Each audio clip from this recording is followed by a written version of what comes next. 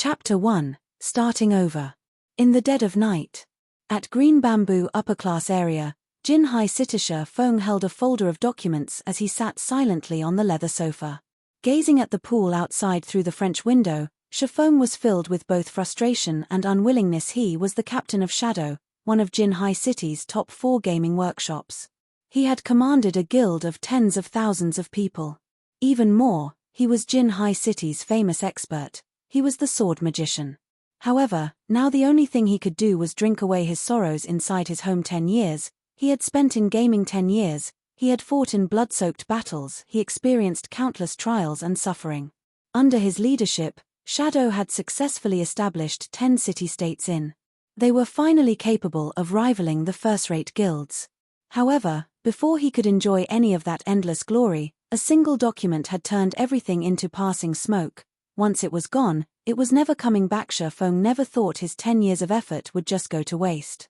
He sacrificed so much just for the game, and yet, all he did was pave the way for others to the very end. All of this culminated because he had opposed the decision for Shadow to join the Super Guild, World Dominators. It wasn't even the next day before Lanhua Financial Group gave him their reply. He had to delete his level 200 Sword King, the account he had spent 10 years of blood and sweat on, and to collect his settlement check from the financial department. All he received was 5 million credits and a single mansion. When compared to the established 10 city-states inside the money-generating virtual kingdom, it couldn't even be considered a drop in the ocean. Feng thought about how much he had contributed to Shadow. He thought about how his efforts had turned Lanhua groups into a large financial group. Then, he thought about how they still threw him away, as if he was no different from garbage. Feng swore he would take revenge for their actions. I won't just let this go. At worst, I'll just start over. Feng's eyes flashed with confidence and resolution. His hands tore the termination contract into little pieces. Grabbing the bottle of wine from the tabletop, he gulped down several mouthfuls. Even if he no longer had his Sword King account, even if he no longer had his team's support, the skills and knowledge he obtained from the game would not betray him. As long as his skills remained, he could still rise once more within God's domain.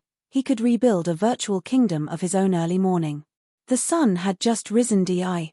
The phone alarm continuously rang. Feng woke up resentfully. He helplessly reached for his phone by the bedside. The effects from yesterday's drinking still loomed over him. Hey, what's up? Brother Feng, it's me, Blackie. You're still asking what's up? Didn't we agree to become professional gamers? Shadow Workshop is recruiting at our school today. Haven't you always wanted to become Shadow's core member? Feng was slightly confused. Lanhua Financial Group just fired him, so why would he attend Shadow's examination? Brother Feng, can you hear me? They're testing at 10 o'clock. If you don't hurry up, you're not gonna make it. Blackie, stop joking around, I just got fired from Shadow. Fired? Brother Feng, how much did you drink yesterday? Even now, you're still not awake. How could you be fired if Shadow hasn't even recruited anybody until now? Alright, just come quickly. Blackie had cut the call before Feng could respond. When Feng looked at his phone in a daze, he discovered that this old and broken down iPhone 6 was not his phone. His phone was the latest iPhone 12. Immediately, Feng inspected his surroundings. What met his eyes was a messy room, no larger than 15 square meters.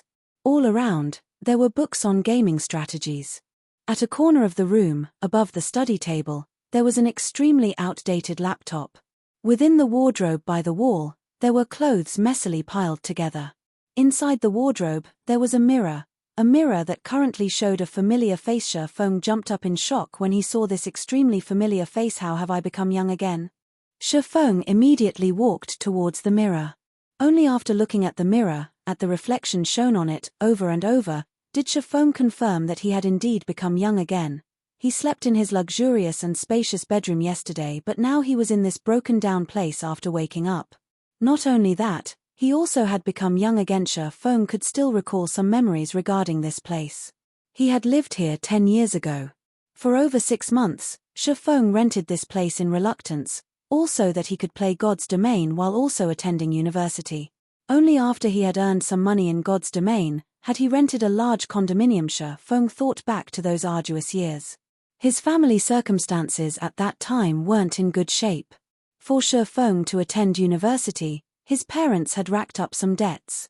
Even so, Feng's parents still made sure to send him sufficient living expenses every month, taking on the suffering, themselves. In return, Feng wholeheartedly wanted to change his family circumstances.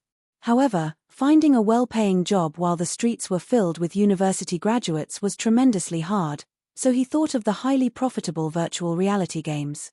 Setting professional gamer as his goal, he even bought a virtual gaming helmet, training arduously within the game to improve his skills during that time. Bread and instant noodles became his daily meals. To save money, he had also avoided participating in social gatherings held by his classmates, causing him to become an invisible existence in his class. The boys would look at him with disdain, while the girls would distance themselves from him. Every time Feng went shopping for cup noodles, his wallet would have no more than 10 credits. He did not even dare buy a ham sausage that only cost a single credit. In pity, the female salesperson there had offered him the ham sausage at a discounted price. However, the feeling of his empty wallet made Feng refuse with great reluctance. Is someone playing a prank on me? Feng stared at his younger self through the mirror and at the familiar surroundings. Feng couldn't help but shake his head, denying such a conclusion. Even America, as the world's most developed country, didn't have such rejuvenating technology. Besides, who would play such a joke with a poor old uncle like him?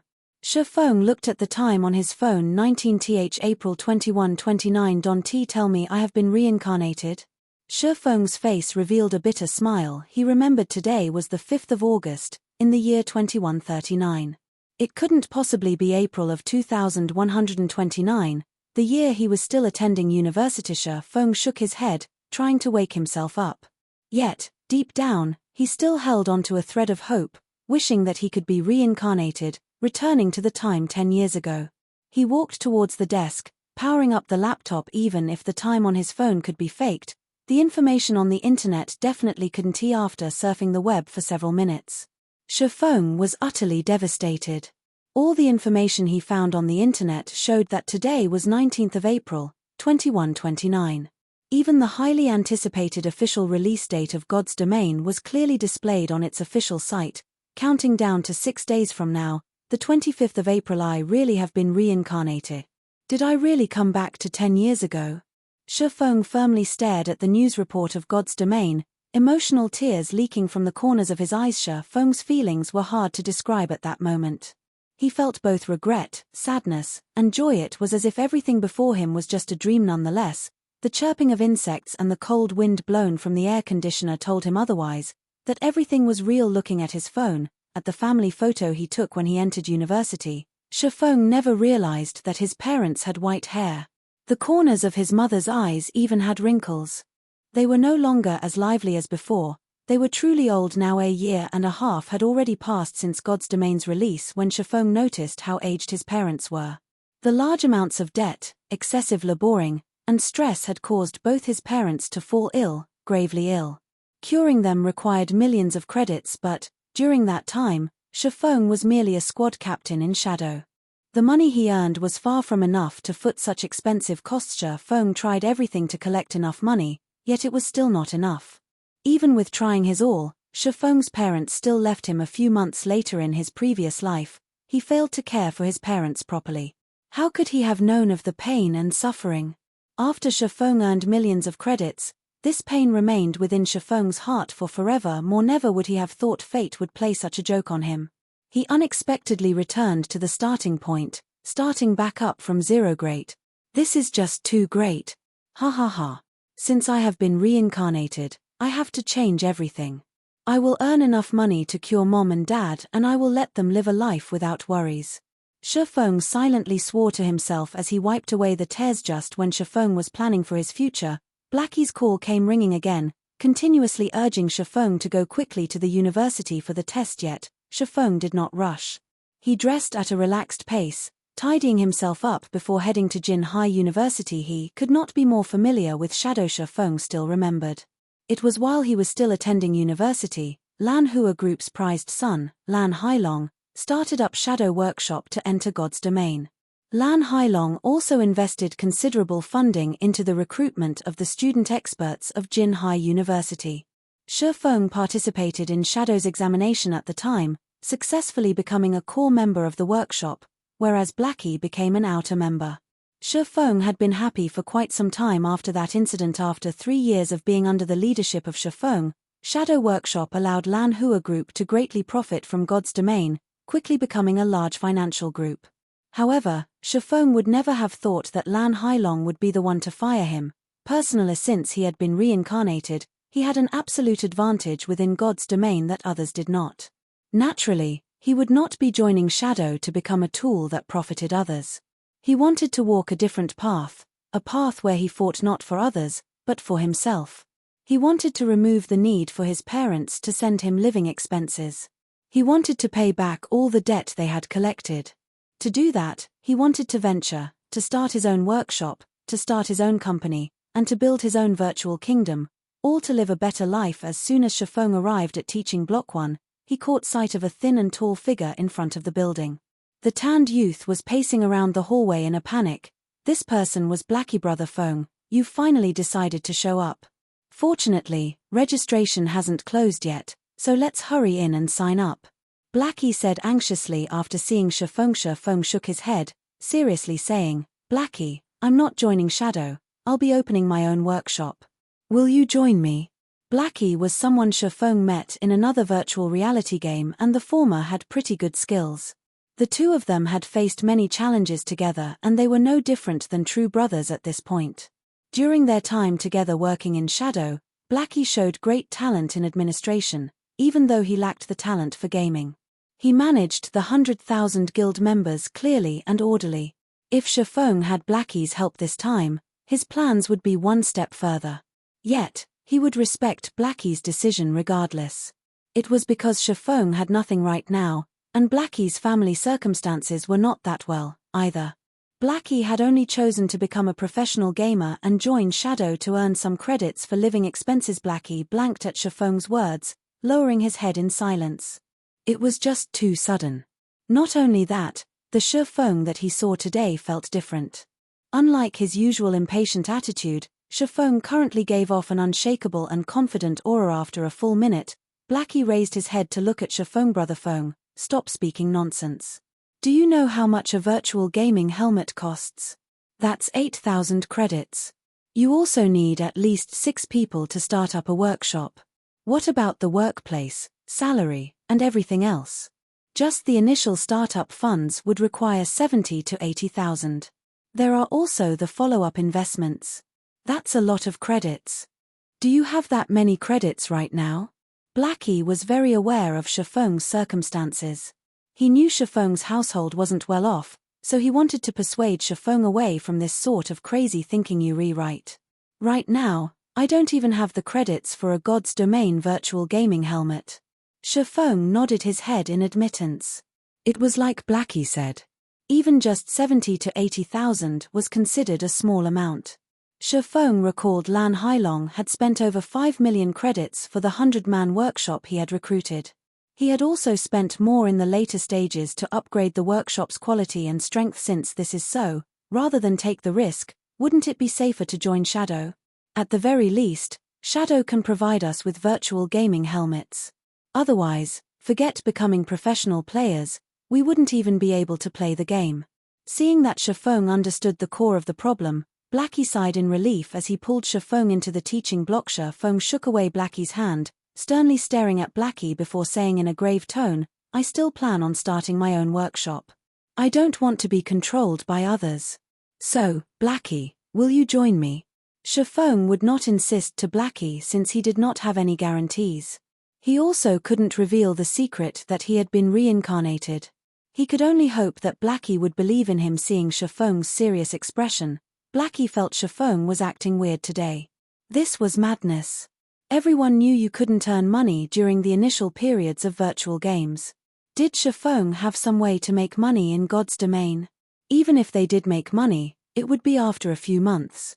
They did not have that much time to waste. After hesitating for quite some time, Blackie reluctantly answered, I get it. You're the boss. I'll start a workshop together with you, but what about the virtual gaming helmets? We can't play the game without them, right?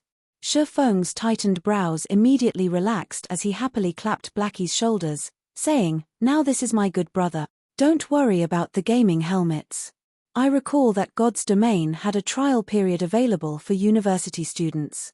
Every university has a distribution point and, as long as you show them your student identification, then, for 10 days, you can obtain a gaming helmet for free. Let's go and take a look. What do we do after 10 days? Blackie's tanned face turned ashen, suddenly feeling his future was pitch black. Why did he have to believe Feng? Could it be Feng's confidence and steadiness? There wouldn't be a problem venturing together with Feng, right? What could you do with 10 days in God's Domain?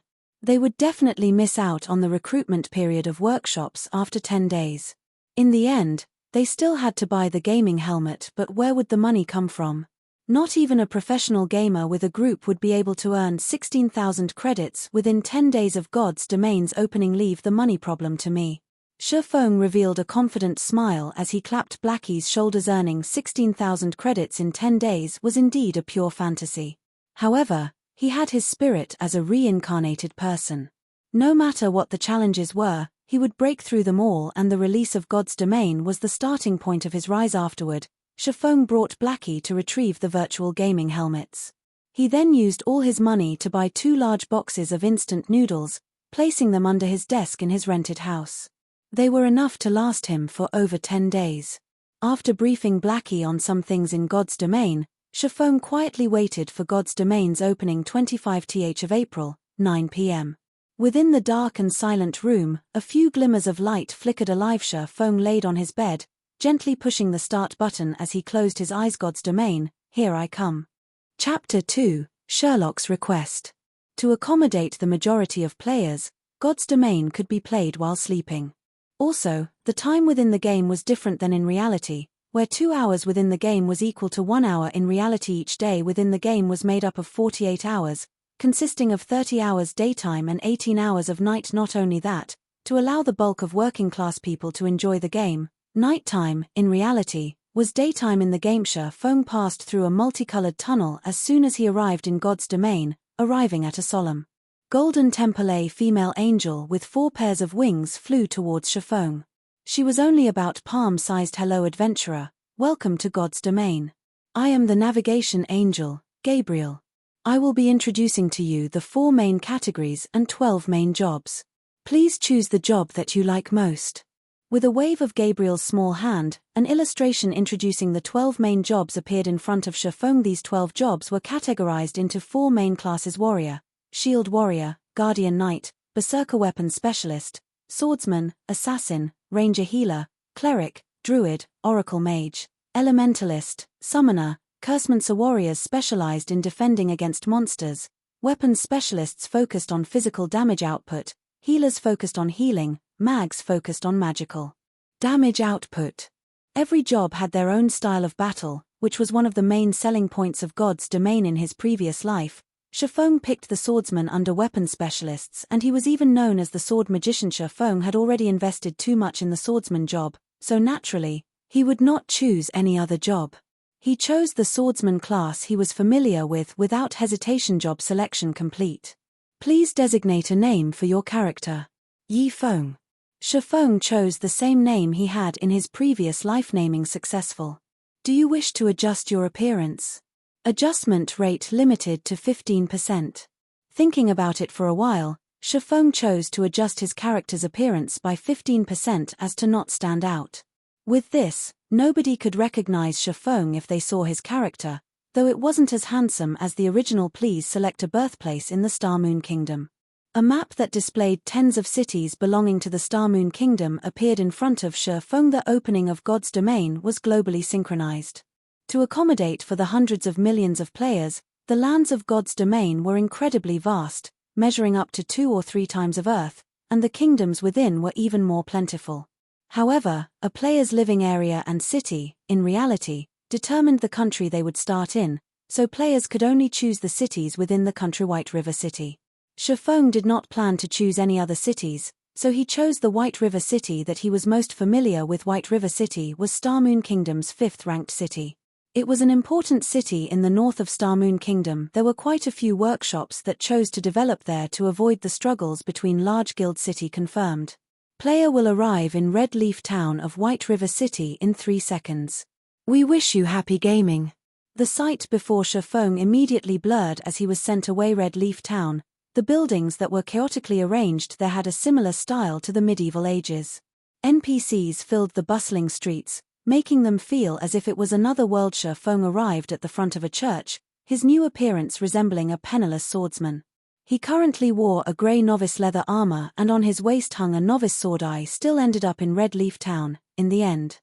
Feng smiled faintly as he looked at the familiar sight of the small town, confidence welling up within him at that moment. Many players had started wandering around the town, speaking to NPCs in hopes of obtaining a trail for a quest.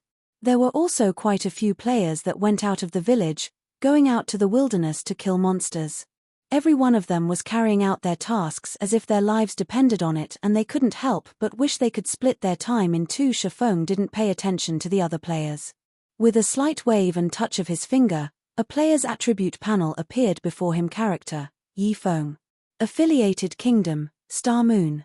Title: None. Job: Swordsman. Level: 0, HP: 100. Physical attack power: 13. Defense: 4, attack speed: 3, movement speed: 4, attributes: strength 5, agility 3, endurance 4, intelligence 2, vitality 2. Free attribute points: 4, weapon mastery. One-handed sword mastery plus 5, apprentice rank, increases one-handed sword damage by 5%. Two-handed sword mastery plus 5, apprentice rank, increases two-handed sword damage by 5%. Free mastery points: 0, job talent. Swordsman talent 1, sword-related mastery plus 5. Swordsman talent 2, obtain 8 free mastery points every 5 levels. Swordsman talent 3, sword-related skills proficiency increased by 50%. Skills: chop. Active skill. Requirement: sword. Additional 8 points of damage. Cooldown: 5 seconds. Skill level: 1, proficiency 0 300. Equipment: Swordsman's leather shirt, grey trash. Level 0. Defense plus 2. Durability 10/10. Novice sword, grey trash, one-handed sword.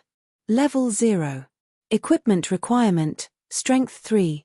Attack power plus 3. Durability 15/15. Inside his bag, there were 10 pieces of bread and 10 pouches of water. Eating the bread would recover 10 HP per second while drinking water will recover 10 MP per second, and both effects lasted 10 seconds. Every swordsman started with the same attributes, the only difference being the allocation of the free attribute points. Each player could obtain 4 free attribute points with each increase in level. With each rise in level, the different ways players used these points would result in their own unique style. Strength increases physical attack power and the weight behind each attack.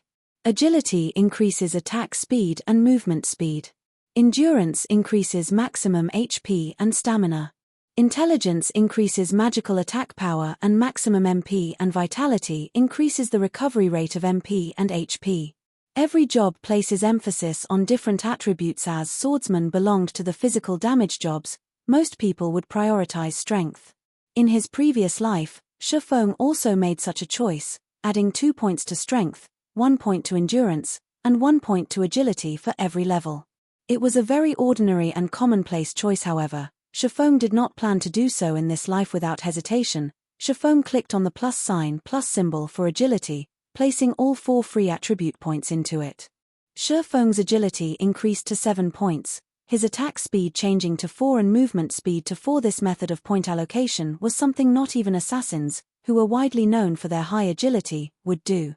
They would prioritize strength first, as more damage meant an easier time leveling up. Unfortunately, Feng didn't think that way. For melee jobs, agility was the best choice at the early stages of God's Domain. This was kept a secret, only being discovered several weeks after God's Domain's opening. When it was finally made known, countless melee players couldn't help but hammer their chests in regret. After adding the attribute points, Feng took a look at his surroundings. Only a while had passed before another large group of players were sent here. Green rhombus-like symbols belonging to players filled the air of the central plaza, blocking out the yellow symbols belonging to NPCs. Such a situation made looking for an NPC an even greater challenge. Di. Feng's voice communication rang, the caller's name showing Black Cloud. It was Blackie calling. Brother Feng, I chose Cursemancer and was sent to Falling Moon Town. Where are you? Now that he had entered God's domain, Blackie was extremely excited, itching to start his journey quickly. I'm in Red Leaf Town, not that far from Falling Moon Town. I'll help you level up, so come to Red Leaf Town. Feng said. Brother Feng, you must be crazy. Do you know how far Falling Moon Town is from Red Leaf Village? The map says that it'll take me 7 hours to get there. I'll fall behind all the other players by a lot if I go there.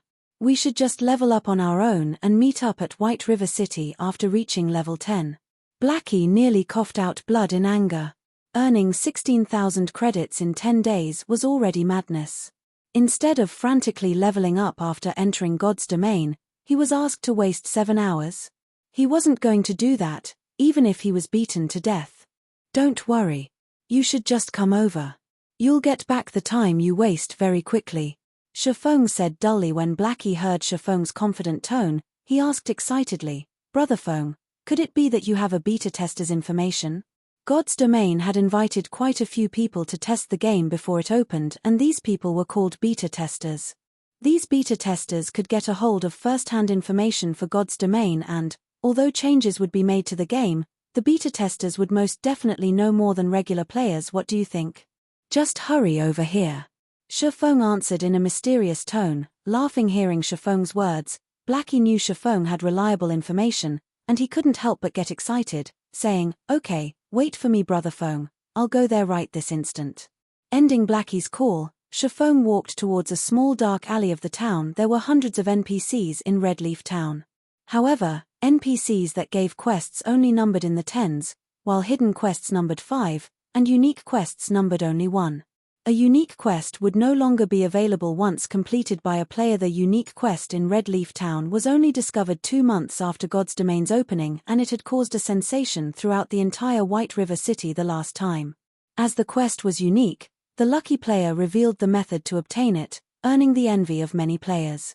Unfortunately for them, the quest was no longer available, even if they wanted to do it. Of course, Feng wouldn't let this unique quest go in this life. Feng arrived at the dark alley filled with beggars in tattered clothing.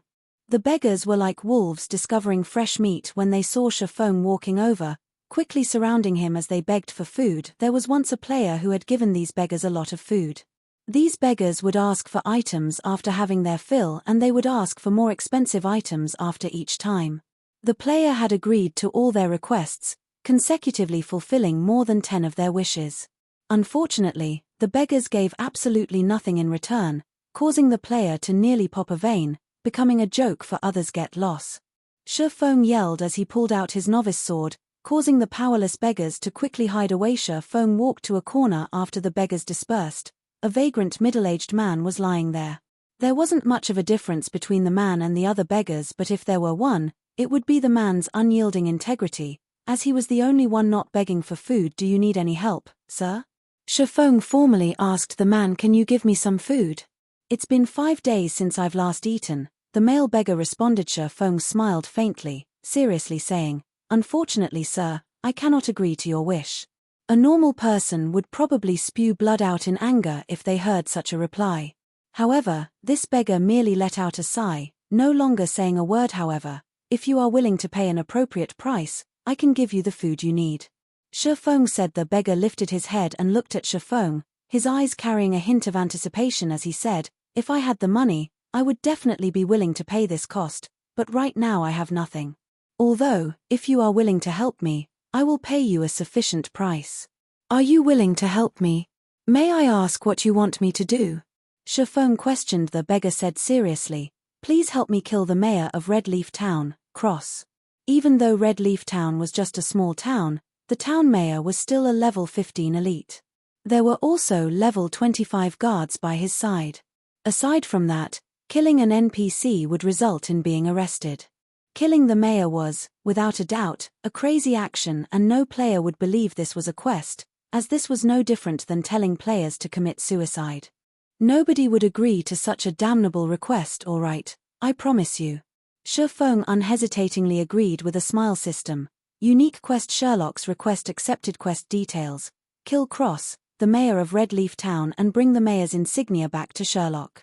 Players must not exceed level 10. Feng turned around and headed towards the town hall, the place where the mayor was staying, after receiving the quest.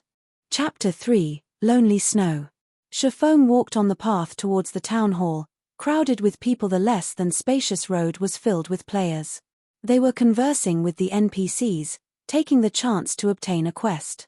Such a scene gave one a feeling of arriving at a market. Unfortunately, it was not an easy task obtaining a quest in God's domain. The main reason being, the NPCs had high intelligence, giving them the capability to hold one-to-one conversations. Also, players must watch what they say or risk being given the cold shoulder by the NPCs.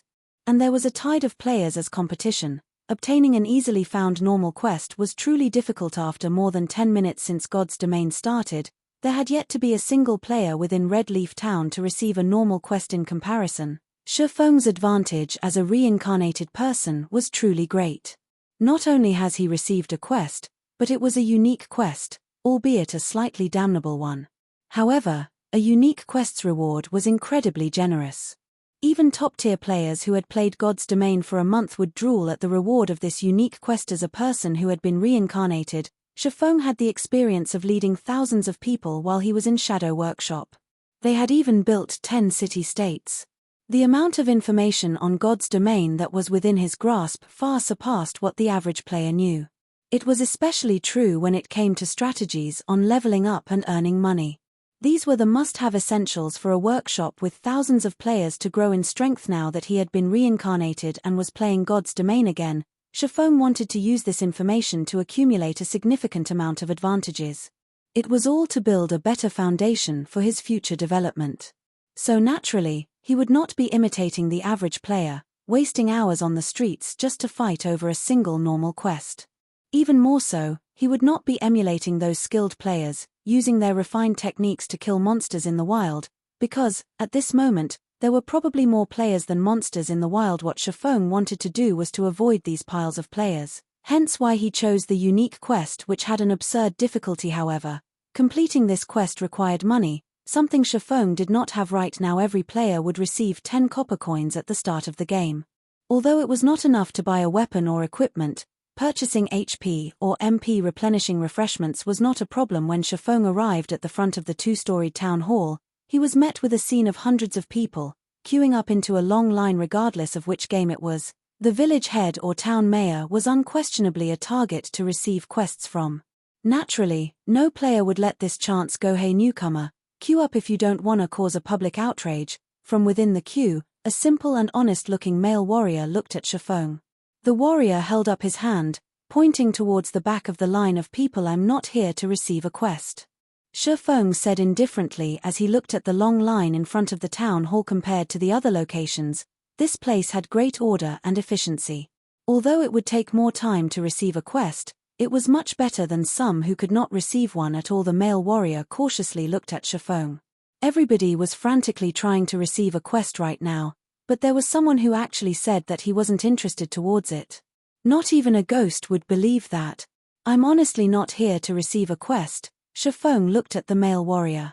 Seeing the person's hostile eyes and how he thought Feng had wanted to jump queue, Feng said with a smile, however, I advise you to receive a quest somewhere else.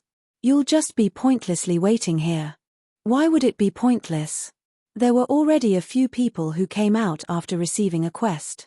After determining that Feng had no intention to jump queue, the male warrior let out a sigh of relief. He had already been in the queue for over 10 minutes now, and he definitely would not want someone to cut in line. However, hearing Feng's firm tone made him curious as to why he would be waiting for nothing. Feng smiled but did not elaborate. Instead, he changed the topic, saying, seeing as you're not a bad person, I'll point you towards a brighter path. Kill mobs in the fields. You'll have a better future than remaining here. I'm not going. There are too many monsters in the wild and I can't compete with those other people. This place is still better. The male warrior shook his head. He was not an idiot. At this moment, there were definitely tides of people out in the field area. With just his skills, he probably couldn't even snatch a monster, so he was better off just waiting here. That's because you went to the wrong place. If you go somewhere with few monsters, naturally, there wouldn't be anybody to compete with you. Compared to the areas packed with both players and monsters, the leveling efficiency there is several times better. Not only that, the respawn rate of the monsters there is slow, so a single person could easily handle themselves, Feng said with a smile. Is there really such a place? The male warrior was excited after listening to Feng. He was extremely interested in such a location. He still needed to wait for more than an hour to receive a quest, and the rewards he could obtain would only be EXP and some meager amount of money. If he could grind on monsters for an hour unhindered, the EXP he could obtain would far surpass that from the quest. Of course there is. I'll give you a preferential price of 20 coppers if you want to go to such a treasured location. Don't mention EXP, after grinding for a day, the materials you could obtain would earn you more than 40 coppers. If you're lucky, you could make a ton more if a piece of equipment drops. Feng walked closer to the male warrior, whispering into his ears, "You're not tricking me, right?" The male warrior looked at Feng with hesitation in his eyes. If there was such a treasured location, he could definitely surpass the other players by a lot, but 20 coppers was not a small amount. The monsters in God's domain rarely drop money or equipment, so copper coins were incredibly precious. If you don't believe me, you can pay 10 coppers up front first. You'll know just from trying after you arrive at the spot. If it's true, you can then pay me the other 10 coppers. I'm only telling you this because I see that you're a good person. Just forget it, if you don't believe me. Feng turned and left after saying his piece. Feng wouldn't be doing this if he didn't lack money. At worst, he'll just use some other method to earn money. Just after walking a few steps away, Feng was stopped by the male warrior expert. Hold on a moment. Let's talk about it. All right? Isn't it just a deposit of 10 coppers? Here, take it. I trust that an expert like you won't trick me. The male warrior revealed an honest smile, resolutely trading 10 coppers to Feng. Seeing your performance, I'll give you a good location. Although this place is slightly far off, there is only a single mage-type level 0 green gnome. It has low defense and a quick respawn rate. Chances are also greater of money dropping. A berserker would be great at killing there. Feng gave the warrior a good grinding location after happily receiving the 10 coppers. The male warrior was relieved when he noticed how familiar Feng was with the wild monsters, even to the degree of knowing the amount of money dropped. He never imagined he would be so fortunate as to meet an expert of God's domain, and not just any expert. Feng might even be a beta tester. The male warrior became even more excited as he thought of this possibility. Brother expert, do you know a location that drops skill books for berserkers? It's really hard to fight against mobs with only a single skill. The male warrior was more fond of Feng now, even treating Feng as his superior. It's fine if you want to know. But it'll cost you 2 silvers, Feng smiled. Who would give out such valuable information after only a short conversation? Feng would not unless there was money involved. Of course the male warrior paled when he heard the price. 2 silvers equaled 200 coppers. Not even the average guild would have that much money. Expert, let's add each other as friends. I'm Lonely Snow. I'll contact you again once I've saved up enough money. The male warrior sent Feng a friend request. All right. Feng accepted Lonely Snow's request. Then I'm off to fight mobs, brother expert. I'll mail you the 10 copper immediately after I've saved up enough. Lonely Snow happily parted with Feng, leaving the long queue and dashing towards the grinding location. Now that Feng had money, he walked towards the fruit stall by the town hall. Boss, how much for this tomato? Feng asked as he held up a ripe, red tomato. Both fruits and vegetables could aid in recovering a player's HP and MP. Their tastes were also quite delicious. The only downside was the bad recovery rate. In normal circumstances, players wouldn't buy them at all, especially during such a period where money was a big problem. Spending money on fruits and vegetables was just wasteful behavior. 2 coppers each. Give me 10 of them. Feng paid the 20 coppers. He walked into the town hall after receiving the 10 tomatoes. Hey newcomer, queue up. Can't you see others are queuing up as well? Swordsman over there, What do you think you're trying to do? Do you know how many people are queuing up behind? The players in the queue became enraged and started criticizing when they saw Feng cutting the line, walking directly towards the town mayor. They would have long since murdered Feng, were it not for the fact that they could be jailed for attacking another player inside the town. Sorry, but I'm really not here to receive a quest. I'm just here to take a look. Feng smiled at the players. He turned to look at the fat town mayor. Cross, elite, friendly. Level 15. HP 2400. MP 1500. There was not a single player who could beat him at this stage. It was not possible, even with a team. Subsequently, Feng took out a ripe and red tomato, taking a bite out of it. What is this person doing? Hell. He's actually eating a tomato. Each of those costs 2 coppers. Such luxury. The other players could not understand what Feng was trying to do. By coming to the town hall to eat tomatoes, was he trying to show off how rich he was? Halfway through his tomato, Feng suddenly threw it towards town mayor Crossface. The tomato accurately landed on Crossface, spreading bright red liquid all over system. Cross favorability towards you has been decreased by 100 points. Unsatisfied, Feng took out another tomato from his bag, throwing it at Cross. Hypocrite. Fatty. Bloodsucker. You're not fit to be the town mayor. Feng kept cursing as he threw tomatoes, whereas Cross favorability kept decreasing. Cross body turned bright red as tomato juice kept flowing down his body. Adding to his enraged expression, it created an incomparably funny sight. However, nobody within the town hall was laughing. It was exceptionally quiet. All of the players became slack-jawed and dumbfounded at Feng's actions. Just after 20 minutes since God's Domain's opening, there was a player that dared to actually attack an NPC, and not just any NPC. He was attacking the leader of a town, the boss of the beginner's area. This person was insane. Wasn't he afraid of being jailed until his death? Did he no longer want to stay in Red Leaf Town? Even taking your revenge on society shouldn't be done in such a way. Just when the other players were expecting the guards to detain Feng or for the town mayor to kill off Feng in a rage, none of these things actually occurred. None of the players knew that insulting an NPC was not considered an attack. Hence why neither the guards nor Cross attacked Feng. Feng's actions would only lead to the NPC hating him to the bones, and he could forget receiving quests from the NPC in this lifetime. As Feng's last tomato landed on Crossface, Cross favorability fell towards hostile. Cross level became question marks, and the yellow marker above him quickly turned a crimson-red damnable insect. I'll send you down to hell. The bright red cross roared loudly as he rushed at Feng. Chapter 4, The Sensation Caused by Death. Town Mayor Cross' furious roar reverberated throughout the entire town hall with a high speed. Cross instantly arrived in front of Feng, his fist stretching out towards Feng. The other players were currently reveling in Feng's misfortune, taking the chance to gauge Town Mayor Cross' strength. Cross was a level 15 elite, and a single slap from him was enough to swat the current players to death. However, Feng was foolish to the degree of actually angering the mayor. Not a single person in the entire Red Leaf Town could save him now. He would be jailed until he was on his deathbed, or he would be chased out of Red Leaf Town. However, Feng's surprisingly calm attitude puzzled the other players. Was he already prepared for death? When Cross was about to hit Feng, the stationary Feng finally moved.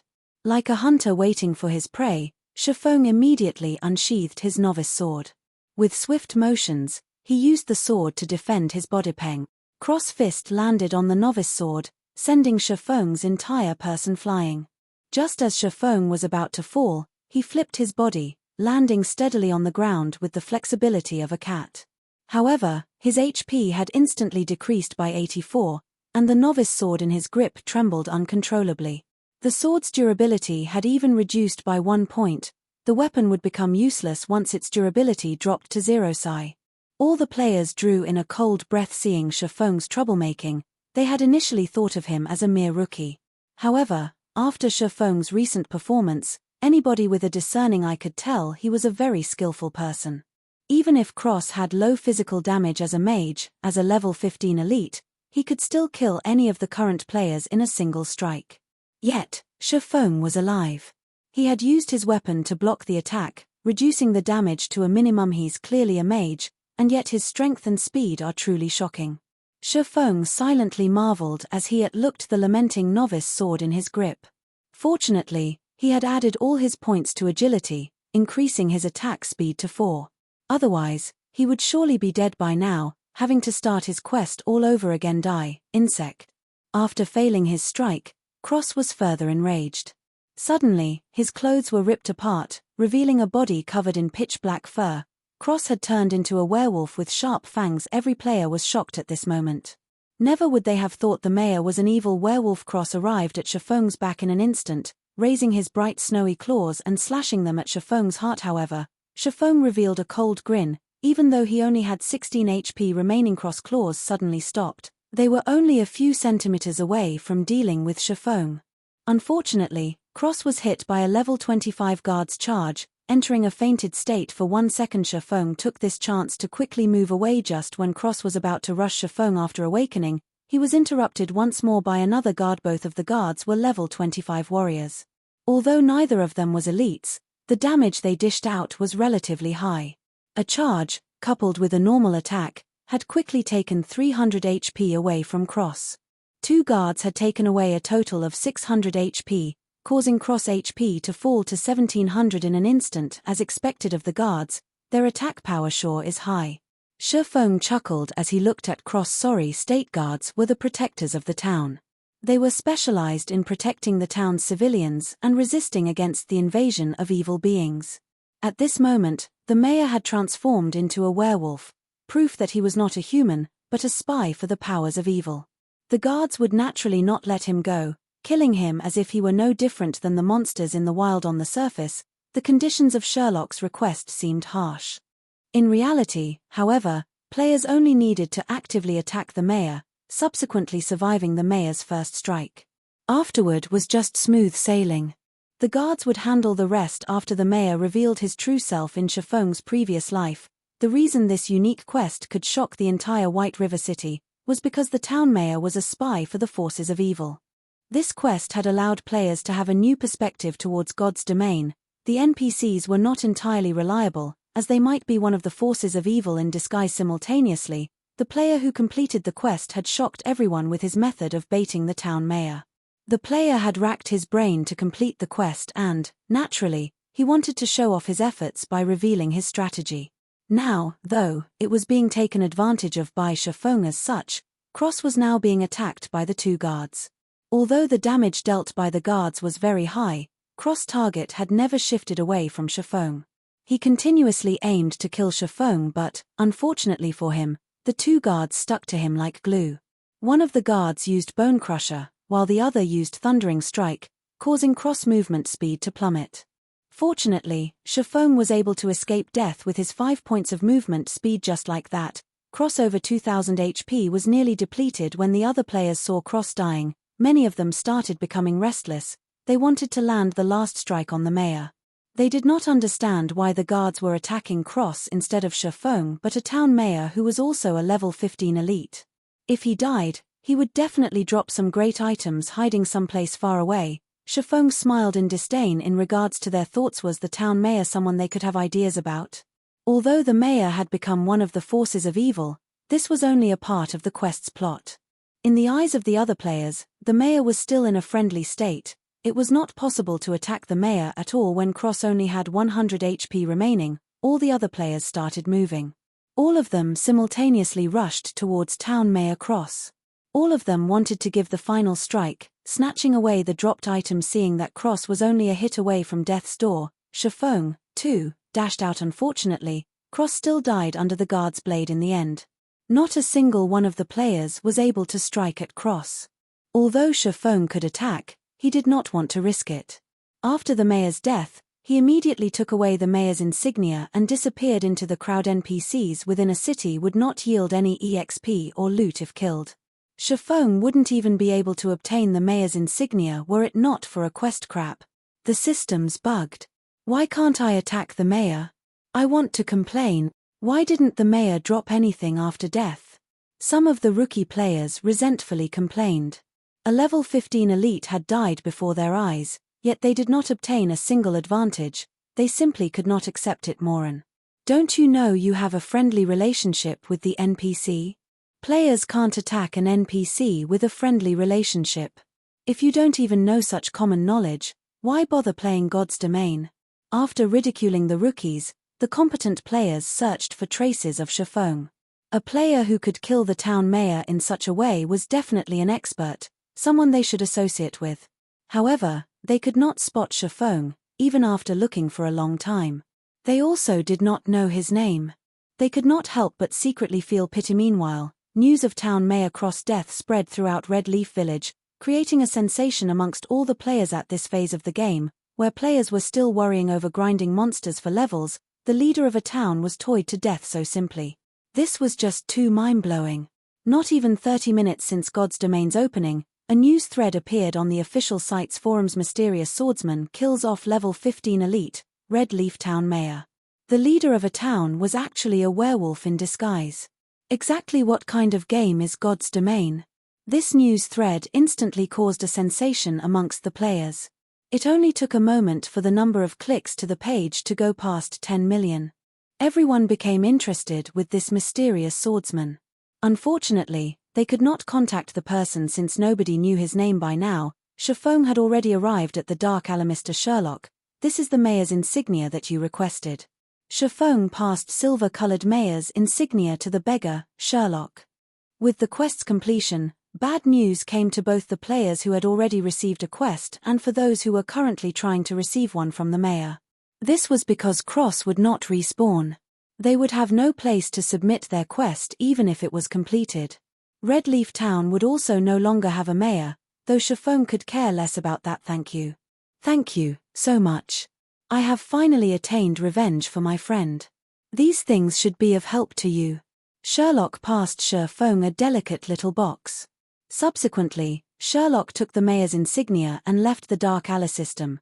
Unique quest. Sherlock's request completed. Rewarding 2000 EXP, 20 free mastery points, 1 luxurious ornament box with a hua sound. Feng became level 1, and he was only 1000 EXP away from level 2. Feng's level became Red Leaf Town's top 1, only 30 minutes after the start of God's Domain. In normal circumstances, the average player required 1000 EXP to rise to level 1. Such an amount required at least 6 or 7 hours of grinding monsters, as each level 0 monster only gave 3 EXP. Time was also needed to look for monsters, to recover, and so on. Factoring in the massive amount of players at the start of the game that was fighting over monsters, taking over 10 hours to arrive at level 1 could be considered average. Why is the unique quest's reward so generous? Was it because I completed it at level 0? Feng became slightly uncertain, but he was still delighted with such rewards in his previous life. The rewards posted were not as luxurious. Although the amount of EXP was the same, the number of free mastery points was not. The other person only received 10 points for it, as well as a delicate ornament box, while Feng received 20 points and a luxurious ornament box. Free mastery points were extremely precious in God's Domain. Rarely would a quest award 3 to 5 points. This unique quest had awarded 20 points. Hopefully, it won't let me down. Although it isn't a delicate ornament box, it is still the better luxurious ornament box. It should come out. Feng carefully held the ornament box, a nervous gulp coming from his throat. Slowly, he opened the box. Though the EXP and free mastery points were great, what Feng really wanted was the item inside the ornament box. It was an essential item he needed to complete his leveling and money-making plans. It was also a top-tier item that many experts drooled over. Feng would cry to death if something went wrong. Chapter 5, Black Market Challenge. As the luxurious ornament box slowly opened, a dazzling array of multicolored light burst out from within. Fortunately, Feng was currently standing inside a dark alley. There were no players who would wander over here. Otherwise, such a spectacle would have incited the greed in their hearts, and Feng would be killed and robbed. When the glowing brilliance faded, a simple silver necklace and a purple gold ring could be seen lying inside the luxurious ornament box. Carved on the ring's exterior were words resembling the ancient language of elves, and within them stored a tremendous magical power. Fortunately, it is still the Ring of Gravity. Feng let loose his breath when he saw the appearance of the ring. Carefully, he took the ring out of the box and inspected it. Ring of Gravity, mysterious iron rank. Equipment level, 0, strength +2, agility +1, Endurance +1. Additional skill, Gravity Liberation. Greatly reduces the gravity acting upon the user. Duration 30 seconds. Cooldown 5 minutes. Great. It's not just bronze rank. After reading the item's introduction, Feng became extremely excited. The situation was far better than he had expected. The equipment in God's domain was categorized into trash, common, bronze, mysterious iron, secret silver, fine gold, dark gold, and epic. At the start of the game, players only received trash equipment from the system. This equipment was utterly worthless. At this stage of the game, however, there were no players who possessed common equipment.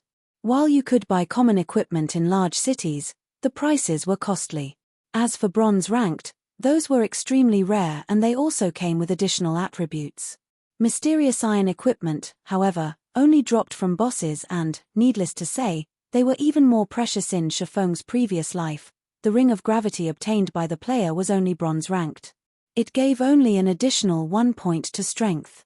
The skill Gravity Liberation, as well, only lasted for 15 seconds. It was a surprise to Feng that completing the quest at level 0 would earn him a mysterious iron ring of gravity. As for the necklace, it was just a grey item. NPC merchants coveted these items and they were willing to buy them at high prices. After wearing the ring of gravity, Feng added the 4 free ability points that came from leveling up all into agility. Feng's agility rose to 12 points, his attack speed to 5 points, and his movement speed to 6 points. He could almost rival a pure agility assassin of the same level. Now my agility will reach 20 points after rising to level 3. At that time, I can unlock the hidden basic skill of the agility system. Feng looked at his attribute panel in anticipation. Feng moved his body, feeling it become a lot livelier than before. He wouldn't be in his previous sorry state if he were to face off with Town Mayor Cross, right now. If his agility reached 20 points, the condition of his body would become even greater after activating the basic skill Fast and Nimble. He could even rival against those Wulin experts depicted in wuxia novels. Afterward, Feng added 15 of the free mastery points towards his one-handed sword mastery, keeping the remaining 5 points for future use. With his one-handed sword mastery now at a total of 20 points, Feng advanced from apprentice to basic swordsman, and the additional damage dealt by using a one-handed sword increased to 10%. He was still 30 mastery points away from advancing to an intermediate swordsman. Regular attacks were only the basics for a swordsman. If one wanted to become an expert with the sword, skills were a must-have. The more, the better, as this would create more flexibility when in battle, thereby allowing the swordsman to dish out greater damage. Feng was both an expert of the sword and a person who had been reincarnated. Now that he had a special tool such as the Ring of Gravity, he needed a large amount of swordsman skills to display the true potential of a swordsman. He could then level up at a fast pace. Otherwise, it was impossible to increase the efficiency of killing monsters by relying on normal attacks. I recall there being a black market challenge in Red Leaf Town's trade area. Players who cleared the challenge for the first time would be able to obtain a skill book for swordsmen. Most skill books dropped from monsters around levels 3 to 5 and their drop rates were pitifully low. At this stage of the game, there were still no players capable of grinding those monsters. It would be a big waste of time if Feng wanted to obtain the other skill books for swordsmen. He also did not have the time for it. So, the Black Market Challenge was the only way for Feng to quickly obtain a skill book in Red Leaf Town trade area of Red Leaf Town. Shops filled both sides of the street. There were pharmacies, smithies, bars, and more. It was extremely flourishing, just like a small market. However, the current trade area wasn't as lively as it should be. It hasn't been long since God's Domain started its operation, so most players were busy leveling up instead of enjoying what God's Domain had to offer. As a result, there was only the minority of lifestyle players staying here. They were here to learn auxiliary jobs such as enchanter, forger, pharmacist, chef, engineer, alchemist, etc. Buying herbs at a high price. Contact me directly if you have any. Buying ores, rip-offs can stay away. Sincerely buying high-ranking equipment. Price is negotiable. Willing to pay with credits. Many logistics staffers of workshops and guilds had set up a small stall by the roadside of the trade area. They were mainly here to buy items and equipment. Feng quickly headed towards a 2-storied building without halting. High-ranking gnomes guarded the building, and above the building read Black Market. This place was the dark side of Red Leaf Town, and it was a place of entertainment built by the greedy gnomes. The gnomes' auction house could be seen just after entering the Black Market. Going down along the basement staircase led to 2 empty fields. One was the battle arena, while the other was the field for the challenge race. At the moment, several players were standing in front of the field. They were receiving the gnomes' challenge. Good luck. You have to succeed this time. Good luck. Stomp those gnomes. A few players were currently cheering with all their might for an assassin player that stood on the field. Their reddened eyes made them look no different than crazed gamblers. The challenge race could be considered a testing grounds for a player's capabilities. Once a player entered the trial grounds, all their attributes would be fixed at 10 points, their skills disabled, and their equipment rendered useless. Within the 30 yards long and 10 yards wide field, players were only allowed to block or dodge the incoming shots from the gnomes' muskets. A victory would ensue once players arrived at the finishing point. The gnomes gave out 3 ranks of challenges: copper prize, silver prize, and gold prize. After a challenge was completed, there would be a 3-day cooldown. There was a fee of 5 coppers for the copper prize, 5 silvers for the silver prize, and 5 gold for the gold prize. Naturally, the higher ranked the challenge, the greater the prize. There was even the chance of obtaining a dark gold equipment. However, if a player obtained the first clear for the challenge in Red Leaf Town, the reward of copper prize may be comparable even to the silver prize. In Feng's previous life, this first clear was obtained by a swordsman named Fierce Gale, and the person had received a rare skill book for swordsman. After a short while, the assassin on the field was struck. His body lay at the 20 yards mark, still 10 yards away from the final point. Despicable. Just a little bit more. Do you guys still have money? I'll definitely clear it the next time. The male assassin said after reviving from the field. A male cleric shook his head saying, Boss Stabbing Heart, the 5 of us have already given you all our money. We don't have any more. By the side, Feng shifted his sight towards the assassin. He was shocked after hearing the 2 words Stabbing Heart. The person's body was covered in black clothing. He had a short and skinny stature, just like a monkey. Feng could hardly believe that the monkey in front of him was Stabbing Heart, the assassin who ranked at number 10 on Starmoon Kingdom's assassin leaderboard. The assassin named Stabbing Heart shifted his gaze onto Feng. After sizing Feng up, his eyes revealed a gaze as if they had just found prey. With a smile, he walked up to Feng and said, Nice to meet you, friend. I'm Stabbing Heart, assassin squad leader of the Assassin's Alliance. Lend 5 coppers to me and I'll return 20 coppers to you tomorrow. How about it? Stabbing Heart was just 10 yards away from the final point this time, so he was unwilling to accept defeat.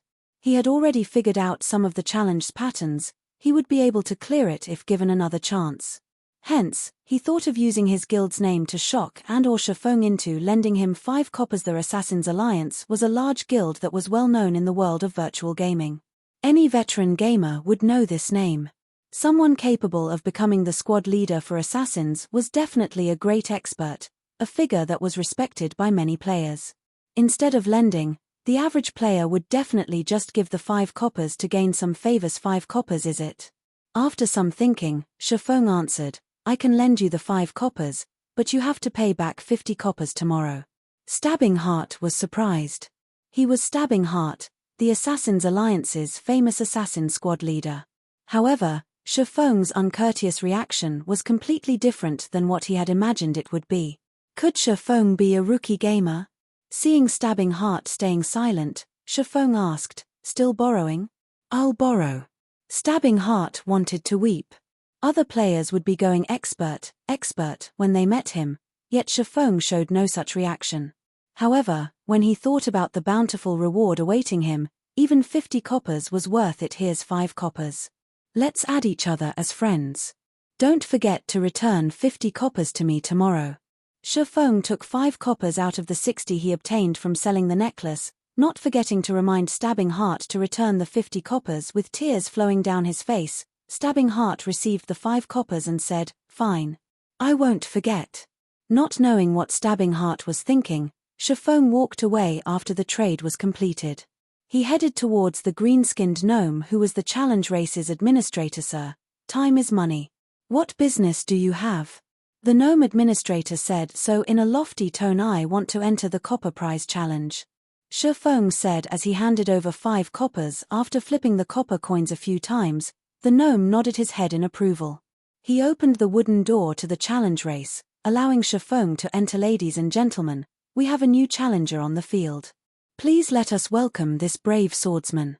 The gnome loudly announced. Boss Stabbing Heart, the kid that lent you money, is participating in the challenge race. The male cleric pointed out. The resting Stabbing Heart laughingly said, that kid's just a rookie. Does he think the challenge race is so easy? Even though the distance is only 30 yards, the gnome's attack pattern will change after you get past 15 yards and their attack rates greatly increase. Not to mention, even I have difficulty facing them. That's for sure. Even an expert such as Boss Stabbing Heart could only reach 20 yards. I'm guessing that kid will, at most, reach 5 yards before being done in. The male cleric nodded with a smile. Inside the field, the 3 gnomes standing at the finishing line readied their muskets, aiming them towards Feng above the challenge field. The timer started counting down. 3, 2, 1. Challenge start. Chapter 6, Stunning Skills. The instant the countdown ended, Feng's body leaned forward and his legs bent. Just like a leopard, he dashed away from the starting line with explosive force. By the time the muskets had started ringing and shooting towards the starting line, Feng was already 3 yards away. Subsequently, another volley of musket shots rang out, a total of 6 bullets shot towards Feng's path. Several green lines indicating the trajectory of the bullets covered Feng's body. Feng would become a sieve if his reactions were not keen. Just as the bullets were about to hit, Feng dodged to the right with a sidestep. He rushed forward once more. After avoiding the second volley of shots, bullet casings fell to the ground consistently as the 3 gnomes continued to aim and shoot. However, Feng avoided them with the vigor of a leopard every single time. The way he stayed a step ahead of the bullets made it seem as if he had control over them. It can't be. He's already at the 10-yard mark. Seeing Feng taking less than 5 seconds to reach the 10-yard mark, the male cleric couldn't help but be shocked. It was only a half of Stabbing Heart's time. Stabbing Heart became speechless by the side.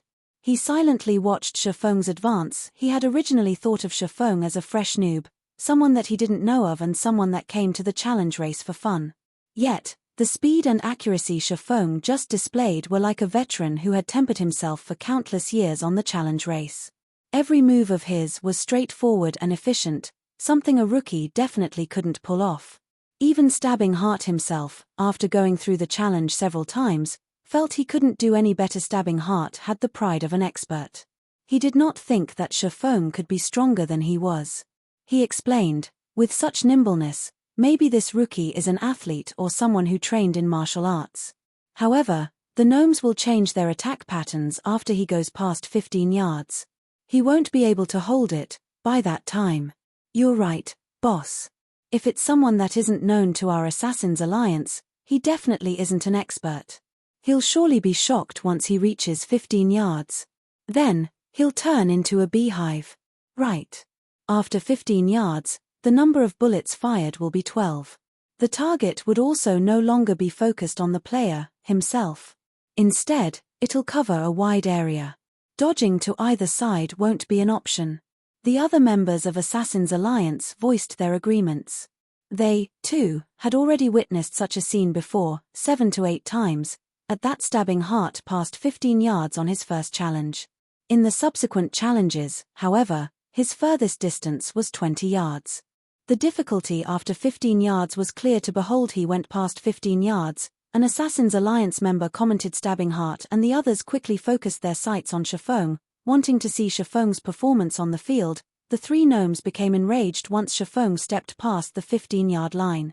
They no longer aimed as they fired their muskets with wild abandon. Suddenly, the bullet trajectory indicators within Feng's sight covered a large area. There were only 3 bullets that would hit Feng. However, it was game over if even a single bullet hit its mark. Finally, showing your shameless behavior, eh? Feng revealed an indifferent smile. Unsheathing his novice sword, Feng used it to greet the bullets in his previous life. Feng was always busy with work and leveling up as the captain of Shadow. He had no time to play the challenge race. However, he had seen it quite a few times, so he still had a clear understanding of the challenge race. He knew the gnomes would change their attack patterns after the 15-yard line. The 15-yard distance of the Black Market's challenge race was a bar that tested a player's operating skills. Only those who passed it could be considered to have entry-level operating skills. However, a majority of the players required 2 or 3 months before being able to reach this level. A minority took a month. There were only a scant few experts capable of passing it in one try. Stabbing Heart was one of those few experts. 3 bullets were about to hit Feng's head, chest, and arm, 3 locations. As expected, this kid's no good. The bullets are too numerous and too spread out. He's already forgotten to dodge them. He's even dashing ahead like an idiot. Stabbing Heart knew it was foolishness when he saw Feng rushing towards the bullets. Did he think the challenge would continue if he were just shot by 1 or 2 bullets? Right this moment, Feng's head shifted. He waved his novice sword, creating a white streak of light peng. A spark was created. Feng had waved the novice sword just at the right spot, effortlessly hitting the bullet that aimed at his chest. The threat of the 3 bullets was simply resolved by Feng. He had, once more, advanced another section of the distance, yet the 3 gnomes did not stop firing. The muskets in their hands were like machine guns, firing volley after volley of bullets. Within an instant, Feng faced off with another 5 bullets. There were also bullets all around that prevented him from dodging. Dang, dang, dang. Feng swiftly moved his body while waving his sword to deflect the unavoidable bullets. As the bullets passed by his body, his ears could even hear the air being split. Only 3 seconds went by and Feng had passed through the 20-yard mark. He was only 10 yards away from the finishing point. Crap. Boss, who is this kid? He actually used his sword to block the bullets. The male cleric widened his eyes in surprise. Feng had given him an indescribable sense of shock. Although the bullet trajectories were indicated, accurately blocking them was easier said than done. Such an action required extreme precision and skill to carry out. Not to mention, the margin of error allowed was a damnable one. Stabbing Heart suddenly became speechless. Deflecting bullets with a weapon was like walking on a thread of wire high up in the sky. A single misstep would send you plunging into the abyss. As if he was enjoying it, Feng blocked the oncoming bullets over and over. Whereas, the bullets seemed to have a life of their own, intentionally avoiding Feng's body as they flew past. Boss, that swordsman has run past 25 yards. He'll definitely pass the finish line at this rate. The male cleric's heart became a chaotic mess as he watched Feng danced forward, sparks occasionally flashing in front of his body. I have eyes. I don't need you to remind me, Stabbing Heart said in annoyance. He was deeply drawn in by Feng's actions the moment Feng went past 25 yards. Die, challenger. One of the gnomes at the finish line laughed. The gnome took out an automatic musket, sending a wave of bullets towards Feng. Suddenly, the number of bullets increased to 24. Not only that, their distance from Feng was a mere 5 yards. It was an unavoidable distance for players. Hell. This is cheating. Stabbing Heart unwillingly shouted. The other players became extremely nervous when they saw the scene, and they couldn't help but curse at the shamelessness of the gnomes facing the hail of bullets. Feng quickly turned grave. Although he had known about the second change at the 25-yard mark, even he would panic in the face of so many bullets. Feng bent his knees, leaping forward like a leopard. He darted headfirst towards the area with the least amount of bullets, reducing the surface area of his body that would come into contact with the bullets. Following which, he madly waved the novice sword, simultaneously creating 4 streaks of white light. Peng, peng, peng, peng. After a series of sparks, Feng's body passed through the storm of bullets. The moment his body was about to make contact with the ground, his free arm pressed downwards. Feng quickly stood up with all his might, rushing past the finish line like a bolt of lightning. Total time spent, 14 seconds. Estimated record time of 18 seconds for copper prize brokening. I'm really not used to this soft and weak body, Feng slightly lamented after passing through the finish line.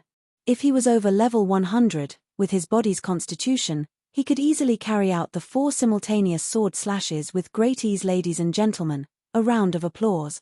This swordsman has passed the challenge. The gnome administrator announced loudly. System. Player was the first to pass the copper challenge and break the record. Rewarding player with 1 silver coin and Swordsman skill Thundering Flash. It can't be. It actually gave out the super rare skill, Thundering Flash. This is a skill that even a swordsman over level 100 can't get. Feng thought he was hallucinating. However, he was shocked when he saw the Thundering Flash skill book inside his bag. Requires sword. Rapidly send out 3 sword lights to 10x 2 yards forward. Each hit will cause 130% damage and also give a damage amplification effect, amplifying the damage of your following attacks by 20% for 15 seconds cooldown, 30 seconds. Without a second thought, Feng clicked and learned the skill Swordsman was a job that mainly focused on dealing damage to single targets. It didn't have many powerful AoE skills. Thundering Flash was one of the few powerful AoE skills a swordsman possessed. If it were learned during the early periods, it would definitely create a huge gap from the other swordsmen. After learning Thundering Flash, Feng started to feel himself gaining the makings of a swordsman. You guys continue playing, I'll be leaving first. Don't forget my 50 coppers. Feng looked towards the dumbfounded Stabbing Heart, leaving the black market after calling out to them. Stabbing Heart indifferently nodded his head. Boss, he's gone. He took away the prize, as well. Should we chase after him? The male cleric asked. Stabbing Heart's shock gradually faded after Feng left. He stared at the male cleric, scolding, "Are you an idiot? We'll be lucky if we have time to even curry up to such an expert swordsman. Making enemies of him? Are you courting death? Not good. I have to tell this to guild leader. Luckily, I added him as a friend. Is he called Yi Feng? I can't believe I've never heard of such an expert. Could he be some sword expert in disguise?" Stabbing Heart acknowledged that he could not pass the challenge in such a magnificent way. Especially the last bout after the 25-yard mark, that was just cheating. It was impossible for players to block or dodge. Yet, Feng had done it at the trade area. Feng met with Potion Master Kevin. He spent 120 coppers purchasing 20, instantly shrinking his wealth down to 30 coppers. However, he still spent it, all to level at the speed of a rocket. Feng took the exploding berries and left Red Leaf Town, running westward. At that moment, all players were at level 0, and all of them were killing level 0 monsters around Red Leaf Town. There were also a few with good techniques killing level 1 baby wolves in a party. A warrior tanking at the front and a damage dealer and healer behind, fighting together in an orderly manner. Although the EXP was shared between several people, the efficiency was a lot higher and there were fewer competitors. However, Feng did not plan to compete with these people.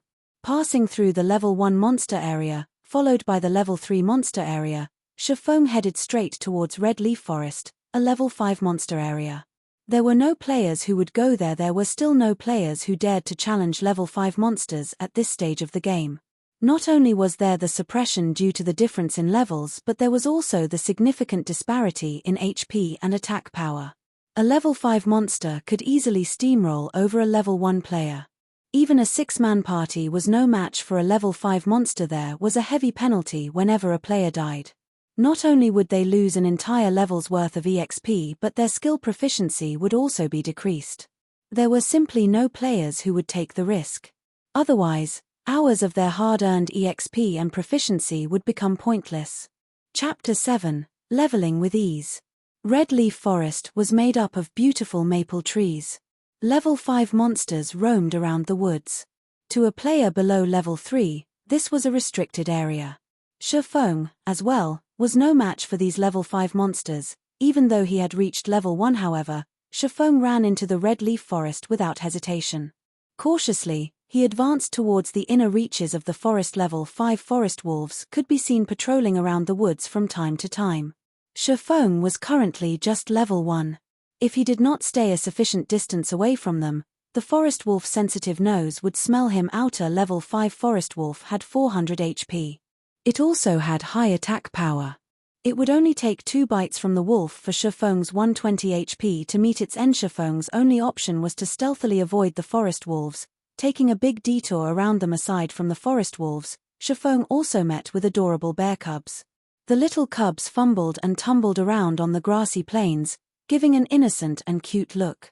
However, they were still level 5 monsters, and they were hated by melee players. This was because of their high HP and defense, making a fight with the cubs very exhausting. As Feng used a tree to root past a bear cub, he heard a wolf's howl coming from behind him. Damn. A wolf den. As calm as Feng was, he still couldn't help but call out. In his previous life, many players came in parties to the Red Leaf Forest. Most of them were level 4 or 5. Aside from grinding a large number of monsters, the main reason players came here was because of the bountiful loot. Skill books, leatherworking materials, and equipment were such examples. There were also a large amount of herbs and ore that were attainable in the forest. However, a single mishap could still cause a party wipe in the Red Leaf Forest. One of the dangers that caused such situations were wolf dens. A wolf den was hidden and hard to notice. If players did not pay close attention, a pack of forest wolves would pounce forth once the players entered the wolf den's area of alertness. If less, there would be 3 to 5 wolves, if more, 6 to 8. It was a party wipe trap. Feng's luck was bad. All at once, 7 forest wolves rushed out of the den. The meat on Feng's body wasn't enough for them to share. The speed of the forest wolves was fast, but Feng wasn't slow either. With his attribute points all going into agility, his movement speed was at 6 points. He was still a level 1 swordsman, in the end. Even if he was a pure agility 1, his speed was still a notch slower than the forest wolves. Seeing the wolves catching up, Feng stopped caring as he activated the life-saving skill, Gravity Liberation. Feng suddenly felt his body becoming as light as a feather. His speed increased by a massive leap, easily shaking off the forest wolves behind him. In the end, a common monster was still a common one. They gave up after chasing past a set area, allowing Feng to keep his life. After running for over 10 minutes, Feng arrived at a range of mountains and hills. Several mountains stood over 100 meters, located in the central region of Red Leaf Forest. The top of the mountains was surrounded by clouds and mist, creating a scene of immortal lands. Finally arrived. Feng looked towards the towering mountain and its surroundings. Discovering a waterfall, he walked towards it. In his previous life, players were mostly over level 20, so their attributes were naturally high. They could do much more than they could while they were low-leveled. Many loved exploring the myriad of places in God's domain. The central region of Red Leaf Forest was one of the famous places, so Shadow Workshop had sent a small party of assassins to investigate. Never would they have thought to find a treasure mountain there. On one of the mountains, they discovered many items, rare ore, herbs, and even treasure chests. At the peak of the mountain, there was a secret silver treasure chest. There were many secretive places in the wild of God's domain. Most of these places housed treasure chests, awaiting to be discovered by players. The items within treasure chests varied considerably, ranging from copper coins to dark gold equipment. The quality of treasure chests could be categorized into common, bronze, mysterious iron, secret silver, fine gold, and dark gold. However, even the loot from a common treasure chest could rival the drops of elite monsters.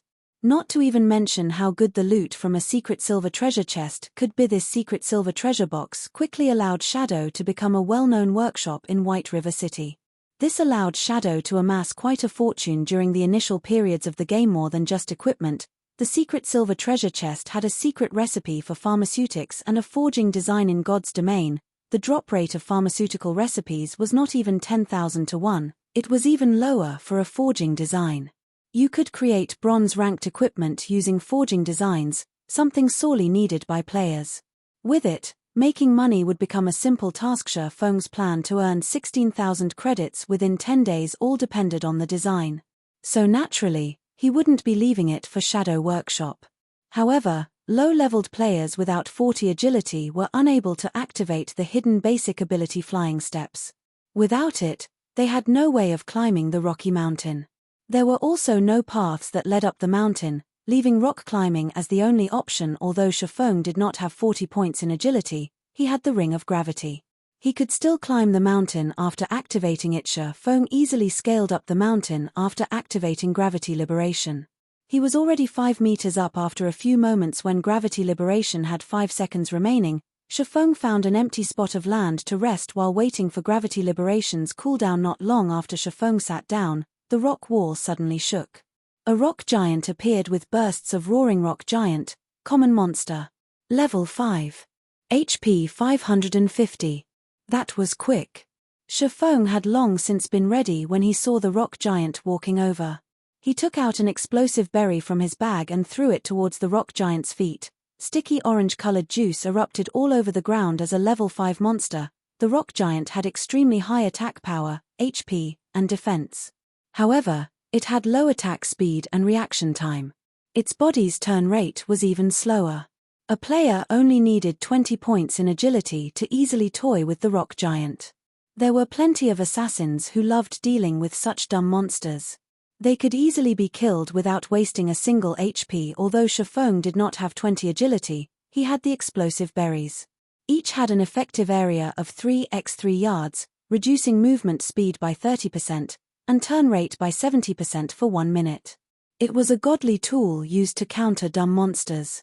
2 months after God's Domain started, a lot of players would use such a method to kill high-leveled monsters that were slow-moving.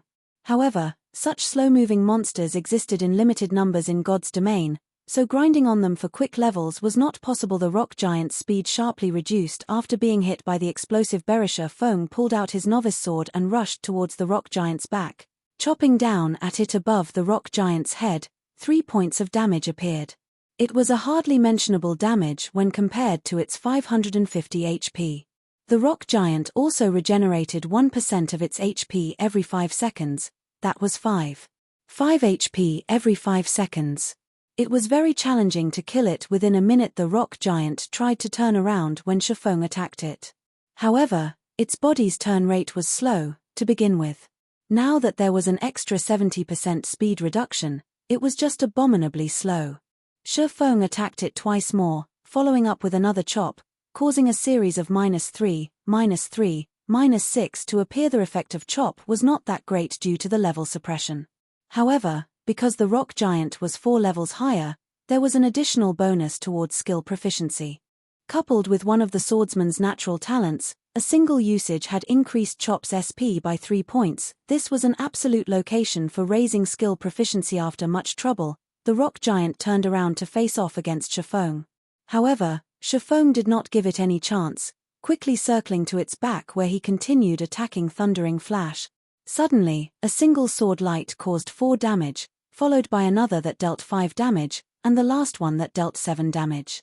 After all 3 streaks of thunder hit its mark, Thundering Flash's SP increased by 3 points. Another few slashes followed. A series of -4, -4, -4 damage was dealt. Though each strike only had an increase of 1 damage, the totaled up damage would still be great. Although the effect of Thundering Flash lasted only for 15 seconds, it had greatly increased the speed of killing the rock giant. The battle could be ended within a single minute now, saving up a precious explosive berry. Even if the rock giant had high HP and attack, it was no different than a practice dummy if it couldn't land a hit on Feng. It was just giving Feng EXP, and SP skill proficiency could not be increased just by using the skill. When using it on a monster of the same level, there was a 20% chance to increase it by 1 point. For monsters of a higher level, there was a 40% chance if it was 1 level higher, 70% for 2 levels, 100% for 3 levels, 150% for 4 levels, and 200% for 5 levels. The maximum limit was 200%. Now that Feng was killing a level 5 rock giant, his SP increased several times the rate of others. Not even a full minute had gone by before the rock giant finally fell. System: level 5 rock giant killed. Level difference of 4. EXP obtained increased by 400%. Obtained 120 EXP. Feng's EXP bar increased by a chunk. He was now 880 EXP away from level 2. That meant he needed to kill another 8 rock giants to reach level 2. These mountains in the central region were a great place for leveling up and looking for treasure. Unfortunately, 2 months had passed before people discovered them. Feng searched the rock giant's body after killing it, obtaining a bronze ore. It was a material used to make bronze equipment. He also acquired a piece of hard stone. Subsequently, Feng searched around the empty land. A few moments later he found a rare herb called 100 Souls Flower. It was one of the core materials used to make. Just as he got close to it, another rock giant spawned. Feng threw out another explosive berry. Thundering Flash. Chop. In just a short moment, Feng obtained another hard stone, 120 EXP, and a large amount of SP. Feng continued climbing up when the cooldown finished on the ring of gravity. On his way up, he searched for rare herbs while killing rock giants. Following the fall of the 8th rock giant, Feng became level 2. He added all his points into agility, letting it reach 16 points. He was just 4 points away from unlocking fast and nimble. The SP for Chop has also reached 300 points, raising the skill to level 2. The next level required 600 SP. The skill now increased damage by 12 points, and its cooldown was reduced by 1 second. The other players would go crazy if they found out about Feng's leveling speed. Just going from level 0 to level 1 required more than a handful of hours. As for going from level 1 to 2, at the very least, doing so would require 7 or 8 hours. Feng spent less than 20 minutes to reach level 2. His leveling speed was like a rocket launching. Feng walked towards a dead rock giant and searched. It seems like my luck isn't bad at all. It even dropped equipment. Feng discovered a piece of cloth armor, though he was somewhat disappointed. Level 4. Defense +3. Mana +10. Durability 20/20. God's Domain had just started operating. The drop rate of equipment was extremely low. Common equipment was extremely rare, especially a level 4 common equipment. There was definitely someone who would buy it at a high price. Feng placed the equipment into his bag. Just as he was about to continue upwards, he suddenly noticed a cave not far ahead. When he walked over to check, Feng's heart rate quickened. Feng spotted a huge rock giant sleeping within the cave. Its entire body was made up of silvery rocks, different from the normal grey-colored ones. Level 6. HP 900. Special elites were a lot stronger than normal elites. A regular elite monster could decimate a 6-man party of the same level. However, a special elite required 12 players of the same level to deal with, maybe even 15 players. That meant Shrews required 15 level 6 players working together to kill. However, Feng rushed ahead without hesitation. He used Thundering Flash immediately, causing ray after ray of thunder to cut across Shrews' huge body. Damages of -1, -2, -3 appeared above Shrews' head. Chapter 8, Killing Shrews.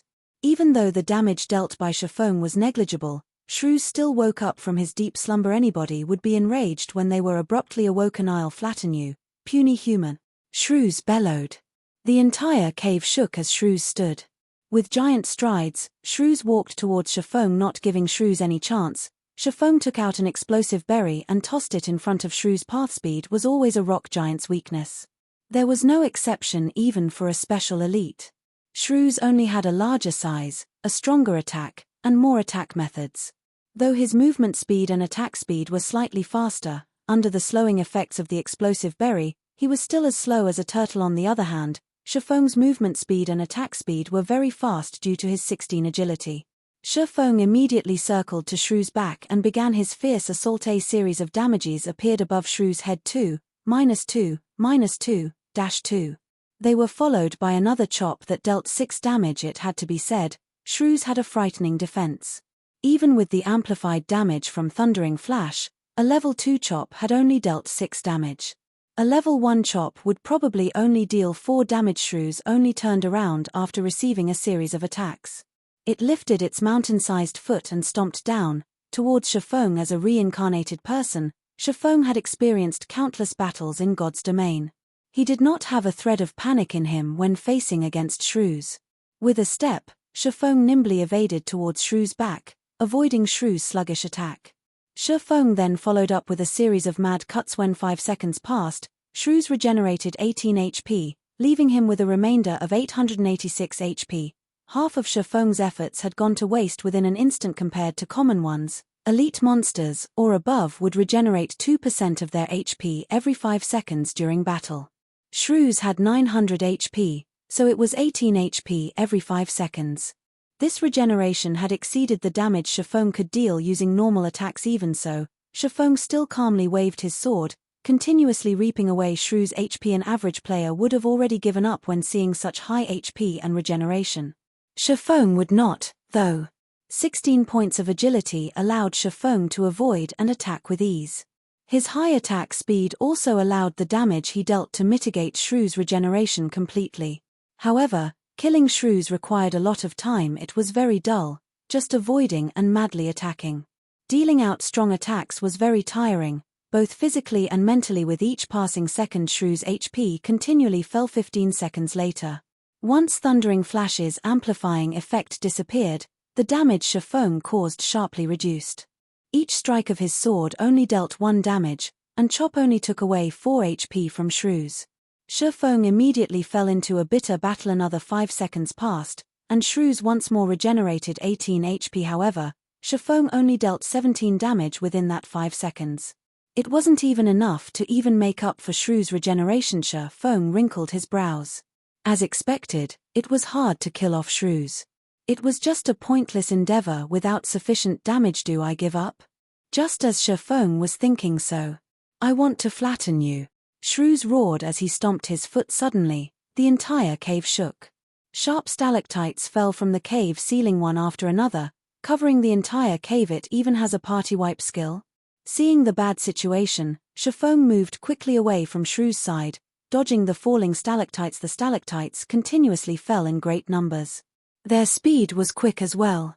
If a party came into this cramped space, there wouldn't be any place to dodge. They would definitely be party wiped.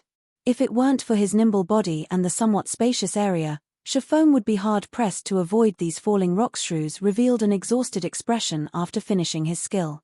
Feng's eyes shone. He quickly rushed ahead. Thundering Flash. Chop. -4, -5, -6, -10. Suddenly, a series of terrifying damages were caused. Fatigue state. It was a period of weakness that appeared after a boss used a powerful skill. In this state, the boss would have both its attack and defense greatly reduced. With this fatigue state, Feng could see the hope of killing Shrews. Feng took the chance to attack even more fervently. 4, -4, -4. Each sword strike took away 4 HP. While Shrews was under both states of fatigue and damage amplification during this weakened period, Shrews' regeneration also fell to 1%. By the time Shrews returned to his normal state, Feng had already taken away 15% of Shrews' HP. The subsequent battle was filled with persistence. Feng would repeatedly attack to make up for Shrews' regeneration.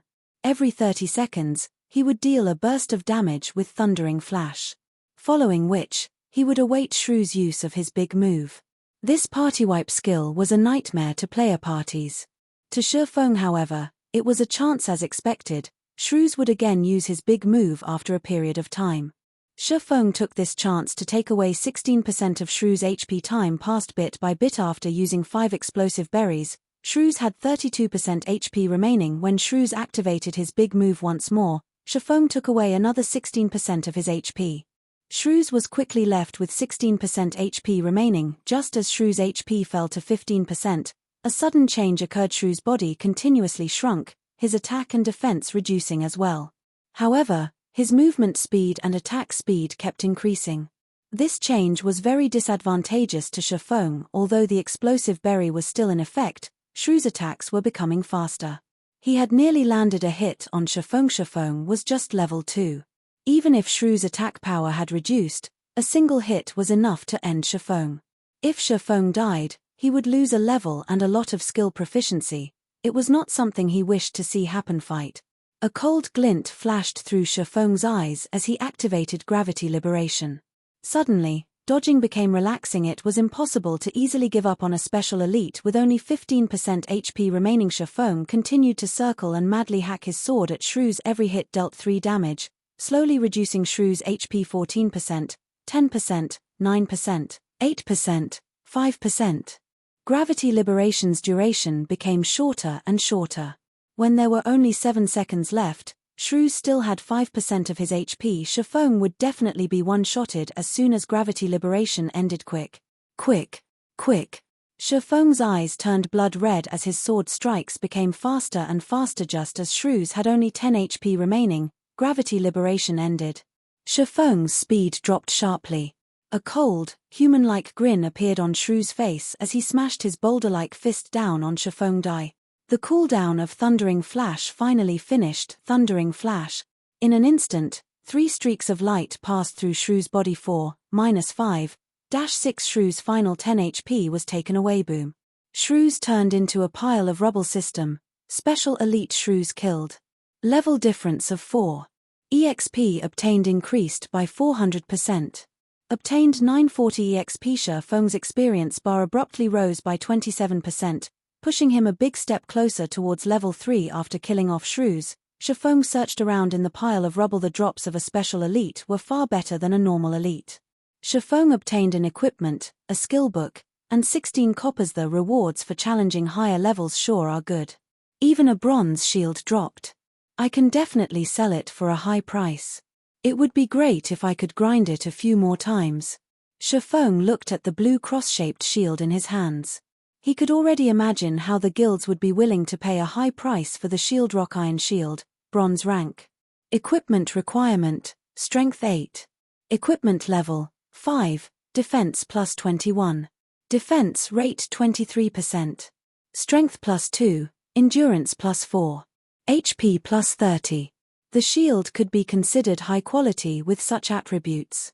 When equipped, the shield would greatly increase defense. HP would also be increased by 110 points. This was equivalent to 1/3 of a level 5 warrior class HP. Using it to dive into level 5 dungeons was more than enough. It could even be used to dive into level 8 dungeons. The skill book was a good one as well. It was a skill that could be used by all melee jobs. Parry. It required a melee weapon to be used. It could block a single attack that came from the front, and it had a cooldown of 30 seconds. Parry was a popular skill among all melee jobs. It was a must-learn skill for warrior classes. The skill had a low drop rate, and it was almost never seen being sold on the market, as it was a life-saving skill. You could activate it at a crucial moment, and it might even help you through a crisis. It was especially true when battling against a boss. If the healers could not keep up, then you could use parry to block an attack, giving the healers more time to heal you. Taking a look at skill, Feng decided to learn it. Although he could get a better price if he sold the skill book together with the shield, the action was no different than killing the chicken to get the egg. It was something Feng wouldn't do. Feng continued climbing upwards after killing Shrews. The bronze shield was worth only a meager amount of money. The real fortune was the secret silver treasure chest. Feng only had 4 explosive berries remaining. However, he was not even a third of the distance to the peak. It was also very easy to meet up with a monster at the resting points. This caused Feng to choose his path more carefully. Half an hour later, after cautiously advancing the entire way up, Feng was finally at the peak of the mountain. The visibility at the top was very poor with all the white clouds and mist. Feng could only see 20 yards in front of him on his way up. Feng had used all 4 of the remaining explosive berries on rock giants. If another monster appeared, Feng could only give up and start all over again. Just as Feng walked ahead a few steps, a few blurry shadows could be seen up ahead. At this moment, an emergency notification came from the system. Player has discovered the Lost Lands. Activated hidden quest Past Glory. Temporarily disabled players' communications to the outside world. Unable to leave the map until quest is completed. Crap, those assassins lied. Feng silently cursed. Those assassins had undoubtedly kept hidden some information. The situation at the mountain peak was entirely different from what the assassins reported. Chapter 9, Might of 1,000. Although the lies of those assassins angered Feng, he had to remain calm in facing this unknown situation. Even members of a workshop would have their own selfish motives. They would definitely hide some of their important discoveries, silently empowering themselves and making a fortune. There were plenty of such people in a workshop. Be they outer members or core members, after some time, there were always some exceptionally strong people who suddenly appeared, their social statuses abruptly rising. Feng was one such example. Otherwise, he wouldn't be able to turn from a core member into the workshop's captain. They only told others about seeing a secret silver treasure chest after coming to the Lost Lands and nothing else. There is definitely something more important, that secret silver treasure chest. Is it this hidden quest? Feng called out the system's quest panel. Hidden quest of the Lost Lands, Past Glory. Aside from the name, there was no other information about the quest. Feng did not even know what he had to do. Is it a region-activated quest? With his 10 years of experience in God's domain, Feng quickly discovered the essence of hidden quests. There were some quests with special characteristics in God's domain. They were only triggered in certain areas. Not only that, These quests did not provide any information. Players were required to search for it themselves. After the quest was completed, it would no longer be triggered again, even if another player came to this place. It could be called as a special kind of unique quest. At the same time, it was a quest filled with extreme danger. Searching for the method to complete the quest in an unknown region also meant dealing with the unknown monsters of the region. For such special quests, the region's monsters were usually several levels higher compared to the surrounding areas. An average player had no chance in completing the quest. There were 6 assassins over level 20 that came to this place last time. The quest was also triggered in this region with level 5 monsters, so the assassins could complete the quest. There's no point in bothering. Since I can't get out, I might as well look around. At worst I'll just die and be sent back to the town. Feng advanced in large strides after thinking it through. A few moments after walking through the mists, Feng spotted a few blurry figures up ahead. It was a city. A city which had been abandoned ages ago. All around, there were ruined houses. Judging from the size of the city and the magnificence of the buildings, it seemed this city once flourished. It was even more prosperous and brilliant than White River City. However, this flourishing city did not have even a shadow of a person now. Feng silently entered the city. He observed the surroundings while looking for clues about his quest. Looking through a city that could fit millions was like looking for a needle in a haystack. Hours quickly went by. After searching through tens of streets and hundreds of houses, Feng had yet to find a single clue for his quest. God's domain had just started. It was the best time to widen the gap with others, yet Feng had wasted hours exploring this place. There were plenty of players who had already reached level 1, but Feng was still paused at 34% of level 2. Feng hesitated. Should he continue looking for clues to the quest, or should he just end himself here and revive back at the town? I'll look for another hour. If it's still no good, then I'll return to the town. Feng laid down a time frame for himself. Although quests like these were precious, he did not have that much time to waste. He still had a ton of quests he could do. There was no need to waste away in this place. Time slowly passed by. Bit by bit Feng arrived at the central tower of the city.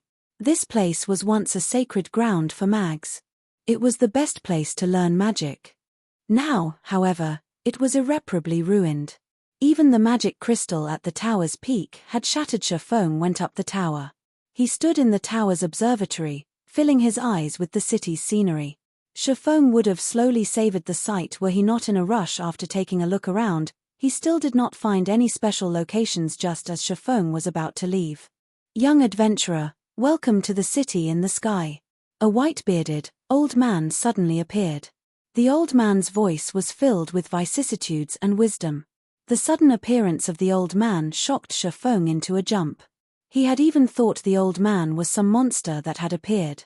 However, he let loose a breath after noticing the yellow indicator above the old man's city in the sky. Feng became shocked when he thought of this well-known city of God's domain. City in the sky.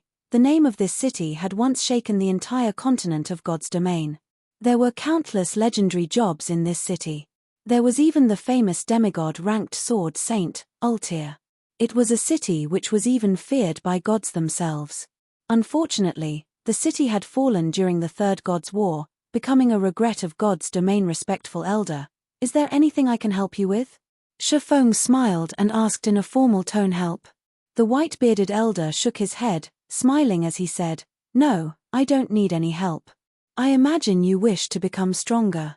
I can help you with that, but are you willing to accept a test of mine? Of course, I'm willing to receive your test. Feng felt relieved. The trail to the quest, past glory, was here. He didn't have to die back to town, losing both levels and SP. The elder nodded his head in satisfaction, gravely saying, I'll give you 3 choices. The first one is the normal difficulty. After you pass it you'll get a mysterious iron treasure chest. The second one is the hard difficulty, where you'll get a secret silver treasure chest. In addition, you can get additional rewards depending on your rate of completion. The third option is the hell difficulty, where you'll be rewarded a fine gold treasure chest.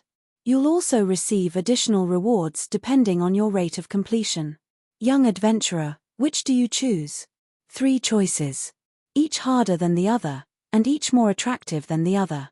The 6 assassins who were over level 20 had chosen the hard difficulty. They returned with the secret silver treasure chest but chose to hide the additional reward. This meant that the additional reward was even better than the secret silver treasure chest. After some thought about it, Feng decided to bravely challenge it. A person who had been reincarnated should have courage. Respected elder, I choose the hell difficulty. Feng was confident he could manage this difficulty.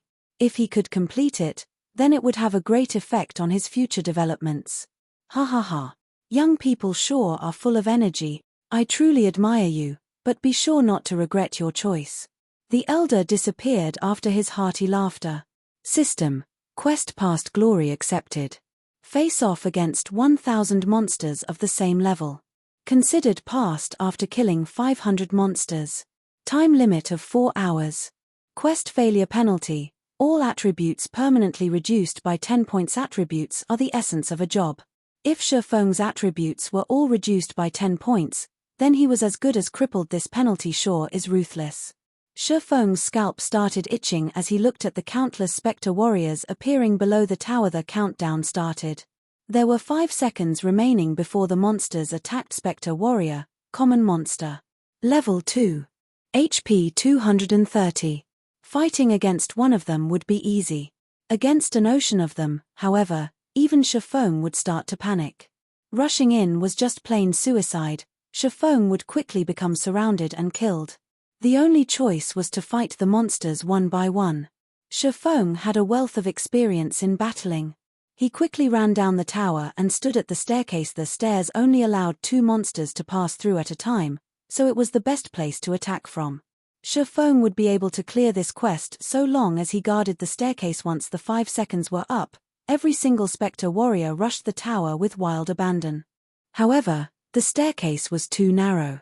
As a result, they were blocking each other. Feng only had to face 2 spectre warriors at a time.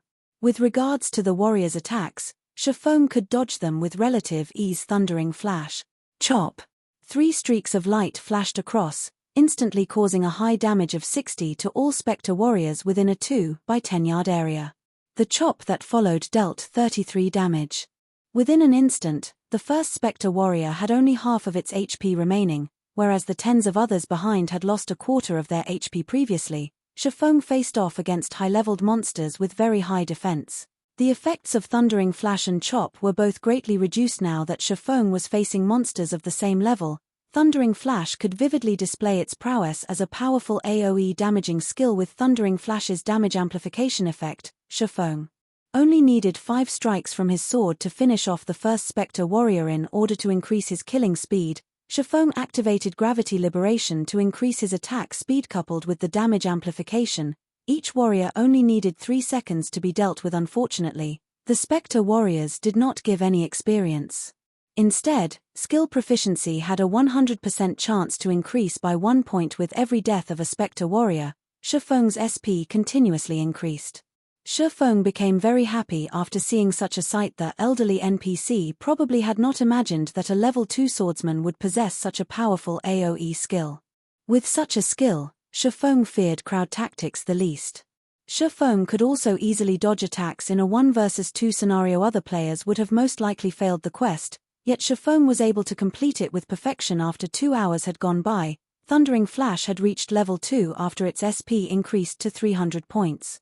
The skill's damage increased from 130% to 135%, and its cooldown reduced from 30 seconds to 28 seconds. Chop's SP had also increased to 426,600. It would reach level 3 with just a little more. Feng's monster grinding speed increased once more after Thundering Flash reached level 2. The spectre warriors fell in batches. When there were only 20 over warriors remaining, there was still an hour and a half remaining for the quest. With another use of Thundering Flash, the last remaining 20 spectre warriors fell as well. Not bad. Here's your reward, youngster. The elder appeared once more with a chuckle. Looking at Feng, the elder took out a fine gold treasure chest and a pitch-black longsword system. Quest past glory completed. Rewarding 1 fine gold treasure chest, 1 magic weapon, job related. Obtained title might of 1,000 might of 1,000, title. When this title is in use, allies in a 30-yard radius will receive an attribute increase of 10%. Simultaneously, title user will obtain an additional effect of Strength +5 and Endurance +5 IVE given you your reward. You can go now. The old man waved his hand after finishing his piece. Feng's vision blurred. When he opened his eyes once more, he was back in the plaza of Red Leaf Town. Di. Feng's system communication continuously rang. Blackie was contacting him. Brother Feng, you've finally picked up. How come I couldn't contact you before? What should I do now? I'm already behind others by a level. Blackie was extremely panicked. However, he still patiently asked because he believed in Feng. He had wasted 7 hours just to run to Red Leaf Town. While he was still at level 0, the players that filled the streets were already level 1. How was he to make up for this gap? Nobody would want him in a party now. Their minimum requirement was level 1. A level 0 noob like him would just be pushed aside. My bad, I was doing a quest. Come to the central plaza, I'll take you with me to level. Feng apologized. It had already been over 8 hours since God's Domain started, and Feng had spent over 5 hours doing his quest. At this stage of the game, most players had already risen to level 1, while some professional players were already close to level 2. As a person who had been reincarnated, helping Blackie level up was an easy task. It wouldn't take long before Blackie would catch up to the professional players. Chapter 10, Abyssal Blade. Feng observed his surroundings after hanging up on Blackie. Seeing that nobody paid attention to his sudden arrival, he quickly entered an empty alley. Opening a fine gold treasure chest would definitely cause a commotion. Opening and showing off a fine gold treasure chest at the crowded plaza was a bold action. It was something only noobs would do. Compared to the real world, there were no constraints within the game world. It went without saying, the great powers in the game hungered for great treasures. If a player did not have the capability, one of the best-case scenarios was one being killed back to level 0 for the treasure. However, if the treasure did not drop out, then congratulations, you can only live in the city for the rest of your life. While other players were out in the wild leveling up, the only thing you could do was to hang around in the city. After a few months, you could proudly be promoted to city guide. Feng was not an assassin who was capable of stealth, hiding, and assassination. Currently, he did not have the sufficient strength to protect himself, so keeping a low profile was necessary. Feng quietly observed the empty alley for some time. After he made sure nobody followed him, he took out the black longsword. Feng's brows wrinkled when he looked at the black longsword. Abyssal Blade, magic weapon. Job requirement, Swordsman. Do you wish to bind the equipment? Should I equip it or not? Feng became frustrated when he looked at the Abyssal Blade. Feng was very familiar with magic weapons. Magic weapons were different from normal equipment. They did not have any rankings to differentiate them, and they were even rarer than legendary equipment. Its power was without question. However, a magic weapon was a double-edged sword. This was because the weapon had a side effect called backlash. If the player using the magic weapon was not cautious, a single mistake could cripple their account. In his previous life, there were a few experts in Star Moon Kingdom that became top-tier experts because of magic weapons. Even during his peak, Feng could only look up to them. However, after a period of time, 2 of those experts crippled their accounts because they did not deal with the backlash properly. Their only choice was to start a new account. Forget it, let's just set it aside for now. I can't take the risk right now. Feng shook his head as he kept the Abyssal Blade. He had to earn 16,000 credits in 10 days. The pressure on him was huge. If any mistakes were to happen, then all his efforts before would become wasted. Feng took out the fine gold treasure chest. Feng looked at the gold-plated treasure chest, unable to suppress the excitement in his heart. The secret silver treasure chest they brought out the last time already contained a pharmaceutical recipe and blacksmithing design. I wonder what a fine gold treasure chest would give. Feng had been playing God's Domain for 10 years now, and the number of fine gold treasure chests he had seen did not exceed 20. Wars were fought over for every fine gold treasure chest. Feng would not even dare to dream that he could be in possession of one. Feng slowly opened the treasure chest. Suddenly, golden rays of light leaked out from the chest, illuminating the small alley. It would definitely be a dazzling beacon of light if it was nighttime. It would attract everyone's attention. Not daring to take any risks, Feng quickly retrieved all the items from the chest. The dazzling lights slowly faded away after the chest was emptied. Fortunately, it was an empty alley, so nobody would notice the short period of radiance. The settings for treasure chests in God's domain really are damned. Luckily it's daytime here. Feng glanced at the treasure chest by his side, then shifted his gaze towards the 3 treasures in his hands. There were 2 ancient books and a battle armor. The battle armor was a secret silver equipment. It was much worse than Feng had imagined it to be. Sky armor, secret silver rank. Plate armor. Equipment requirement, strength 20. Equipment level, 5. Defense plus 25, strength plus 6, endurance plus 3, agility plus 3. Durability 30/30ths. Additional attribute, power weakening. Reduce physical damage received by 15% after equipping. Feng became shocked after looking at the battle armor's attributes. Although the level of the equipment was a lot lower than the one in his previous life, its attributes were top tier. If it was worn by a warrior class, the high defense coupled with power weakening would make tanking physical bosses no longer a problem. If this armor was sold now, its price would definitely be astronomical. This is too great. Now I have armor for level 5. Feng happily stored the sky armor. Swordsman wore plate armor as well. When Feng wore it at level 5, he could definitely become a shield warrior. Feng shifted his gaze to the 2 ancient books, becoming shocked once more when he saw their names: Book of Forging and Records of Potions.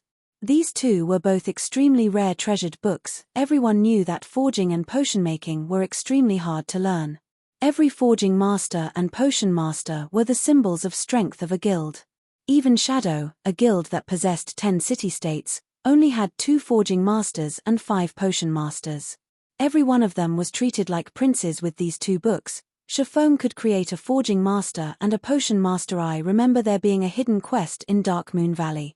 Not only would it teach forging for free, it would also reward a forging talent. If I have both the forging talent and Book of Forging, I could quickly become an advanced forging apprentice.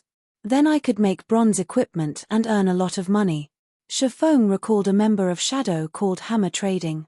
The person had become a forging master because he completed that hidden quest. Dark Moon Valley was a level 4 monster area. The quest as well was a difficult one and would take up a lot of time. It seems I have to buy some items and make proper preparations. Feng stored the 2 books and sent a mail to Blackie, telling him to meet up at the trade area. Feng then headed to the trade area himself. At this time, there were quite a lot of players at the trade area. Players who were tired of killing monsters would come to the trade area to rest, having a drink and chatting. There were also players selling their loot from grinding. Feng searched for an empty spot, covering the ground with a piece of white cloth. He placed down the equipment and herbs he picked, starting his stall. The level 4 common cloth armor was priced at 1 silver 20 coppers, while the bronze shield was priced at 21 silvers. It was a fair and cheap price at this stage of the game. Rare herbs, high-level equipment, those interested come and take a look. Feng shouted. There were quite a number of players in the trade area. However, most of them were selling materials such as herbs, ore, etc.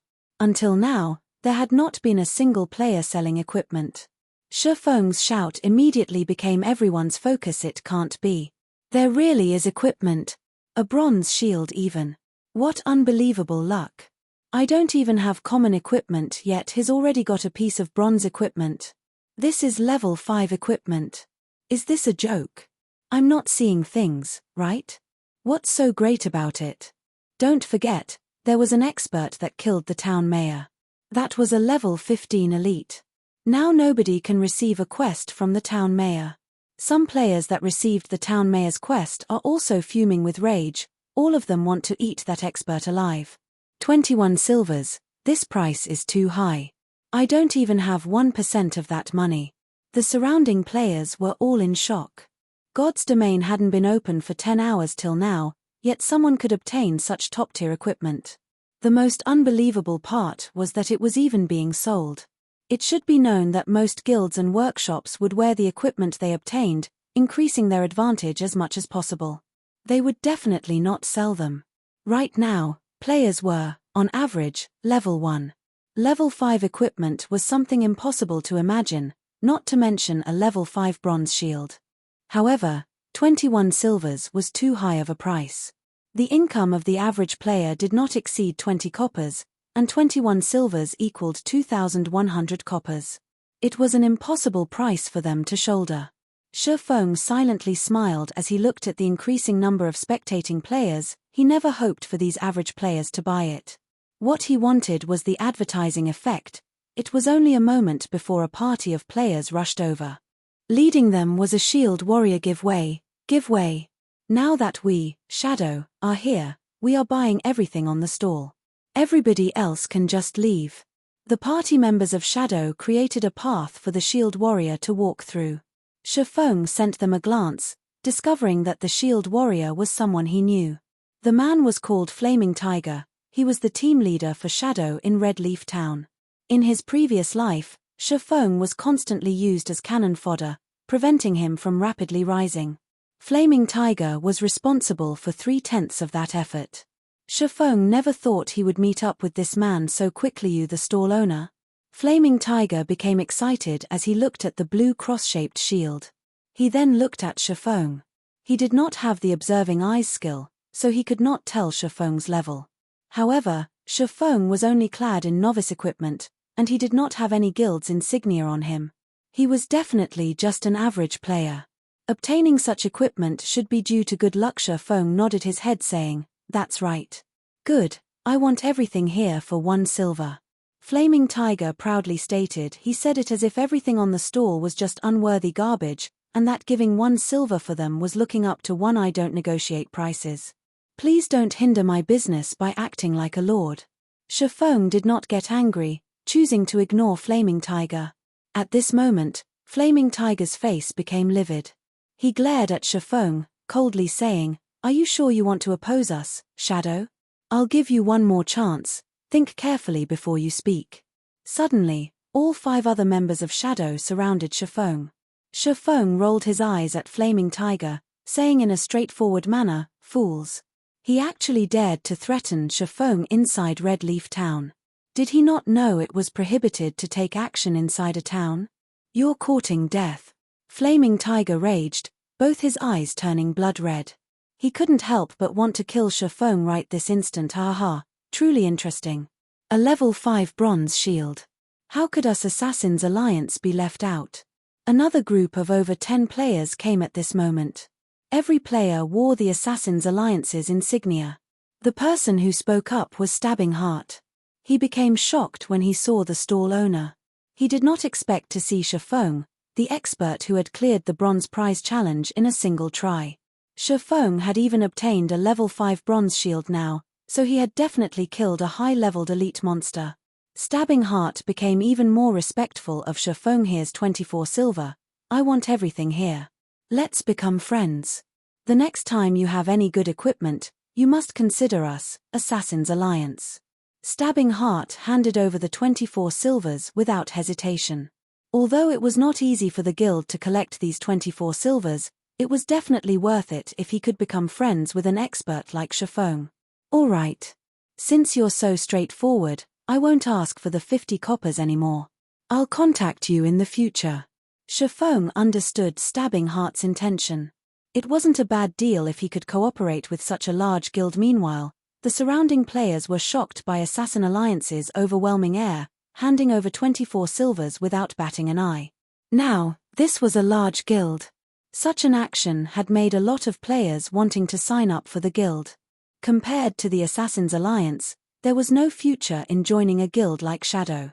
Everybody sent looks of contempt over to them after being looked down upon by Feng, then being given a slap by the Assassins Alliance. Flaming Tiger's face became beet red. His eyes nearly crackled from anger. He called over an assassin, coldly saying, "Quiet Wolf, you keep an eye on that kid. I'll let him know what happens when he opposes Shadow." On the other side, Feng had long since left the scene. He was currently purchasing items around the trade area. He now held 24 silvers on his person. It was an amount even greater than the total wealth of an average guild. Now that Feng was an absolute tycoon, he started buying things without a single care. He bought 20 bottles of black steel beer, each costing 25 coppers. He bought 30 smoke bombs, each costing 20 coppers. He bought 100 apple pies, each costing 5 coppers. Eating it recovered 30 HP every second, lasting 10 seconds. He bought 100 magic water, each costing 5 coppers. Drinking it recovered 30 MP every second, lasting 10 seconds. Feng spent a lot of his wealth within an instant, leaving him with only 3 silvers. Brother Feng, you've finally decided to show up. What are we going to do now? Blackie had been waiting in the trade area for some time now. He wore a dark expression on his face, and his eyes were filled with resentment. God's domain had already been open for over 9 hours now. Aside from obtaining an explorer title, Blackie did not obtain anything else. He was nearing the point of dying from depression. Let's go grind some monsters then. Feng smiled, sending Blackie a party request. Chapter 11, Black Steel Beer. After leaving Red Leaf Town, Feng brought Blackie along as they headed straight towards Dark Moon Valley. Brother Feng, we're on the path towards Dark Moon Valley. That's a level 4 monster area. Can't we choose a safer place? Seeing that Feng's target was level 4 monsters, Blackie couldn't help but ask nervously. Challenging higher levels in God's domain was extremely difficult. Usually, players would just challenge monsters that are 1 level higher than themselves. Challenging monsters 2 levels higher required at least a 6-man party for it to be possible. However, even 6-man parties wouldn't carry out such an action. Compared to exhausting themselves just to kill a single level 3 monster, it was much more efficient to just kill a level 2 monster. Feng and Blackie were only 2 people. Ignoring Feng, who was a level 2 swordsman, Blackie himself was still a level 0 cursemancer. He was just free food to a level 4 monster. Going against level 4 monsters just with the 2 of them was utterly suicide. Feng only smiled regarding Blackie's worries. He securely said, "Relax, can't you see that I'm already level 2? That friend of mine is an expert beta tester. If it weren't for our good relation, he wouldn't even tell me such a secret. You can just wait to get on the leveling rocket." Feng pushed all the problems that came with him being a reincarnated person onto his good friend. Now all his actions in God's domain could be easily answered, too. He also didn't have to explain much since Blackie would easily believe him. This was because a beta tester was the best explanation. As expected of Brother Feng, you're still the greatest. No wonder you didn't join Shadow Workshop to earn money. With an expert beta tester giving you pointers, you could definitely earn a lot of money in God's domain. The happiness of my body's lower half will depend on you now. Blackie laughingly said as he became relieved when joined the party. Before, he was very surprised to see Feng already at level 2 currently. There had yet to be any news of a level 2 player in Red Leaf Town. Even elites of a workshop were no exception. However, Feng had reached it. His leveling speed was absolutely terrifying. Blackie knew about Feng's standards. Although his skills weren't bad, he definitely wasn't that good. Before, Blackie still had some suspicions about the news of the beta tester. However, all his worries disappeared after seeing Feng's level, because only a beta tester could make something like this happen. Blackie had also started believing the possibility of Feng earning 16,000 credits in 10 days scram. This brother's straight. Feng rolled his eyes at Blackie, slightly widening the distance between them. However, Blackie's gaze still carried some impurities, causing Feng to panic slightly. What are you thinking, Brother Feng? My dream lover is the snow goddess, Gentle Snow. Blackie hurriedly explained the snow goddess. Feng had a very deep impression of this woman. She had performed extremely outstanding in other virtual games. Not only did she possess an absolutely beautiful face and devilish body, but she also had a proud attitude which was backed up by her excellent battle techniques. Because of these traits, she became even better received by the public. After 3 years since God's domain's opening, she had become a top-tier expert within the whole country. She was also the top 10 berserker within the country. She was dubbed as the Battle Goddess. She had starred in plenty of commercials. Her personal net worth at that time had exceeded tens of billions of credits. Not only that, but she was also the vice-guild leader of Ouroboros. Millions of players would move with her single command. During those times, Feng was only a minor character within God's domain. He could only look up to Gentle Snow's shadow. Unfortunately, sometime later, Gentle Snow suddenly vanished from God's domain. Her disappearance became a hot topic within God's domain for some time. Brother Feng, look. That's an elite monster. Blackie pointed towards a snow-white fox in the distant paddy field as he shouted. Feng looked over to the golden fields, discovering a white-colored fox.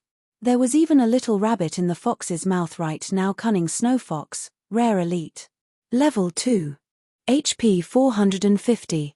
Blackie, your eyesight and luck are seriously too good. You even spotted a rare elite. We're going to earn a fortune this time. Feng stealthily walked closer to the fox as he directed. Blackie, you just attack from a distance and leave the rest to me. Rare elites were a special type of elite. They had the same capabilities as a normal elite monster, but the rewards they give out were a lot greater. It would take a long time for it to respawn after being killed. Whether you could meet one depended on your luck. Brother Feng, you must be crazy. That's a level 2 elite. We can't go against it. Blackie wanted to stop Feng. Only a small party of the same level could deal with an elite. Fighting one alone, without any healing, would definitely lead to death. However, Blackie was too late. Feng had quickly circled to the snow fox's back, launching a sudden attack chop. A sword strike flew. The snow fox's actions were very nimble. It immediately avoided a vital hit to its abdomen, taking only 32 damage. Such nimble actions. Its defense isn't low either. Feng made a quick judgment after observing how the snow fox dodged and took damage. He had the Might of 1,000 title, so all his attributes were increased by 10%. There was also an additional 5 points to both strength and endurance, increasing his strength to 13 and endurance to 10. His agility was also increased to 17 points. Now his attack power was 29, and he had 260 HP. With great speeds, the enraged snow fox bit towards Feng's neck. It activated the skill Fatal Blow. However, with 17 agility, Feng's speed was not any slower than the snow fox. By the time the snow fox had rushed over, Feng's novice sword had already struck down towards the fox's head. Peng. Feng only had 13 points of strength. It was still not enough to block the snow fox's attack. 49 damage appeared above Feng's head, and his novice sword's durability decreased by 1 point. As well, on the other hand, the snow fox only received 5 damage. The gap between the two of them was as clear as day. We're dead. We're dead. We're so dead this time. Sweat started appearing on Blackie's forehead. He had seen damage from common monsters, but he never imagined that there was such a great difference from an elite monster. Feng was lucky he had blocked the attack with his sword, only taking close to 50 damage. If the attack landed on his body, wouldn't it be over 100? Feng had reached level 2 with great difficulty. If he died this time, he would return to level 1. His great advantage over others would be gone. Move, Blackie. Feng shouted. He really must have gone mad. Fine. Fine, at worst I'll just die once. I'm still level 0, anyway.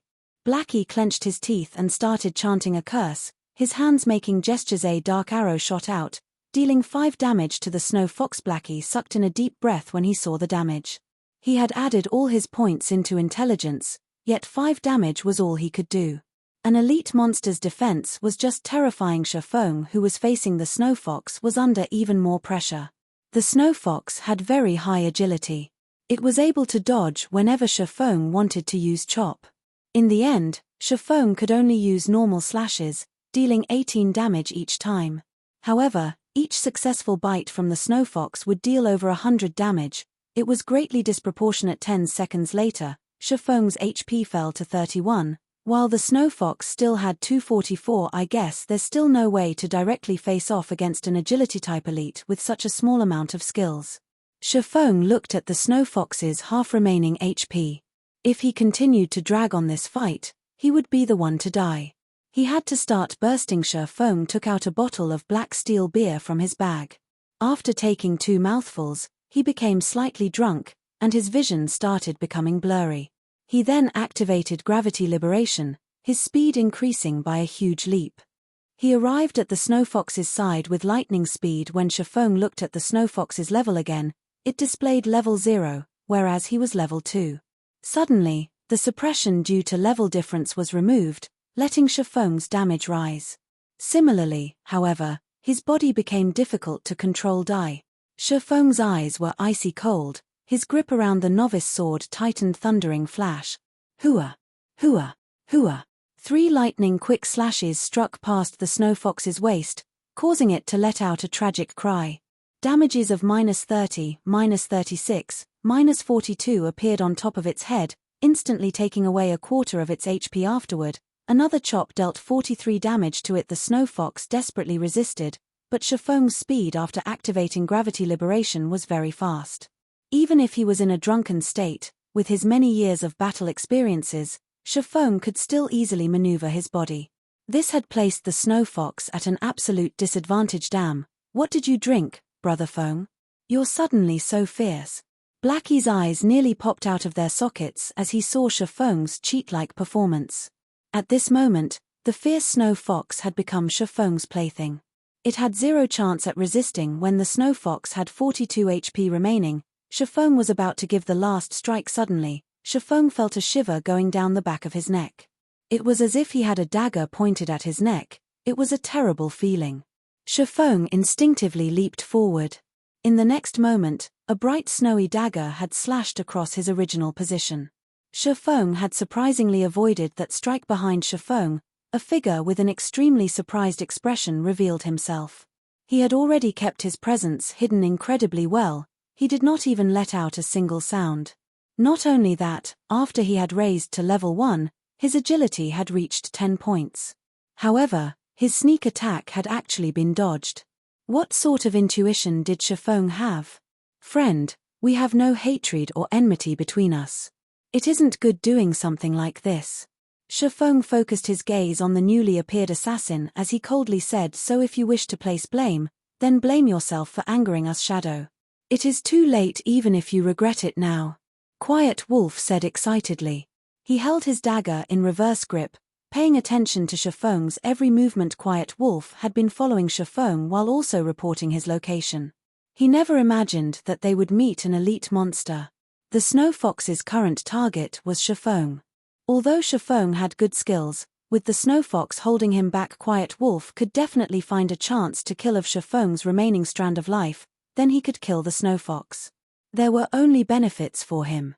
As for the cursemancer on the side, he was just garbage that was not even worth mentioning. Naturally, the snow fox wouldn't care about any of this. It just knew that it had to kill Feng. The snow fox suddenly bellowed, its snow-white skin turning into a flaming red. Its body also increased in size and its HP rose by 20%. Then, the snow fox activated its final skill, Tearing Bite. The skill amplified its damage by 50%, also causing a bleeding damage of 30, lasting for 5 seconds. You can go and regret, now. I'll take care of this snow fox in your stead. Quiet Wolf rushed at Feng. He was prepared to kill off Feng the moment he dodged the snow fox. Chapter 12, A Timeful Parry. System: Player Quiet Wolf has attacked you and entered a yellow name state. Duration of 1 hour. Any players who attack yellow name players will not receive any penalty. Feng only had 31 HP remaining. Being attacked from both sides by the snow fox and Quiet Wolf put Feng in a very dangerous position. Despicable. Standing at a distance, Blackie scolded Quiet Wolf for sneaking an attack at such a moment. However, he couldn't change a thing about it. The two of them were too far apart. It was too hard for him to land a hit on Quiet Wolf.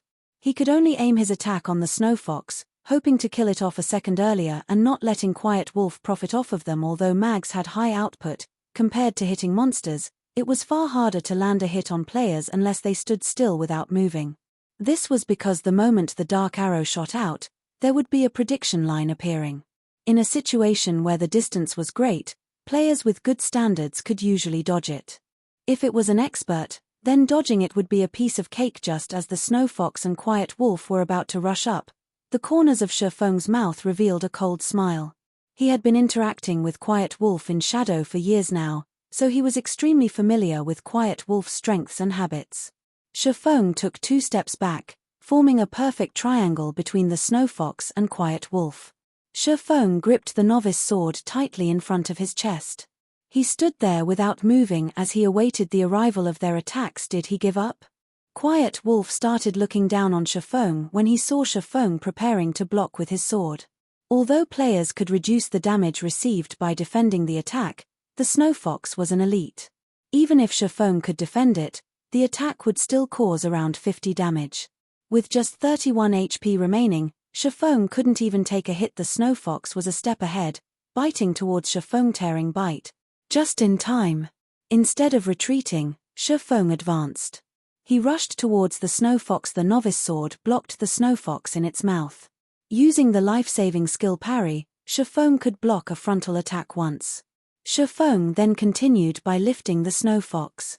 The Snow Fox had low power, so Feng had easily tossed it towards Quiet Wolf. Everything happened too quickly. Quiet Wolf, who was rushing towards Feng, could not react in time. In an instant, his shoulder was bitten by the Snow Fox. A damage of -164 appeared on Quiet Wolf's head. His HP was instantly cleared down to 0. How? Quiet Wolf was unbelievably shocked. His heart was filled with unwillingness as he stared at Feng's ridiculing smile. He never imagined that players could do such a thing.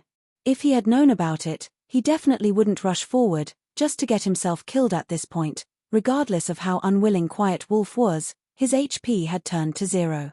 His body could only fall and turn into starlight. He had even dropped a piece of equipment.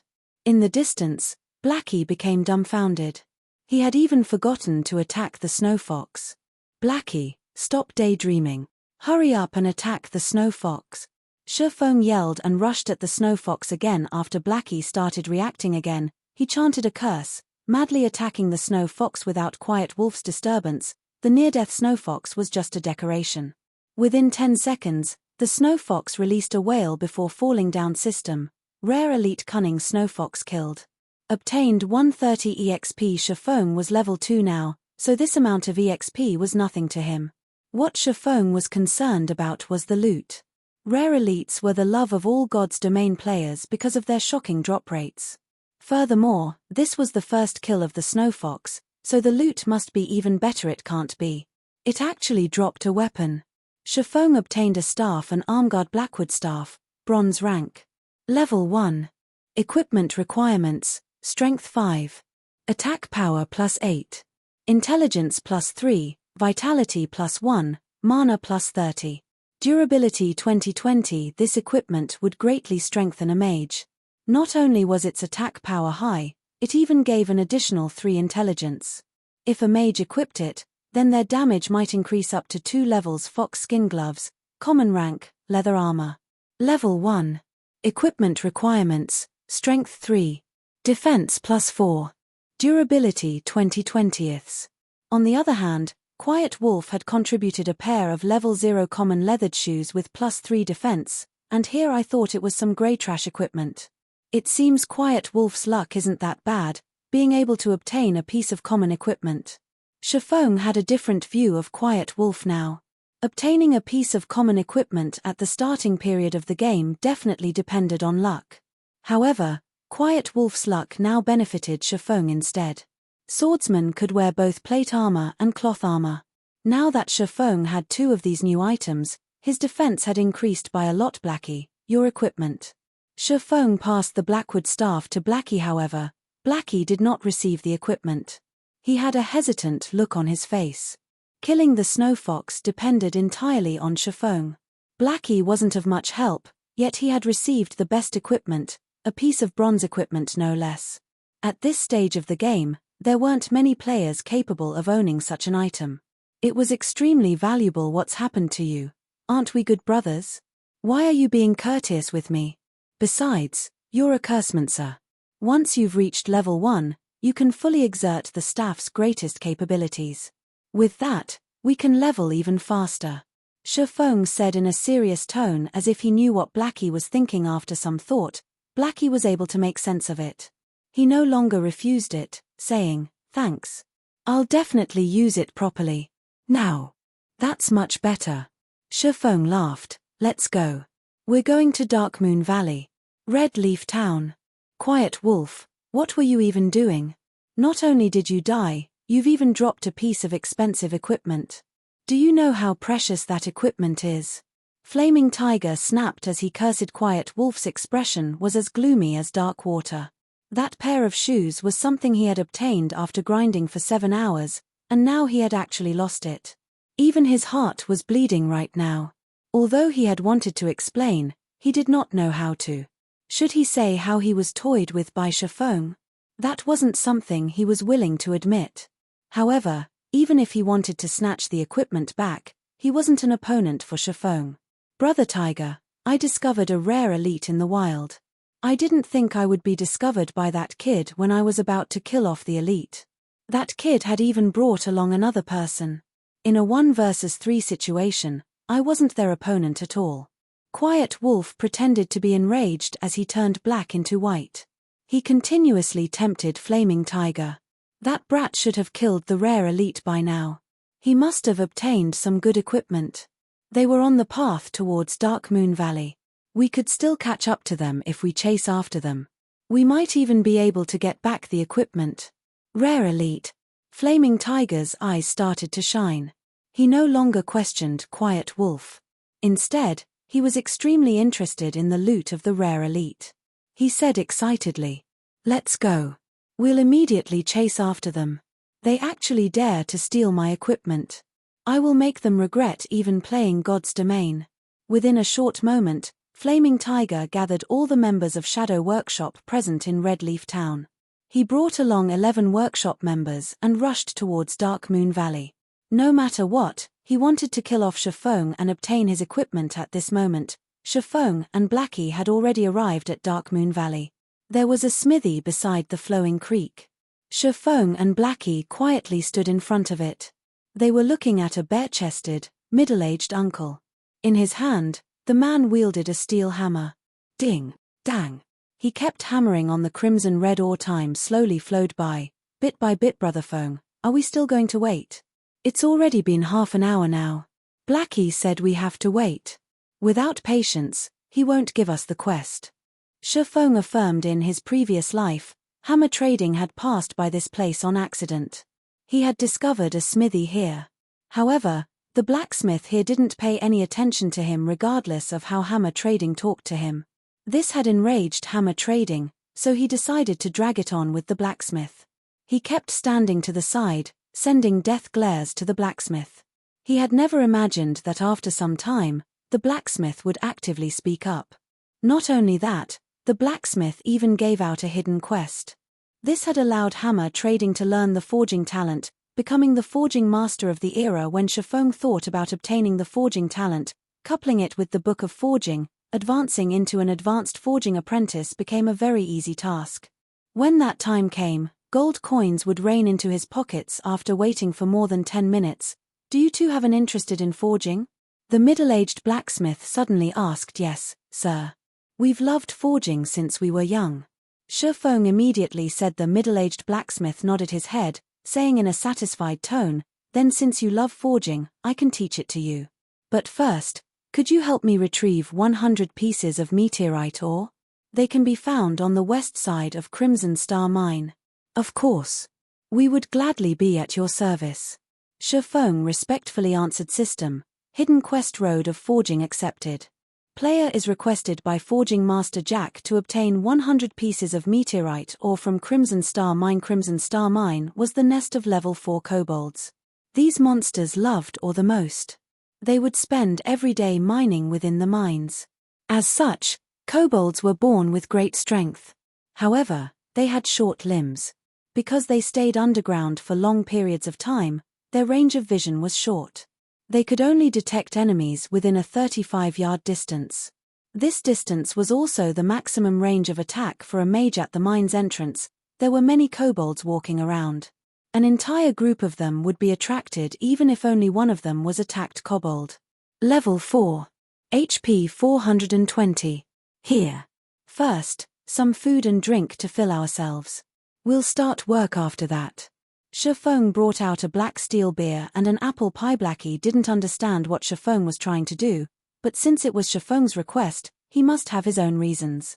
Blackie sat down and started eating. 10 seconds after eating the apple pie, all of Blackie's attributes were suddenly increased by +1 points, the effect lasting 30 minutes. After drinking the black steel beer, Blackie's vision started becoming hazy. When he looked at the distant level 4 kobolds, their levels were suddenly reduced by 2, becoming level 2. Alright, let's start then. A bottle of Black Steel Bee's drunken effect only lasts 30 minutes. Feng stood up. He took out a smoke bomb and walked closer to the mine's entrance. Then, he threw it at the group of level 4 kobolds. There were currently over 10 of them. Their smoke bomb, able to reduce the visibility in a radius of 10 by 10 yards. Duration of 1 hour. The smoke bomb was able to reduce a monster's vision by 10 yards. It wasn't particularly useful against other monsters.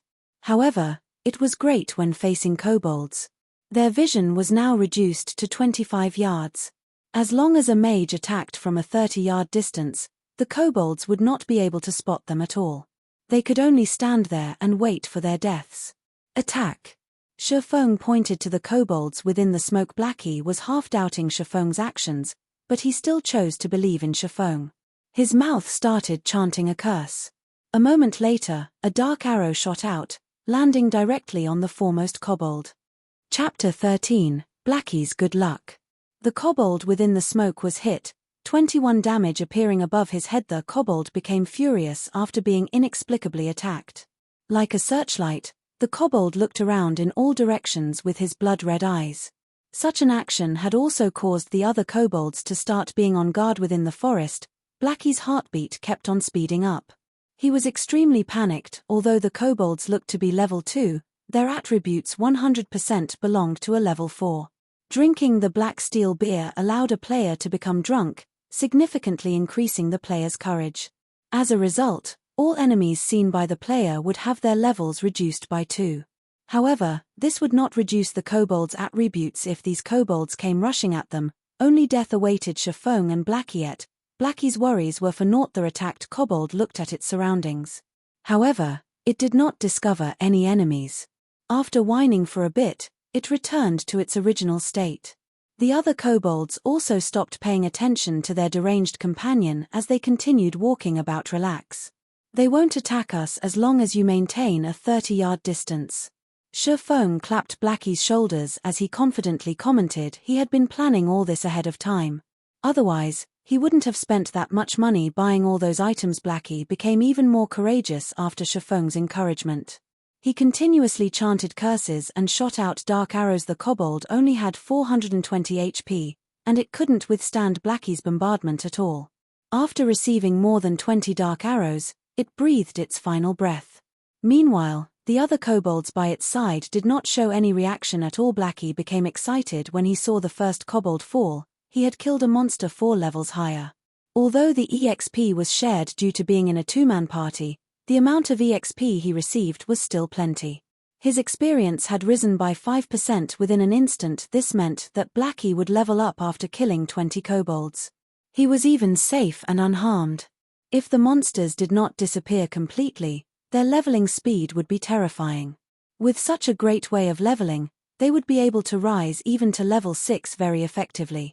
Blackie now understood why Feng was so confident. Even if they had wasted several hours from traveling, being able to grind on monsters here was definitely worth it. After a while, the group of 20 or so kobolds in front of the mine's entrance was cleared out completely. Blackie had also raised to level 1. After he equipped the Blackwood staff and added all his free ability points into intelligence, his damage was increased by a large leap. He could now take away 45 HP from the kobolds in a single hit. Meanwhile, the group of kobolds had dropped 12 copper coins and a level 3 common cloth armor. There were also 5 pieces of meteorite ore. Blackie's luck was quite good. According to what Feng had known, the drop rate of meteorite ore from the kobolds was not high, only 1 would drop out of 10 of them. Nearly 1,000 kobolds needed to be killed to obtain 100 pieces of meteorite ore. Now, however, just a group kobolds had given them 5 pieces of meteorite ore. After storing the drops, Feng went on to lure more monsters. With the advantage of his 16 agility, Feng's speed was faster than the kobolds. Within moments, he had lured over 30 kobolds. He also maintained the distance of around 20 yards, but not exceeding 25 yards. When he had lured all the kobolds into the smoke cloud, Feng increased his speed abruptly. He quickly distanced himself over 25 yards from the kobolds, causing them to lose their target. After losing their target, the kobolds stood on the spot in a daze. Blackie, who stood over 30 yards away, took the chance to attack. The group of over 30 kobolds took less than 10 minutes to be cleared. They dropped another 21 coppers and 6 pieces of meteorite ore. Feng and Blackie's experience also greatly increased in such a way. Feng continued luring monsters while Blackie continued dealing damage. Although the process felt mechanical and boring, Blackie was not complaining one tiny bit. On the contrary, he became even more vigorous with each kill. He wished he could just kill all day without resting. After an hour, Blackie's level had also risen to level 2. His dark arrow rose to level 3, and his damage went from more than 40 to more than 60. Such a rocket-like leveling speed made him speechlessly happy, giving him even more motivation to aim for level 3. Their kobold killing efficiency also increased by quite a bit with Blackie's greatly improved damage. The only downside was the increase in MP consumption following the dark arrow's level up. Fortunately, there was the magic water that Feng had bought. With it, Blackie could fully regenerate his MP before Feng had lured a new group of monsters, allowing him to deal damage without pause. Meanwhile, Feng was observing Blackie's condition while he lured a suitable number of kobolds. Other than that, he was just picking up the loot. The number of copper coins and meteorite ore were steadily increasing. After another hour of Blackie's effort, they had managed to collect 73 pieces of meteorite ore, 6 pieces of common equipment, and 264 coppers. They would be able to gather the remaining meteorite ore if they grinded for another hour. The system notification rang out just at this moment. System. Player Lonely Snow has sent you 10 coppers. Subsequently, Feng received a communication request. The person contacting him was Lonely Snow. You are? Feng had just finished luring a group of monsters. Since he had nothing to do, he accepted the call request. Hello, brother expert. I'm Lonely Snow. We met before at the town hall, and you've even pointed me to a grinding spot. That place was just too great. There wasn't anybody stealing mobs from me, and I could also easily handle them. I'm already level 2 now. I've also looted a lot of materials and copper coins. I've already mailed you the 10 coppers. I wonder if you've received it. Lonely Snow was extremely excited. Previously, he was worried that this expert would not bother with him any longer. This was because experts were usually very proud, they wouldn't even look at minor characters like him. Lonely Snow had earned over 60 coppers from that treasured location he purchased. His level had even risen to level 2, leading the other players by quite a lot. Spending 20 coppers for this were definitely worth it. So it was you. I've received the 10 coppers. Feng only remembered about it after being reminded. Indeed, there was such a matter. However, that was when he needed the money to kill the town mayor a little earlier, so he had just casually given out some pointers. He didn't really mind regarding the remaining 10 coppers. Brother expert, the level 2 dungeon Deathly Forest has already been opened, so I wanted to invite you to dive into the dungeon. My friends are all veterans, and they're all level 2 now. They will definitely not drag you down. Of course, all swordsman equipment obtained from the dungeon will belong to you. Do you perhaps have the time? Lonely Snow was slightly nervous. Experts usually disdained bringing along other people, especially rookie newbies. It was the reason why Lonely Snow mentioned that there were level 2 veterans in the party. He was afraid Feng would just outright reject him. Deathly Forest? Feng had a deep impression of this dungeon. As long as the number of level 2 players in Red Leaf Town reaches a certain amount, the first level 2 dungeon in Red Leaf Town, Deathly Forest, would be opened. Along with the Deathly Forest's opening, players of God's Domain were made known to the difficulty of dungeons. Deathly Forest was only conquered after many players had reached level 4 or 5. Meanwhile, Deathly Forest's true purpose was to increase the number of skills a player could possess. The monsters within the dungeon mainly dropped the basic skill books for every job. However, the most precious item within the dungeon was the forging design. Only the final boss, Werewolf Philo, dropped it with a very low probability. Feng was very interested in this forging design. If he could learn it, then he would be able to further progress in his plans. Fine. However, I have a condition of my own. I will be bringing a Cursemancer, so all Cursemancer and Swordsman equipment will belong to me. Also, I want all materials and design papers that the boss drops. If you all are willing to agree to this condition, then I can go with you. Feng had just casually asked for the majority of the profits. However, he did not feel anything wrong with it. Lonely Snow started sweating all over after hearing Feng's condition. As expected, an expert's asking price was definitely high. However, when Lonely Snow considered the strengths of a beta tester, he still reluctantly agreed. Alright then, I agree. I'll tell it to the others. Expert, when will you be free to come? We'll meet at the dungeon's entrance in another 2 or so hours. Feng estimated Blackie's killing speed. In over an hour, they would definitely be able to finish gathering the 100 pieces of meteorite ore. That's good. Then I'll start preparing over here. I'll see you at the dungeon's entrance, brother expert.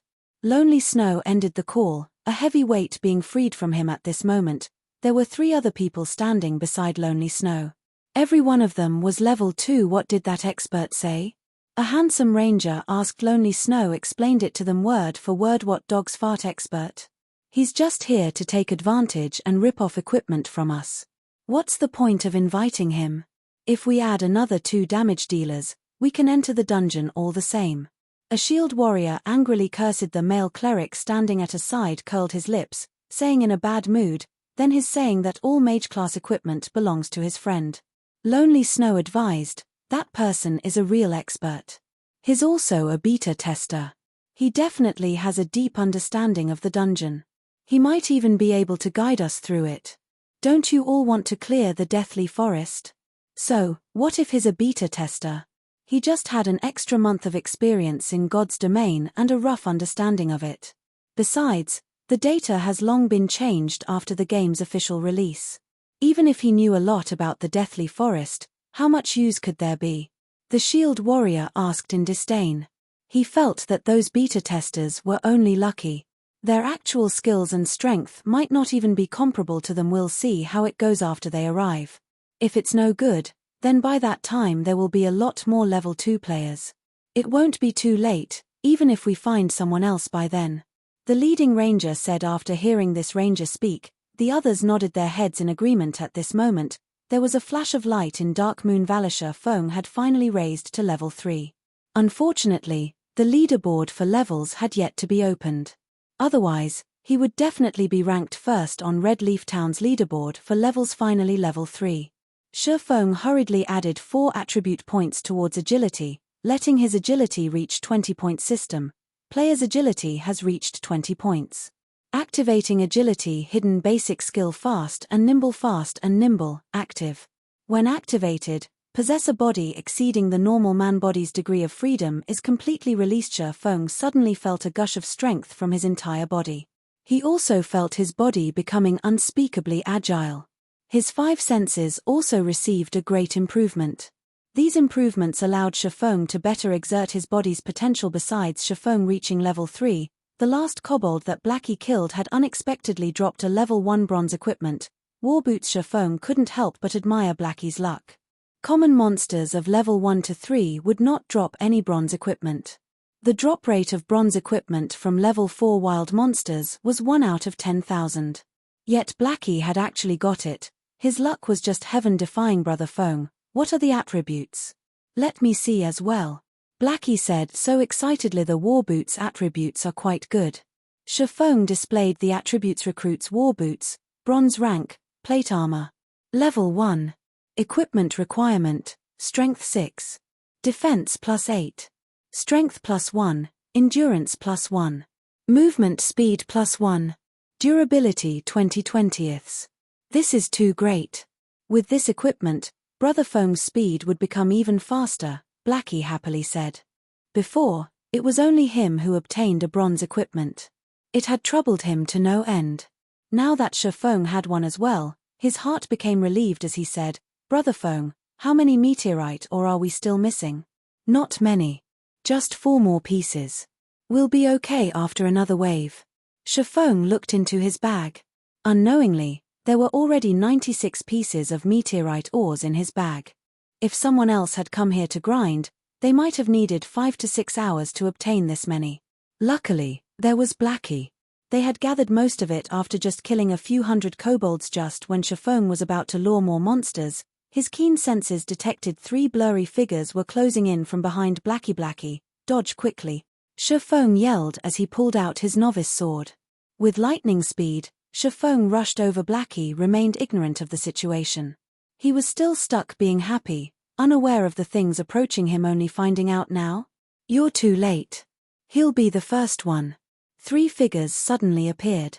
They were 3 assassin players, and one of them was Quiet Wolf, the person who was killed before. A mage being simultaneously ambushed by 3 assassins would die, without question. There would be no suspense to it, even if Blackie was 1 level higher than them. Chapter 14, Extraordinary Player's Physique.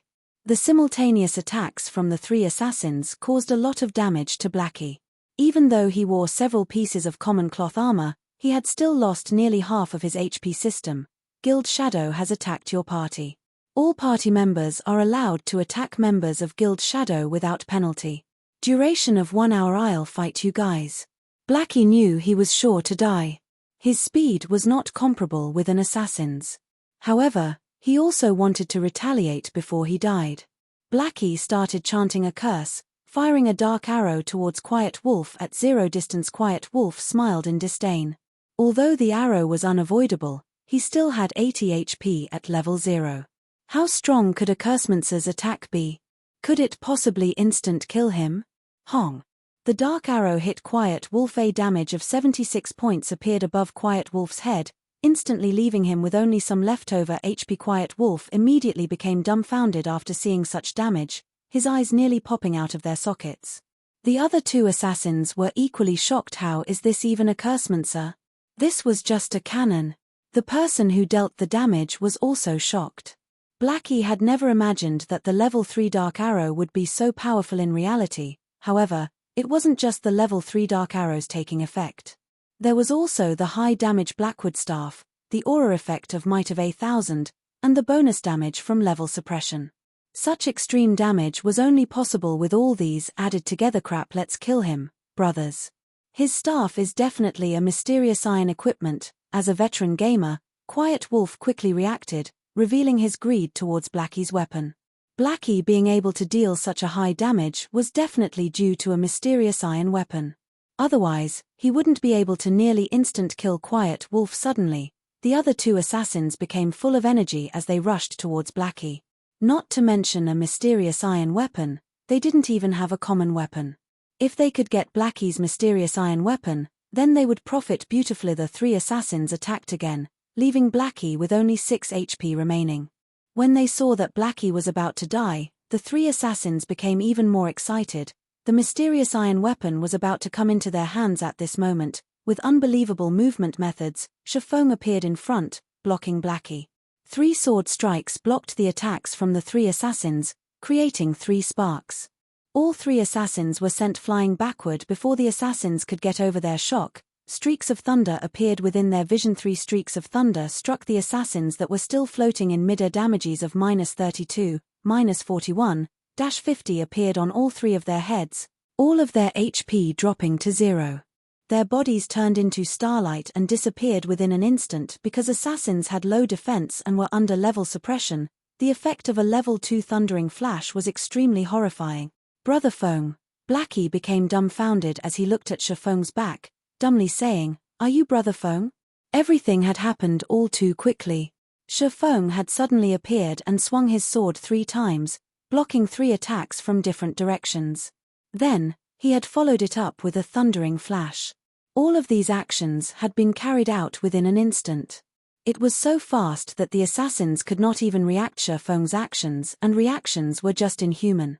If Blackie wasn't familiar with the Feng in front of him, he might have even thought it was someone else pretending to be Feng. After sweeping his gaze around, Feng discovered 8 players surrounding them. Leading these players was Flaming Tiger. Feng no longer dared to stay behind, hurriedly saying, "Why are you still in a daze? Let's go." Feng had activated Fast and Nimble, completely releasing his body's degree of freedom. However, even though he had a constitution that could keep up and react to his thoughts, his actual body's attributes were too low. He had a very hard time controlling his body, and it was also mentally taxing. Taking explosive maneuvers 2 to 3 times was still possible, but doing it long-term was definitely too much. The enemies also consisted of numerous healers and jobs that equipped plate armor. Feng and Blackie's only choice, now, was to run away. Blackie continuously nodded his head. Everyone go at them. You must definitely get me my bronze equipment and take over this mine. Flaming Tiger licked the corner of his lips. He was extremely excited. He did not mind the death of the 3 assassins at all. Originally, Flaming Tiger was still burning with rage. They had spent hours at Dark Moon Valley searching for Feng and his partner, causing their leveling speed to fall greatly. However, they had accidentally discovered Feng and Blackie grinding monsters at first. Flaming Tiger had wanted to immediately surround and kill the two. However, when he saw Blackie utilizing the smoke cloud at the cave's entrance to kill the level 4 kobolds, Flaming Tiger nearly died from excitement. His hatred towards Feng had also reduced by a large half. He had even wanted to thank Feng for giving him such a valuable location. The difficulty of killing monsters of a higher level was famously known. If he could kill level 4 monsters without any harm, then his leveling speed would be absolutely horrifying. It won't be more than 10 hours before he would be leading the other players. After he had gained a huge advantage over others, the task of uniting Red Leaf Town would be at his fingertips. When that time came, he might even become Shadow Workshop's captain. Countless virtual game companies had closed shop because of God's Domain's opening. There were billions of players joining God's Domain. To obtain their share in this, many enterprises and financial groups started investing in God's Domain, one after the other. God's Domain could be said to be the most profitable virtual game in the world. Flaming Tiger thought about how he would be able to stand out in Red Leaf Town. He thought about forcefully taking the large guilds down a peg. He also thought about becoming Shadow's captain. When that time came, obtaining expensive cars, beautiful ladies, and luxury mansions were only a matter of time. When Flaming Tiger thought of these things, he became unspeakably excited. He had to appreciate Feng for giving all of these things to him. However, appreciation remained just appreciation. He still couldn't let the bronze equipment on Feng and Blackie go. Brother Tiger, those two are too fast. We can't catch up to them. A berserker said they're lucky that they run fast. However, this precious piece of land is enough. Flaming Tiger's eyes shone when he looked at the mine. He had already fantasized himself leading Red Leaf Town with Flare. Brother Tiger, what about Quiet Wolf and the other two? The 3 of them fell back to level 0. They also lost quite a lot of skill proficiency. An elementalist asked. Flaming Tiger rolled his eyes at his subordinate, asking, is this even a problem? You saw as well just now. The kobolds within the smoke cloud won't attack players if they're attacked from a distance. Those are level 4 monsters. Leveling will be easy, so hurry them over here. Brother Tiger is still the smart one. Being able to find such a precious spot, Brother Tiger will definitely become the number 1 person in Shadow. The elementalist started bootlicking Flaming Tiger. Scram. Number 1 person in Shadow? I am the number 1 person in God's Domain. Flaming Tiger angrily responded. The other members of Shadow also agreed, one after another, laughing at the elementalist for licking on the wrong boot. A moment later, 3 mage players started attacking from a distance. As for the other players, they lured the monsters into the smoke cloud. Under Flaming Tiger's command, they started killing the kobolds in an orderly manner. Great, this is just great. Even after sharing a kobold's EXP with so many people, my experience still increased by 2%. Brother Tiger, this is really fantastic. These monsters also drop ore and a lot of money. Not only that, but these kobolds also respawn quickly. We can grind here without limits until we reach level 6. By that time, we Shadow will definitely become Red Leaf Town's number 1 guild. The members of Shadow started laughing happily. It wouldn't take many hours before every one of them reached level 6. It was already great just imagining how they would suppress the other guilds in Red Leaf Town. Ha ha ha. Consider yourselves lucky for following me. The other team leaders are nothing. When the time comes, I'll become Shadow's captain. Flaming Tiger was in a great mood. With such an increase in experience, it wouldn't take an hour before he rose to level 2, compensating for his previous losses. Meanwhile, at the nearby location of Crimson Star Mine, Blackie was grinding his teeth in anger. Brother Feng, Are we just going to let this go? That was hard to obtain information that came from a beta tester, but now it's just profiting these people. I get angry just from thinking about it. These people from Shadow are just shameless. Fortunately, I didn't join them. Feng shook his head as he looked at the system panel's clock, smiling indifferently. They dare to steal my things. We'll let them enjoy it for now. In a moment, we'll let them know after happiness comes sorrow. Chapter 15, After Happiness Comes Sorrow. Time passed. Bit by bit Feng and Blackie did not just do nothing. They were killing level 4 roaming gnomes in a place not far from Crimson Star Mine. Roaming gnome, common. Level 4. HP 400. Compared to the kobolds, the roaming gnomes were much agiler. They were very good at dodging. However, their attack and defense weren't all that good. Moreover, Dark Moon Valley had yet to be developed. The monsters here were more numerous, and there was nobody here to compete with. There was no need to search for monsters to kill. Feng was already a level 3 swordsman, while Blackie was a level 2 cursemancer. After activating Fast and Nimble, the roaming gnome's dagger had no chance of even touching Feng. As for Blackie, his damage was even fiercer after drinking a black steel beer. With Feng entangling the gnomes in the front, and Blackie dealing damage from behind, killing off the roaming gnomes became very easy. The efficiency was even better than grinding off the kobolds in the front of the Crimson Star Mine. Groups of kobolds laid still before the mine's entrance. Copper coins and various kinds of ores were scattered all over the ground. Brother Tiger, this place is just too great. It's just been over half an hour, and everyone is already level 2. So much money dropped, as well. Ha ha ha, keep up the effort everyone. You three, lure more monsters. As long as we continue grinding this way, it will only be 3 to 4 hours before we can rise to level 3. Flaming Tiger excitedly commanded the 3 assassins that just recently arrived to lure the kobolds. The mags were already level 2, so the speed of killing the kobolds had increased by a big leap. Luring a group of over 30 kobolds was not enough for them. Brother Tiger, something dropped here. A berserker held on to a book as he shouted, "Bring it here, let me have a look at it." Flaming Tiger said while smiling. He licked his dried lips when he saw something dropped. After Flaming Tiger received the book, he suddenly started laughing loudly. "Great, really great. Not only has the spot that kid found after much effort been taken over by me, but if he knew a rare skill for swordsman was even in my hands. I really want to see that kid's look of regret. Brother Tiger, I saw that kid when I came here. They were still nearby killing roaming gnomes. I'm guessing that they're still unwilling to leave and still thinking of this place. Why don't we go over and kill them? Save us some trouble." A cold glint flashed through Quiet Wolf's eyes. They were filled with killing intent.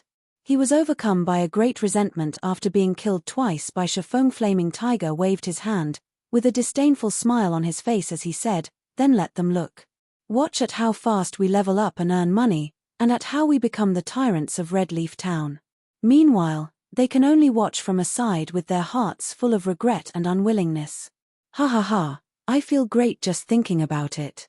Although Quiet Wolf still held some resentment over it, when he imagined Feng's unwilling appearance and how he could only exhaust himself killing roaming gnomes, Quiet Wolf's heart felt a great gust of pleasure. "Just you wait.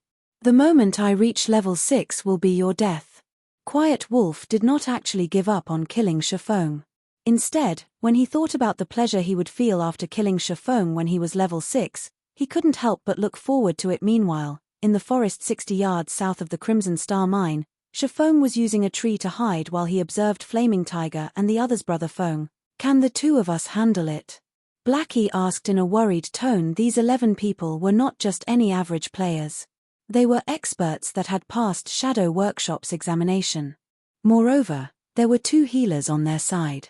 It was impossible to kill all of these people just by depending on the 2 of them. "Relax. The time is almost up. We'll just watch the show." Feng looked at the time, indifferently saying, "In a moment, you go stand at the back. Kill whoever has low HP, don't let even one of them get away. Time is almost up." Blackie didn't understand what it meant.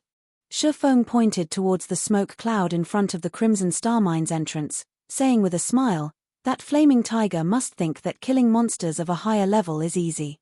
The smoke bomb that we placed before we left has a time limit, and only 2 minutes are left before the hour is up. Did they think they could continuously enjoy my domain after stealing it from me? Now, I'll teach them how to be proper human beings. Blackie was struck with a realization. His worship towards Feng became even greater now. Brother Feng is still the smartest. Those brats from Shadow are definitely goners this time. Blackie said with a grin. The reason they could cross levels and harmlessly kill kobolds was that of the smoke bombs. They definitely couldn't do without them. If there were no smoke bomb, then the consequences would be horrifying. 2 minutes later, the smoke cloud in front of the Crimson Star mine slowly dispersed. Brother Tiger, why is that smoke cloud disappearing? An elementalist asked Flaming Tiger after noticing the disappearing smoke cloud. The smoke cloud disappeared? It can't be. Flaming Tiger abruptly woke up from his nap. When he looked over at the mine's entrance, the smoke cloud really did disappear. If it's gone, then fine. The smoke cloud might be a periodic thing. Don't bother with it, keep on grinding. Just as Flaming Tiger finished speaking, the usually stupid-looking kobolds that did not retaliate suddenly looked towards the members of Shadow Workshop in unison. There were over 40 kobolds with blood-red eyes. The kobolds let out angry growls after finally discovering the people who had been attacking them. Suddenly, they all came rushing forth. The members of Shadow did not react at all. Within an instant, they were surrounded and given a beating by the kobolds. A level 2 player could hardly take 3 hits from a kobold, not to mention a group of kobold 7 players died within a blink of an eye. The backline players became a mess as they ran for their lives. However, the kobolds were very fast. It only took them moments to catch up to the escaping mags. For each mage, they were gifted a hammer to their heads. The mags quickly lie still on the floor, never to rise up again. Crap, what is going on here? Why did these kobolds suddenly become insane? Flaming Tiger cursed. He quickly turned tail and ran. The moment he noticed the situation turned bad, they had risen to level 2 after much effort. However, this death sent them all back to level 1. There were even 3 assassins who were level 0. It was an absolute loss. With such an increase and decrease, the dream becoming the tyrants of Red Leaf Town also perished. Instead, the current members of Shadow weren't even up to par with the average player. They were even further away from the other guilds. Flaming Tiger's heart started to bleed in pain. We meet again, Brother Tycoon, Feng said with an indifferent smile. He currently blocked Flaming Tiger's escape path after seeing Feng's sneer. Even an idiot would understand that the kobold's rebellion had something to do with him. You're dead for sure, kid. You dare to actually scheme against me. If I don't kill you back to level 0, then my name will be read backward. All of Flaming Tiger's hair stood up in anger. He raised his shield and swung it at Feng. Compared to the other members of Shadow Workshop, Flaming Tiger's skills were clearly a tier higher. With one hand, he used his shield to block Feng's vision, while he used the other to stab his short sword towards Feng's vital point. It was simple, yet sinister, and it was very hard to stop. However, Flaming Tiger's confident strike struck air. Where is he? Flaming Tiger fixed his gaze to the front. However, there wasn't even a shadow of a person present over here. Feng stood behind Flaming Tiger, his sword waving down. Chop. A damage of -36 appeared above Flaming Tiger's head. His HP had instantly gone from 220 to 184 when Flaming Tiger was hit. He hurriedly spun around and used Shield Bash. However, Feng had long since seen through Flaming Tiger's movements. He took a step backward and spun his body around, hiding by the shield. Then, Feng arrived once more at Flaming Tiger's back, giving him another sword slash. Without the use of any skills, Feng could only deal 23 damage to a shield warrior with high defense. You coward. Don't hide if you have the ability. I can kill you anytime I want. Flaming Tiger could not land any hits on the agile Feng. His HP was constantly decreasing, and only 83 points of it remained now. He had no way of dealing with Feng's attacks, so he decided to start ridiculing Feng in hopes of provoking him, allowing Flaming Tiger the chance to kill Feng. Sure, I'll stand here without dodging. Come attack me then. Feng answered without hesitation. Flaming Tiger silently smiled. He never imagined that Feng was such a fool, taking the bait with just a small amount of stimulation. Watch how I'll toy with you to death. Flaming Tiger raised his shield and used charge at Feng. If Feng didn't dodge, then he could only take the hit forcefully. In terms of strength, Flaming Tiger wouldn't lose to Shifeng however, only disappointment was waiting for him just when Flaming Tiger was 2 yards away from Shifeng. Shifeng immediately used Thundering Flash. 3 streaks of thunder went past Flaming Tiger's shield, directly landing on his body. 3 high damages appeared above Flaming Tiger's head, -28, -35, -41, his HP instantly dropping to 0 Despicable. Flaming Tiger glared at Shifeng. He was furious to the point of spitting out blood. If it weren't for himself rushing towards Shifeng on his own accord, he wouldn't have been struck by all the attacks of that skill. Are you alright, Brother Tycoon? I said I would stand here without dodging, but I've never said I wouldn't move my hands. How could you be so gullible, even rushing over yourself? Shifeng spread out his arms, showing that it was all a mistake, saying, "Oh, right. I still have to thank Brother Tycoon for earning me so many ores. You've saved me a lot of time." Flaming Tiger pointed towards Shifeng, wanting to say something. However, his body had already turned into starlight and disappeared. He couldn't even utter a single word, only leaving behind a pile of ore and a single book. Chapter 16, Everyone's a Liar. In Red Leaf Town's noisy plaza, flashes of white light appeared. Following which, figures of players appeared, one by one. These players were the revived members of Shadow. These people had down and extremely depressed expressions on their faces. Nothing could beat the pain and entangled feeling of having recently gained something, then losing it again just a moment ago. They were still dreaming of becoming the tyrants of Red Leaf Town. Their levels were increasing, it was like flying.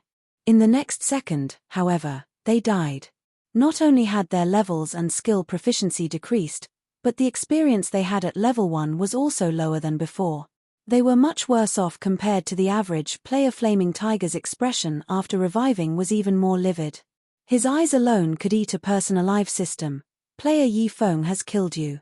You will be revived in Red Leaf Town after 3 seconds. At the same time, you will lose 1 level, and all your skill proficiencies will be reduced by 100 points. Yi Feng, I will not let you off. I will definitely make you wish for death. Flaming Tiger let out an angry bellow after looking at the numbers displayed by the system. His actions had caused the other players to quickly avoid him, not daring to look at this madman. After venting for a while, Flaming Tiger ordered the other members of Shadow to check their bags, checking for the items they dropped. Although this death caused great losses for everyone, there wasn't just the EXP gained from killing kobolds. There was also loot. This was also the only thing they could be happy about. At the very least, they did not busy themselves for nothing. When Flaming Tiger took a look into his bag, a sweet taste suddenly entered his throat. He spat out a mouthful of blood at once. Immediately, we head for Dark Moon Valley, now. I must kill that kid. Flaming Tigers bellowed, his anger reaching up to the skies. The skill book that he planned on using to ridicule Shifeng was gone. It was an extremely rare skill for swordsmen, and it was also the most valuable item they got from grinding kobolds. Now, it was gone. However, the most unforgivable thing was that the skill book had fallen into Shifeng's hands. In the end, all of Flaming Tiger's efforts had become Shifeng's gains. This was something that he would not tolerate. His hatred was something that could not be resolved, even if he were to kill Shifeng back to level 0. The other members of Shadow did not understand what had happened to Flaming Tiger. Going to search for Shifeng right now was just a futile effort. Nobody would be foolish enough to wait for them to take revenge. Shifeng would definitely slip away, snickering at them in some other place. At this moment, Flaming Tiger's system communication rang. Who is it? Disturbing me at this time? Are you trying to die? Flaming Tiger cursed after the call connected. Flaming Tiger, your temper sure has grown after not meeting for a day. The voice on the other side was ice cold, as if in a furious rage. Flaming Tiger felt the familiarity of that voice. When he found the corresponding identity to the voice, his face suddenly turned extremely ugly. Brother Zhong, it is you. I'm currently educating my subordinates. I never thought Brother Zhong would contact me. Brother Zhong, please don't mind it. I wasn't speaking about you just now. Enough. I already know about your problem. Just looking at the damage you've caused towards Shadow's development in Red Leaf Town, looking at what the good you've done has accomplished towards Shadow's development in Red Leaf Town, I'll come to you immediately. From now onwards, you don't have to continue being Red Leaf Town's team leader. Silent Rain, the team's elementalist will take over temporarily. If you're still not level 2 by the time I arrive in Red Leaf Town, then you can just get lost. Shadow doesn't need garbage. Flaming Tiger became spiritless after hearing these words. His hatred for Feng would never be washed away, even by the 5 lakes and 4 seas. Meanwhile, in Dark Moon Valley, Feng and Blackie were picking up the drops from the members of Shadow. Feng was currently holding the skill book dropped by Flaming Tiger. Flaming Tiger really is too generous. He had even left me such an item. Feng chose to learn the skill without hesitation. Wind Blade, Action Type. Requires Sword. Level 1. Proficiency 0-300. Ambush an enemy outside 5 yards and within 30 yards. Movement speed will be increased by 40% when rushing towards the target, and attack speed increased by 20% for 3 seconds. Cooldown, 25 seconds. A swordsman mobility would be greatly increased with this skill. It was a great counter to rangers and mags who love to kite. Brother Feng, the meteorite ore we need are all here. There are also quite a few bronze ore. Shadow really helped us big this time. Blackie laughed loudly. As he was collecting the ore from the ground, he noticed a piece of dark green ore. Picking it up, he asked, Brother Feng, what is this star crystal? When Feng heard about the star crystal, he ignored the meteorite ore below his feet, instantly turning around and running towards Blackie. Damn, it really is a star crystal. Blackie, your luck is really too good. You even picked up such a thing. Feng said excitedly as he carefully looked at the dark green ore. After receiving it, every monster in the world had a chance of dropping a star crystal. The chances were 1,000,000 to 1. Maybe it was trash to other people, but to Feng, it was a priceless treasure. It was also the thing he needed the most. Brother Feng, what is this star crystal for? Blackie curiously asked. Feng was usually calm and indifferent. Such an excited reaction from him displayed the preciousness of the star crystallets for eating, but not for players. Feng smiled slightly but did not continue explaining as he kept the star crystallets for eating. Blackie was slightly confused. Who would eat a rock? However, Feng must have his own reasons for not explaining, so Blackie did not continue asking about it. A moment later, all the drops were collected. They had received a total of 14 pieces of meteorite ore, and 32 pieces of bronze ore. Not only had they completed Feng's quest, they even had some leftovers. Subsequently, the 2 of them arrived at the smither. Master Jack, I have collected the meteorite ore you asked for. Feng handed over all of the meteorite ore, not leaving even one behind. These were all quest items. A stack of them would only sell for 1 copper to an NPC. It was utterly worthless. Not bad, young man. However, if you wish to become an outstanding forger, you still need to have enough strength to obtain precious ore. There is a powerful kobold chieftain. Go kill it to prove your strength. Master Jack said eloquently as he stored away the meteorite ore system, hidden quest road of forging. Kill the kobold chieftain inside Crimson Star Mine. Time limit of 1 hour. When Feng saw that there was still a second stage to the quest, Feng wished he could curse hammer trading. He had caused Feng big trouble. This to me as expected, everybody would have kept something to themselves. Nobody could be trusted. Everyone's a liar. In Feng's previous life, hammer trading had not mentioned a second stage of the quest. Now a second stage, time-limited quest had appeared. It was even against a chieftain monster. That wasn't an elite monster you simply run across. A chieftain was even stronger than a special elite. It was the equivalent of a dungeon's boss. Feng was just level 3, and a leader monster was just too deadly to him. In Feng's previous life, hammer trading was level 16 when he accepted the quest. Completing the quest was extremely easy. Forget it, let's have a look at it first. He could do nothing about being tricked. However, Feng did not plan to give up. The forging talent had too great of a use, and Feng must learn it, following which, Feng and Blackie cleared the way of kobolds as they headed towards the deeper parts of the Crimson Star Mine. Compared to the kobolds at the entrance, the kobolds inside were no longer level 4, they were level 5. They took more time and energy to kill.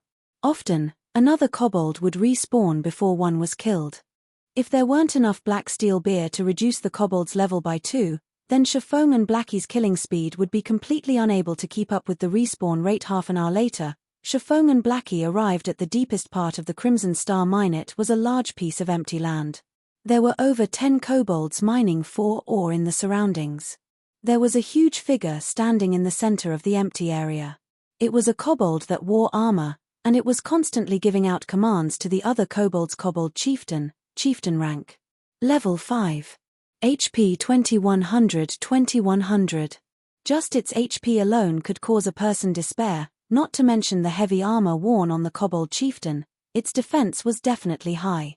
It was nearly impossible for physical type attacks to cause a lot of damage. Moreover, Chieftain rank monsters had a recovery speed of 2% HP every 5 seconds when in battle. That meant the Kobold Chieftain would recover 42 HP every 5 seconds. It was not a number to look down upon. An average level 5 player with physical type damage might not even be able to deal 42 damage within 5 seconds. As for using the smoke bombs to kill the Kobold Chieftain safely, that was completely impossible. A Chieftain monster's range of vision was extremely wide. Even a kobold would have a vision range of 55 yards. Using the smoke bomb to reduce its vision by 10 yards would still leave it with 45 yards. Even for rangers, who had the furthest firing range of 40 yards, it was not enough. Feng thought through it again and again as he looked at the Kobold Chieftain before him, helplessly laughing. Do I really have to use that? Chapter 17, Magic Weapon Released, Famed Swordsman Born. Brother Feng, can we really beat this Kobold Chieftain? Blackie had not an ounce of confidence in him when he looked at the Kobold Chieftain. Ignoring its horrifying amount of HP, the giant axe on its back was enough to terrify someone. If Blackie were hit with that axe, he would definitely turn into meat paste within an instant. I don't know. Feng shook his head. Plans can never keep up with change. There was not a single terrain within the mine that could be used. They could only fight the Kobold Chieftain head-on if they wanted to kill it. The Kobold Chieftain was the most powerful monster Feng had met up with to this point. If he had enough time, Feng would come here when he was level 5, with a full body of bronze equipment. He would have an 80% chance by then. However, there was little left of the time that Forging Master Jack gave him. If he wanted to finish the battle within the 20 minutes remaining, then he would need to send out a small party of level 5 elites to do so. However, there were only 2 of them. Their equipment was also poor. Trying to kill the Kobold Chieftain within 20 minutes was utterly impossible. However, there would be dire consequences if the quest was not finished. There was only one chance to do this hidden quest. If it failed, Feng would not be able to receive it ever again. Thus, Feng was even more unwilling to give up this quest. I can only try it. Feng unwillingly took out the magic weapon, Abyssal Blade. In his previous life, the number of magic weapons Feng had personally witnessed could be counted on his fingers. Anybody who had seen a magic weapon's power would be brought to submission by it. Whereas, those who could properly wield a magic weapon was as rare as a phoenix's feather. Crimson War God was one such person. He had grown to fame within a guild war that had involved over 100,000 people. During that war, Crimson War God held a blooded magic weapon, the Crimson Ghost Axe. He rushed into groups of thousands of warriors with the axe and slaughtered. There was no one who could block his giant axe. In the end, the enemy guild was forced to retreat in embarrassment. Crimson War God had created the scene of one man defending against 10,000.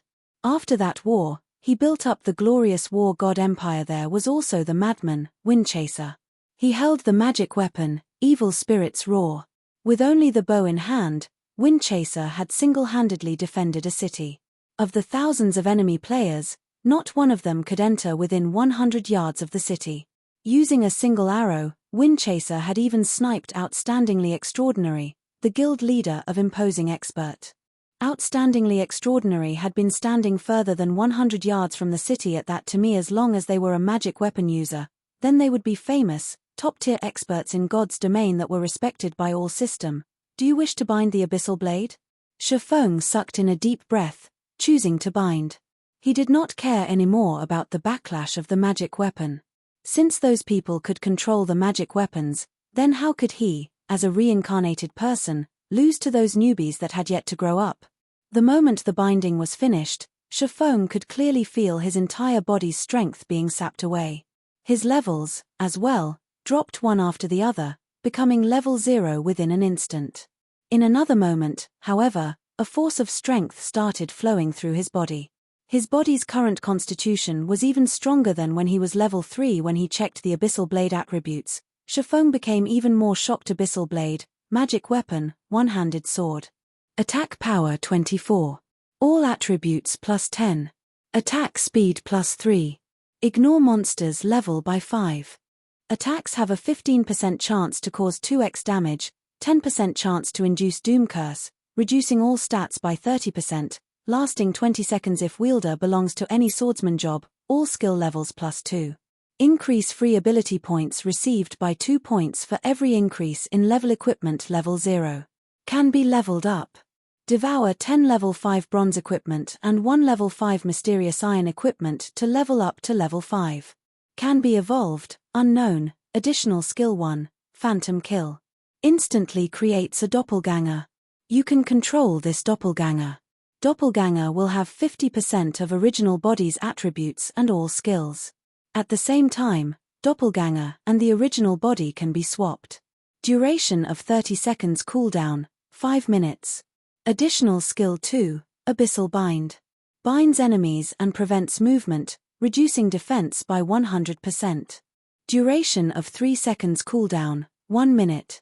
Additional skill 3, 9 Dragon's Slash. Instantly create 9 phantoms of the Abyssal Blade for the wielder to use. Each phantom sword is capable of dealing up to 30% damage. Duration of 20 seconds cooldown, 5 minutes. The Abyssal Blade was personally created by Master Smith Ulysses, using the Black Dragon King's fangs as material. It is one of 36 famed swords, and it is ranked 31st. However, this sword has been cursed by the Black Dragon King. Aside from being able to provide the wielder with immense strength, there would be a backlash after a certain period of time. If the wielder is unable to suppress the backlash, the wielder will receive the curse of the Black Dragon King, permanently reducing all attributes by 50%. Unable to be dropped, unable to be traded. Seeing such attributes and these many additional skills, the Abyssal Blade was no different than a god's weapon. However, there were still 35 of these famed swords, and the Abyssal Blade was just one of the lower-ranked ones. It was hard to imagine what kind of sword the first-ranked was. Brother Feng, please don't scare me. How did you become level 0? Glancing at Feng from the side, Blackie became shocked. It had already been troublesome just facing the kobold chieftain. Now that Feng had fallen back to level 0, how could they fight it? Relax. Use the smoke bombs to clear off the small mobs first. Leave the kobold chieftain to me. Feng called up the attribute panel, placing all 6 free attribute points into agility. His agility had reached 20 points exactly, activating fast and nimble. Feng was very eager to test his sword on the kobold chieftain character. Feng, human. Affiliated kingdom, Star Moon. Title, Might of 1000. Job, Swordsman. Level, 0, HP, 460-460. Attack power, 72. Defense, 4, attack speed, 10. Movement speed, 8, attributes, strength 24, agility 20, endurance 22, intelligence 13, vitality 13. System, strength has reached 20 points. Activating hidden basic skill, smashing fists. Able to destroy trash weapons with bare hand system, endurance has reached 20 points. Activating hidden basic skill, robust physique. Along with the activation of the hidden basic skills for strength and endurance, Feng could now utilize the full potential of his current body. He was no longer a 3-second hero. Although he was level 0, his current attack power and attributes were far above that of when he was level 3. His HP was even more awesome. It wasn't any worse than a level 5 shield warrior's HP. Not to mention Feng still had a bunch of high-level skills. He could definitely fight it out with the kobold chieftain. While Feng was getting used to his body, Blackie had cleared all of the kobolds in the surrounding areas, leaving behind only the kobold chieftain. Wait for me to pull aggro, then you can start madly attacking. Feng instructed. Taking a step forward, Feng rushed towards the kobold chieftain. Wind blade. In the blink of an eye, Feng had arrived in front of the kobold chieftain. The kobold chieftain had yet to react before 2 streaks of black light slashed at its neck. Suddenly, blood splashed from its neck, causing the kobold chieftain to scream in pain. 2 frightening damages appeared above its head 63-128. The kobold chieftain finally reacted. However, just as it lifted its giant axe, another sword flash passed through an unprotected area of its body chop. Another -105 damage appeared on the kobold chieftain. The power of a level 4 chop was shocking. When the giant axe landed on the ground, it created a large crater. However, Feng had long since retreated and followed up by using a level 4 thundering flash. 3 streaks of violent thunder passed through the kobold chieftain's gigantic body, creating damages of -84, -101, -123. Feng had taken over 600 HP away from the kobold chieftain after just a single exchange. The might of the famed sword, the Abyssal blade, even shocked Feng himself. Blackie, who stood a distance away, was even more dumbfounded. Chapter 18, 9 Dragons Slash. The kobold chieftain became enraged when he was dealt the heavy damage by Feng's surprise attack. The blood that leaked from its wound became its stimulant. The kobold chieftain raised its giant axe, bombarding Feng with one attack after another. The kobold chieftain could not react appropriately towards Feng's previous surprise attack. It could only instinctively attack, so its attacks were aggressive against the wild attacks of the kobold chieftain. Even a level 5 shield warrior or guardian knight would die within an instant. Feng could only retreat under such intense attacks. He did not have any chance to retaliate. He also needed to dodge the incoming rubble the size of fists. If they hit him, it would cause quite an amount of damage. A man and a beast exchanged moves at high speeds. If it were an average man, he most likely would not be able to make a single move. He would be halved by the giant axe, becoming very much dead. Blackie, hurry and attack it. I can't hold on for much longer. Feng had been dodging for a whole 7 or 8 seconds now. When he saw Blackie, having yet to attack, he shouted loudly. They were currently facing a chieftain boss, not a little elite. The attack patterns of a chieftain boss were not as monotonous as an elite's. It had a variety of attacks. The chieftain boss was a monster that possessed intelligence. It would even change its attack pattern for specific players. Couple that with a strength that was 2 to 3 times that of a normal elite, the chieftain boss was stronger than an elite by at least 4 times. Although Feng had only exchanged blows with the kobold chieftain for 7 or 8 seconds, it felt like several minutes had gone by. Just from blocking attacks and the occasional counterattack had already taken over 100 HP from Feng. If this situation continued, it wouldn't be long before his HP reached 0. With the famed sword, Abyssal blade, Feng's attributes were greatly increased. It allowed 3 hidden basic skills that were most important to a melee player to be activated. With these skills, Feng was able to exhibit extraordinary attacks and dodges continuously. If he did not possess the Abyssal blade, Feng would have died long ago. I'll come help you, brother Feng. Blackie realized his mistake as he finally reacted. He hurriedly waved his staff, his mouth chanting a curse. After aiming at the kobold chieftain, he shot a dark arrow. The dark arrow landed on the kobold chieftain's body, only dealing 17 points of damage. Blackie's mouth became wide open after seeing this damage. He couldn't help becoming astonished by a chieftain monster's defense. Blackie could cause over 50 damage if he attacked a level 5 monster, however, it was only a third of that amount now. It could be seen how shocking a chieftain monster's defense was. On the other hand, Feng could deal over 100 damage in a hit. What kind of attack power was that? Feng abruptly slashed the Abyssal blade in mid-battle chop. A black light dug itself through a gap in the kobold chieftain's attack peng. Feng took 3 steps backward before stabilizing his body, over 30 damage appearing above his head. On the other hand, only the kobold chieftain's giant axe was pushed back, pausing slightly in midair. It worked. It seems like my strength is just barely enough. Feng was very satisfied with the attack this time. During battles within God's domain, not only could players defend and dodge, but they could also interrupt a monster's attack. This would cause the monster's attack to stop briefly, ending the monster's offensive. It was a high-leveled battle technique. Such techniques only started becoming popular half a year after God's domain's opening, especially in boss battles. If the main tank, did not learn such techniques, the end result would be a party wipe. This was because there were no players capable of blocking a boss crazed and continuous attacks. The Kobold Chieftain's momentary pause had caused it to reveal a weak point. Feng rushed in without hesitation.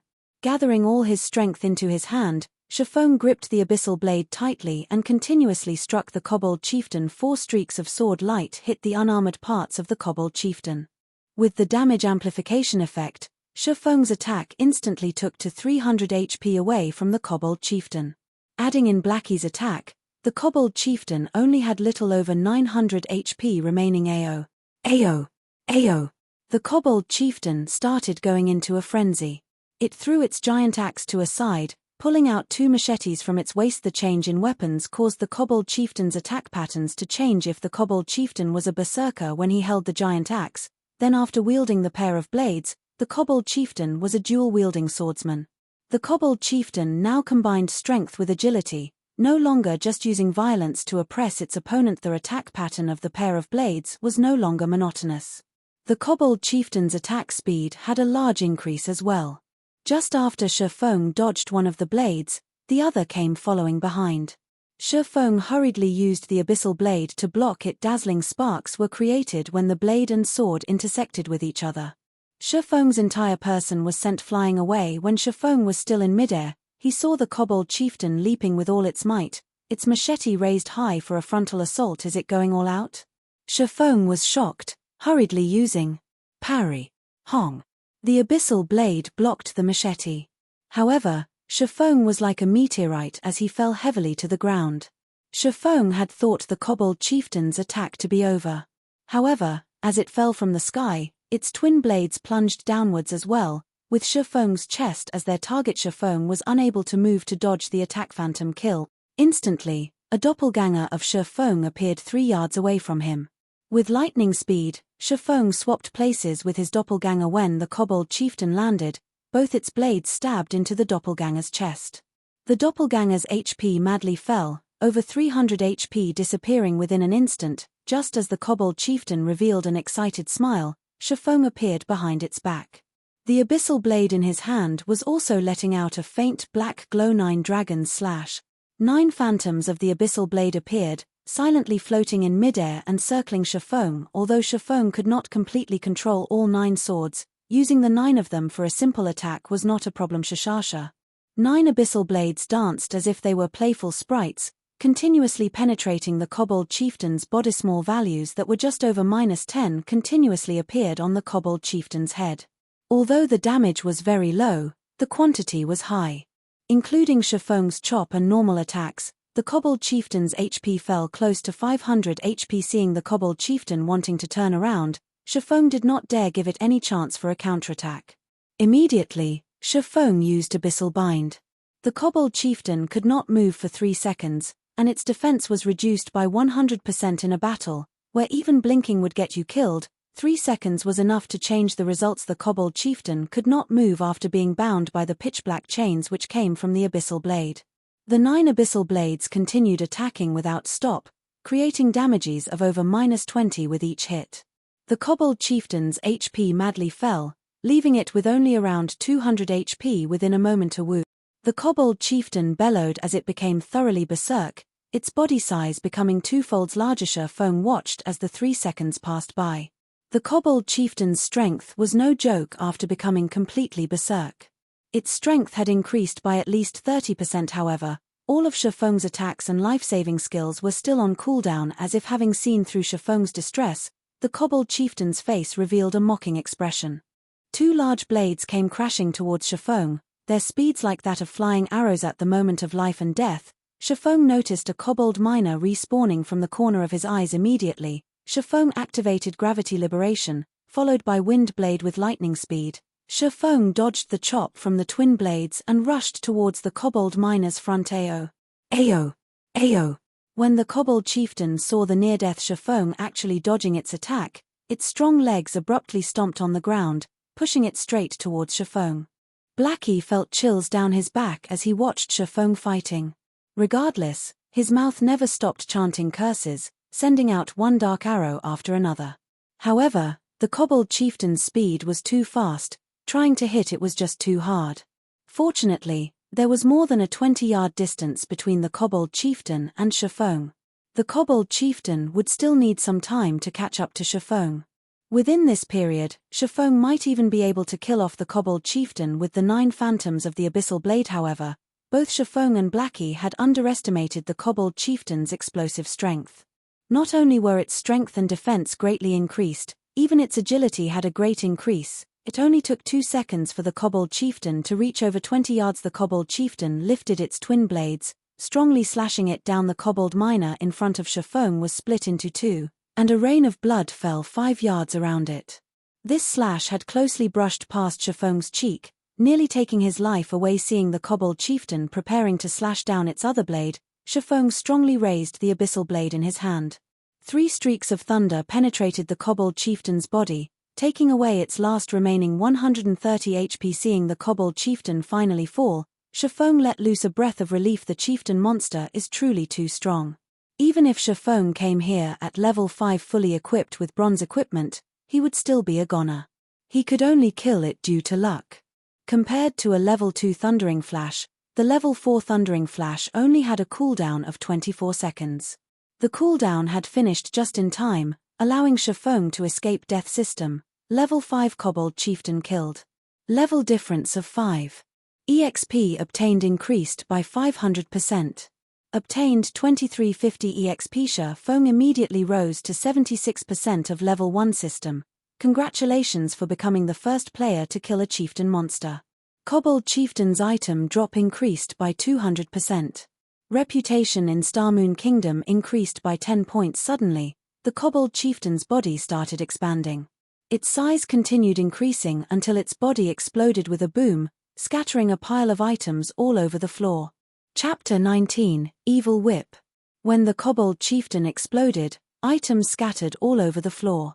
Copper coins paved the floor as well in a copper glow, shining through the entire mine as if celebrating Feng's success. At the moment, Blackie sat paralyzed on the ground, cold sweat pervading his entire body. It was as if all of his strength was sapped out from his body. He could not care less about the drops on the ground. This battle was truly difficult.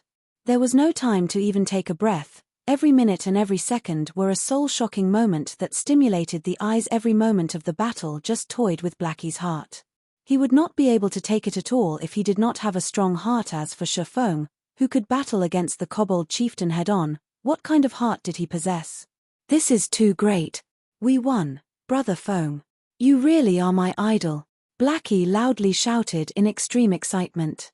Seeing Feng's calm face, Blackie was filled with respect for him. Although Feng's former strength was quite good, surpassing many average players, he was still just an average professional player.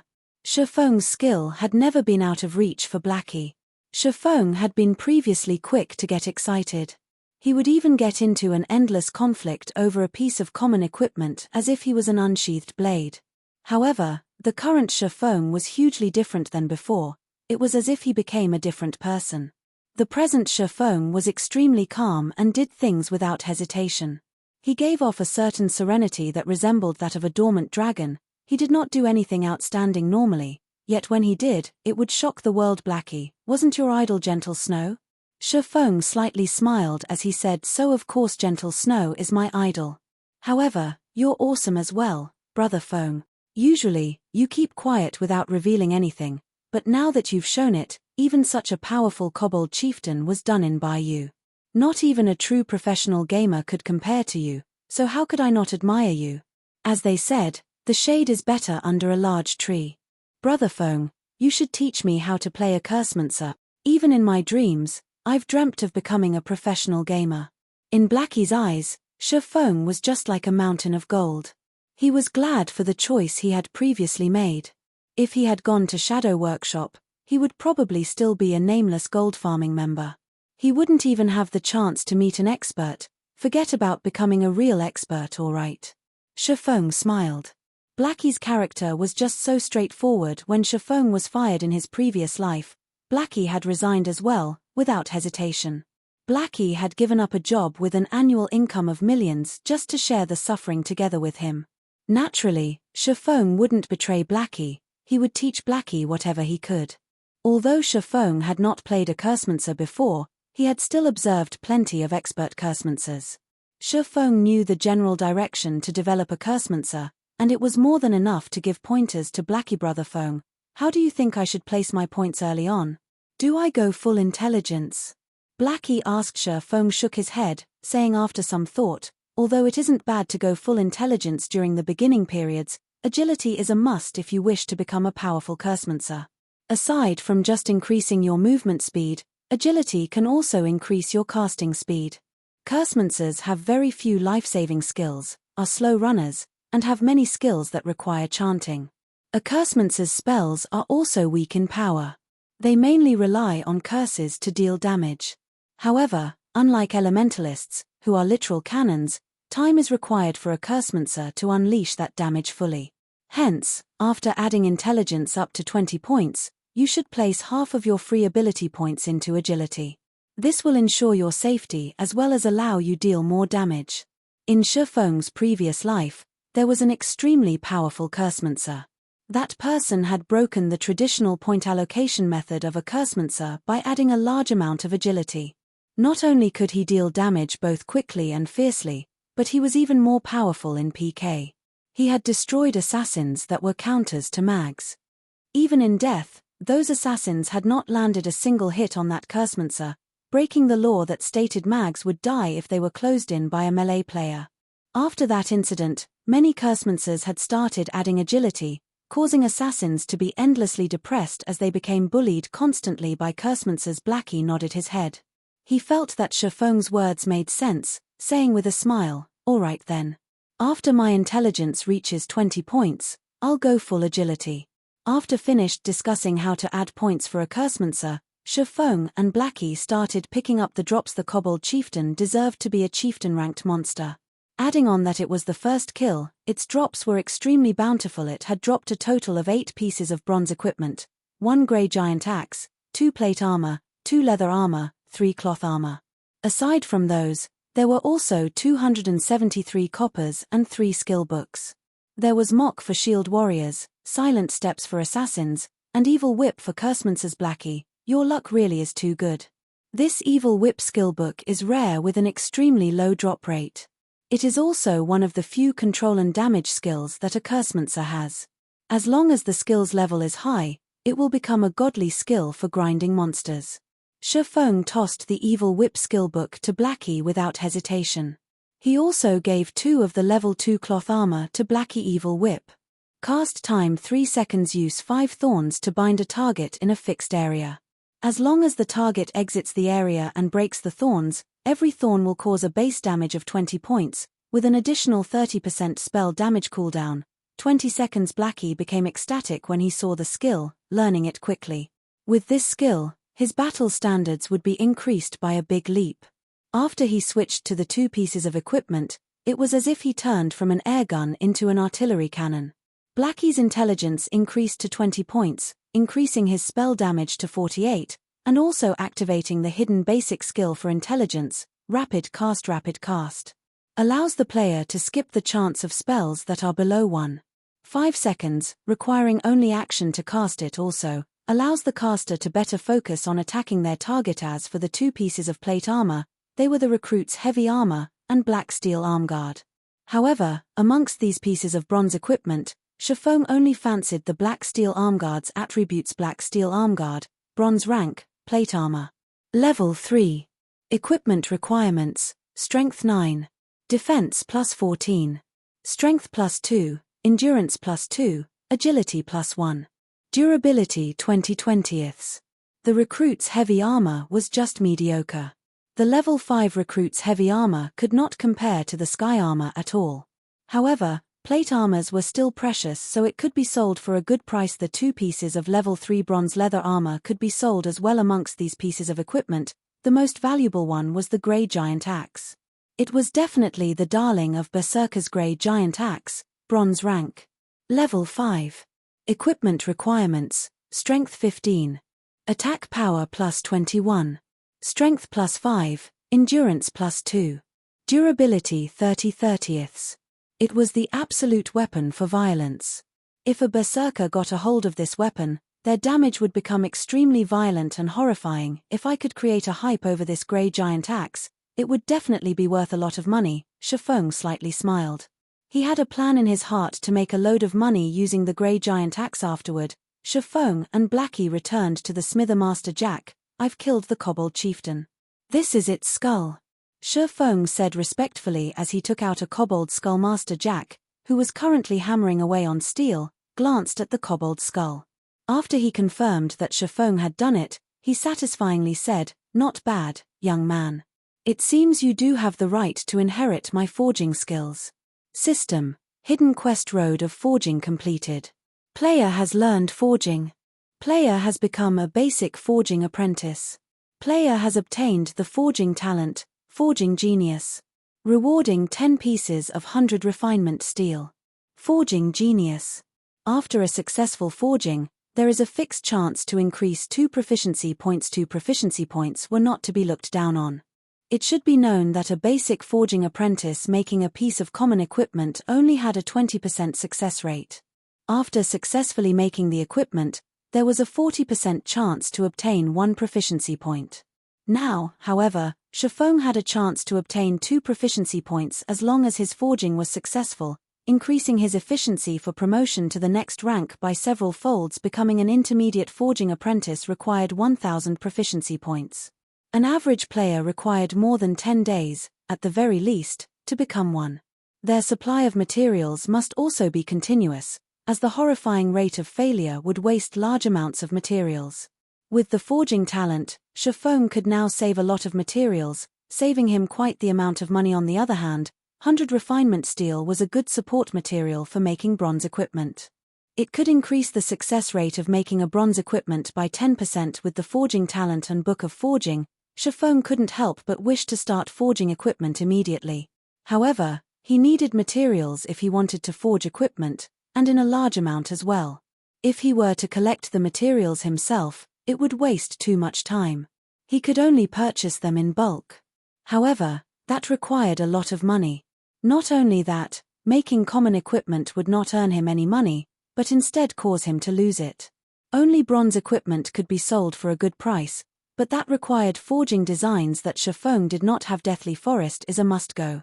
Feng thought about the bronze equipment forging design that could be obtained from within the Deathly Forest. The equipment that could be forged using the forging design was both cheap to make and had very good attributes. In his previous life, there were quite a few forgers who became rich because of that design just as Feng turned around to leave. "Young man, you truly make me look differently at you. Even after so many years of forging weapons, it is still my first time seeing a magic weapon." Master Jack called out to Feng. He had sent his gaze towards the pitch-black sword hanging around Feng's waist. Even if the black sword was rusty and looked like a fire poker, it could not escape the eyes of a master forger. Chapter 20, Curse of the Abyssal Blade. Feng was surprised when Master Jack stopped him. "Young man, are you willing to let me have a look at this sword?" Master Jack looked at Feng with eyes filled with a burning desire. His tone was no longer indifferent, but instead a little whispered. This. Feng was at a loss at Master Jack's sudden initiative request. However, it seemed logical after Feng gave it some thought. The preciousness of a magic weapon, not to mention a famed sword forged by a master smith, went without saying. A famed sword was the lifelong pursuit of every master forger. They would definitely want to experience it after seeing one. Seeing Feng hesitating, Master Jack quickly said, "You can be at ease. I only wish to see it, and I won't let it be for nothing. If you have any requests, do mention them." When Feng heard this sentence, he became extremely excited. This was a master forger. Just by simply forging, he could create a piece of equipment of mysterious iron rank, secret silver rank even. His request was just to have a look at Feng's sword. Feng agreed without hesitation. He passed the Abyssal Blade over to Master Jack. NPCs couldn't steal items from players, so he was completely unworried whether or not Master Jack would do away with the Abyssal Blade. He would allow Master Jack to look at it however he wished. Afterward, Feng would ask for a secret silver one-handed sword. By then, he would be able to fully display a swordsman's true strength. Master Jack held the Abyssal Blade that looked like a fire poker, both praising the delicateness of the blade and marveling at its strength. After looking at it for over 10 minutes, Master Jack unwillingly returned the Abyssal blade to Feng. Young man, this is a good and infinitely powerful sword. However, the curse on this sword is extremely evil. The more you unleash the power of this sword, the stronger the curse will get.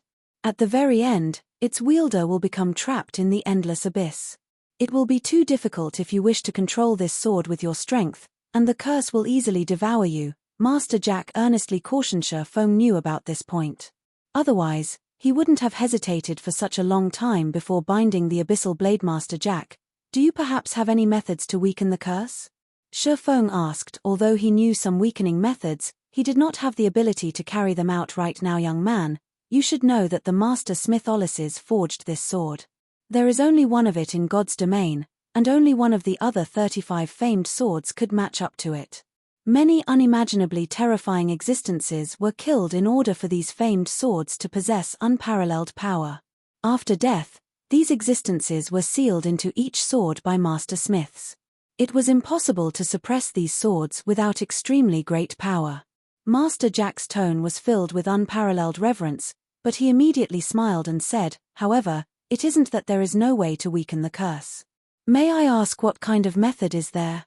Feng quickly asked. If you wish to suppress a great power, you would need an equally great power to do so. The power sealed within the sword is a curse. If you wish to weaken it, you will need to have sufficiently great luck. Master Jack lamented, in the continent of God's domain, some stones have gathered the luck of God's domain. These stones are named lucky stones. As long as you have a lucky stone, then you could counterbalance the curse. Although this piece of stone could be found throughout the whole continent, there are only a very few people who could obtain it. Even I have not seen it before. Trying to find one is truly too difficult. If you can find a piece of this stone, then I can help you weaken the curse on your sword. Seeing Feng's slack expression, Master Jack shook his head in consolation, saying, young man, you have to know that the lucky stone is extremely rare. You shouldn't feel discouraged. It is normal not being able to find one. Only those who are blessed by God can obtain a lucky stone, and they are people that we cannot compare to. Master Jack, is it this piece of stone? Feng slightly smiled as he took out the dark green-colored star crystal. Right, this is a lucky stone. Master Jack nodded his head after seeing the dark green-colored star crystal. However, he became stunned a moment later. He was looking at Feng as if he were looking at a monster. Feng shrugged his shoulders, indicating that it was nothing. Feng had been sluggish before because he found out that Master Jack was able to use the lucky stone to suppress the Abyssal blade. It should be known that there was quite a few Master Forgers in the Star Moon Kingdom. However, the number of Master Forgers capable of using a lucky stone to suppress the curse of a magic weapon could be counted on a single hand. Feng had never thought that the Master Jack in front of him would be one of the Master Jack. Can you weaken the curse now? Feng asked with anticipation. After a few moments, Master Jack finally recovered to his previous calmness. Pretending to be indifferent, he said, okay, no problem. I can finish it within half an hour. To the side, Blackie held onto his stomach as he tried his best not to laugh. However, Master Jack's stupefied expression was truly too much for Blackie. He had to run off into the forest before laughing loudly. Half an hour later, Feng received the Abyssal blade. He discovered some changes to the Abyssal blade's introduction. The Abyssal blade was personally created by Master Smith Olysses, using the Black Dragon King's fangs as material. It is one of 36 famed swords, and it is ranked 31st. However, this sword has been cursed by the Black Dragon King. Aside from being able to provide the wielder with immense strength, there will be a backlash every so often. However, after being remodeled by Jack using a star crystal, the strength of the backlash has been greatly reduced. If the wielder is unable to suppress the backlash, then the wielder will receive the curse of the Black Dragon King, permanently reducing all attributes by 50%. Feng's heart relaxed by a lot after seeing the description in this paragraph of words. At the very least, the backlash won't be too powerful in a short period of time. Feng stored away the Abyssal blade. Suddenly, he noticed a lot of messages that had been sent by Lonely Snow. All of the messages asked why Feng had yet to arrive, and how much longer would he need to reach the Deathly Forest. Blackie, let's go dive into a dungeon. Feng sent a reply message stating that he would come immediately because of the issue with the Abyssal blade. Feng had completely forgotten about the appointed time. He let Lonely Snow wait more than half an hour. However, Feng would make the appropriate compensations within the Deathly Forest. Okay. I was just worrying that I won't have a chance to try out my new spells, Blackie said excitedly when Feng and Blackie arrived at the dungeon area of the Deathly Forest. The entire Deathly Forest was filled with people. Level 2 players were everywhere, and many players were forming parties to enter the dungeon. Open party for Deathly Forest, welcoming violent damage dealers, for waiting for 2. Effective party for Deathly Forest, we are just missing a powerful healer, guaranteed to clear. Seeing such a scene, Feng shook his head slightly. He walked towards Lonely Snow, who was waving his arm. In Feng's previous life, the players had been stuck at the Deathly Forest for a long time.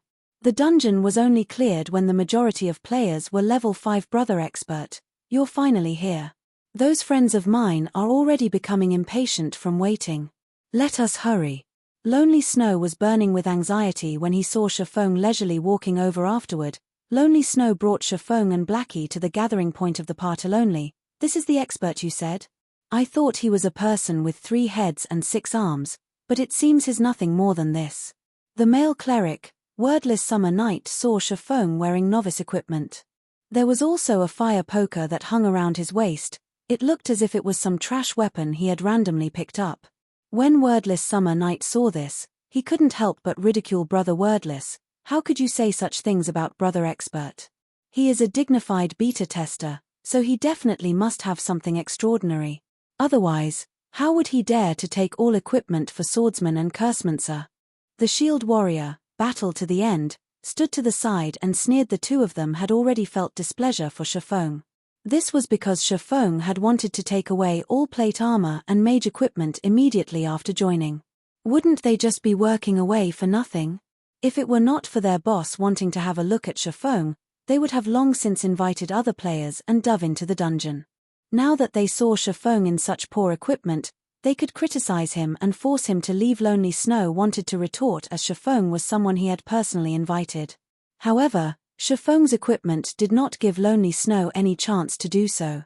He could only stare in silence. Alright, let's party up. A lot of people have already entered the Deathly Forest. If we don't dive in, we won't have a chance at competing for the first kill. As the party's leader, the handsome male ranger, waving slowly but surely, interrupted as he said. Blackie wanted to argue back, but Feng stopped him. Feng thought nothing of the two people's ridicule. No matter what he said, he and Blackie had left them waiting for more than half an hour, so couldn't he just let them speak a few more sentences? Just as they finished partying up, the Shield Warrior furiously said, "Crap, this noob is just level 1. He's just here to swindle equipment. Boss, Deathly Forest is a level 2 dungeon. If we let a level 1 noob enter the dungeon, aren't we just waiting to get wiped?" Wordless Summer Night looked towards the ranger, waving slowly, showing his displeasure. Lonely Snow was equally shocked when he saw Feng's level. It should be known that many players had already risen to level 2. How was it possible for a beta tester not to reach level 2? Boss, waving slowly, looked towards Feng. Before this, he still had some hope for Feng, but now it was all gone. He suddenly said in a cold tone, "Did you die once before this?" "Nope." Feng shook his head, honestly saying, "However, entering Deathly Forest at level 1 is enough. Then you can go now. We don't need such an expert like you here. We hope you can understand." Waving slowly, coldly said, his brows slightly wrinkled. "Boss, this must be a misunderstanding. How about we try it out first?" Lonely Snow explained. "Try it out?" Wordless Summer coldly laughed. "Then who will be responsible when we die? You should know that we still lose experience if we die in a dungeon. Although it is low, that is still 10%. Can this noob repay such a loss?" Wordless, "Don't make it hard for Lonely." Waving slowly repeatedly said, "Lonely, I know you are trying to cover for this swordsman, but I have to take responsibility for our party. I will only find veterans to enter the dungeon. I will not waste time partying up with a novice.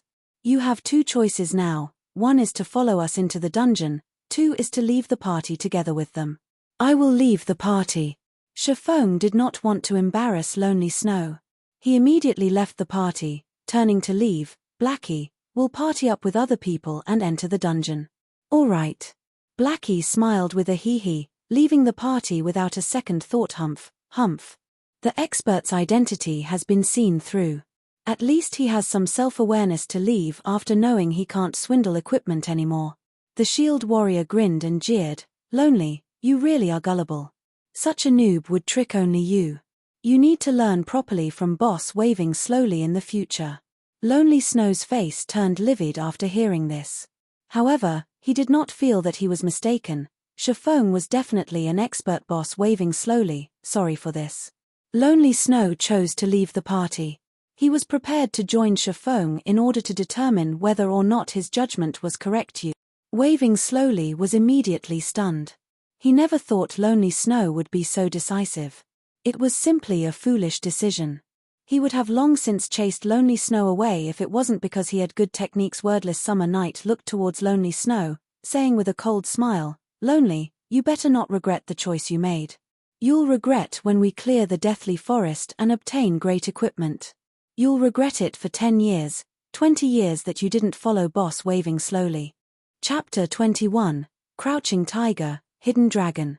Being said in such a way by Wordless Summer, Lonely Snow did not give any rebuttals. He only lowered his head and left, chasing after Feng. Waving slowly squinted his eyes. When he thought about Feng equipped in a body of trash equipment, he could not understand what methods Feng had used to cause Lonely Snow to follow him. Lonely Snow had even given up on the clearing Deathly Forest boss. Let's ignore that foolish Lonely Snow. At worst, we'll start looking for people again. There are plenty of level 2 players now. Battle to the end, said in disdain as he watched Lonely Snow. Waving slowly nodded his head. Lonely Snow's leaving did not cause any loss to their party. As for Feng creating a party to dive into the Deathly Forest, not to mention clearing the dungeon, nobody would go in with a level 1 player in front of the Deathly Forest's entrance. Feng and Blackie continuously shouted to recruit people. Open party for Deathly Forest, no rigid requirements. Okay, as long as you're a veteran gamer. 2 waiting for 4. Feng shouted when everyone heard of it. Many level 2 players had run over. It was because Feng's requirements were very low. Many small parties would choose people based on equipment quality. They needed a few pieces of common equipment to pass. However, who would have that many pieces of common equipment in the early periods of the game? Party me. I'm already a level 2 cleric. Party me. I'm a level 2 shield warrior. I also have a piece of level 1 common plate armor armguard. In just a moment, Feng had invited 4 people. These 4 people were quite happy originally. There were over 10 people currently present, but only they were chosen. However, after they saw the party leader, Feng's level, they left the party in rage. One after another. Fuck, it's just a noob coming to die in the Deathly Forest at level 1. If you want to enter the dungeon, enter it by yourself. I won't accompany you. No wonder there are no requirements for the party. Want us to give you a ride? Not a chance. The 4 people were extremely enraged, and the voices they made were practically roars. Every player at the Deathly Forest could hear it. Even a level 1 player dares boast about entering the Deathly Forest. He just wants to tag along for experience and equipment. Lucky for me, I didn't go over. There are all sorts of birds in a large forest. Who would be foolish enough to enter the dungeon with a level 1 noob? Isn't that just looking to be abused? One after another, the level 2 players laughed at Feng for overestimating himself and for his foolishness. Get lost if you don't wish to party up. We're not begging you all to come. Blackie became enraged after listening to them. Feng's techniques had long since convinced him, yet these people were calling Feng a noob. Can a noob kill a level 2 rare elite when he was level 2? Can a noob kill a level 5 chieftain when he was level 0? These people were just a group of snobs and idiots. Crap, my knowledge has been widened. A level 1 noob party can be awesome. I really want to see how you 2 gather a full party. The cleric that just left the party said with a cold smile. At this moment, Lonely Snow ran over. When he saw Feng, he hurriedly said, Brother expert, give me an invite. I want to enter the Deathly Forest together with you guys. I have 2 pieces of common plate armor equipment on me. Defense is 24. Alright. Feng immediately sent an invitation. Blackie never imagined that Lonely Snow would actually leave his original party and come to them. He suddenly had a good impression of Lonely Snow. Blackie clapped Lonely Snow's shoulders, heartily laughing. You have good eyes. Don't worry, following Brother Feng definitely won't be a mistake. Nonsense, nonsense. Lonely Snow was still slightly worried within his heart. The grinding spot Feng had simply pointed him to had allowed him to rise to level 2 quickly. However, Feng himself hadn't even reached level 2, and he was still wearing very poor equipment. Lonely Snow just couldn't understand how it could be, so the spectating players by the side all became dumbfounded. There was actually someone who would enter the dungeon with a level 1 noob. This person had good equipment, at that. The brand new plate armor and boots on Lonely Snow must definitely be common equipment and not trash equipment. Although Lonely Snow had joined the party, not a single player had joined them after Feng had recruited for over 10 minutes. With just 3 of them alone, it was impossible to enter and clear the dungeon at this moment. Waving slowly but surely brought a group of people. Brother Expert still hasn't partied anybody? We've already invited another 3 strong members. All of them have at least 2 or 3 pieces of level 1 common equipment. The cleric, Endless Summer Night, said to Feng in ridicule. Waving slowly only sent a glance towards Feng, then moved his sight towards Lonely Snow, saying, You won't have a future if you follow him around. Before we enter the dungeon, you could still consider it over properly. I guarantee that you definitely won't suffer a loss. Afterward, Waving slowly shifted his gaze towards Blackie. Previously, all his attention had been on Feng, having ignored Blackie. Now that he took a closer look, Blackie's clothing looked brand new. Blackie was even holding a Blackwood staff. His equipment should be quite good, and he was also level 2, so his techniques should be good as well. Yuri not bad as well. Why don't you join our party? You should know that we are an elite party.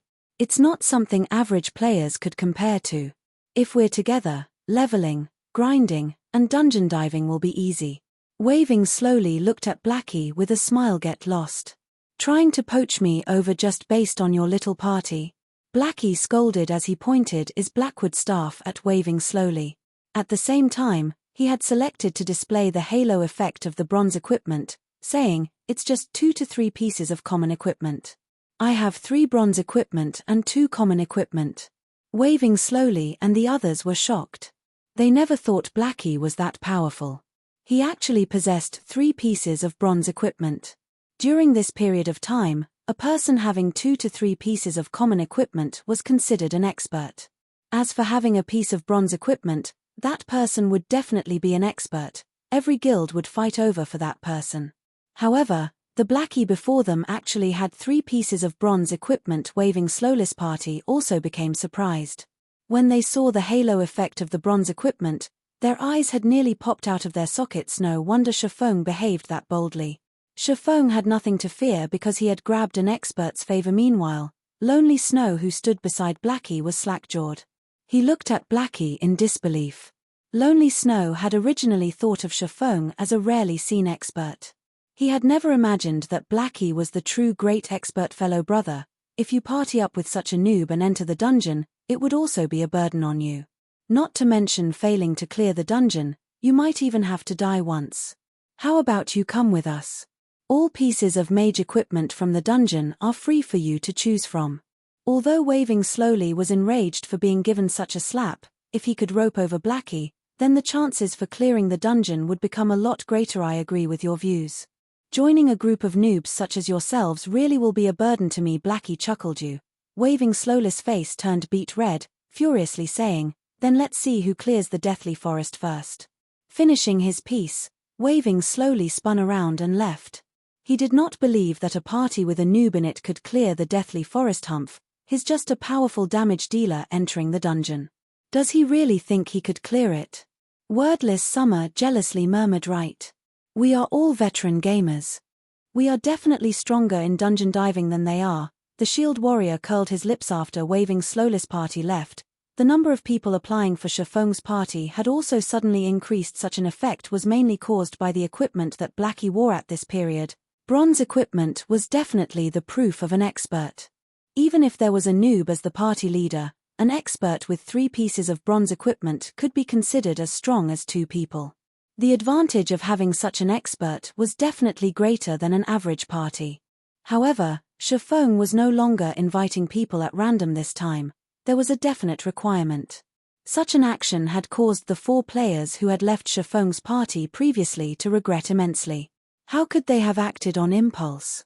Now, Feng wouldn't give them a chance even if they wished to join, just as Feng was fervently recruiting party members.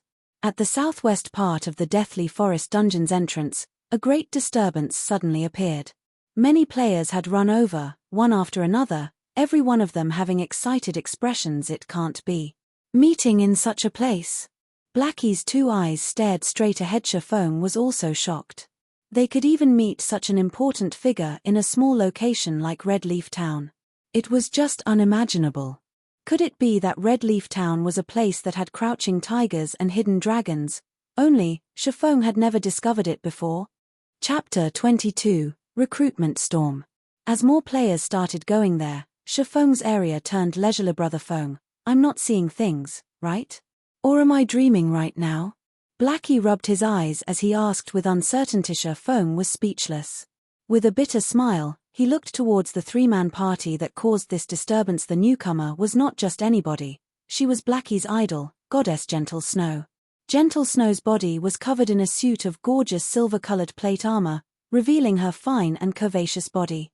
Adding to her angelic beauty and snow-cold temperament, even women's hearts would be moved by her, as well as a large group of men. Even Feng couldn't help but admit that Gentle Snow was the most perfect woman he had seen before, be it regarding appearances, body, or temperament.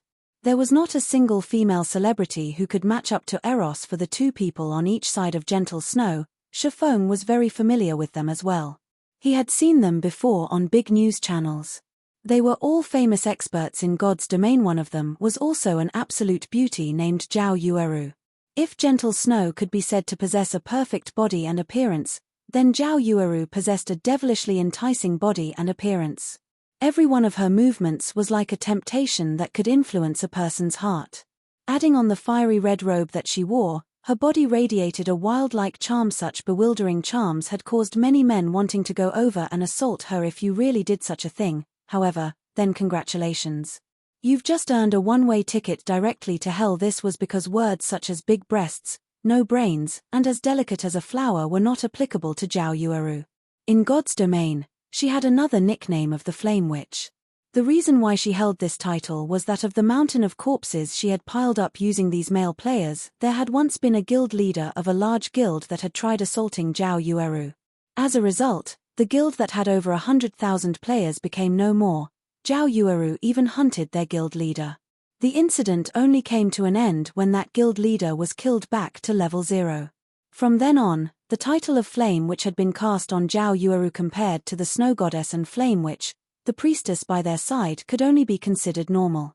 She was not overly beautiful, her techniques were not bad, and she was also within the top 100 rankings of Starmoon Kingdom's priest leaderboard. 2 absolute beauties plus a great beauty. Such a combination had created brilliant scenery in the Deathly Forest. Hundreds of players surrounded them, trying to become acquainted with the 3 women. Unfortunately, the 3 beauties did not even look at them. Sister Yueru, these people are really scary. How about we return and level up? The timid Xiao Yue whispered. Yue, don't be afraid. With Gentle Snow here, even if you give these hateful, vulgar men 10 times the courage, they wouldn't dare come over here, Zhao Yueru said with a smile, proudly sticking out her chest. Gentle Snow only nodded her head in reply. Regarding these salivating, vulgar men, she did not even place them in her eyes. Although the drops from elite monsters are not bad, the drop rate for skill books is higher at the Deathly Forest. If we don't grind for a few more skill books, we will level up very slowly in the future, Gentle Snow quietly said. Zhao Yueru nodded her head in agreement. Although the 3 of them had killed quite many elite monsters, the number of skill books that dropped was very little. Until now, the 3 of them had yet to learn even 3 skills. It was really affecting their strength utilization and grinding efficiency. Effective party for Deathly Forest, looking for a healer and MT, 3 waiting for 3. After taking a few looks, Feng continued shouting. Although Gentle Snow and Zhao Yueru were indeed attractive, Feng was no longer a child. He had seen plenty of beauties, especially after he became Shadow's captain. Many beauties would willingly throw themselves at Feng. As for Gentle Snow and Zhao Yueru, it was good enough to just look at them for pleasure. Such beauties were not something Feng could have thoughts about. His main goal right now was to get down to business. However, Feng's shouting did not yield any replies. Not a single player had even glanced at him. All of them were staring and salivating at Gentle Snow's group of 3. Even Blackie was no exception. His eyes had nearly popped out of their sockets from staring Feng's side, helplessly shaking his head, and continued shouting and recruiting people. Crap, what is this fool blabbering about? Do you really think anybody would commit suicide together with you in the dungeon? Quickly scram, you level 1 noob. Stop distracting me from looking at beauties. Quite a few players started to express their discontentment. 2 high-quality beauties had already shown up, yet instead of trying to get closer to them, Feng was actually making noise here. What would you do if those beauties were scared off? That person is interesting. He can actually attract the hostility of so many people. Did he do something immoral before? Xiao Yue revealed a crescent moon-like smile, giggling as she pointed at Feng. Zhao Yueru aimed her eyes over as well. She felt nothing special from Feng. He was even dressed in tattered clothing. Zhao Yueru felt that Feng was just trying to seek attention from the crowd. She suddenly said in disdain, "He is definitely doing so to grab our attention. Let's not bother with him and quickly party up 3 people to dive the dungeon." Regarding the number of men who had tried to attract their attention, there were just too many of them. Zhao Yueru had seen all kinds of methods these men had used before, and Feng's method was not a rare sight at all, but instead outdated Gentle Snow did not voice out any opinions, only taking a look at Feng. She felt an odd feeling coming from Feng. This was the spirit of a hidden sword. Gentle Snow was especially concerned about the fire poker hanging around Feng's waist. "Gentle Snow, what happened to you?" Zhao Yueru curiously looked at Gentle Snow. She did not understand why Gentle Snow would keep staring at the extremely ordinary Feng. "It's nothing. Maybe it's just my imagination. We should hurry up and recruit some people to dive the dungeon." Gentle Snow shook her head, no longer looking at the fire poker at Feng's waist. Originally, Feng's party already had trouble recruiting for people. However, because of Zhao Yueru's single sentence, nobody else had paid attention to Feng's party. Even if his party had an expert present, Feng expressed his helplessness when seeing the hundreds of players queuing up in front of Zhao Yueru. The 3 women's arrival had really bad timing. "Brother Feng, why don't we go over there as well?" Blackie shamelessly suggested. "Scram. What do you take me for?" Feng rolled his eyes at Blackie. This fellow was just too shameless, forgetting friendship after finding love. Instead, Lonely Snow was the better one.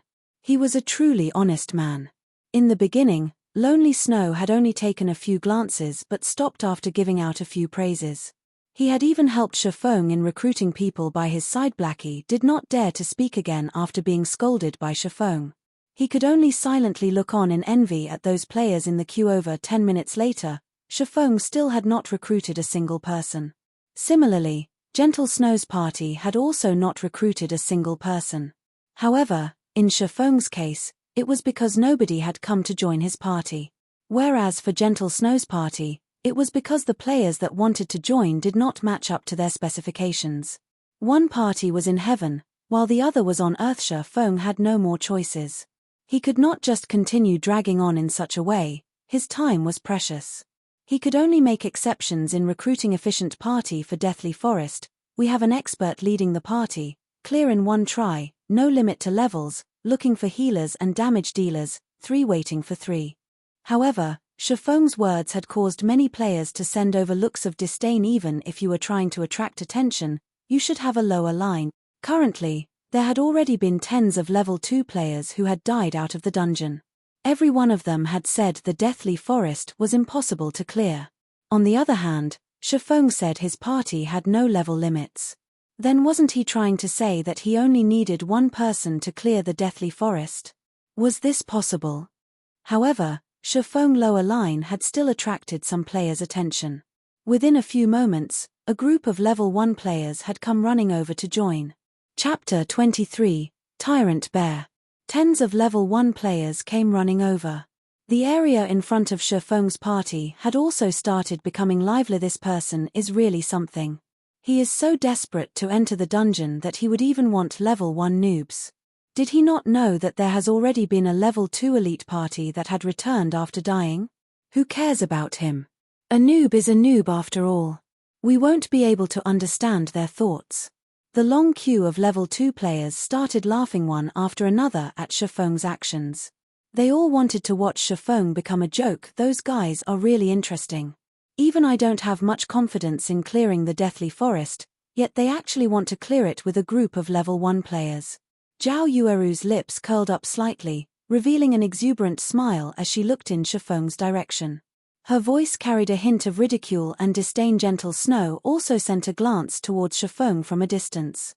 Feng's temperament was both calm and confident. He did not become angry from being laughed at.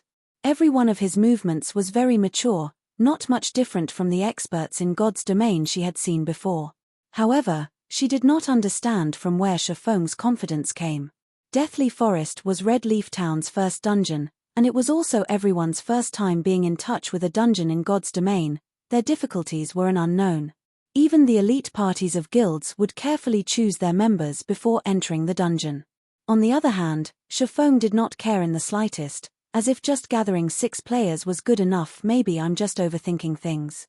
He's just a level 1 player, so how could he clear the Deathly Forest? Gentle Snow caressed her elegant hair, her heart no longer thinking about Feng's odd actions. She looked at her hand, at the player information displayed on it: level 2 summoner, magic attack 28, HP 150, defense 8, movement speed 4. Fail. Next. Afterward, another Cursemancer stepped forward. The person tensely sent his own attributes to the snow goddess. Gentle Snow on the other side, Feng as well was looking at player data. Although he did not have a lower line, he did have a bottom line. The equipment and levels of these level 1 players were much worse than the level 2 players that Gentle Snow's party were recruiting. However, they were still players. As long as they did not simply add their 8 free attribute points early on, the chance of clearing the Deathly Forest with a 6-man party was very high. As for those shield warriors and guardian knights who solely added strength or weapons job but did not add agility, all of them were rejected. Big brother, please party me. Although I am just a level 1 guardian knight, I have a piece of level 0 common equipment. Also, all 8 of my attribute points are still available. I can completely add them based on your requirements. A youth named Cola pleaded, his eyes filled with expectations. Feng was slightly surprised. A guardian knight that did not add any attribute points could actually reach level 1. It was a masterpiece. It had to be known that guardian knights had very low attack, making the killing of monsters difficult. Normally, they would party up to kill monsters. To increase grinding efficiency, they would add a few points of strength. Otherwise, leveling up would be too slow. Guardian Knight Cola? Cola. Cola. When Feng looked at Cola's face, and also his tall and muscular body, he felt that it was somewhat familiar. Suddenly, he entered into deep thought. His memory seemed to have such a person in it. That's right. It's Tyrant Bear. Feng managed to remember it.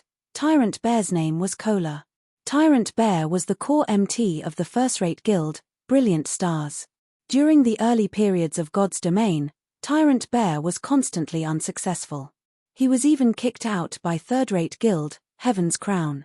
After entering Brilliant Stars, Cola suddenly started to shine.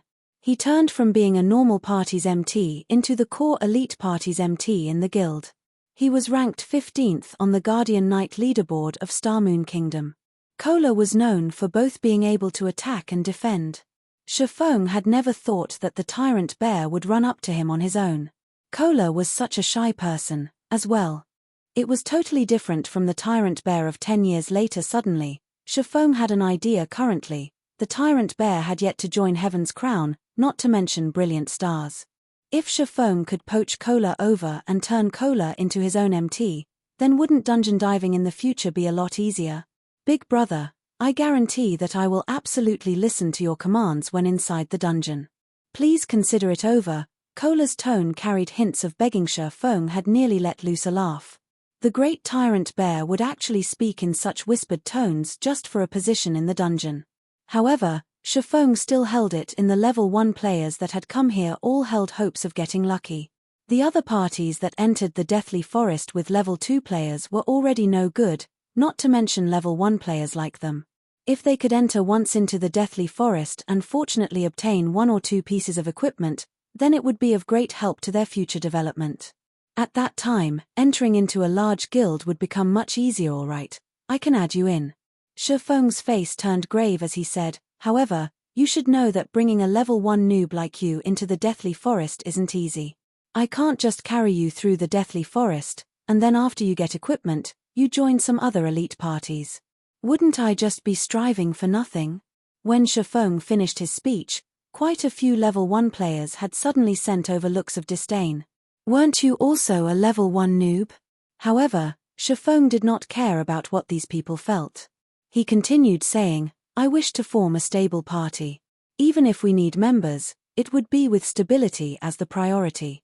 If you wish to enter the dungeon, you need to be prepared for the long term. When I call you for dungeon diving, you must come. You cannot reject because you have some other matters. So, what will be your choice? When the other players heard Feng saying so, they suddenly turned quiet. Feng's intentions were very clear.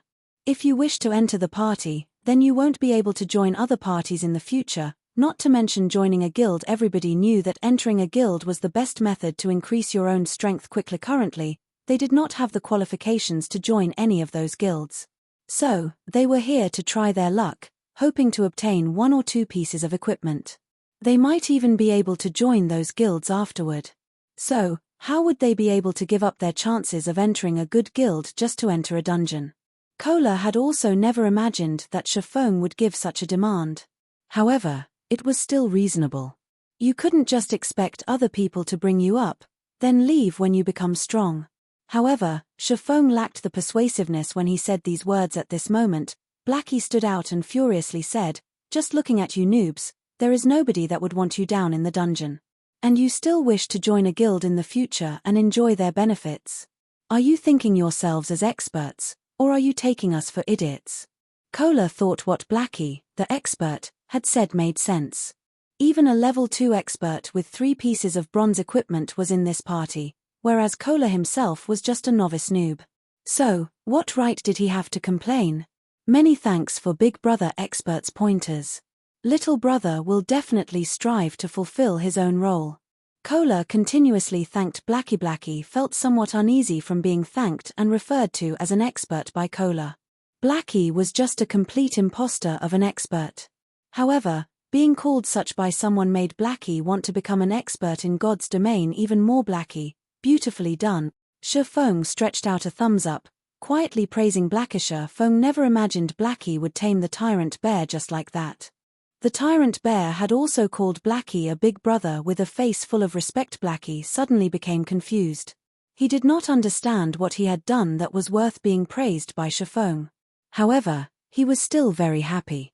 At least he had done something for Feng, although he didn't know what he had done exactly. Over 10 minutes later, Feng finally gathered 6 players. They could start dungeon diving now. Chapter 24, Hell's Roar. Although Feng's party was gathered, the observing level 2 players had started laughing. They were not laughing because all the players Feng had invited were level 1.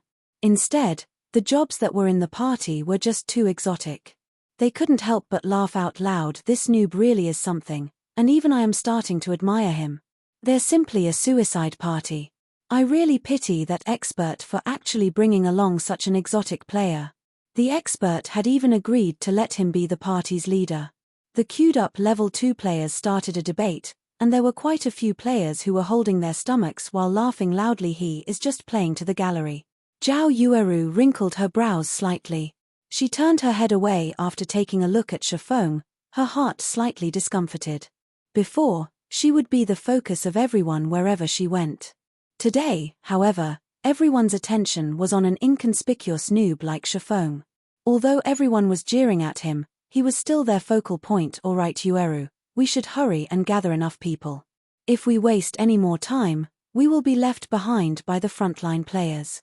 Although Gentle Snow felt that Feng seemed to be an expert regarding levels, methods of recruiting people and such, he was just too far from being referred to as an expert.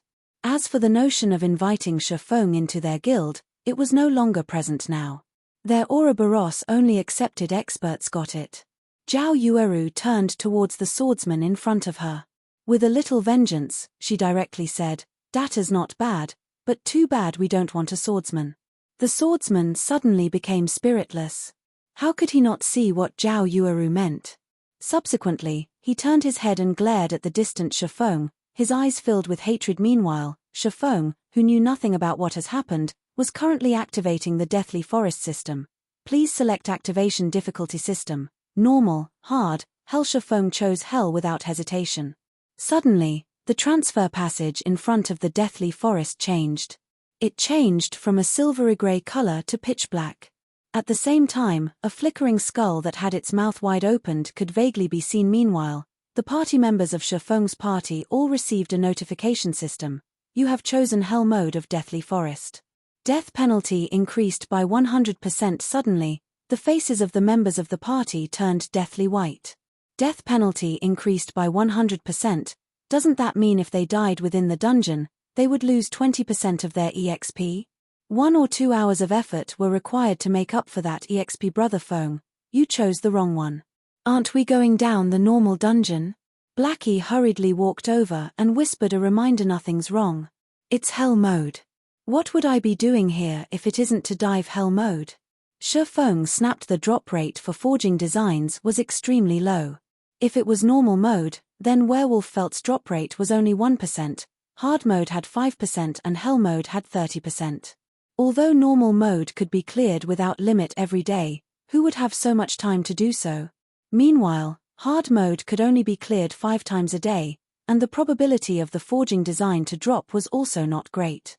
As for Hell mode, it could only be cleared once a day, but it was also the one that had the most hopes of dropping it. Feng.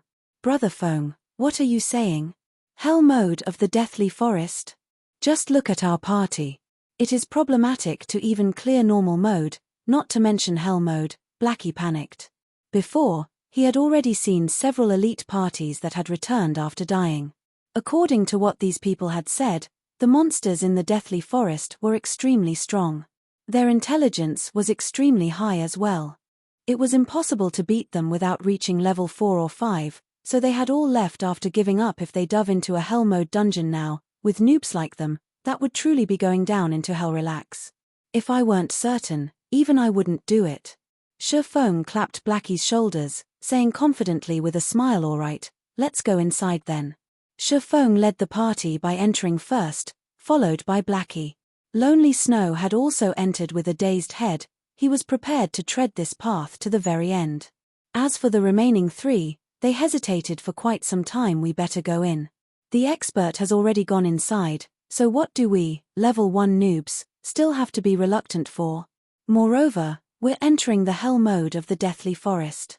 Even mentioning it would be a glory. Cola encouraged. The other 2 felt that it made sense and had also followed into the dungeon. Meanwhile, the area in front of Gentle Snow's party was completely silent. All of the level 2 players were stunned. They were not just shocked, but thunderstruck.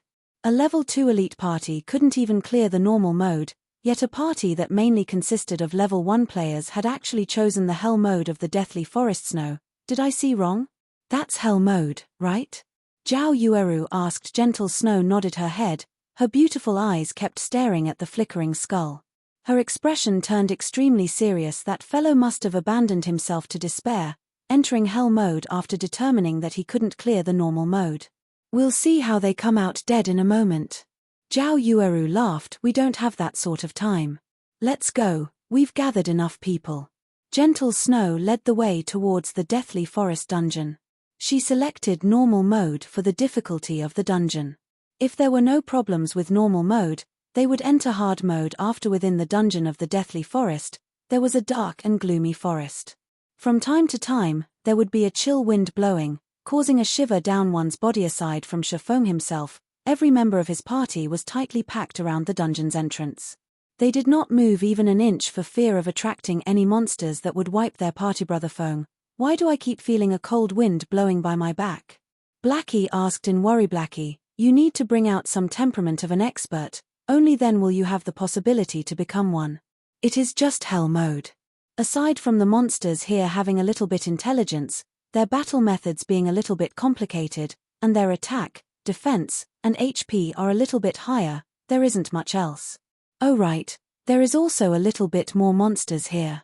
After some thought, Feng felt that he had nothing more to add. Suddenly, every member of the party sent looks of disdain towards Feng when diving a dungeon. Even a small difference in attack and HP could cause a team wipe. As for Feng, he had just simply explained. Moreover, what did he mean by just a little more intelligence? They had experienced before the battles with monsters in God's domain. Regarding those monsters with slightly higher intelligence, even with the same attack and HP, their strength would still be increased by 1 or 2 folds. Alright, stop minding these little matters. I'll be explaining the strategy for this dungeon in a moment, so you guys better listen carefully. If you don't follow through, then your lives will become forfeit. Feng waved his hands, ready to start explaining the strategy to conquer the dungeon. Suddenly, a strong wind blew from the dark and gloomy forest, causing the trees to sway madly. Ayo! Ayo! Ayo! After the howling wind came a furious roar that resounded throughout the entire deathly forest. Countless birds were scared, flying off into the sky. Blackie and the others were stunned by such an imposing aura. They were just youths around the age of 20. They had never experienced any great hardships, not to mention being tempered through life or death situations.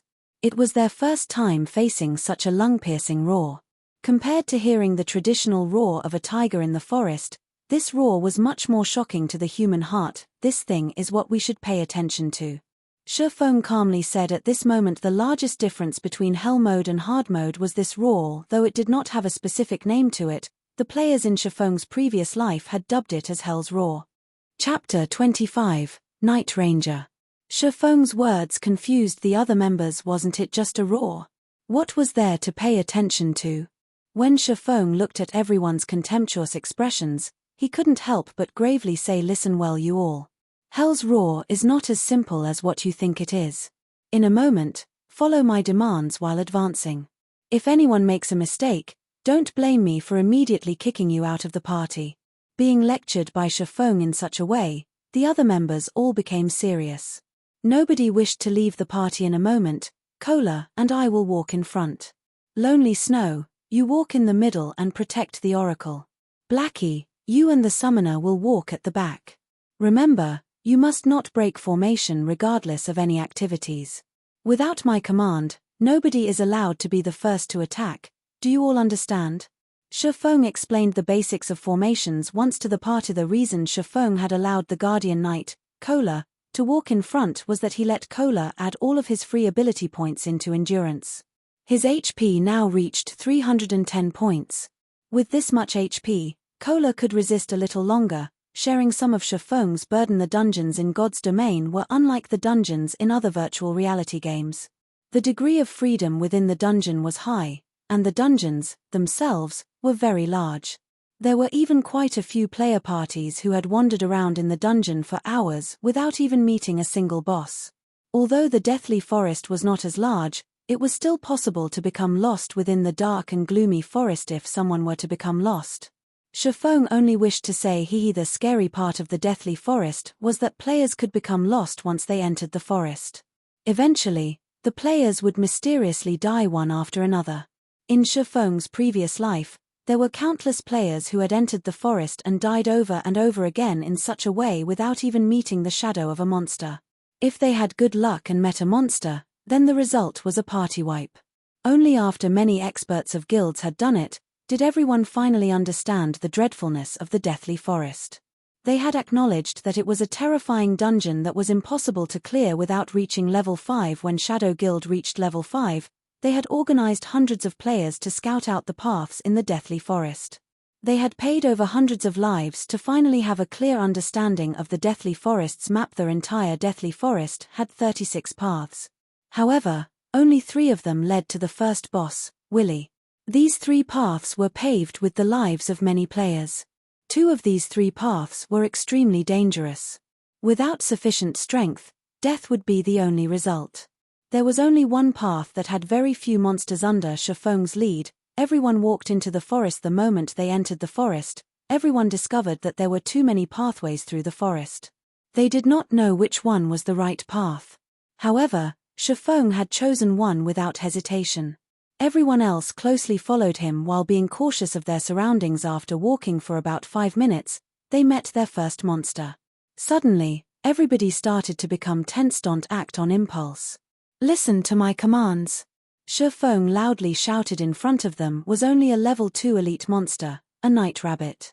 However, due to the dungeon strengthening, its attack, defense, and HP were all greatly increased. Its HP was a whopping 700 points. Cola, you lure the monster over. Oracle, pay attention to healing. Everyone else, don't start the attack without my command. Feng quickly gave out orders. The Guardian Knight, Cola, gulped down a mouthful of saliva. He carefully walked towards the night rabbit's attack range. Everyone else was nervous to the extreme. Although this was only a level 2 elite, they were currently in the hell mode of a dungeon. However, everyone's nervousness was for naught. The moment the night rabbit with a person's height saw Cola, it immediately dashed over. Cola had very successfully lured the night rabbit over. Moreover, he did not panic when he lured it. He retreated while using his shield to block the night rabbit's attacks. However, even though every attack landed on the shield, the damage was still terrifying. Just a single hit dealt 42 damage. By the time Cola returned to the front of the party, his HP had already dropped by a third. The Oracle, whose name was Drowsy Sloth, had good awareness. He had given out healing the moment Cola entered his casting range. However, every heal could only add 24 HP to Cola. It was completely not enough to stop Cola's HP from falling. Brother Feng, are we still not attacking? Blackie was slightly nervous. At this moment, Cola's remaining HP did not even reach 1/3 of its total. Bringing an Oracle into a dungeon was just a complete mistake. Amongst the healer jobs, Oracles had the weakest healing abilities. However, since Feng had chosen so, Blackie could only acknowledge it. Now that their MT was close to death, it would be unacceptable if they still did not attack. Hold on. Feng resolutely said. Time passed bit by bit. Cola continuously used his shield to block the claw attacks of the night rabbit, whereas his HP continuously decreased. Cola only had 20% HP remaining, yet Feng had yet to give out the command to attack. Just when everyone thought that Feng wanted to give up on Cola, a flying arrow pierced through the forest, shooting directly for the party's Oracle, Drowsy Sloth. Lonely Snow had not reacted at all as Drowsy Sloth was struck directly on his chest. A very great damage of -123 points appeared at this moment. Feng shouted, "Sloth, use life payment. Use the damage you received to heal Cola. Blackie, hold back the night rabbit to let Cola recover. Lonely, come with me. Everyone else attacks the night rabbit." Oracles were indeed the weakest regarding healing. However, Oracles had high HP, they would not be easily one-shotted. Also, Oracles had two skills when they first start out. One was Life Prayer, while the other was Life Payment. Life Payment could turn the damage received by the user into a heal to be used on other players. In the early periods of the game, healers did not possess many skills or equipment. In regards to such a situation, Oracles had a greater advantage over other healers when entering the Deathly Forest. It was the reason why Feng had given up on choosing a priest over an oracle after finishing his piece. Feng rushed into the forest. "Do you think I will let you run away?" Feng coldly said as he looked at the dark shadow running through the forest wind blade. Feng turned into a phantom, chasing directly forward. The reason why Feng did not let anyone attack the night rabbit was to use Cola as bait. Feng wanted to lure out the dark hand hiding behind the scenes. Although the night rabbit looked terrifying, an elite party could face up to 2 or 3 of them at once without any problems. However, in Feng's previous life, the reason why even a level 5 elite party could be party-wiped was that of the dark shadow in front of Feng. This dark shadow used the night rabbit as bait, luring players into attacking it. The dark shadow, on the other hand, would ambush the healers from behind. As the night rabbit was occupying everyone else, there was no way to save the healer. In the end, everyone died inside the Deathly Forest. If players did not deal with this fellow, the result would be a party wipe. With the increased movement speed from Windblade, Feng quickly caught up to the dark shadow. Feng waved out 3 sword slashes, sealing the dark shadow's path of advance. The black shadow knew that it could not escape. It immediately turned around, unsheathing a pair of knives to block Feng's attack. Dang, dang, dang.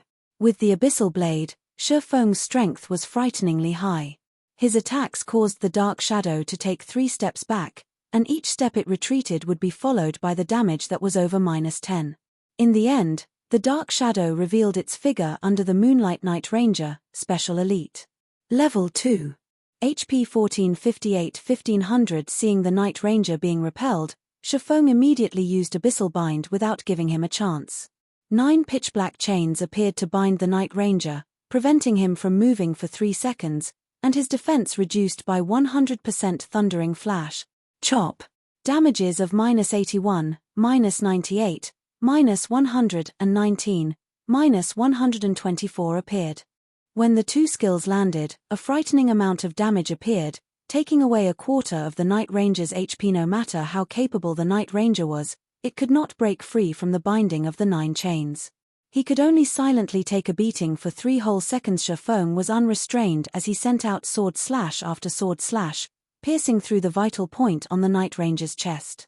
By the time the Night Ranger broke free from the bindings, his remaining HP did not exceed 700 points. Wretched human. The Night Ranger was enraged. He brandished his twin blades like a gale, engulfing Feng. At this moment, Lonely Snow finally caught up.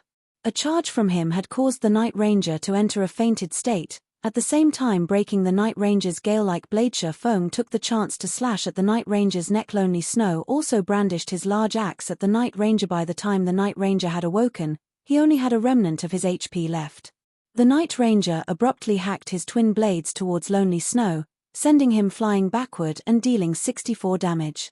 The Night Ranger turned his head to stare at Feng, once more brandishing his twin blades and slashing horizontally towards Feng's neck. Dang. Feng used Parry with his sword. Without giving the Night Ranger any chances to retaliate, Feng lifted up the Ranger and tossed him back. Then, Feng followed up with a couple of sword strikes, finishing off the Night Ranger. Feng conveniently picked up the 2 items that dropped, then immediately ran towards Cola's location to provide help. Laying by the side, Lonely Snow became dumbfounded after seeing Feng's agile skills. His heart filled with shock. Lonely Snow had even forgotten to follow Feng to support. There was such a way even to kill monsters. Chapter 26, Miraculous Technique. By the time Feng returned to the party, the elite Night Rabbit only had 1/3 of its HP remaining. Everyone had coordinated properly. Cola tanked in the front alone, while the others vigorously dealt damage. However, to control aggro, Blackie did not madly deal damage. Instead, he used Evil Whip to pin down the Night Rabbit, giving Cola some breathing space. Cola's performance was also very good. He steadily tanked the monster, and he also had good control over aggro. Cola was not at the level of a novice, but there was still a long road ahead before he became an expert. Cola, don't always try to block with your shield. It isn't a must to block an attack like the other virtual reality games. You can also dodge to avoid an attack. That way, you could reduce the stress on the healer. For everyone else, focus your attacks on the target. Don't just randomly attack, aim your attacks at the wild rabbit's claws or other weak points. That way, you can reduce a lot of burden on the MT. Feng did not directly go up to help Cola, but instead, he taught everyone how to battle against monsters. If everyone battled while regarding God's Domain as a traditional game, the results would be disastrous. This was because the healing given out was usually far from being able to keep up with the damage received. Some parties would bring an extra healer. However, this would result in the damage being insufficient. The result was still a party wipe.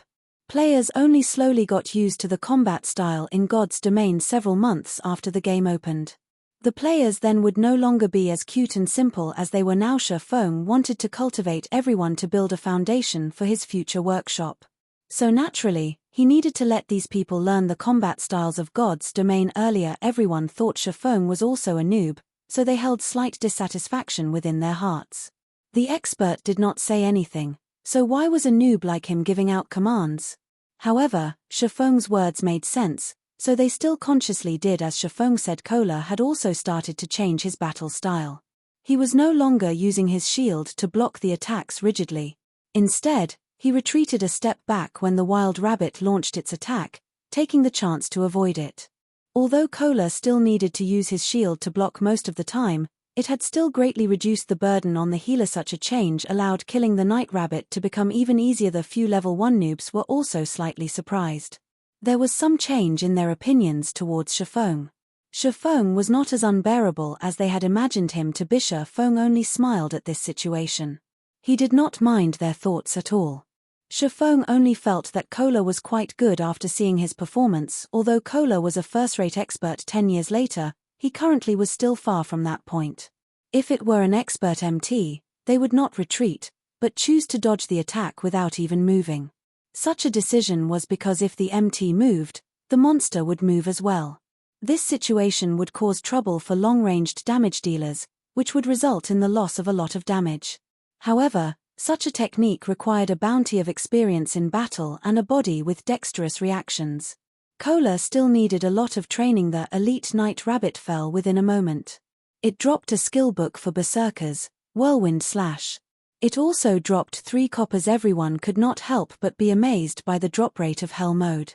A skill book dropped just after they killed an elite monster. If they killed over 10 elite monsters, then wouldn't they be able to obtain over 10 skill books? It should be known that skill books were extremely rare, and even a common skill could sell for 1 silver. Feng naturally knew of their thoughts. However, not even Hell Mode had that high of a drop rate. It was only 3 to 4 times that of Hard Mode. Afterward, Feng passed Whirlwind Slash to the stupefied Lonely Snow, then he passed a level 1 bronze defensive plate armor to Kola. The Night Ranger dropped the armor. With these items, the party's strength slightly increased. Kola's mouth could not close after receiving the defensive plate armor. He hurriedly thanked Feng for it. With this bronze plate armor, not only had Kola's defense increased by 14 points, but his HP had also become 350 points. Aside from Feng and Blackie, everyone else on the scene was filled with envy. Bronze equipment was the identification of an expert.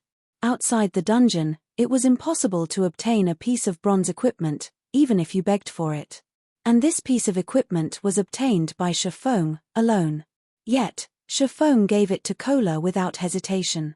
Everyone's opinion towards Feng changed quite a bit. They felt such a party leader was not bad at all. Feng was unlike the other party leaders who would prioritize themselves when equipment dropped. As for bronze equipment, forget giving it away to a temporary party member. They would definitely keep it for themselves afterward. Everyone followed Feng as they advanced. Although the dark and gloomy forest was scary, everyone was no longer as nervous as they were before. Going through a stimulating fight from time to time, 1 or 2 patrolling elite Night Rabbits would appear in front of them, and they would also respond to it quickly.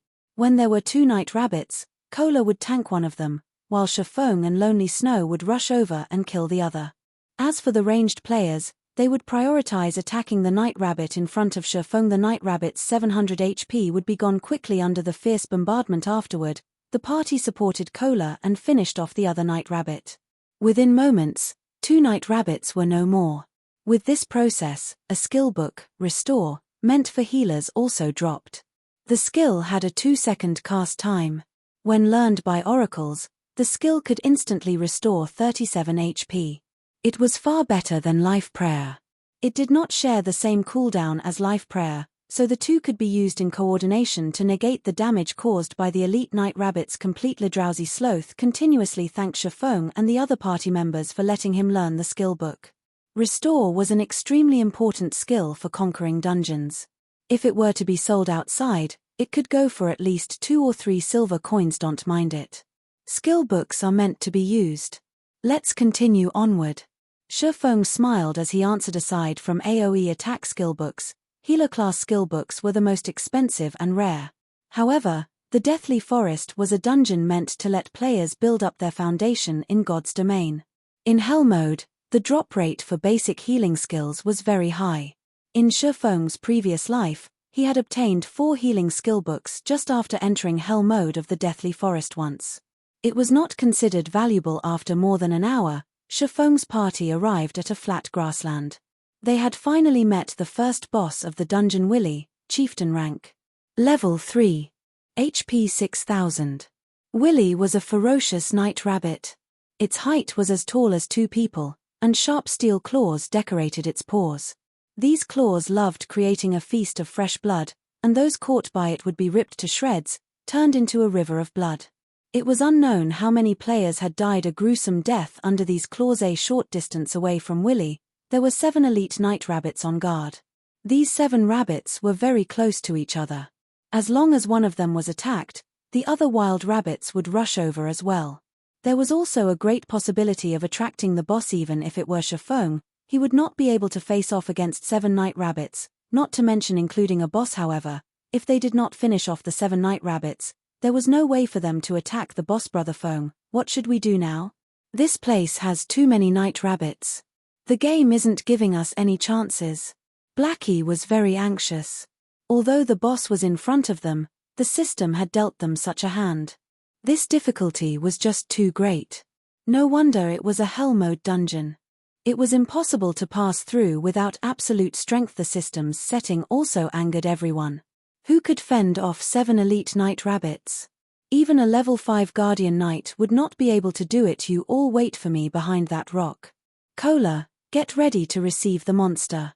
Everyone else is not allowed to attack without my command. Feng pointed towards a large rock nearby. Feng naturally knew that there were 7 elite night rabbits here. Everyone abided by Feng's command without question. All the monsters they had killed on the way here relied on Feng's commands for success. They killed quite a lot of night rabbits, and everyone had obtained 1 or 2 pieces of bronze equipment. Blackie even had 5 pieces of bronze equipment. Their party's strength has definitely surpassed the other elite parties. The credit for such an achievement belonged to Feng's commands. As for Feng, he had run to a location that was 40 yards away from the 7 night rabbits. He quietly hid within the bushes, observing the night rabbits' every movement. Everyone understood that Feng was trying to lure monsters. However, the 7 night rabbits were too close to each other. Feng was a swordsman. He did not possess any long-ranged attacking capabilities, so how could he lure monsters? Time passed bit by bit. Everyone was extremely anxious. If Feng accidentally failed, then it would be a party wipe. However, Feng was calm. He moved not an inch as he watched the faraway night rabbits. At this moment, a cool breeze blew past. A dead leaf on the trees was sent flying over. Seeing the dead leaf hovering down towards the night rabbit, Feng picked up a small stone beside him. Gently, he tossed the stone over the direction the stone flew to was towards the night rabbit closest to the boss. Weary finished. Everyone understood what kind of outcome this would be. It would definitely be a combination of 1 boss and 7 night rabbits rushing towards them, turning them into blood sacrifices. The moment the stone was about to hit the night rabbit, the dead leaf just happened to have blocked between the stone and the night rabbit. The stone struck the dead leaf, smashing it onto the night rabbit. The night rabbit abruptly turned to look at its surroundings, only discovering a leaf. However, how could a leaf hitting it be so painful? Subsequently, the night rabbit left its unit to observe the surroundings. It looked around aimlessly, not knowing what it was trying to find. It had unknowingly moved over 20 yards away from its unit, and it was still moving further and further away. Too godly. Lonely Snow could not help but exclaim. His eyes had nearly popped out of their sockets. Everyone else had dumbly nodded as well. What kind of accurate judgment and aim was required to hit the dead leaf while hitting the night rabbit, and thereby confusing the night rabbit's hatred, causing it to look for its target blindly? Even calling it as an ultimate skill was not excessive. Was Feng really a noob? He couldn't be some gaming god here to make a fool of them, right? Summoner, the rest is up to you. Feng walked to the rock's location. He looked at the summoner, clapping the person's shoulders as he spoke, smiling. Chapter 27, Feng's Improved Party. Hearing Feng's comment, the summoner, Gluttonous Mouse, suddenly panicked. He did not understand what Feng wanted him to do. If he had performed badly and was kicked from the party as a result, he would regret it until he died. It was hard to find a good party during this time, not to mention a party with an expert leading it. It was impossible to join such a party, even if you begged. Relax, I won't let you do anything dangerous. You just have to summon out a flame sprite and follow my instructions. You don't have to do anything else, Feng said with a smile, trying ease the nerves of Gluttonous Mouse a little. Currently, summoners were not strong, mainly due to the incapability of their skills. A summoner's method of attack mainly relied on their summoned creatures, whereas their normal attack was the low-damage magic bullet. However, a summoner with awesome skills could become a one-man army. It was especially true for summoners who could call out powerful elemental creatures. They could kill elite monsters as if they were just playing around party leader. Rest assured, I'll definitely do it. Gluttonous Mouse loudly said, his tone filled with respect. He was like a student who had met his teacher. Everyone else, distance yourselves from that rock, 20 yards away from it would be the best. Pay attention not to lure the other monsters. Feng turned around and said to the other party members, yes, party leader. The other party members loudly replied. Their current attitudes were completely different from before. Feng was slightly shocked by everyone's performance. Why was each and every one of them so obedient all of a sudden? However, Feng did not know that the single stone he threw just now had completely shocked every one of them. They were filled with admiration towards Feng's stone-throwing technique. Such skill and accuracy were definitely not something a normal person could do. Professional players might not even be able to do so. Worshipping the strong was a common sight within a game. These level 1 noobs were no exception at this moment. The gaze everyone used to look at Feng was completely different. Before, they merely felt that Feng was a good commander. Now, however, Feng was a strong person they worshipped. They had faintly grown a sense of reverence for Feng. Standing to the side, Blackie clapped Lonely Snow's shoulders, proudly saying, how is it? Following Brother Feng isn't bad, right? Lonely Snow silently nodded his head, rejoicing for the decision he made to follow after Feng. Feng was definitely a beta tester expert. Without sufficient experience and practice, such techniques were impossible to accomplish. Only a beta tester could possibly do it. What do you plan to do in the future? Blackie suddenly asked. He started to hatch ideas towards Lonely Snow. Blackie wanted to poach Lonely Snow for their workshop, even though the workshop was still non-existent. There was a 100% chance for Cola to join them, but Lonely Snow still did not have any plans to move in such a direction. The future. Lonely Snow had never considered it before. He was but an average player. He did not have any big ambitions, only wanting to earn some cash from playing games. He said honestly, I have never considered it before. I see that your techniques are quite good. Why don't you join us for now? Blackie nonchalantly asked. Really? Lonely Snow had anxiety about his future after Blackie's question. He did not know where he wanted to go. If he could party with an expert, then it could not get any better, of course. However, we still need to look at your future performance. We don't just simply accept people, Blackie proudly said, pretending to be an expert. Thank you, Brother Black. Lonely Snow happily responded. He never imagined his luck would be so great as to be noticed by an expert. Seeing Lonely Snow agree, Blackie released a sigh of relief. Currently, Blackie was just a fox pretending to be a tiger. He couldn't help out Feng much in God's domain, but he could still help out in regards to administration. There wasn't even a shadow of their workshop as of this moment. There was also the debt of 16,000 credits. The workshop's members consisted of only Feng and himself. It was definitely the poorest workshop in history. If this was found out by the others, they would definitely turn around and leave. Now, Blackie could only fake being an expert to lure people to join their workshop at this moment. Feng was currently explaining the contents of the operation to the summoner. The operation was to let Gluttonous Mouse lure the remaining 6 night rabbits by controlling his flame sprite. Because the night rabbit that was closest to the boss was no more, luring the other night rabbits would not attract the boss. They could lure the monsters with ease. The flame sprite was extremely weak. Its HP was only a pitiful 15 points, and it would die in a single hit. However, its movement speed was extremely quick. Adding to its very small size, trying to hit it would be a difficult task. Start the operation. Mouse, remember to maintain a distance of 4 yards or above while circling around the rock, Feng reminded once more. Gluttonous Mouse nodded his head. Carefully, he controlled the flame sprite to lure the 6 night rabbits.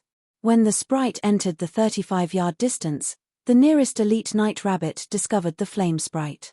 Suddenly, it turned its body around and rushed towards the flame sprite. The other night rabbits also came rushing along. Seeing the night rabbits taking the bait, Gluttonous Mouse immediately controlled the flame sprite and ran. The 6 night rabbits were in hot pursuit, but their speed could no match for the flame sprite. In a moment, the flame sprite had arrived beneath the large rock. It had lured the 6 night rabbits over and started circling around the large rock on the other side.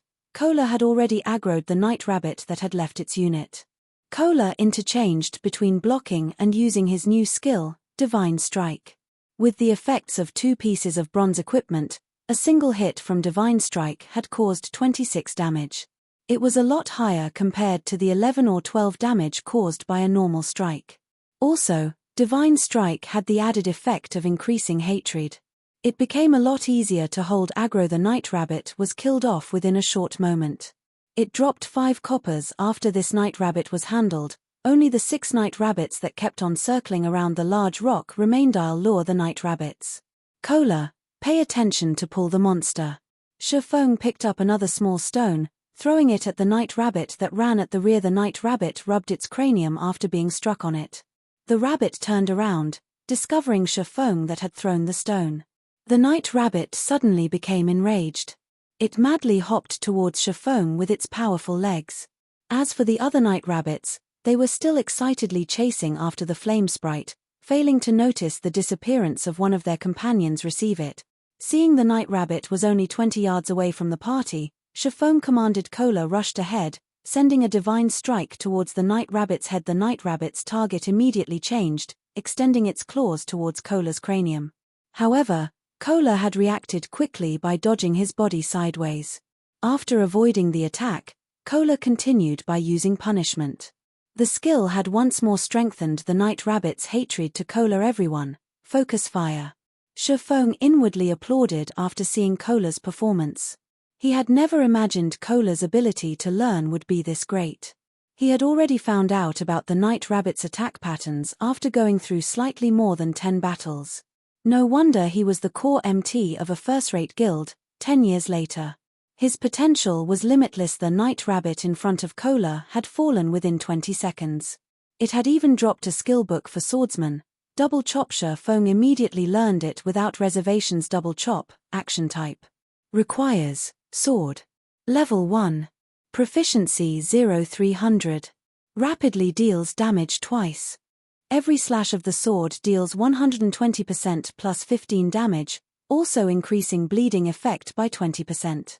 Duration of 10 seconds stacks up to a maximum of 5 times cooldown, 8 seconds. This skill book had greatly increased Feng's explosive power. As for the problem of getting used to the skill, it was non-existent for Feng.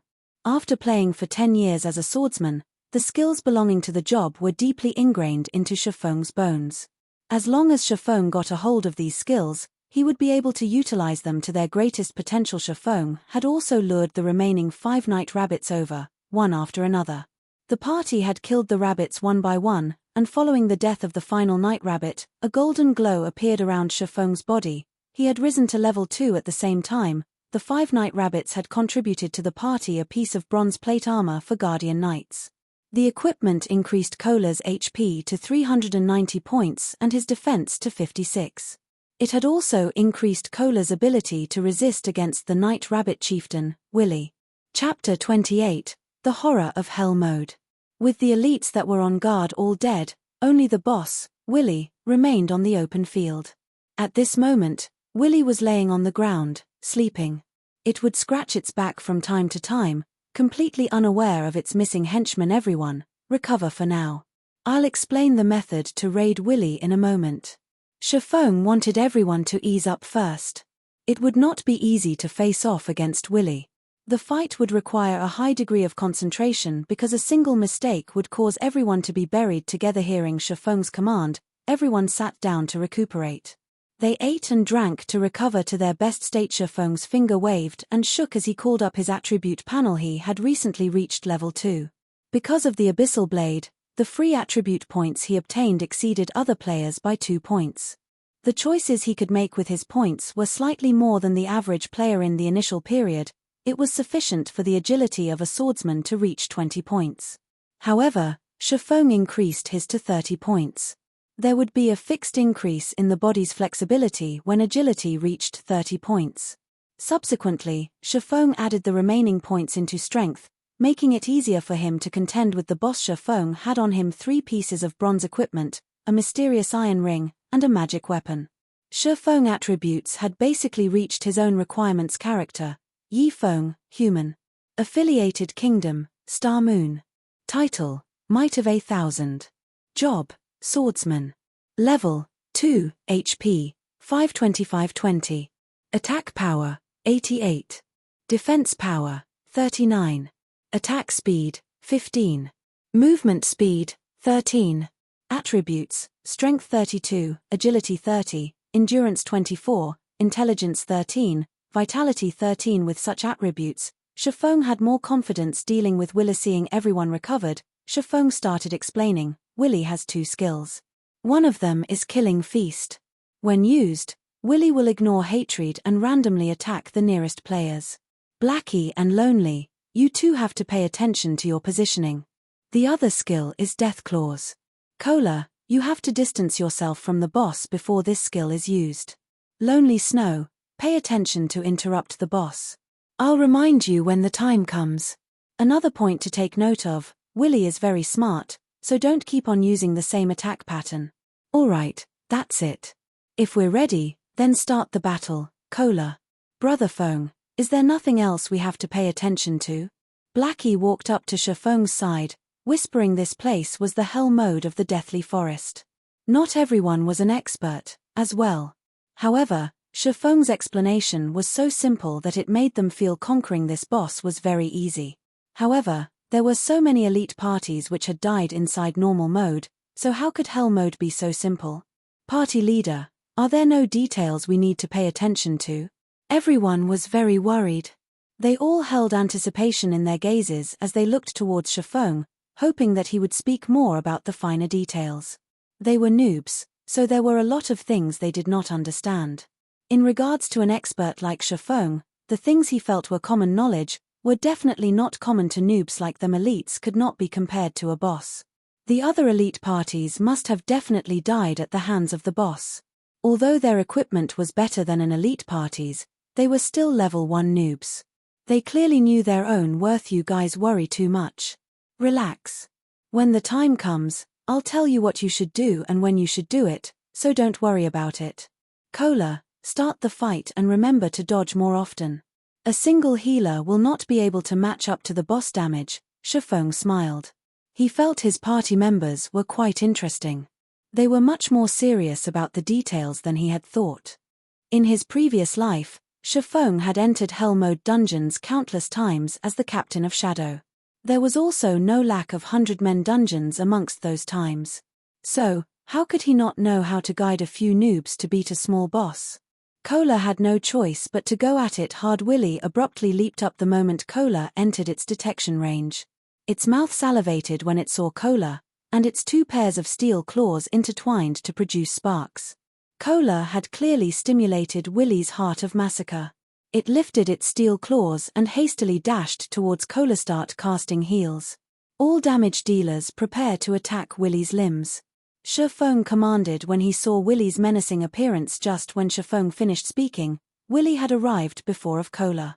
Before Cola could react, its sharp claws had fallen from the sky, slashing at Cola's neck. Peng.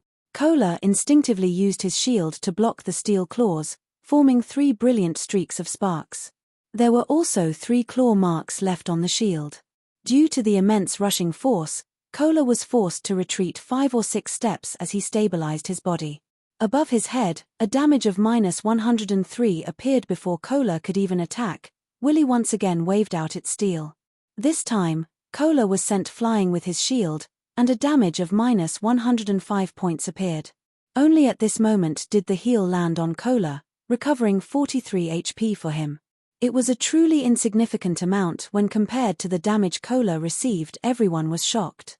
The movement speed and damage of the boss was too horrifying. If Cola did not possess 2 pieces of bronze equipment, or if he did not block the attacks with his shield, he would have simply died from these 2 strikes. Lonely Snow, use charge on Willy. Blackie, use Evil Whip. Feng had long since expected such a situation.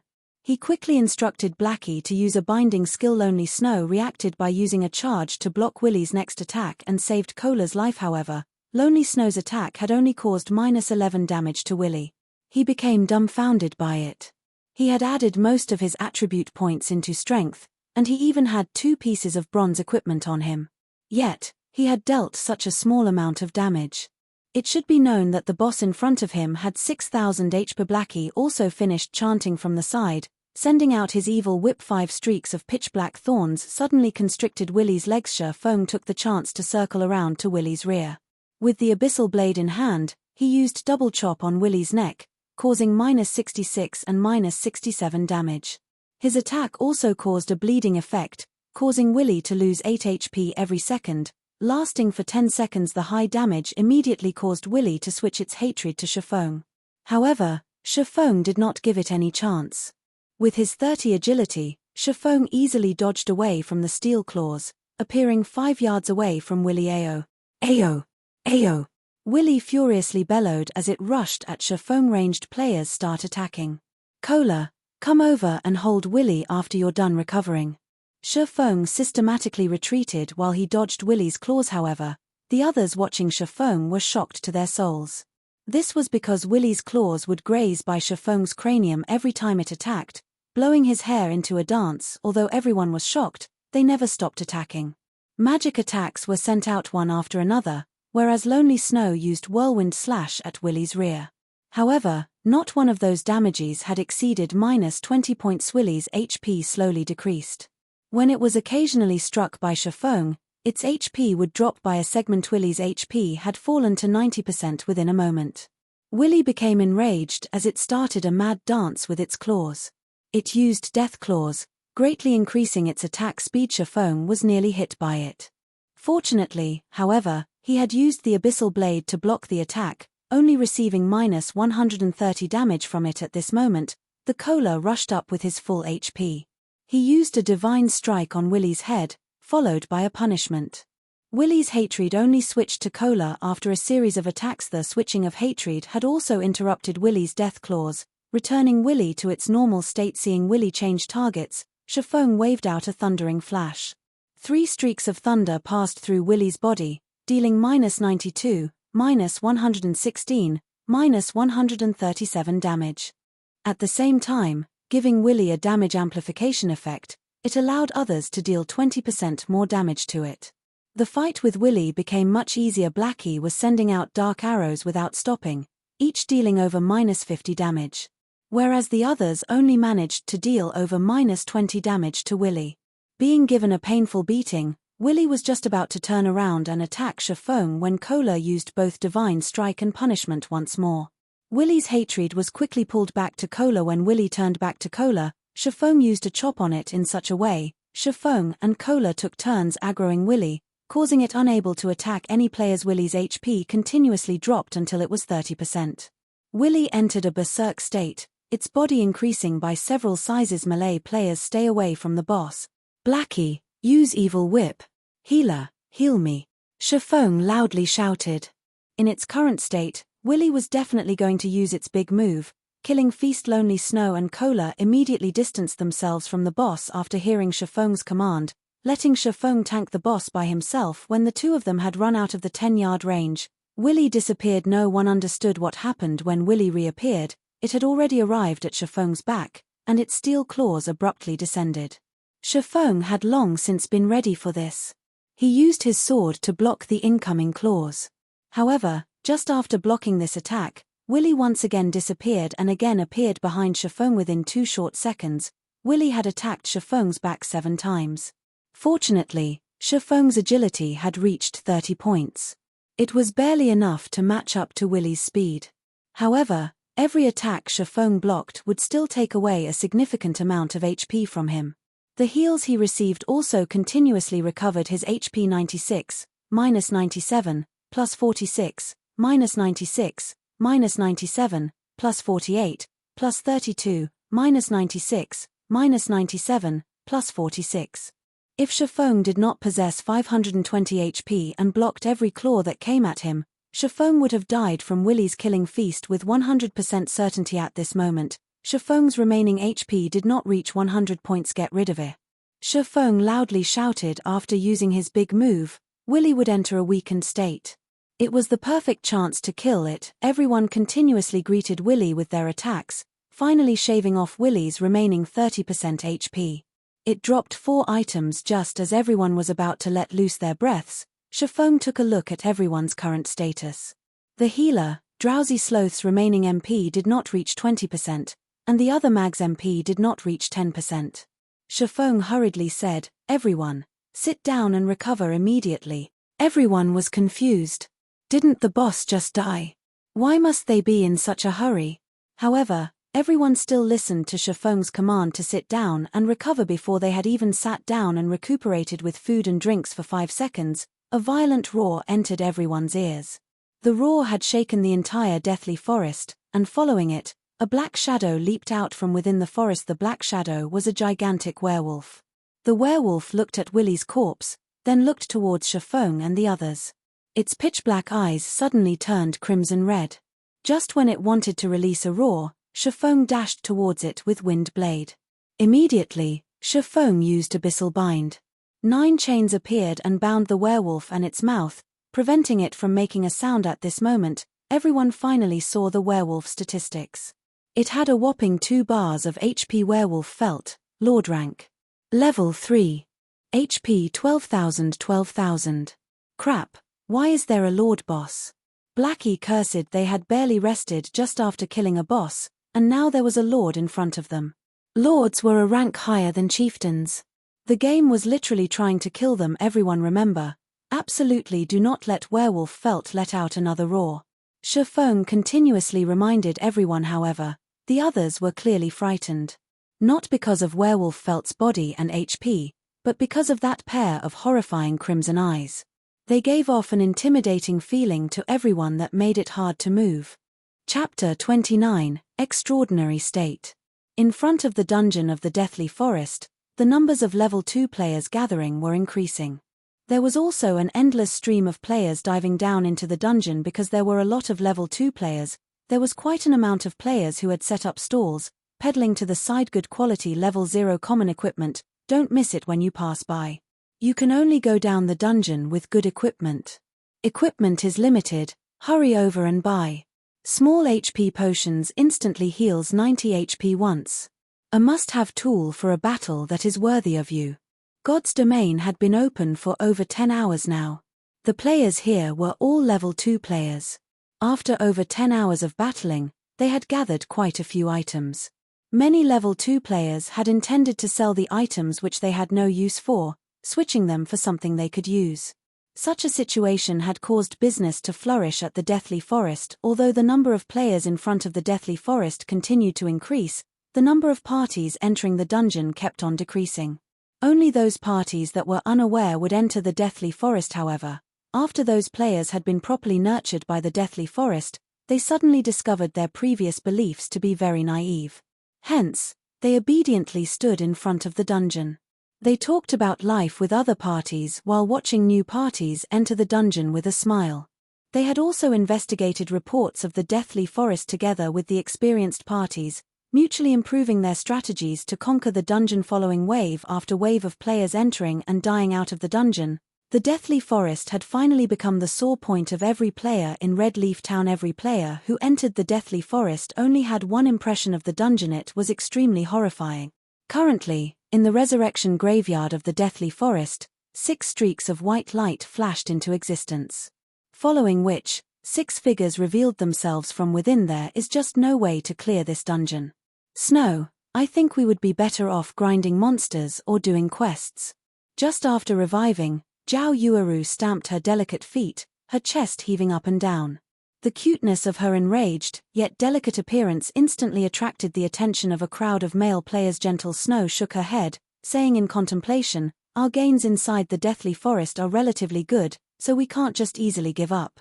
But the forest inside the Deathly Forest is too large. Adding in the great number of small paths, we would easily become lost without a map. However, I believe that amongst the numerous pathways, there must be a few that lead to the boss location. The other paths are only there as a trap to confuse us. That is why we are always being ambushed by the night rabbits. The more we fight, the more night rabbits will come. For now, let's investigate for some information and see if we can complete a map for the Deathly Forest." Everyone felt that Gentle Snow's speculation made sense, especially about the part where they attacked the night rabbits. Occasionally, a chilling arrow aimed at the cleric, Xiao Yue, would appear from within the forest. If it wasn't for Xiao Yue's skill at dodging, they would have long since party wiped. Also, the deeper they went into the forest, the more numerous the night rabbits became. In the end, the night rabbits became too overwhelming in numbers. They were unable to shoulder all of the rabbits, which resulted in their return through death. If they could find the correct path, they might have already cleared the dungeon by now. Zhao Yueru could only nod her head in agreement. The party's leader was, in fact, Gentle Snow, and Gentle Snow's speculations were always very accurate. Zhao Yueru could not help but believe in her going with the suggestion. Gentle Snow and Zhao Yueru nonchalantly shouted a few times, stating that they wanted to trade information about the deathly forest. It couldn't be denied, the striking effect created by two great beauties calling out. Suddenly, the atmosphere in the deathly forest started to boil as players rushed over, one after another. Every one of them wanted to be the first in position. Too many of the male players, this was a great chance for them to talk to a goddess. Who knew, if the goddess had looked upon them, they might be able to live a blessed life in the future. Meanwhile, inside the hell mode of the deathly forest, the sky within the dungeon had already darkened. Thousands of birds soared to the skies, leaving the forest in a deadly silence. Werewolf felt was not any common monster. It was a very famous werewolf. In the past, it massacred countless in Red Leaf Town, nearly turning Red Leaf Town into a town of death. In a fit of rage, the Star Moon Kingdom had sent out its army to surround Felt. In the end, after being heavily wounded by the great swordmaster, Hilton, Felt had escaped into the deathly forest to treat its wounds. It was the reason why the dungeon of the deathly forest existed in hell mode. Felt had 3 absolute skills. The first one was Death Stare. Enemies who Felt stared at would have their attack speed and movement speed greatly reduced. If one had a weak willpower, they might not even be able to move. Presently, only Feng had 30 points in agility. After he had activated the 3 hidden basic skills he possessed, he gained a certain amount of resistance towards the Death Stare. As for the other people, their reactions would become very sluggish. That was why Feng remained the one to keep Werewolf Felt in check, whereas Drowsy Sloth continuously healed Feng. However, Drowsy Sloth's casting speed had slowed by half. As for the melee players, they were no help whatsoever. However, it was not because they did not want to help, but it was because they had no way of helping at all. Werewolf Felt's attack speed was just too fast. It was to the degree where they couldn't react to its attacks. It was as if they were facing off against an expert that came straight out from a wuxia novel. Normal people had no chance to interfere whatsoever. They would only be creating more trouble if they had rushed up to the battle. So, it was still better to just watch from the side. Currently, only the ranged mags dealt damage. However, the damage caused was just too low. Even Blackie's dark arrows were only dealing -24 damage each. Lonely, interrupt the roar. Seeing Felt abruptly inhaling, Feng immediately shouted. Lonely Snow had long since prepared for this moment. Immediately, he went forward and used charge, causing Felt to enter a 1-second fainted state. Then, he quickly retreated. Feng took the chance to use Thundering Flash, Double Chop, and Chop. One attack after another landed on Felt's chest. Before Felt could even regain its breath, it had spat out a mouthful of blood. Feng had caused a terrifying -500 damage to it within an instant. Felt's HP had fallen to 78%. Everyone watching became dumbfounded. Regarding Feng's powerful actions, they only had one word to say: amazing. They were even more impressed by Feng's eyesight. He had actually discovered such a weakness on Felt's body. Now, everyone was further reassured that Feng was not as simple as he seemed. However, Feng did not display any great excitement. Although they had interrupted Hell's Roar and avoided a party wipe, this would create a reverse effect. After spitting out a mouthful of blood, Werewolf Felt's condition became much more pleasant. It spun its head around and immediately slashed its sharp claws at Feng. The slashing speed of Felt's claws was even a notch quicker than before, filling the sky with the afterimages of its claws. However, Feng was not a weakling either. Strength, agility, and endurance, Feng activated the hidden basic skills of all 3 of these attributes. With these skills activated, It meant that Feng's constitution was no longer that of an average player, but an extraordinary one. Feng's greatest asset in coming into the Deathly Forest was this extraordinary state which he could activate at any given moment. With it, he could do things that normal players couldn't. Under a sky filled with after images of claws, Feng could still remain safe and sound. It was as if Feng was dancing under the after images. Occasionally, Feng used his sword to fend off the attacks which he could not avoid. This was the power of being under an extraordinary condition. His 5 senses became extremely sensitive, and his brain's processing abilities became exceptionally focused. Feng could utilize his body to its greatest potential. If it was an average player, however, they would be unable to carry out such feats. It was both mentally and physically taxing to the extraordinary condition. If Feng had not become accustomed to it before, he would only be able to maintain such a state for a few seconds. Claws and sword intertwined, creating countless dazzling sparks. Both sides had their HP continuously falling. Fortunately, Feng was able to survive the exchange with Drowsy Sloth's timely heals. Afterward, under Feng's command, Lonely Snow would occasionally interrupt the Hell's Roar, while Cola would hold back Felt whenever Feng was in danger, and Blackie would use Evil Whip to contain Felt's movements. In such a way, Werewolf Felt's HP continuously decreased, 70%, 60%, 30%. Everyone stand in a straight line facing the boss. Quickly. Feng hurriedly shouted when he saw Werewolf Felt's HP nearing 30%. Werewolf Felt would become the most frightening when its HP decreased to 30%. During this time, it was impossible to interrupt the Hell's Roar. They could only take it head on. No one had any hesitation. They knew that the boss was about to go berserk. They immediately took action, forming a straight line against Werewolf Felt, while also maintaining a 30-yard distance away from it. The moment Werewolf Felt's HP reached 30%, its fur started changing colors.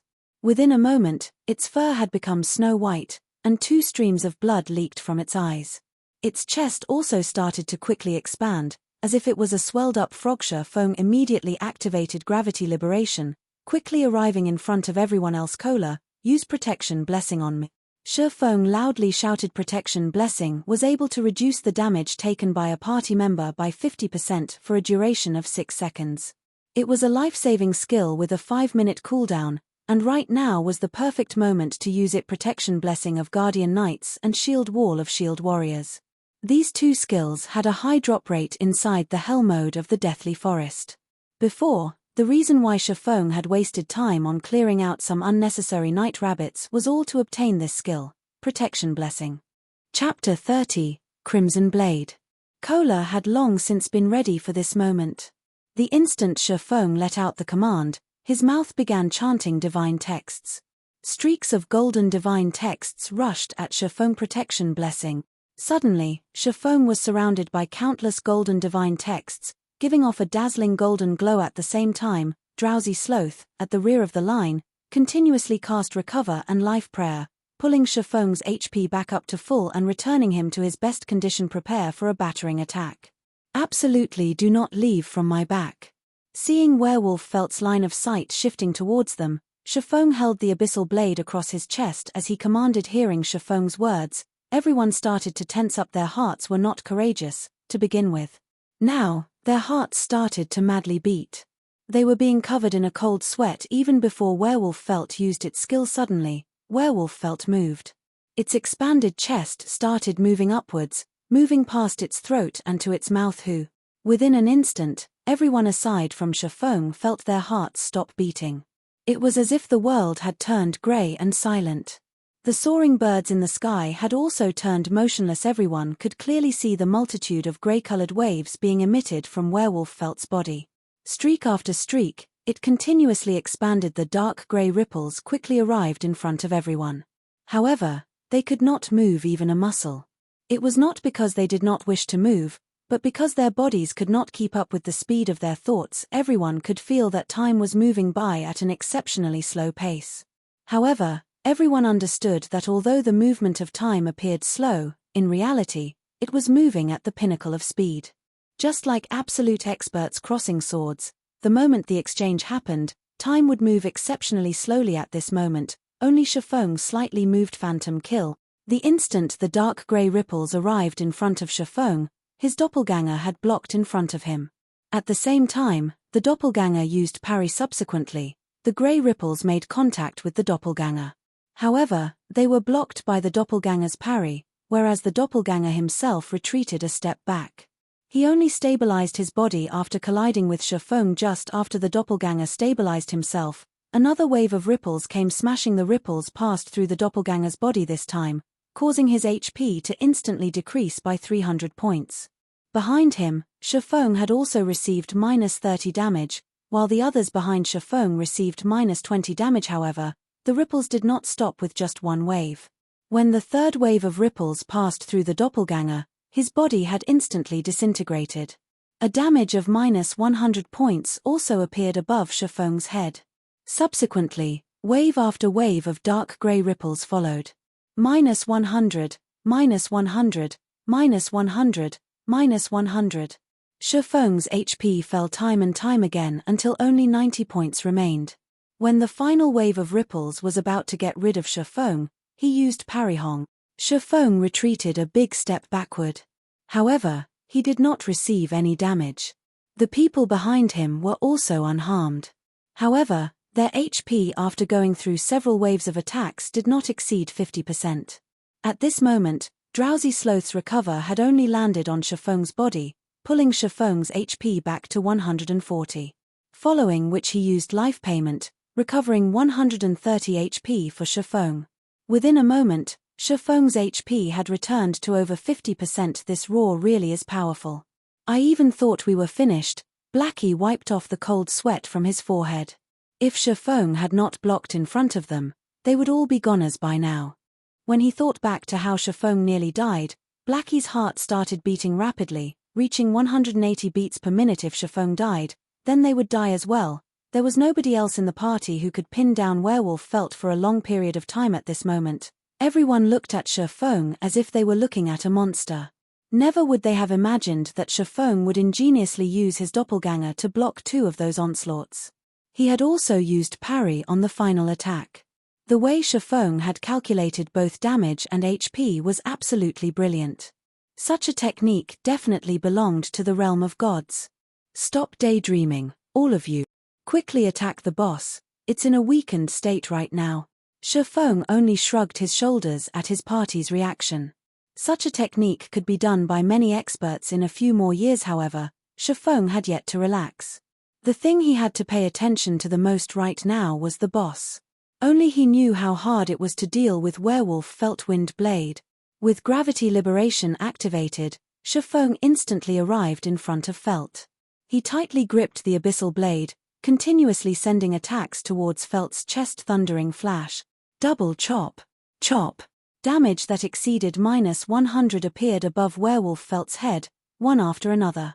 The other party members were also able to deal damage of over -20 with each attack. Very quickly, they had reduced Werewolf Felt's HP down to 15%. When they saw that Felt was about to die, everyone revealed smiles of excitement. Don't be careless. Blackie, use your evil whip. Lonely Snow, prepare to interrupt with charge. Feng commanded as he dodged Werewolf Felt's attack. Being told what to do in such a way, everyone's hearts suddenly constricted. A death stare and a hell's roar was already unimaginably terrifying. If it was any other party here, they would have long since revived back at the graveyard. Could Werewolf Felt actually have another powerful skill? How horrifying was this hell mode? Feng constantly paid attention to Werewolf Felt's HP.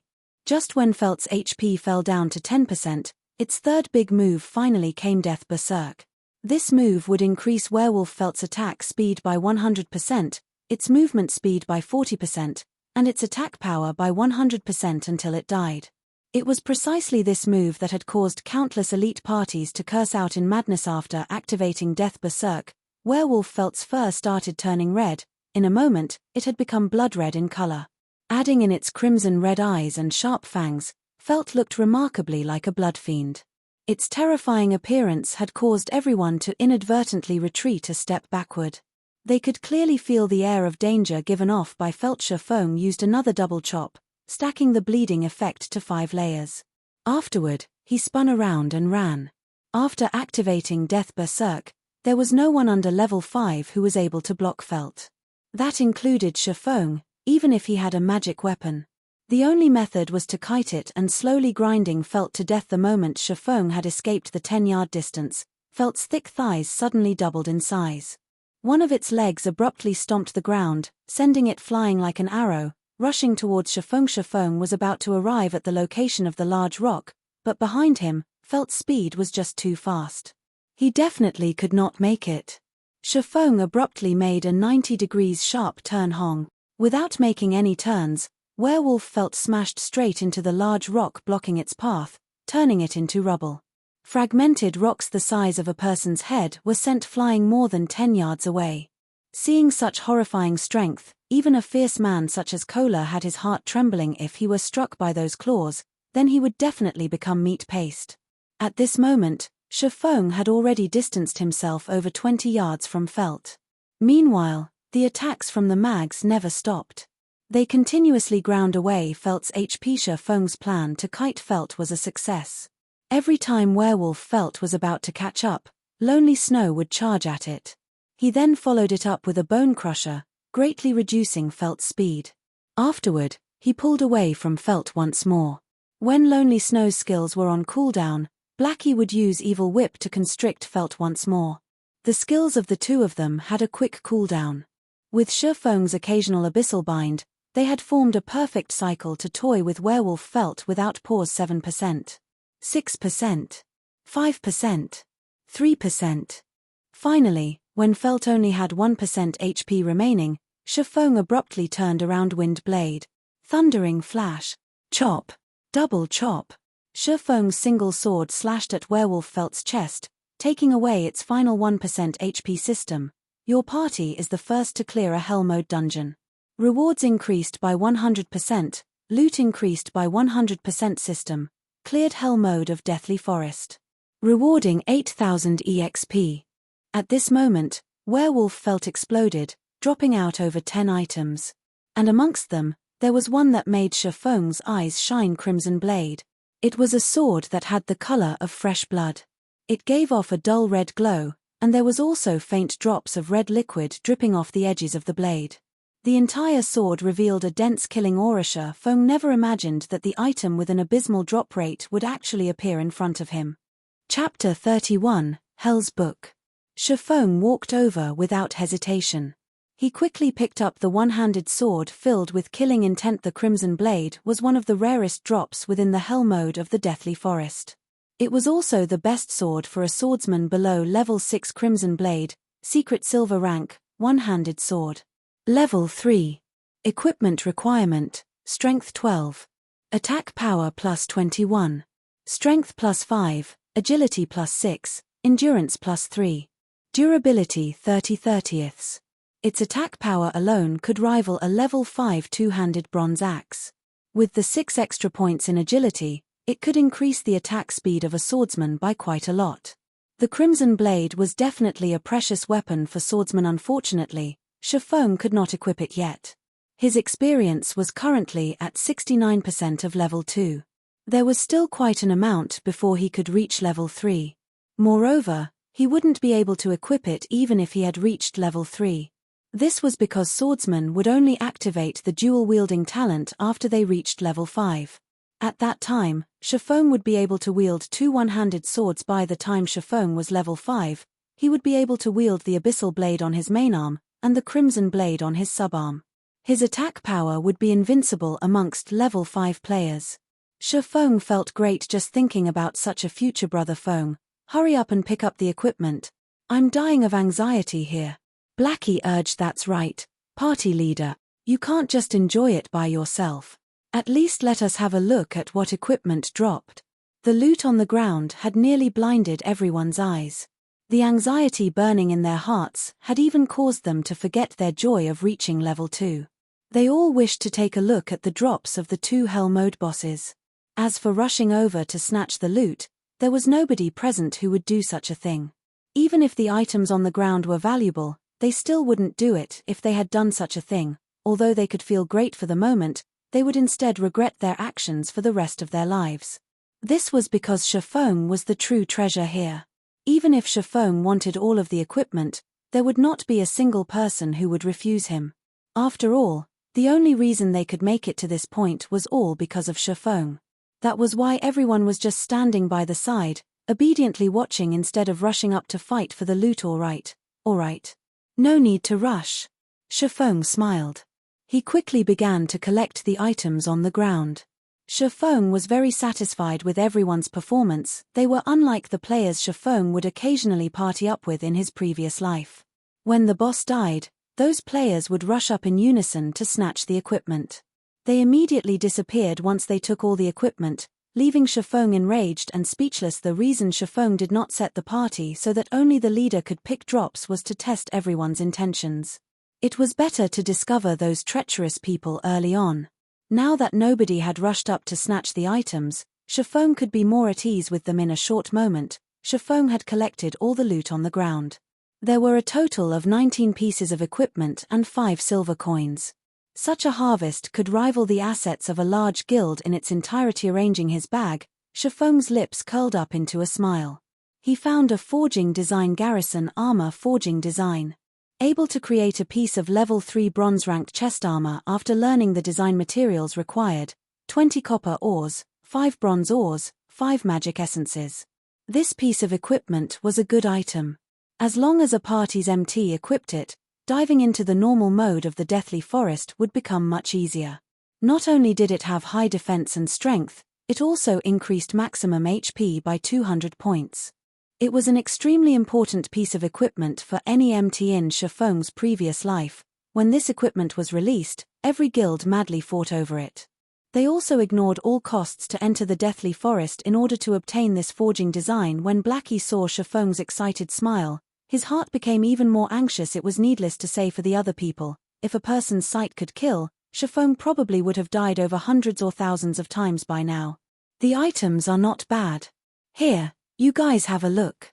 Feng did not waste any more time. He immediately displayed the attributes of all the equipment. There were a total of 15 pieces of equipment. Amongst them, there was only a single secret silver equipment, which was the Crimson Blade. There were also 5 pieces of mysterious iron equipment and 9 pieces of bronze equipment. The bronze equipment dropped by the bosses of Hell Mode were all of the highest quality. The bronze equipment dropped by elites were far from comparable. Amongst all the equipment, after the Crimson Blade, the most valuable items were the pieces of mysterious iron equipment. Out of the 3 modes of the Deathly Forest, only Hell Mode dropped mysterious iron equipment, whereas normal and difficult only dropped bronze equipment. Blackie's luck had always been good. Amongst the 5 pieces of mysterious iron equipment, there were 2 pieces of the dark color set meant for Cursemancers. The dark color set was definitely the set equipment for Cursemancers below level 5. There were a total of 5 pieces in the dark color set: head, chest, legs, shoes, arm guards. This time around, the parts that dropped were the chest and shoes. These 2 items had placed a wide smile on Blackie's face. Brother Feng, I really love coming down to hell. Let's come here once every day. That way, I can complete the dark color set. And if anyone dares look down upon us at that time, I'll blast him to pieces. Blackie showed off the dark color set in his hands. After wearing the dark color set, Blackie felt himself becoming closer to an expert. His magic attack was increased to 66. A single level 3 dark arrow could take away more than half the HP of a level 1 shield warrior. If he could complete the dark color set, then a single dark arrow could one-shot a shield warrior. He put on the suit of ash-gray fur robes, coupled with glistening pitch-black boots. Everyone could tell they were pieces of a set with just a glance. The others drooled when they saw the black luster of the dark color set. Their hearts were filled with hatred and envy for Blackie. They had never imagined entering hell would be such a great experience. They truly hoped they could enter hell a few more times in the future. The remaining 3 pieces of mysterious iron equipment were the set pieces for Guardian Knight, Shield Warrior, and Elementalist. Amongst those present, only Kola was a Guardian Knight. Thus, Feng gave the piece of equipment to Kola and stored the others. As for the remaining bronze equipment, Kola received a shield and Lonely Snow received a great sword. Both pieces of level 2 equipment had the best attributes possible on them. Drowsy Sloth and Gluttonous Mouse also received a piece of bronze equipment each. Quite a few pieces of Feng's equipment were also replaced. Amongst the bronze equipment, There were 3 pieces that belonged to Swordsman. The 2 pieces of equipment that remained were stored away by Feng. When everyone had changed their equipment, it was as if the entire party had a makeover.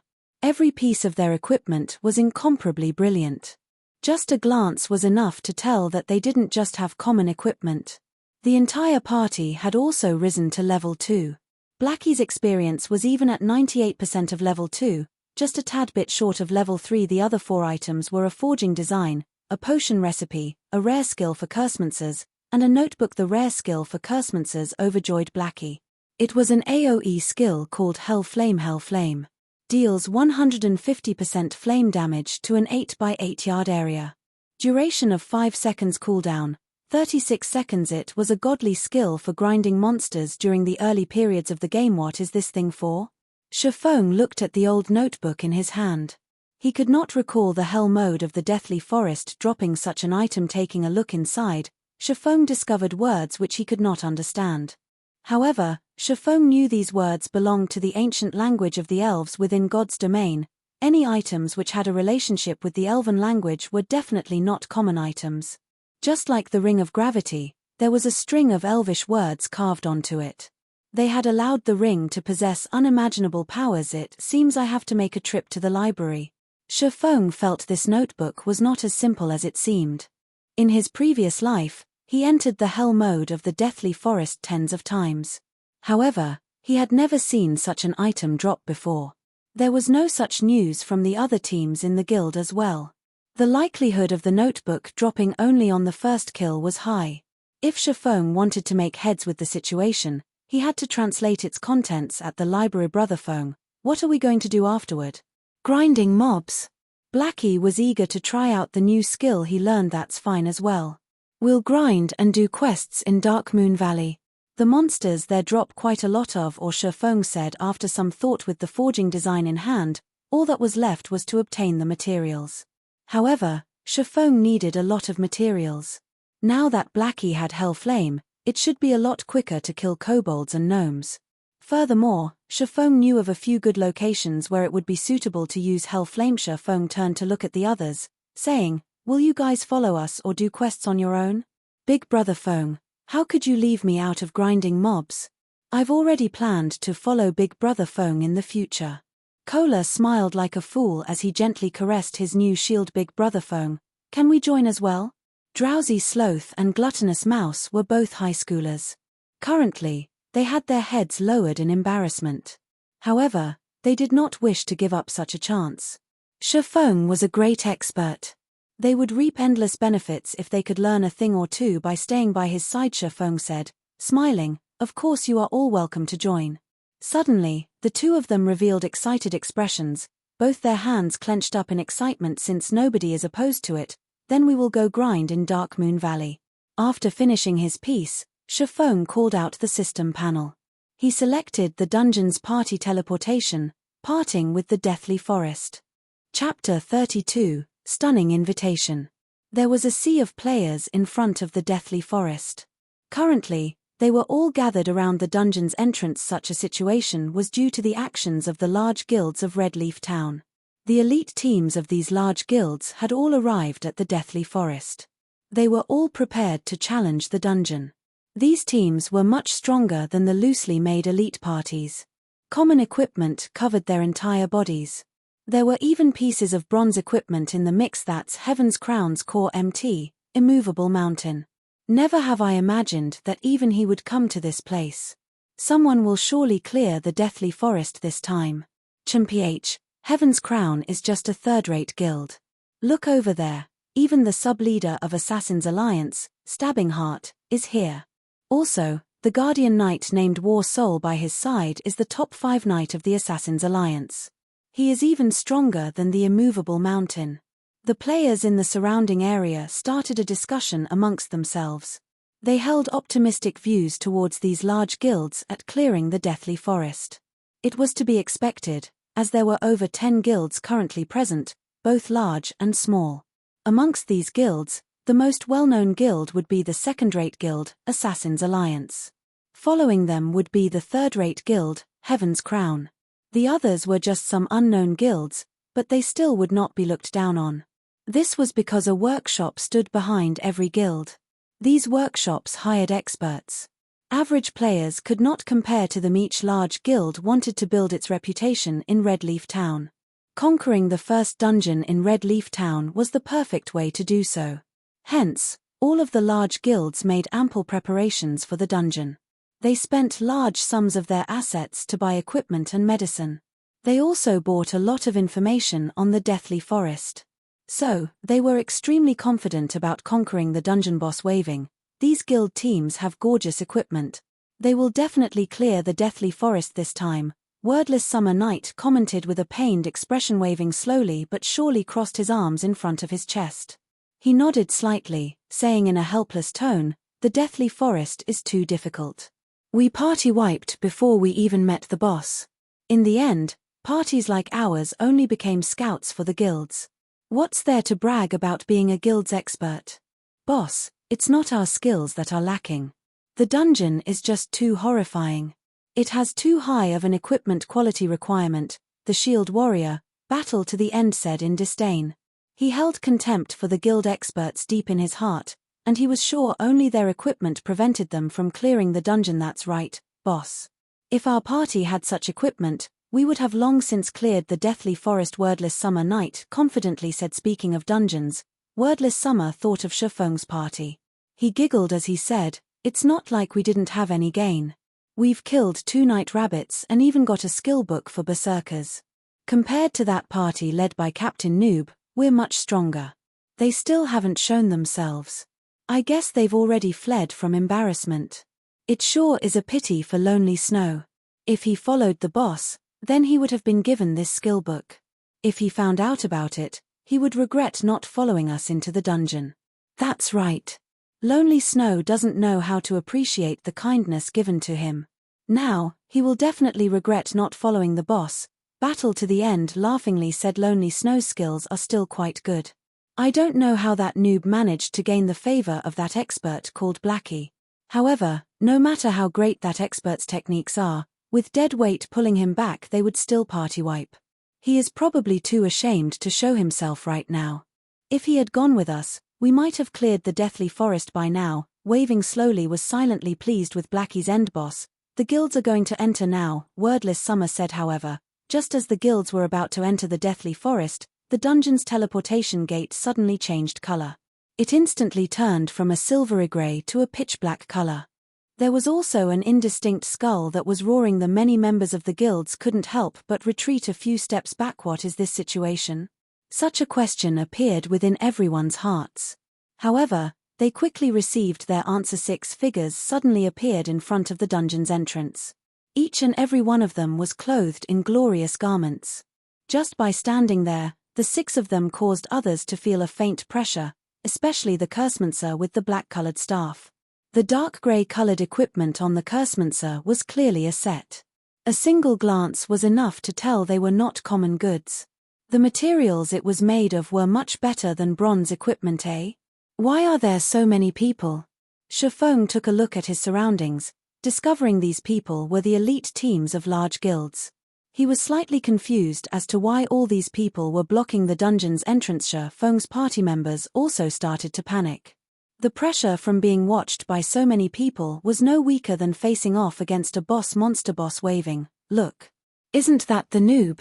Wordless Summer pointed towards Feng. Waving slowly knitted his brows. Feng was not the only person he spotted, there was also Lonely Snow. He curiously asked, "How could they be here? Didn't they run away long ago?" "In my view, I think they did not even enter the forest of the dungeon. They knew they could not clear the dungeon, but they were also afraid of embarrassing themselves. So, they stayed in there until now." Battle to the End laughed, "But now they just happened to get caught after leaving the dungeon. Just look at how ugly Lonely Snow's expression is. Ha ha ha. As expected of a noob, he doesn't even have the courage to enter the dungeon." Waving slowly but surely felt Wordless Summer Knight's words made sense. If not, how could Feng's party have returned safely? Waving slowly and the other party members experienced the horrendousness of the Deathly Forest. After entering the forest of the dungeon, there were only 2 possible results: either they cleared the dungeon, or they party wiped. There was no possibility of a third option. Now that Feng's party had returned safely, there was only one possibility: they never entered the forest. It was impossible that they cleared the deathly forest during the time Waving slowly and company started laughing at Feng's party. The players surrounding Feng had already laughed themselves into madness. Such a scene confused Waving slowly and party. Why were these people laughing at Feng's party? Were they actually famous? What Waving Slowless party did not know was that Feng's party had already become famous throughout the entire deathly forest. Feng's party mainly consisted of level 1 noobs, yet they entered the hell mode of the dungeon. There was no action more foolish than this. It would be hard for others not to notice such an action, as they say, bad news has wings. Ha ha ha, that exotic player is back. I actually admired him for entering the hell mode of the deathly forest, but he was just a coward. I can't take it anymore, my stomach hurts too much from laughing. The players surrounding Feng's party understood their actions. They had foolishly entered the hell mode of the dungeon, so they could not enter deep into the dungeon. Instead, they stayed around the dungeon's entrance and looked for a time to leave the dungeon in secret. Unfortunately, even God would not help them. They coincidentally left just to be seen by the many guilds. Brother Feng, what's wrong with these people? Blackie looked at the laughing players laying on the ground. Scratching his head, he asked with an odd tone, did their brains go bad? Why are they holding their stomachs and laughing on the ground? Who knows? Maybe their brains had a cramp. It seems we shouldn't play God's domain too long, especially for the first time. Feng did not think their appearance had any relation to the actions of these people. We better leave. This is just giving me the creeps. The other members of the party nodded in agreement. The players in the deathly forest were truly strange. Big brother, please hold on for a moment. Just as Feng's party was about to leave the dungeon's entrance, a ringing voice entered everyone's ears. Taking a look at the voice's origin, a beautiful and pure maiden dressed in a pure white mage's robe was seen walking towards Feng's party. Feng recognized this person. She was Starmoon Kingdom's top 100 cleric. Xiao Yue. Xiao Yue walked to Feng with an embarrassed look, a blush appearing on her tender white cheeks. She whispered, nice to meet you. I am Xiao Yue of Ouroboros. We met before entering the dungeon. Our party's leader wishes to have a chat with you about the Deathly Forest's dungeon. I wonder if you would be interested in sharing? Chapter 33, Changing from Arrogance to Humility, 1. Xiao Yue's appearance shocked everyone present. Every player present knew who Xiao Yue was. After all, she was the goddess party mate. Coupled with Xiao Yue's beauty and purity, she was firmly implanted in everyone's memories. However, why would such a pure maiden invite a noob? Furthermore, what was harder to imagine was the person who invited the noob was not Xiao Yue, but the goddess, Gentle Snow. Who was Gentle Snow? She was the publicly acknowledged snow goddess in the virtual gaming world. There were countless Mr. Perfects who wanted to approach her. There was even a trust fund baby who had offered 10 million credits just to have a meal with Gentle Snow. However, that person did not even receive a word from her scram. That trust fund baby was naturally enraged. Thus, he sought to get revenge and turn Gentle Snow into his possession. Yet, a few days later, this trust fund baby was dumbfounded. His father, a self-made wealthy man, suddenly became a poor pauper. All of his father's properties had, within a night, become someone else's possession. When the trust fund baby's father found the cause, he nearly beat his son to death. From then onwards, everyone finally knew the dreadfulness of Gentle Snow. However, Gentle Snow's fans had further increased in number after this incident. Gentle Snow was like a true goddess from the legends, divine and inviolable. Such a goddess had actively invited such a noob. How could it not shock people? Currently, everyone was no longer in the mood for laughter. There was only envy and displeasure. What virtue and ability did a noob have to be invited to chat with the goddess? Damn, this noob must have some dogshit luck. Why him? I'm so handsome, yet the goddess won't even speak a word to me. I, Jade Wintry, am an expert in God's domain, but why won't the goddess come have a chat with me? Could it be that I am too handsome? Or does the goddess prefer a wilder type?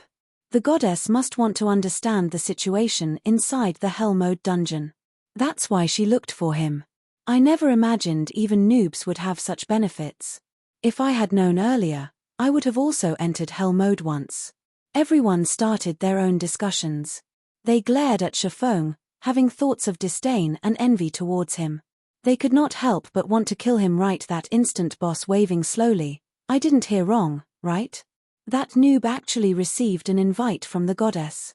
I must have heard wrong. Wordless Summer Night pinched his thick cheeks, saying with a foolish expression it should be right. However, the goddess must have something she wishes to ask. He was only lucky, that's all. The prideful waving slowly deemed Feng being able to chat with the goddess was all just due to his luck. Battle to the end nodded his head to the side, agreeing to waving slowly but sureless opinion. Gentle Snow was an existence they had looked up to. They were people of completely different worlds. Not to mention having a chat with her, they had already felt incredibly lucky just by being in the deathly forest with Gentle Snow. Just when everyone thought Feng would smugly agree to the invitation, Feng had instead given a contradictory answer: not interested. I'm in a rush for time. Feng turned around and left immediately after responding. He did not care about Xiao Yue in front of him at all, and he cared even less about Gentle Snow's invitation. Now that the forging design was in his hands, he only lacked ore. The quicker the garrison armor made its appearance, the greater Feng's income would be. If he missed out on this great chance, he would lose a large sum of coins. Blackie had been extremely excited when he thought he would be able to get close to the goddess. Feng's answer, however, nearly drove him to madness. There must be a mispositioned nerve inside Feng's brain to reject the invitation. It was not just Blackie who was dumbfounded, even Xiao Yue was shocked motionless. It was the first time she met a man who actually rejected Sister Snow's invitation.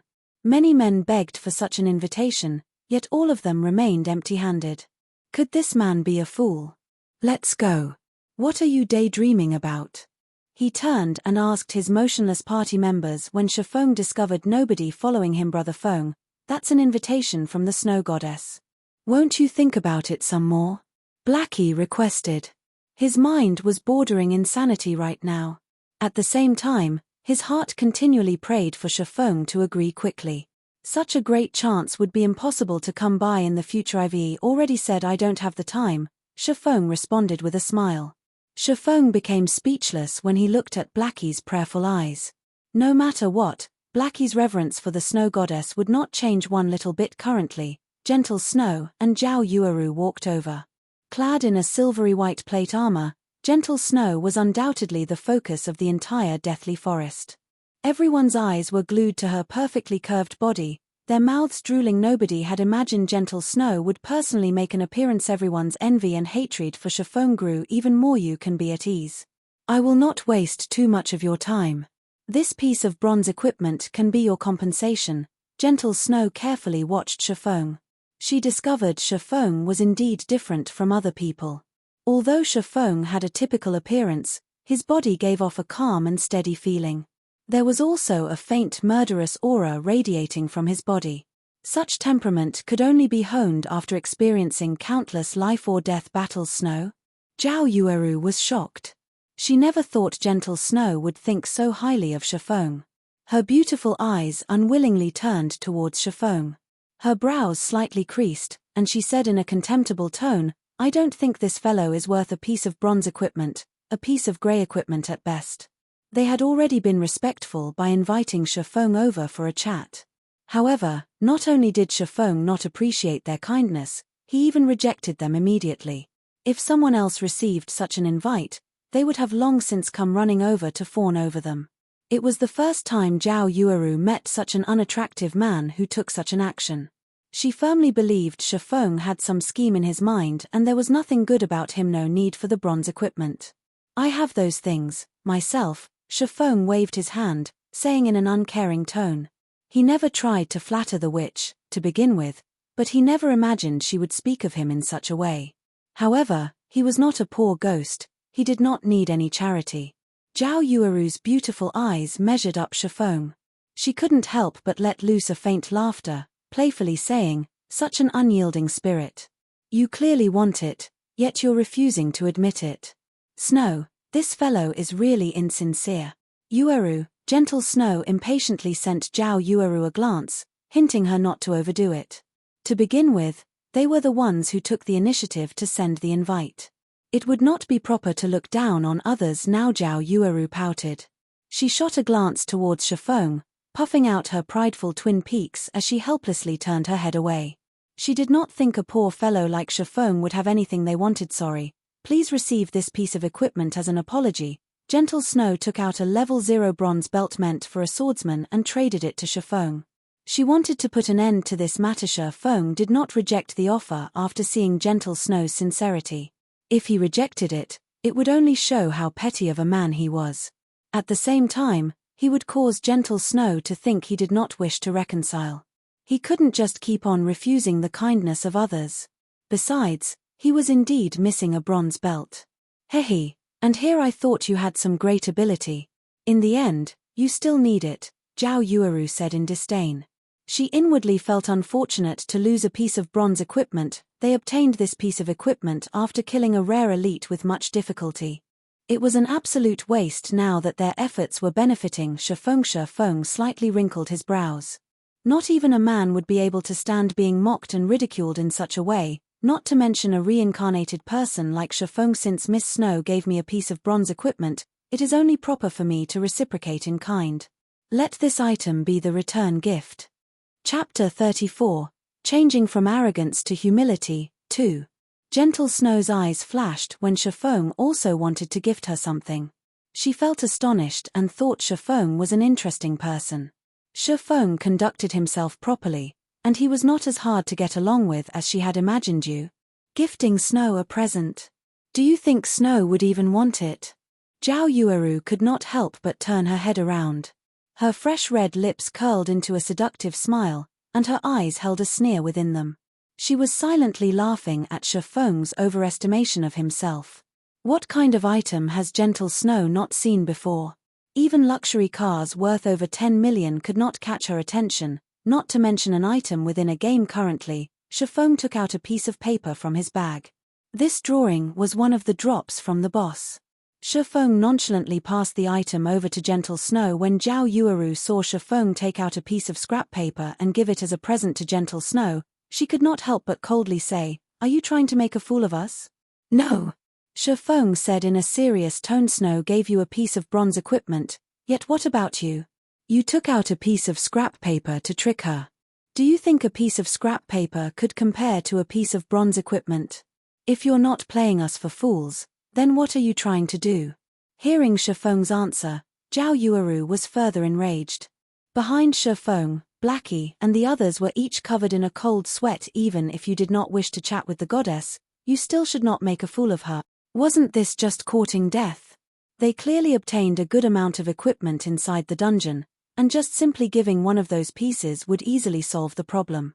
If Shifeng's actions angered the goddess, even if the goddess herself did not take action, the players surrounding them would surely kill them off for her. Seeing a mishap about to occur, Blackie thought of giving away the bronze staff he held.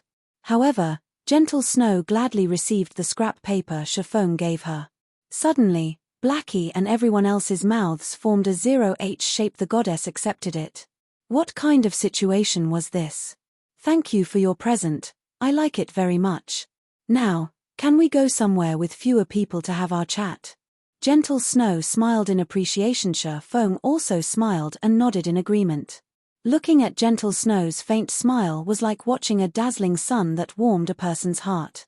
It would be hard to forget such a smile, even after a lifetime. Snow, you're going to forgive his rude actions just like that? Zhao Yueru asked in a puzzled tone. It's alright, Yueru. I like this item very much. Gentle Snow turned around after commenting, letting Shifeng lead the way. Zhao Yueru was stunned. She just could not understand what kind of drug Shifeng had given Gentle Snow. Was a piece of scrap paper enough? Just what was this piece of scrap paper? Snow, just what did that fellow give you? Zhao Yueru whispered. Just by seeing the fire poker on Shifeng's waist, she could tell Shifeng would not be able to give anything valuable. However, Gentle Snow still happily received it.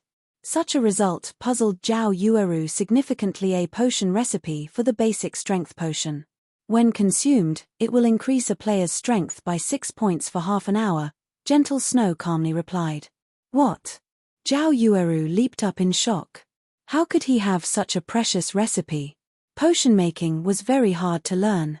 The recipes needed were famed for being rare drops. Even the current Ouroboros only had a few normal recipes, not to mention rare recipes.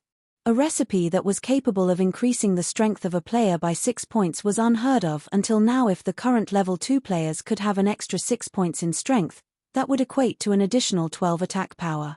Such a potion would have a significant effect when they dove into a dungeon. Regarding guilds who frequently conquered dungeons, the value of this recipe far surpassed that of tens of pieces of bronze equipment. As long as the basic strength potion were for sale, the supply would never be able to meet the demand. Yet, Feng gifted such a recipe away. Did Feng not know the value of this recipe? However, Zhao Yueru shook her head, denying this assumption. Before, she had seen the confident expression on Feng's face. He knew the immense value it had towards their guild currently. Zhao Yueru turned her head once more towards Feng. A tinge of red appeared on her cheeks when she thought back to what she said before. She felt humiliated. She actually called a rare recipe a scrap paper. When she thought of Feng's smile, he was definitely laughing at her lack of knowledge. He was such a hateful bastard. Now you finally know. I've already said he wasn't simple. Gentle Snow smiled at Zhao Yueru. Even after Gentle Snow and Feng left the scene, the surrounding players had yet to recover themselves. What kind of situation was this? A noob actually received the attention of the goddess. Was this person really a noob? Boss waving slowly, that noob left with the goddess. Wordless Summer Night was very upset. After watching the goddess being very courteous with Feng, even an idiot could tell Feng was not that simple. Don't mind it. I've heard from others that the noob entered the hell mode of the Deathly Forest. The snow goddess must have intentionally invited him to learn about the difficulty of hell mode. Waving slowly did not believe that he would misjudge a person. Feng was definitely a noob. He must have just been incredibly fortunate. Before, he managed to gain the favor of an expert. Now, he also somehow managed to obtain the favor of the goddess. In a rock pit over 200 yards south of the Deathly Forest, Gentle Snow and Feng sat facing each other. Surrounding them was a beautiful scenery and gurgling streams. As for the others, they stood to the sides. None of them tried to eavesdrop on the conversation between Feng and Gentle Snow. They comfortably sat down and started chatting amongst themselves. I wonder what business Miss Snow has for me. The Deathly Forest. Gentle Snow openly said, I want the strategy for the Deathly Forest. State your price. Hehe, I'm afraid Miss Snow is overthinking things. How could I have the strategy to the Deathly Forest? I've only entered the dungeon once. Feng would not admit to possessing the strategy. It would bring about the suspicion of others. After all, God's Domain was a game constructed by the main god system. Even beta testers would not know a detailed strategy for the dungeon. It was still possible to trick amateurs such as Blackie, but it was impossible to trick Gentle Snow. Troubles would arise if Feng were to generously share his strategy. Gentle Snow smiled sweetly. Her eyes swept once across Feng's party members before calmly saying, if I'm not mistaken, the equipment your party members are wearing all came from the hell mode of the Deathly Forest. Although your party has 1 or 2 players with proper techniques, everyone knows you had invited 3 level 1 noobs as temporary members. Such a party was able to enter hell mode, and even came out with quite a lot of equipment. Do you think I would believe you if you said you did not have any information? Let's not twist our words around. I know you're a beta tester, and not just any beta tester. You must have done detailed research on the Deathly Forest. Otherwise, you wouldn't be able to clear the dungeon at all. This basic strength potion recipe is the best evidence as to why I would say you've cleared it. You can rest assured, however, that I will not reveal your secret. Gentle Snow fixated her gaze on Feng as if she saw through Feng's entire being. All right, what you say is correct. Feng shrugged his shoulders, silently letting loose a breath. He never thought Gentle Snow would fill up the questionable gaps. It would not be any better for Feng if Gentle Snow thought in such a way. State your price then. Gentle Snow was all smiles with Feng. It was as though she was saying, did you think I could not control a person like you? This lady knows everything. Chapter 35, Changing from Arrogance to Humility, 3. Seeing Gentle Snow smile with confidence, Feng was already snickering in silence. Sheep's wool comes from a sheep. If you wished to earn money, it was natural to obtain it from a wealthy person. A first-rate guild like Ouroboros was unquestionably an appropriate target. According to Feng's knowledge, the guild, Ouroboros, had already conquered over 10 virtual reality games. However, the appearance of God's Domain had shaken the virtual gaming world.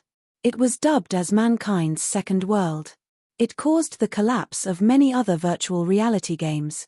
Afterward, countless companies started madly investing in God's Domain, nurturing their guild, growing their influence, and building their place in the virtual financial world. Naturally, Ouroboros also invested in God's Domain. They, too, wanted to share a bite of the countless assets. Also, Ouroboros was not just wealthy, it also had a great background. The number of experts working under Ouroboros exceeded over 1,000. These 1,000 men were famed as the god-slaying army in God's Domain. The existence of these 1,000 experts allowed Ouroboros to establish a large virtual empire. They unified over 80 cities in God's Domain that each had a population of over 1 million players. Ouroboros was a true tyrant in God's Domain during Ouroboros peak. It was the equivalent to the entire Star Moon Kingdom. As for Shadow, it had only established 10 cities that did not have populations exceeding 1 million players. In such a way, Ouroboros had become a peerless tyrant in the real world. Their position was truly unimaginable. It should be known that Star Moon Kingdom was a relatively large kingdom, even amongst the hundreds present in God's Domain. It was at the upper middle ranks. One could clearly see Ouroboros' prowess when compared to it. How could Feng not wish to work with such a powerful guild? It was just the risk of working with Gentle Snow was too high. Because of her particular identity, the information she could get a hold of was just too great. Feng could not help but be cautious of her. It was why he intentionally revealed some hints, especially with the recipe for the basic strength potion. He wanted to see Gentle Snow's reaction. If she behaved in a bad way, Feng would naturally act ignorant and push all responsibility away. However, the present situation was undoubtedly the one Feng looked forward to the most, since you've already explained. My asking price isn't high. 20 silver coins. Feng calmly stated. To a small guild of current times, 20 silver coins would already be their entire fortune. Even a 100-man money farming group would need 2 to 3 days to collect such an amount. Zhao Yueru sucked in a cold breath, nearly jumping up when she heard Feng casually ask for 20 silver coins. She stared at Feng, furiously saying, "Why don't you just rob someone? That would be a faster way." "I would do it if I could get that much money," Feng said with a smile. "You should know there is a lot of skill books, weapons, and equipment for players inside the Deathly Forest. They can quickly increase the strength of players. If you could conquer the Deathly Forest a step earlier, the benefits it would bring towards future developments go without saying." Can't you make it a little cheaper? 20 silvers? Even we, Ouroboros, can't simply take out that much money." Zhao Yueru thoroughly disliked Feng now. However, when she thought about the importance of the Deathly Forest, she still used a softer tone to speak to Feng. "Sorry, but no negotiations. If you don't agree to it, then I can only consider working with some other guild." Feng remained firm with his decision. He had been very sincere in dealing with Gentle Snow. If it was still not possible, he could only consider the Assassin's Alliance. The Assassin's Alliance was wealthy and imposing. Before, they spent over 20 silvers to buy Feng's level 5 bronze shield. "I understand. 20 silvers then. However, we need some time to collect the money. After all, our Ouroboros area of influence isn't in White River City, but at the capital, Star Moon City. There are only a few Ouroboros members close to White River City. Give me a day's time. Take these 7 silvers as a deposit. I will compensate you with 15 silvers a day later." Gentle Snow had never imagined Feng's appetite would be so great. 20 silvers was still a lot to her. However, the importance of clearing the Deathly Forest was too great. They had to grasp it as soon as possible. At the same time, Gentle Snow knew that silver coins were precious during the early periods of the game. Hence, she had given a little more to Feng as interest. "All right. Here is the map of the Deathly Forest, and also the things you need to pay attention to when fighting against the boss. Feng also knew what Gentle Snow had said was true. Wanting to gather 20 silver coins would not be easy. Ouroboros did not have as great of influence in White River City as the Assassin's Alliance did. Feng sent mail to Gentle Snow containing detailed introductions to the Deathly Forest. With Gentle Snow's abilities, they should be able to clear normal mode easily. Gentle Snow looked at the strategy she received for the Deathly Forest. Her heart slightly shook only after a slight glance. She never imagined the Deathly Forest would be so horrifying. Just the number of paths available already numbered 36. 33 of them were dead ends. There was even a Night Ranger who moved based on opportunity. There was also a detailed description of the boss and when it would cast its skills. She definitely got more than 20 silvers worth of information. If she sent others to explore the paths bit by bit, the cost would exceed 20 silvers. Suddenly, another change occurred to Gentle Snow's perception of Feng. She felt Feng was not as simple as he seemed to be. He was certainly an expert. Only an expert could have such a profound understanding of the dungeon. However, Gentle Snow had no recollection of an expert swordsman like Feng. In 3 days Ouroboros is planning to enter the first level 5, 20-man dungeon, the Dark Moon Graveyard. I wonder if you will be interested in joining? Gentle Snow's beautiful eyes looked towards Feng as she invited him to the team dungeon. She already acknowledged Feng's strength. If Feng was with them, entering the team dungeon, they might have an easier time in it. From aside, Blackie looked at Feng with dumbstruck eyes. His admiration for Feng had already reached the level of worship. He never imagined Feng would be so awesome as to conquer the snow goddess in a few moves. The goddess even wished to invite him to raid a dungeon. How great of an honor was this? There were countless men who dreamt of raiding a dungeon with the snow goddess. However, Zhao Yueru became irritated after hearing Gentle Snow invite him. Feng was but a beta tester. At most, he had experienced God's domain a few more days than they did and had a deeper understanding of the Deathly Forest. However, the 20-man team dungeon had only opened after the game's official release. It did not exist during the beta test, so there was no way for Feng to know anything about it. Also, Feng wasn't some powerful expert. What point would there be in inviting him? He would just be wasting a slot in the dungeon. Feng entered a thought. There were a lot of good items that dropped from a 20-man dungeon. It had been particularly true for the Dark Moon Graveyard, which dropped a lot of worthwhile equipment for swordsmen. The attributes of the equipment from that dungeon were also much better than the ones obtained from wild bosses. However, Feng was not able to organize a 20-man party, so it wouldn't be a disadvantage to join Gentle Snow for a round. Alright, but leave a few spots for me. Also, all swordsman equipment and forging designs must belong to me, Feng answered with a nod. Can't you be a little more humble? Zhao Yueru looked at Feng, pouting. She felt Feng was going too overboard. If Gentle Snow had asked anyone else, they would have readily agreed, even going as far as to forego getting any equipment. Feng, however, even wanted priority over equipment.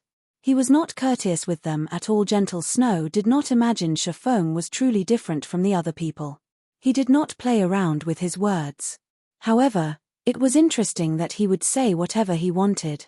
Following which, Gentle Snow looked towards the party members behind Feng. Although they were noobs, their equipment was all of good quality. They could barely manage in the 20-man dungeon. Thus, Gentle Snow said, "Fine. Let's add each other as friends then. We'll be in touch when the time comes. Alright. You can just contact me a few hours before raiding the dungeon. I'll arrive on time." Feng accepted Gentle Snow's friend request. Subsequently, Feng and his party members left the small rock pit, heading towards Dark Moon Valley. When the group passed through the Deathly Forest's dungeon, Stabbing Heart of the Assassin's Alliance abruptly called out to Feng. "Brother Feng, I nearly failed to recognize you. I never imagined you actually knew a big shot like the Snow Goddess. You must not forget a brother like me in the future," Stabbing Heart jokingly said as he walked towards Feng. "Nonsense. I just happened to meet with Miss Snow by chance," Feng replied with a smile. "Brother Feng, you are too humble. Based on your strength, you are absolutely worthy of becoming friends with the Snow Goddess. After all, both of you are experts of the same level." Stabbing Heart thought Feng was very humble. It was no wonder he was such a great expert. The way he conducted himself was different than ordinary people. Stabbing Heart wanted to befriend Feng even more now. Our Assassin's Alliance is preparing to enter the dungeon. I wonder if Brother Yi Feng would be interested in joining us? Of course, you can pick any of the equipment that you want. You are too courteous, Brother Stabbing Heart. However, I still have some things to attend to. I will definitely join if there is another chance in the future. Feng politely rejected the offer. Stabbing Heart spoke in a loud voice. Surrounding players clearly heard his words at first. Everyone thought of Feng as just a noob. His being called upon by the Snow Goddess was just due to luck. Even now, Stabbing Heart of the Assassin's Alliance wished to befriend Feng. Just what sort of situation was this? The Assassin's Alliance was a large guild that was famous throughout White River City. As the sub-leader of the guild's elite group, Stabbing Heart would not need to interact with normal players at all. However, he tried to befriend Feng. Feng had actually rejected him. Feng was just too domineering. If someone were to call Feng a noob, nobody would believe them. There was something strange about the situation. Everyone guessed that Feng must be a hidden expert that normal players did not know of. Otherwise, why would big shots try to meet Feng one after the other? Boss waving, that Stabbing Heart actually tried to befriend that noob. I'm not dreaming, right? Wordless Summer Night was shocked. Was this Feng really the noob they met before? Waving slowly but surely was currently upset in his heart. Initially, his heart still held hope that Feng was just a noob. Now, however, that hope was utterly destroyed by Stabbing Heart. Feng was not a noob. He was definitely an expert, just like Lonely Snow had said. Feng might even be greater than Lonely Snow had described him to be. If Lonely Snow followed Feng, then his future would certainly be filled with boundless prospects. On the other hand, they had chased Feng away. They had missed a great chance for them to befriend an expert boss. Why don't we go over and apologize? An expert is a magnanimous person. Who knows, he might even forgive us. At that time, we, too, could gain the favor of an expert. Battle to the end, suggested. Wordless Summer Night nodded his head in complete agreement, just as Feng's party was about to leave the Deathly Forest, waving slowly but surely, and the others came running over. Big Brother Expert, we've had some misunderstandings before, so we're here to apologize to you. We hope you can forgive our ignorance. Here's a silver coin to show our sincerity. We hope Big Brother Expert can take us under your wing. Waving slowly was all smiles as he apologized. The arrogance he had before was completely gone now. Wordless Summer Night and Battle to the End were also sincerely apologizing without stop. They wished to grind monsters with Feng. If you guys don't have anything else to say, then please leave. I still have matters to attend to, so I don't have any time to waste with you. Feng spun around to leave after replying. He did not mind one little bit in regards to waving slowly and the others' previous behavior. However, wanting him to carry them? Not a chance. As for Lonely Snow, he only shook his head in regards to waving slowly and the others' actions. If they had known that their actions would lead to such results today, maybe they wouldn't have acted so in the beginning. Watching Lonely Snow leave with Feng, Wordless Summer curled his lips into a frown, saying in a sour tone, "Bah, what's there to be amazed about? In the future, I, too, will become an expert." However, only Waving slowly knew Lonely Snow would become successful in the future. He was already in a different world than them. Chapter 36, Hazard Gnome. After leaving the Deathly Forest, Feng's party rushed towards Dark Moon Valley without rest. At the current stage of the game, many players had already risen to level 2. Aside from raiding the dungeon at the Deathly Forest, they would stay in Brook Hills to kill level 2 cheetah cubs. Only a few experts would go to the level 4 area, Dark Moon Valley, to level up.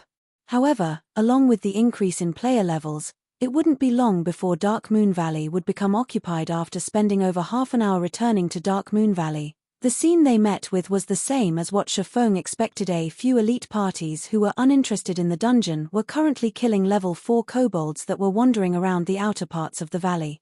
These elite parties were quite skilled.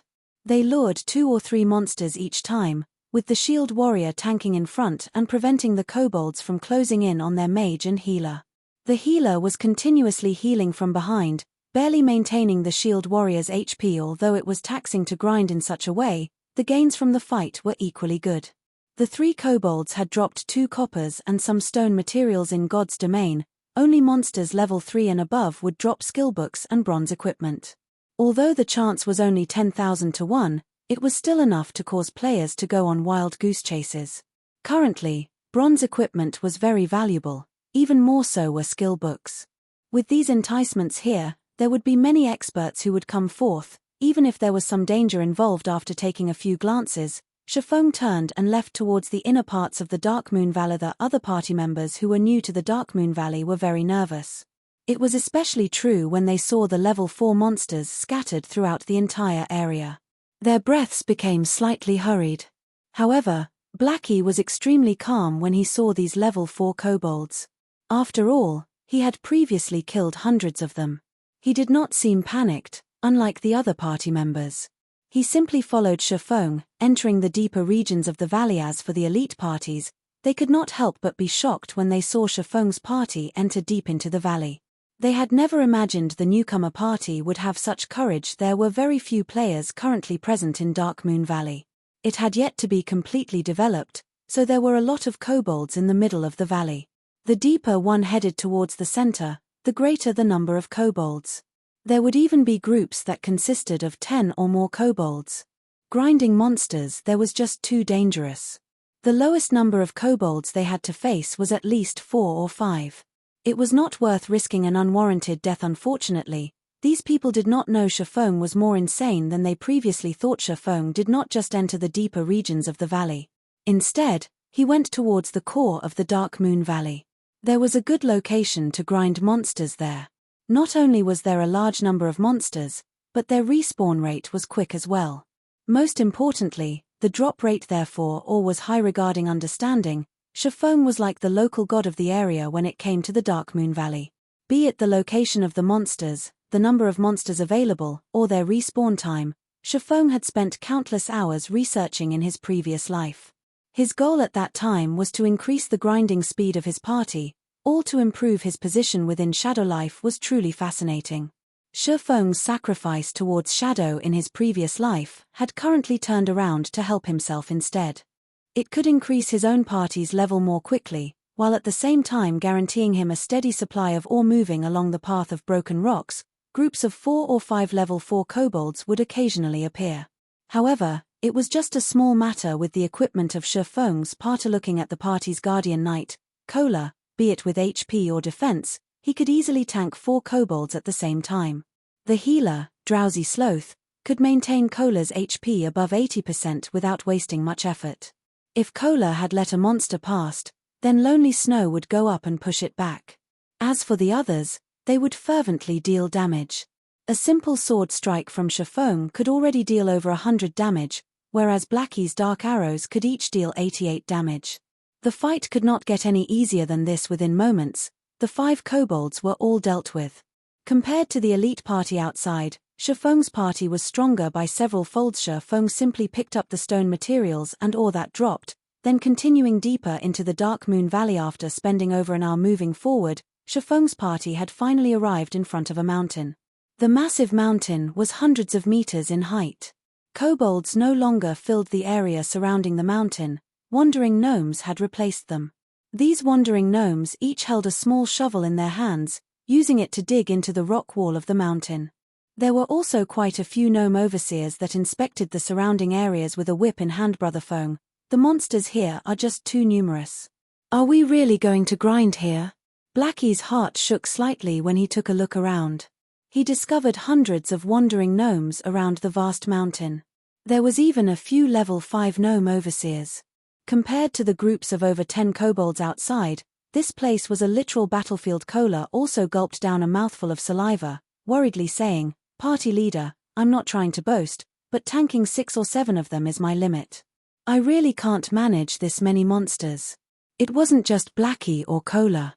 The others, as well, were apprehensive. Wandering gnomes occupied the entire mountain, and these gnomes were very close to each other. As long as they made a mistake while luring, then they would have to face off against hundreds of level 4 monsters. Such a large number of monsters was much scarier than the Lord rank felt. I know you guys can't fend all of them off. However, whoever said about letting any of you tank hundreds of gnomes? Feng rolled his eyes at his party members. He was extremely clear regarding the party's standards. Facing off against 10 gnomes at the same time was nearly their limit, so how could they deal with hundreds at the same time? Even a level 10 player would be finished when met with hundreds if level 4 monsters. However, wasn't there a good saying that stated, if you can't outfight them, outrun them? Feng's agility had reached 30 points. Including the bronze shoes he had, his movement speed had exceeded the wandering gnomes by at least 4 points. He could easily kite the gnomes and let Blackie use the AoE skill, Hell Flame. The efficiency of grinding in such a way was several times greater than that of killing individually, following which, Feng told everyone about his plan. He needed Blackie to get the timing right, maximizing the effect of Hell Flame. As for the others, they were responsible for taking out the gnomes with low HP. When Feng had chosen his position, he grabbed a handful of stones and rushed towards the nearby gnome overseer. Just as Feng approached the 20-yard distance, the overseer had started yelling loudly. Its screams attracted the attention of many of the surrounding wandering gnomes. Feng waited first for a moment, avoiding the whip of the gnome overseer and allowing the wandering gnomes to continuously gather. When about 30 gnomes had gathered, Feng turned around and ran in the opposite direction. Afterward, he threw a small stone that struck another gnome overseer. The overseer who was struck loudly bellowed, bringing along over 20 of its brethren and rushing at Feng. Within moments, Feng had lured over 60 monsters. However, Feng was not yet satisfied.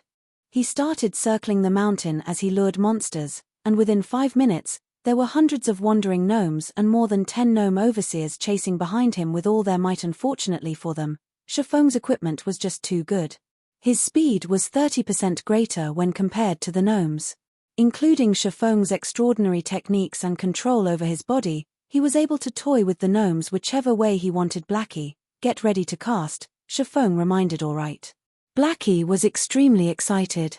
This was his first time using AoE magic, so he did not know what kind of effects it would have.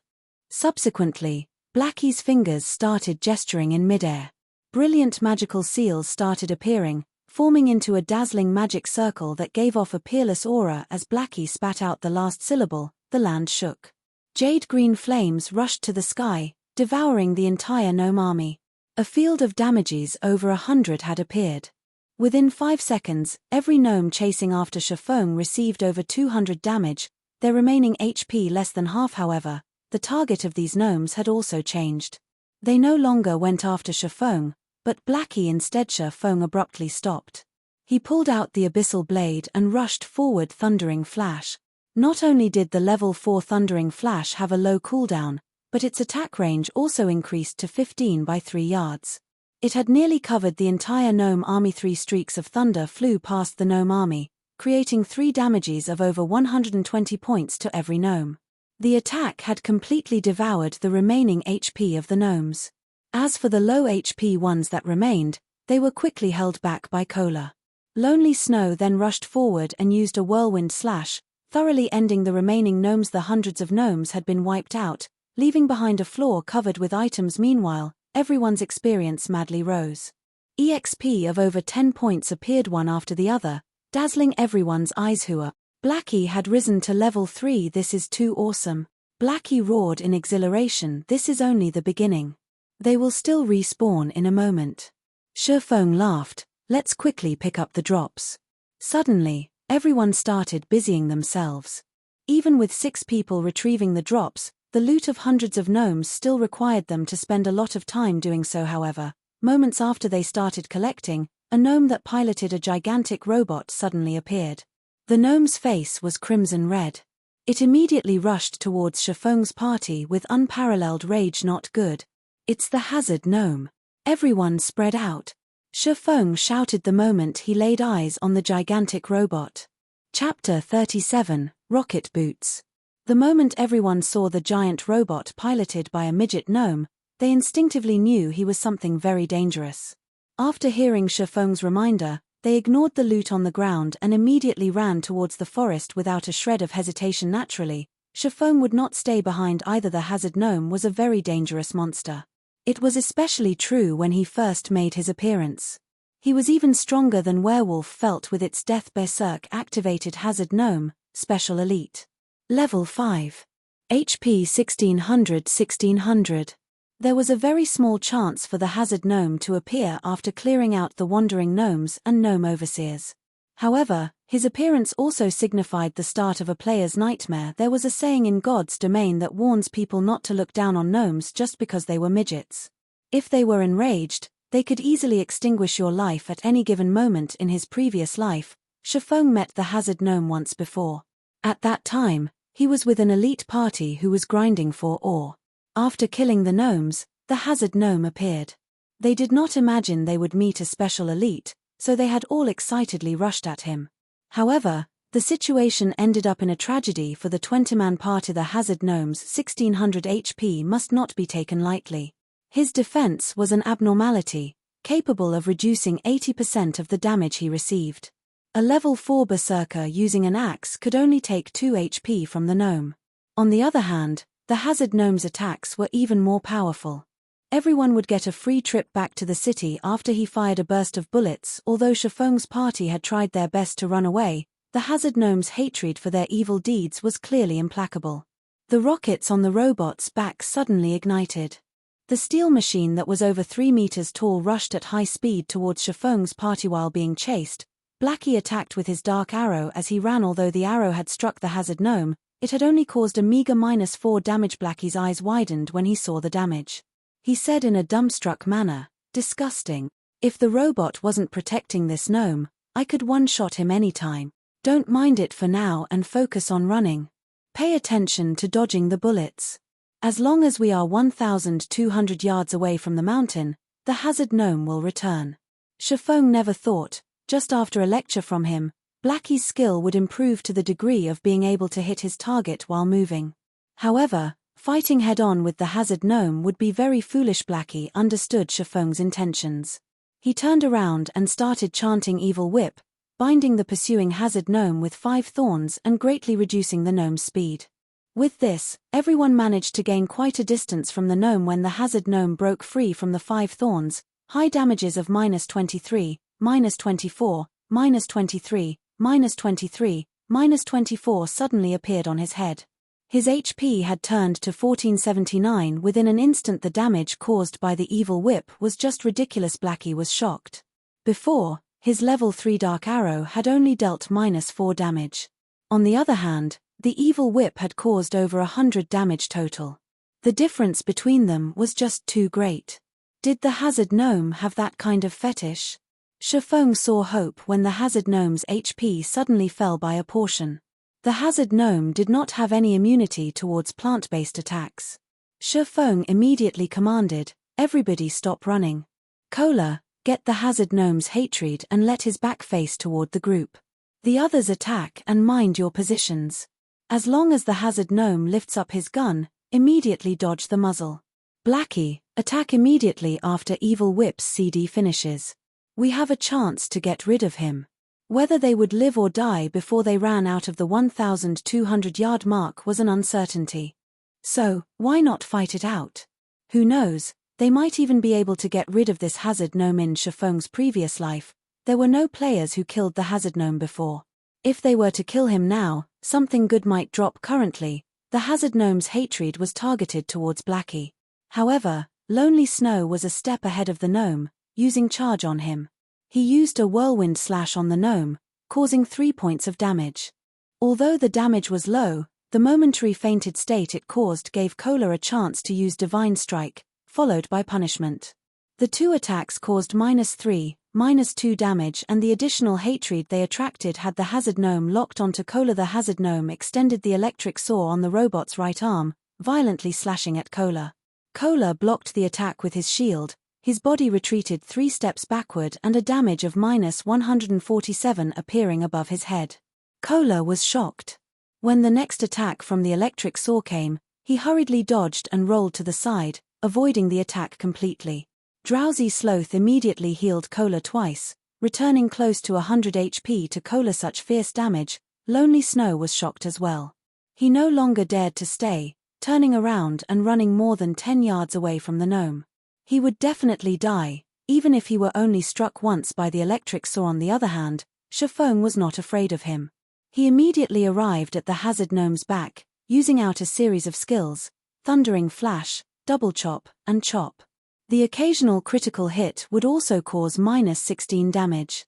Compared to the others, Feng's damage was already very high. However, the hazard gnome only gave a look of contempt towards Feng's attacks.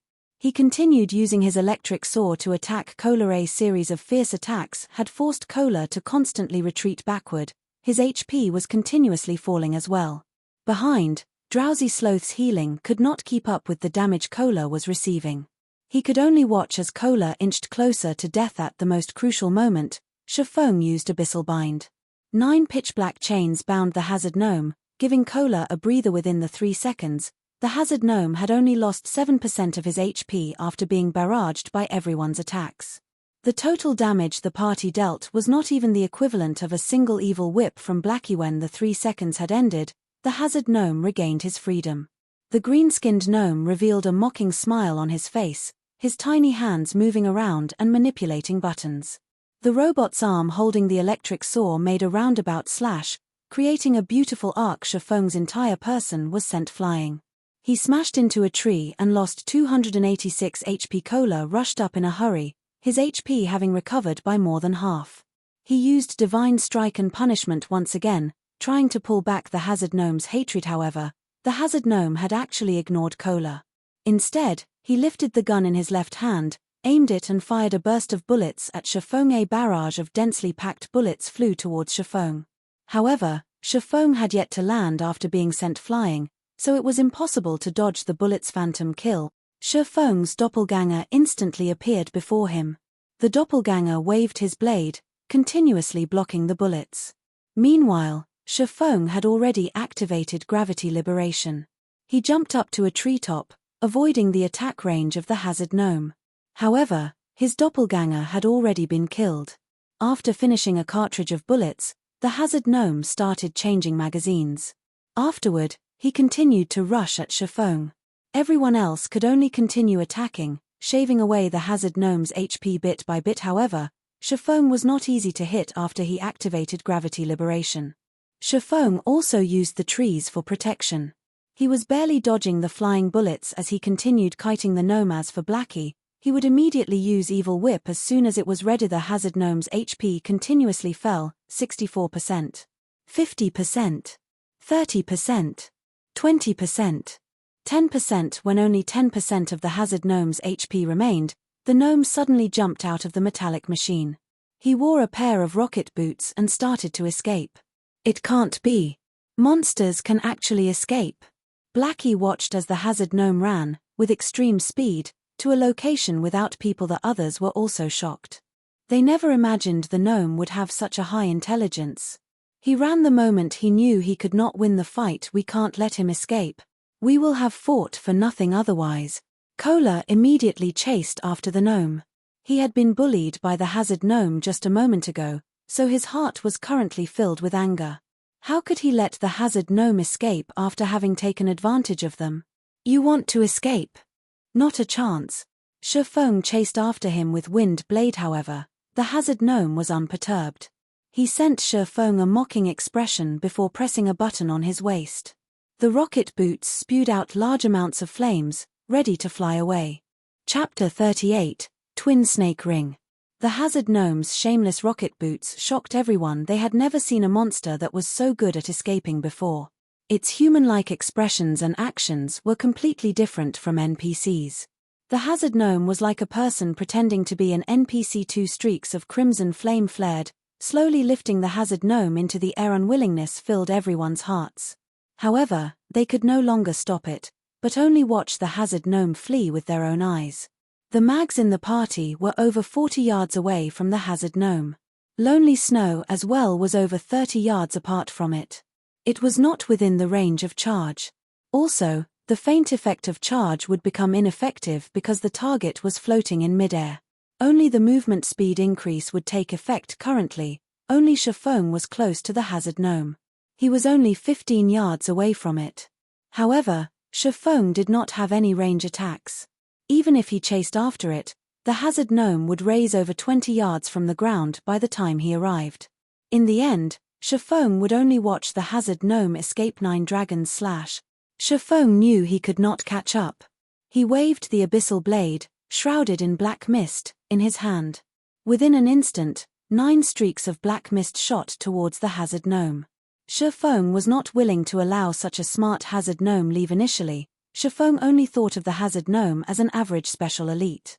He had never imagined the gnome to be so much like a player. Throughout his 10 years of playing God's Domain, Feng rarely saw such intelligent gnomes. The main god system wouldn't simply bestow a small monster with high intelligence. Such bestowals usually had a deeper meaning behind them.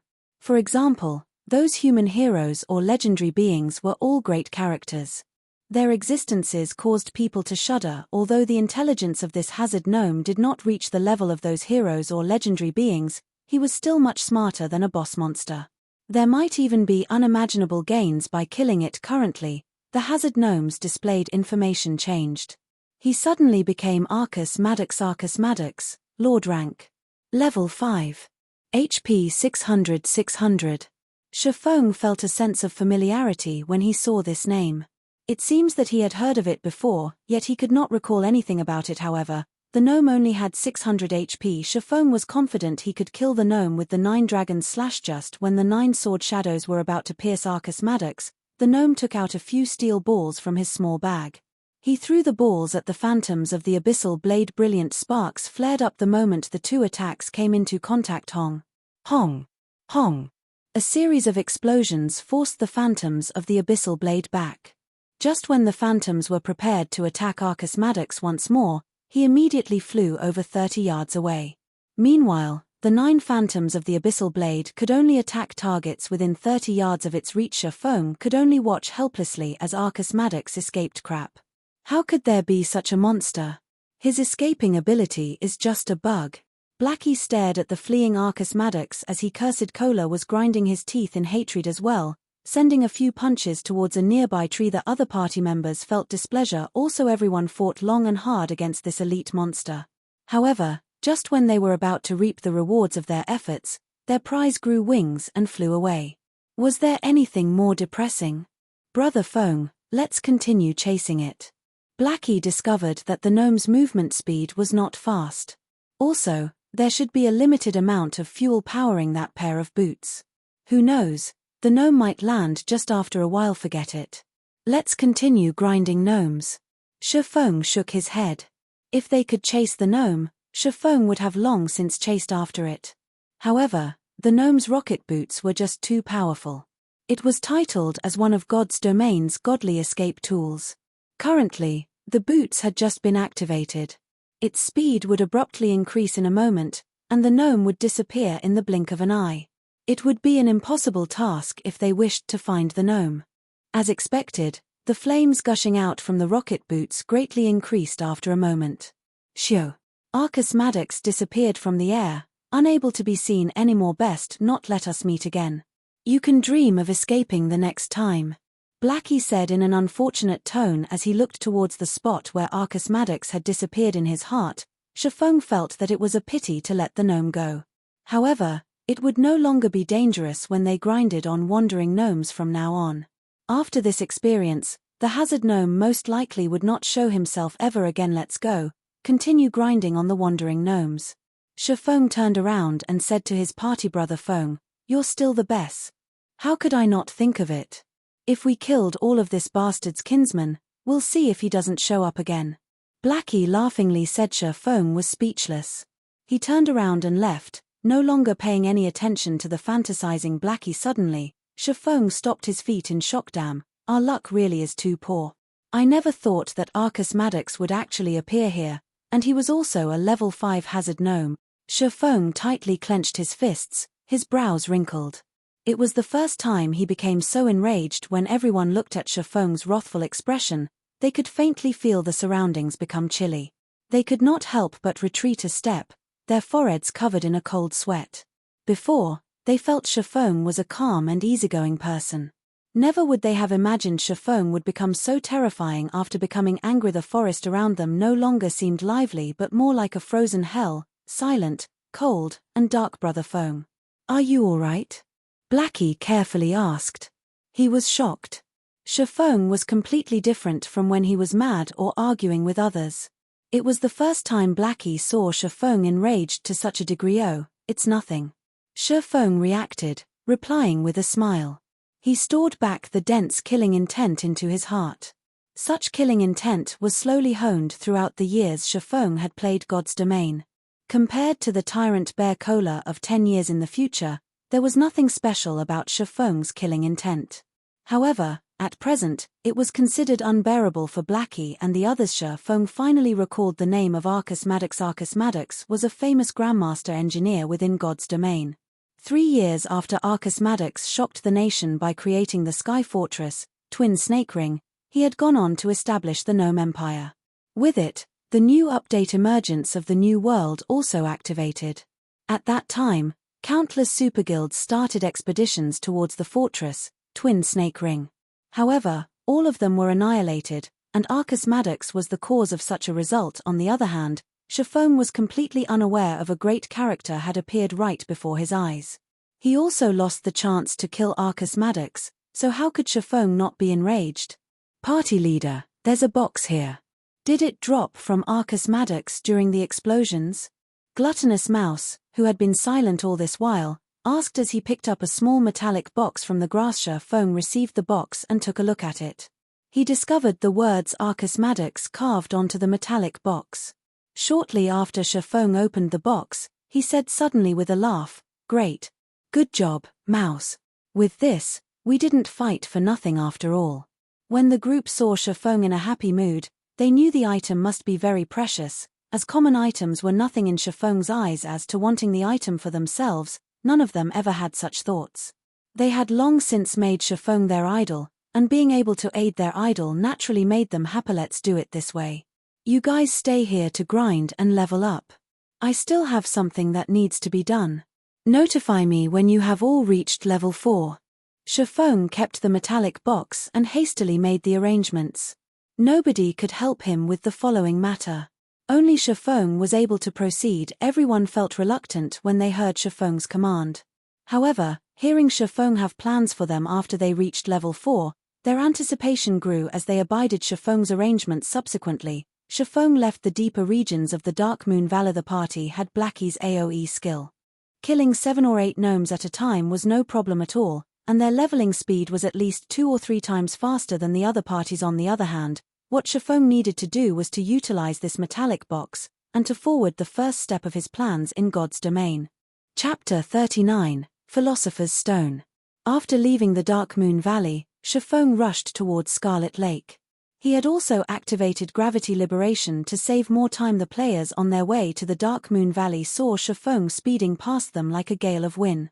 His speed was shockingly fast, and his figure was just a blur. Who is that person? Which assassin is he? His speed is so fast. No, look at his waist. That's a sword hanging there, not a dagger. He should be a swordsman. Crap. Are the current swordsmen that OP? The widely spread rumor on the forums stated that a mysterious swordsman killed the mayor of Red Leaf Town. There was also a powerful swordsman at the Deathly Forest that received an invitation from the Snow Goddess. I would have played as a swordsman if I had known about this earlier. Say, do you think they're the same person? Definitely not. I saw the swordsman that killed the mayor. That male swordsman was as big as a black bear. His arms alone were thicker than our thighs. He had forcefully killed that level 15 mayor. The players passing by started a discussion as they watched Feng depart. They were inwardly speechless towards the swordsman job. They should have played as swordsmen if there was such a powerful job. However, it was too late now. Feng might have laughed it off if he had known their thoughts. There was no strongest job in God's Domain, only the strongest player. Feng ran for over 2 hours through the vast plains. He activated gravity liberation over tens of times, escaping the pursuit of high-leveled monsters. He passed through the level 6 map, Wolfman's Ruins, and the level 8 map, Oro Fort, before arriving in the level 10 area, Scarlet Lake. Scarlet Lake was the playground of level 10 water elementals and little fishmen. Watching from a high location, Feng could see groups of little fishmen patrolling. The closer it was to the Scarlet Lake, the more there were of little fishmen.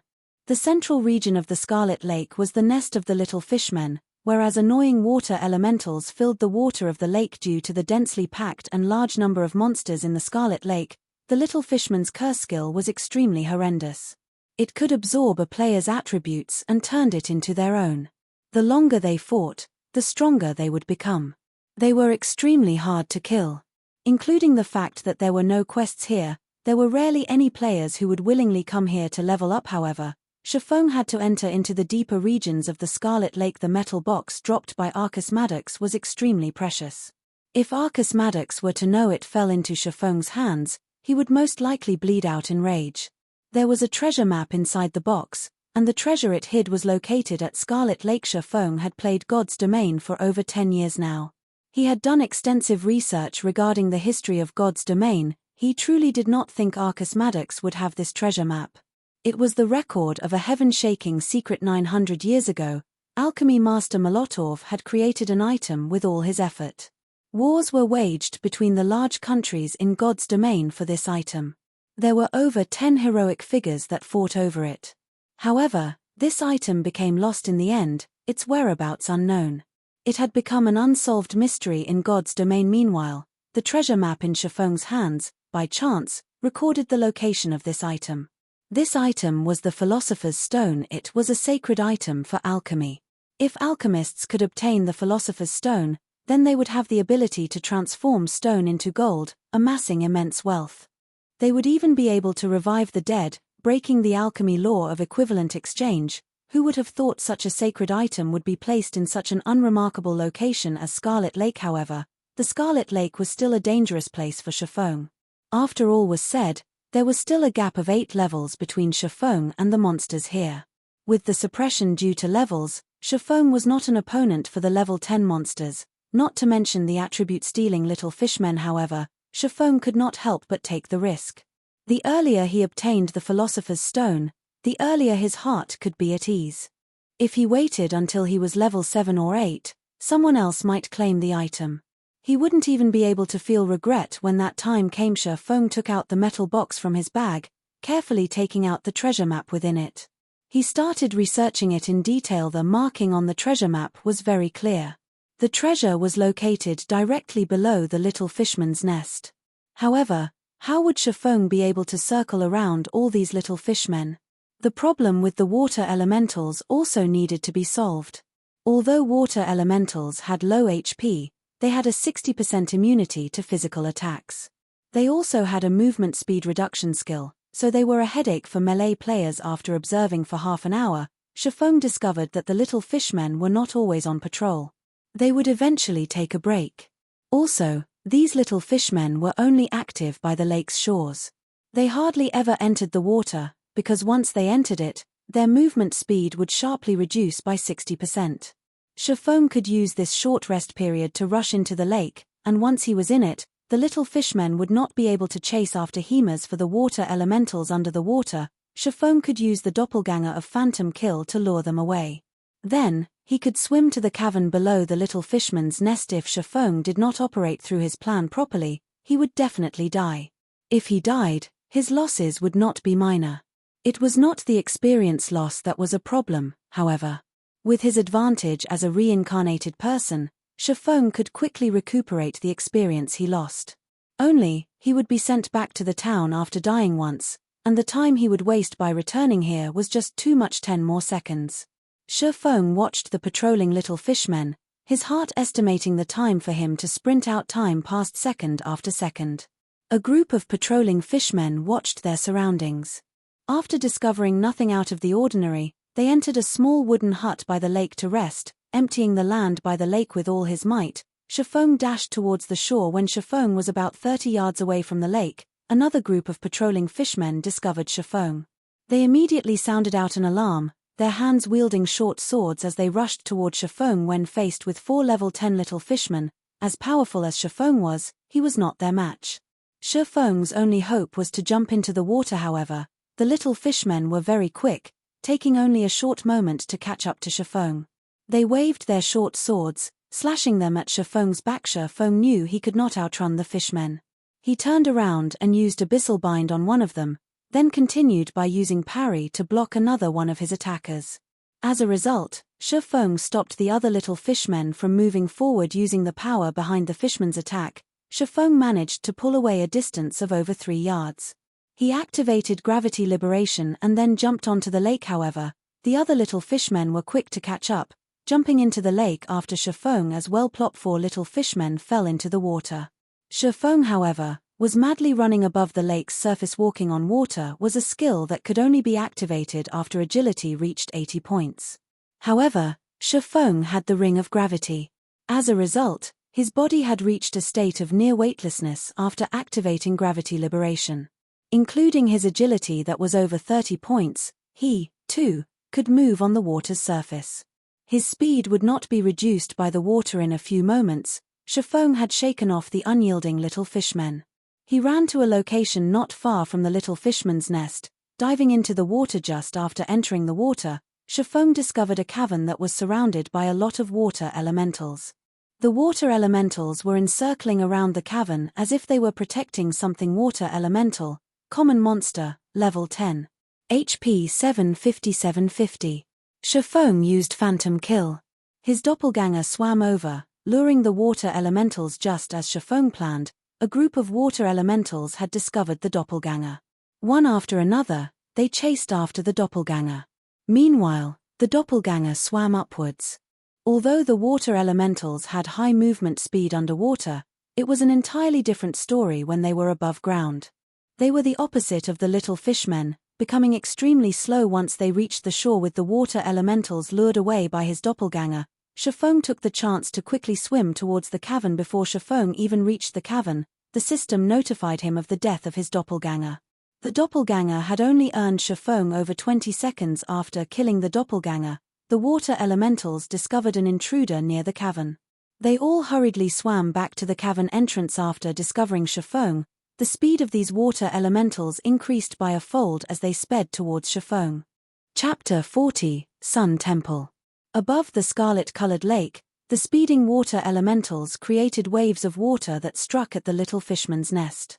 Waves that were as tall as a person enveloped the entire nest, destroying many of the small wooden huts on it. The hundreds of little fishmen inside the nest entered a frenzy. They screamed and bellowed, each of them holding weapons as they jumped into the water and swam towards the cavern below the nest. Dual-layered protection. Feng took a look behind him, shocked. As if hundreds of water elementals were not enough, now there were also hundreds of little fishmen following behind.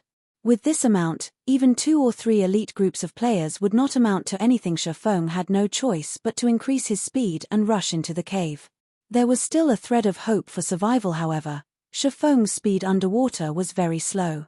It was incomparable to the druids who had their seal transformation, where their movement speed was increased by 50% when moving underwater. Instead, Feng's movement speed was reduced by 50%. Soon, Feng was just 50 yards away from the cavern's entrance. However, the enraged water elementals approached Feng as if they were flying, their distance between Feng shortening quickly. 42 yards. 28 yards. 20 yards. 10 yards. Just when Feng was only 5 yards away from the cavern entrance, the water elementals had caught up with Feng. They waved their gigantic icy fists towards Feng's head. Their attacks from water elementals carried a freezing effect that reduced movement speed. As long as they hit Feng, the water elementals would cling to him till death. Feng hurriedly spun around and used Parry, blocking the fist of the first water elemental.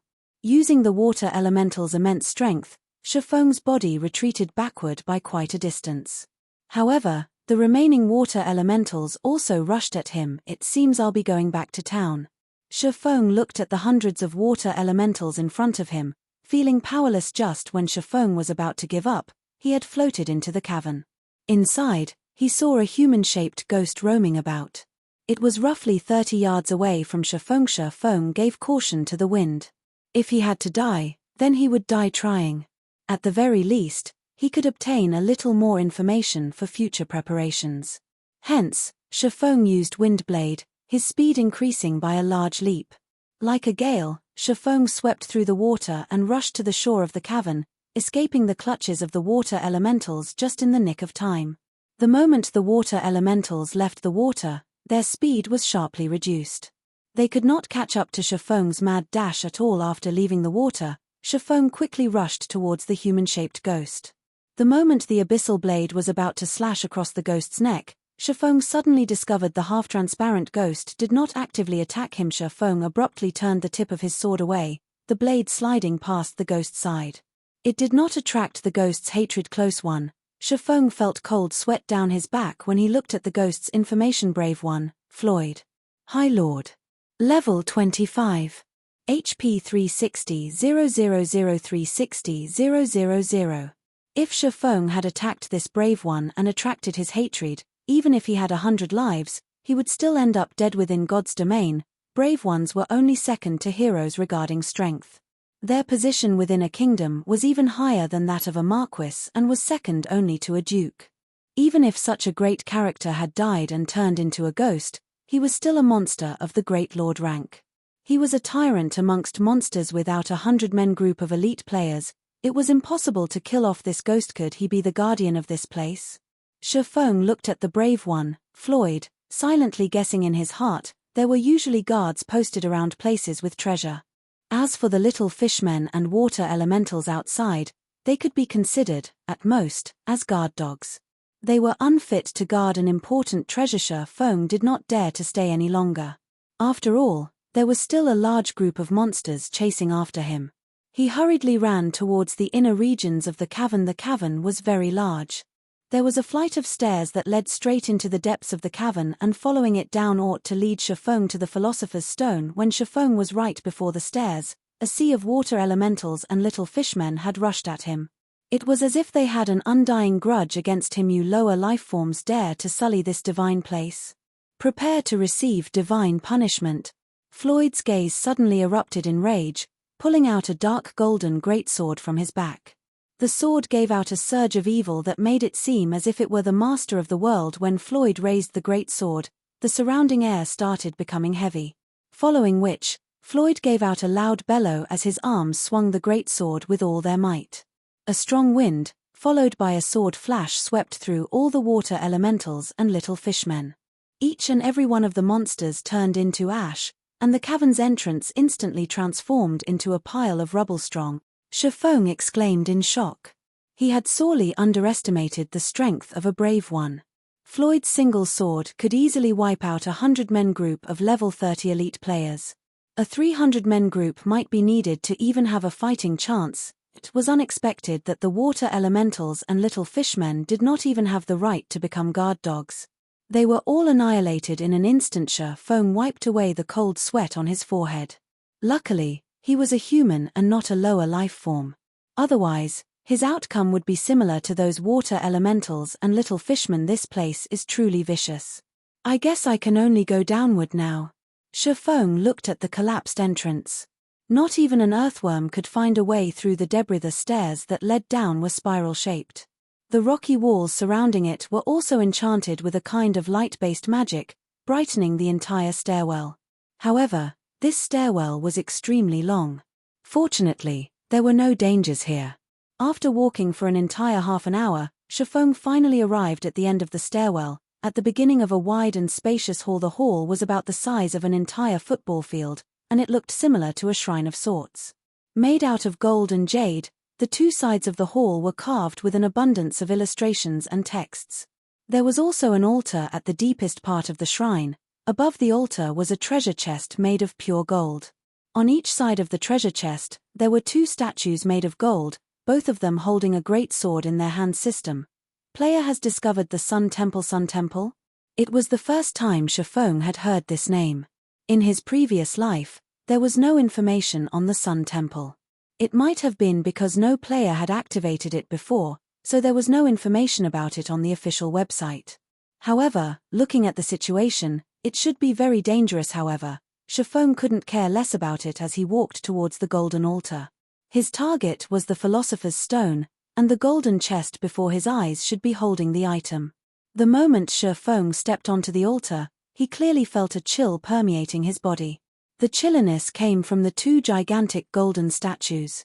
Feng did not know what sort of consequences there would be if he continued onwards to retrieve the Philosopher's Stone. However, he no longer had any choice. The cavern's entrance had already been sealed off, so he could only decide after grabbing the Philosopher's Stone. Feng slowly opened the golden treasure chest. Golden rays of light leaked out from the chest, illuminating the entire temple. Subsequently, the golden rays started to fade, revealing 3 items inside the chest. Feng pocketed the items with zero hesitation. Crap, how could the Philosopher's Stone end up in such a state? Feng looked at the thumb-sized blood-red stone, feeling extremely disappointed. Philosopher's Stone, damaged. Epic rank special item, dropped after death.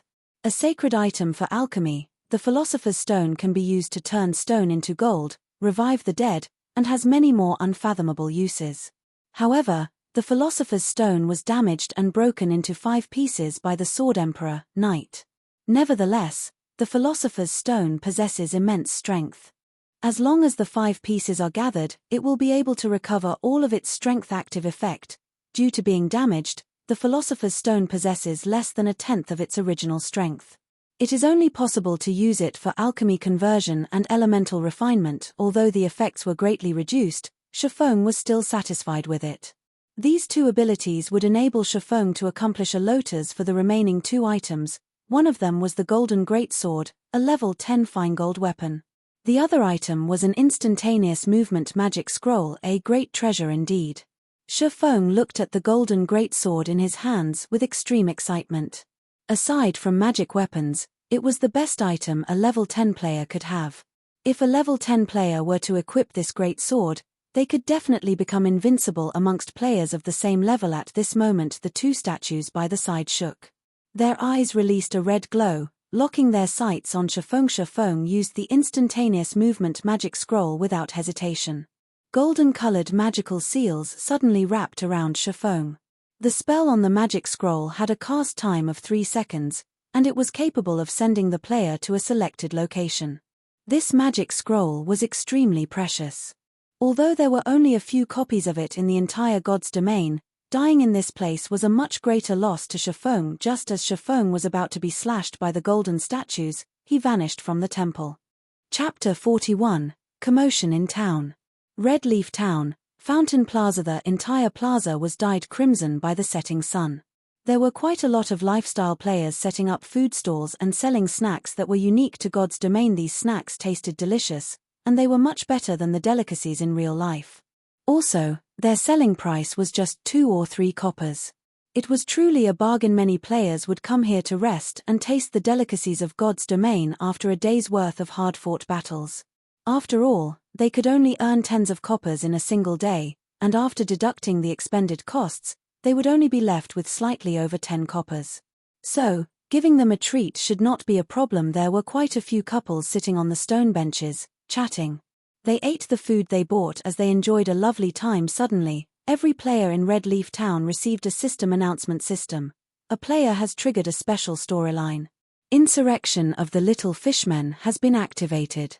An expedition quest has been activated in Red Leaf Town. Players can now receive the expedition quest from the Adventurers Guild.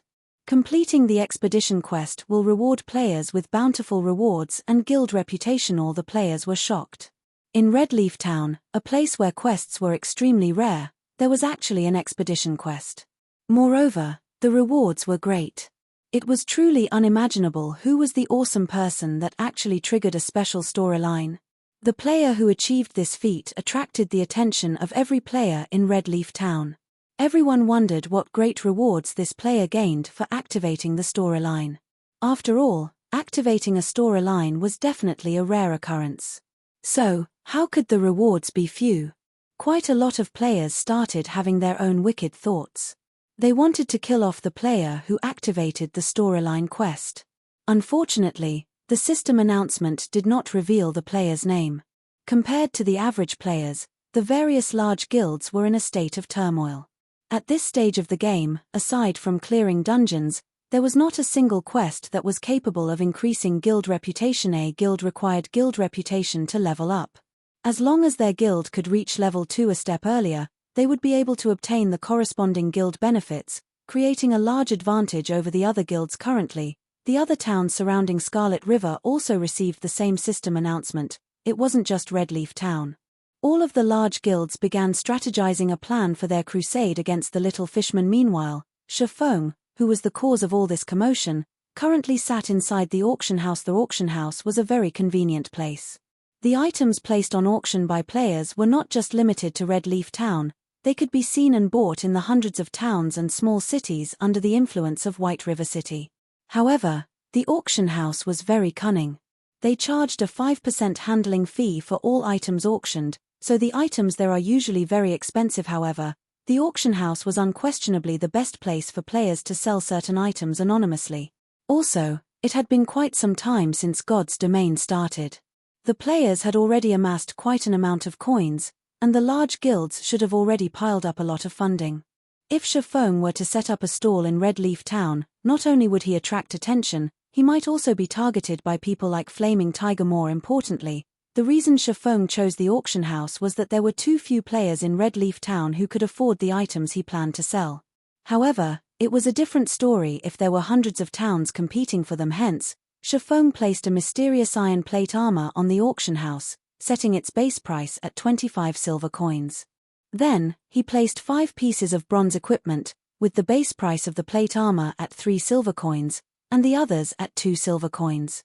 As for the level 10 fine gold great sword, the result of placing it on auction would be too terrifying to imagine. This weapon was worth at least 2 gold coins, which was the equivalent of 200 silver coins. Currently, even 1 silver coin was extremely precious, so who would be able to even afford the weapon? Following which, Feng searched his bag via the half-transparent screen. Initially, players were gifted with a bag that had 100 slots. However, it was far from enough for Feng. Every player could equip a maximum of 7 bags. So, Feng immediately bought 6 of the largest bags currently available. Each of the bags had 25 slots, and each sold for 40 copper coins. 6 bags meant 240 copper coins.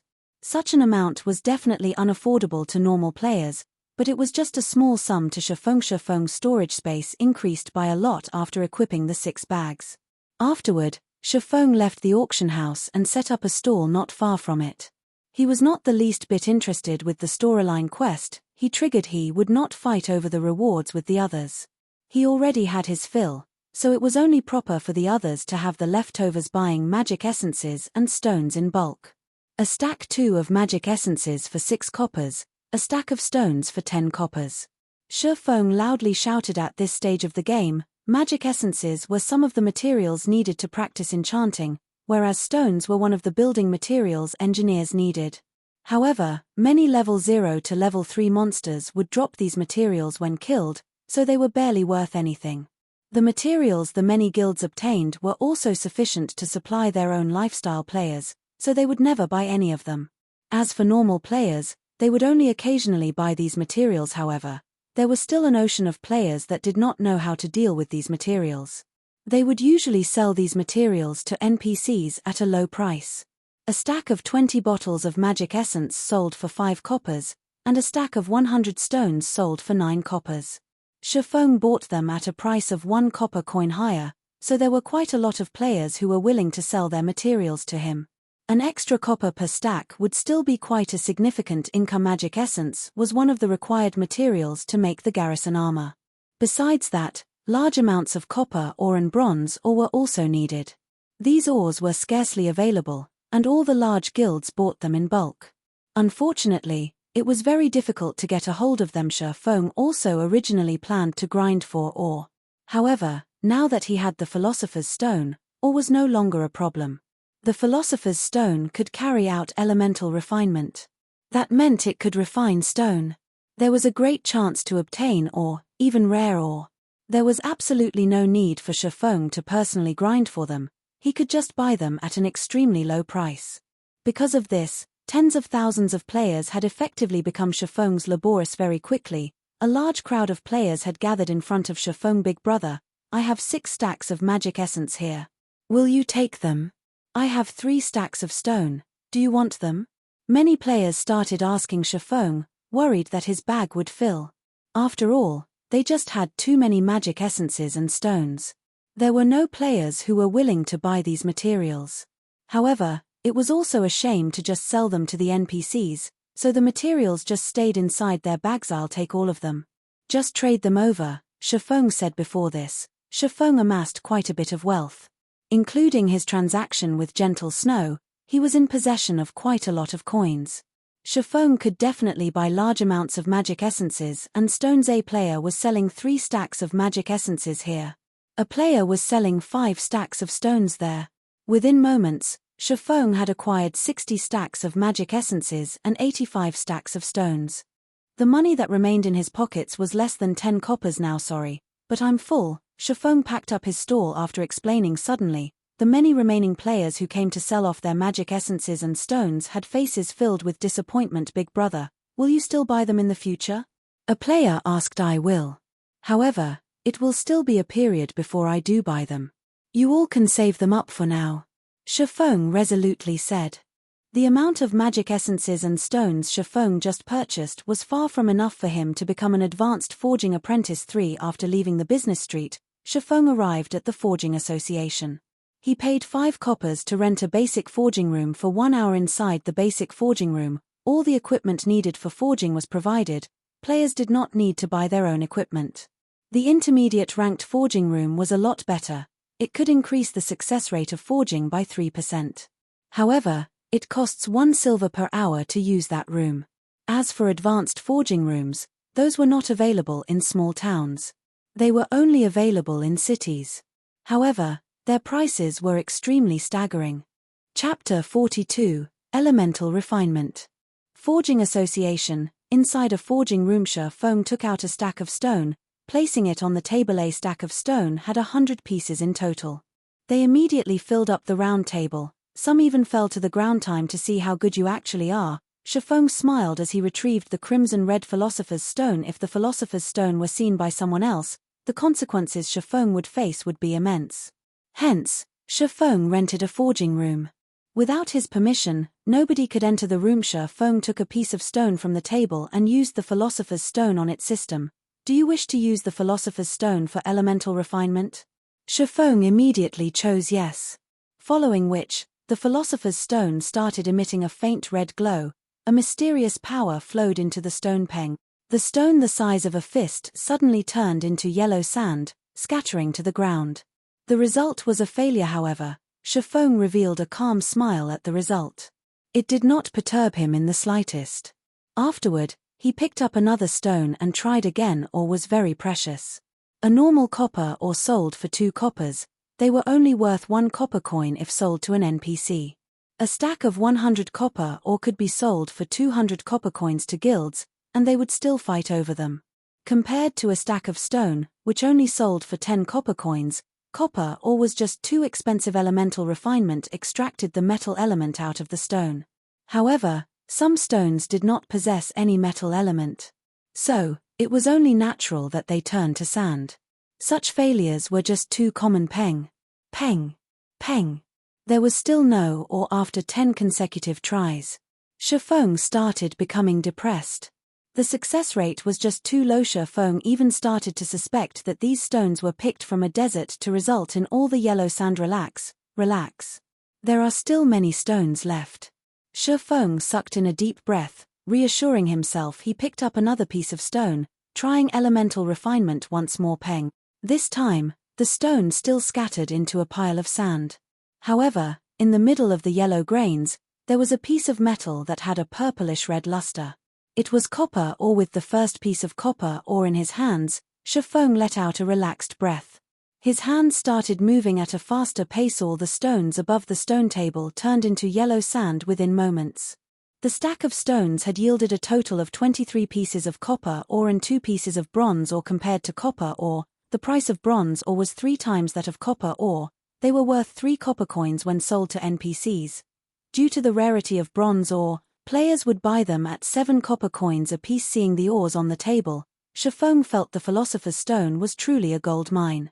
Even if the Philosopher's Stone was currently damaged, it was still out of the ordinary. It was no wonder why many kingdoms were willing to muster up their armies and fight for the Philosopher's Stone. Having the Philosopher's Stone in hand was the equivalent of having a wealthy treasury. At that time, a kingdom would find it hard not to become prosperous. Feng kept the ores on the table and brought out another stack of stones. Stack after stack of stones disappeared, whereas the amount of yellow sand had piled up into a small hill. Fortunately, the forging room could be cleaned of rubbish with just a click of a button.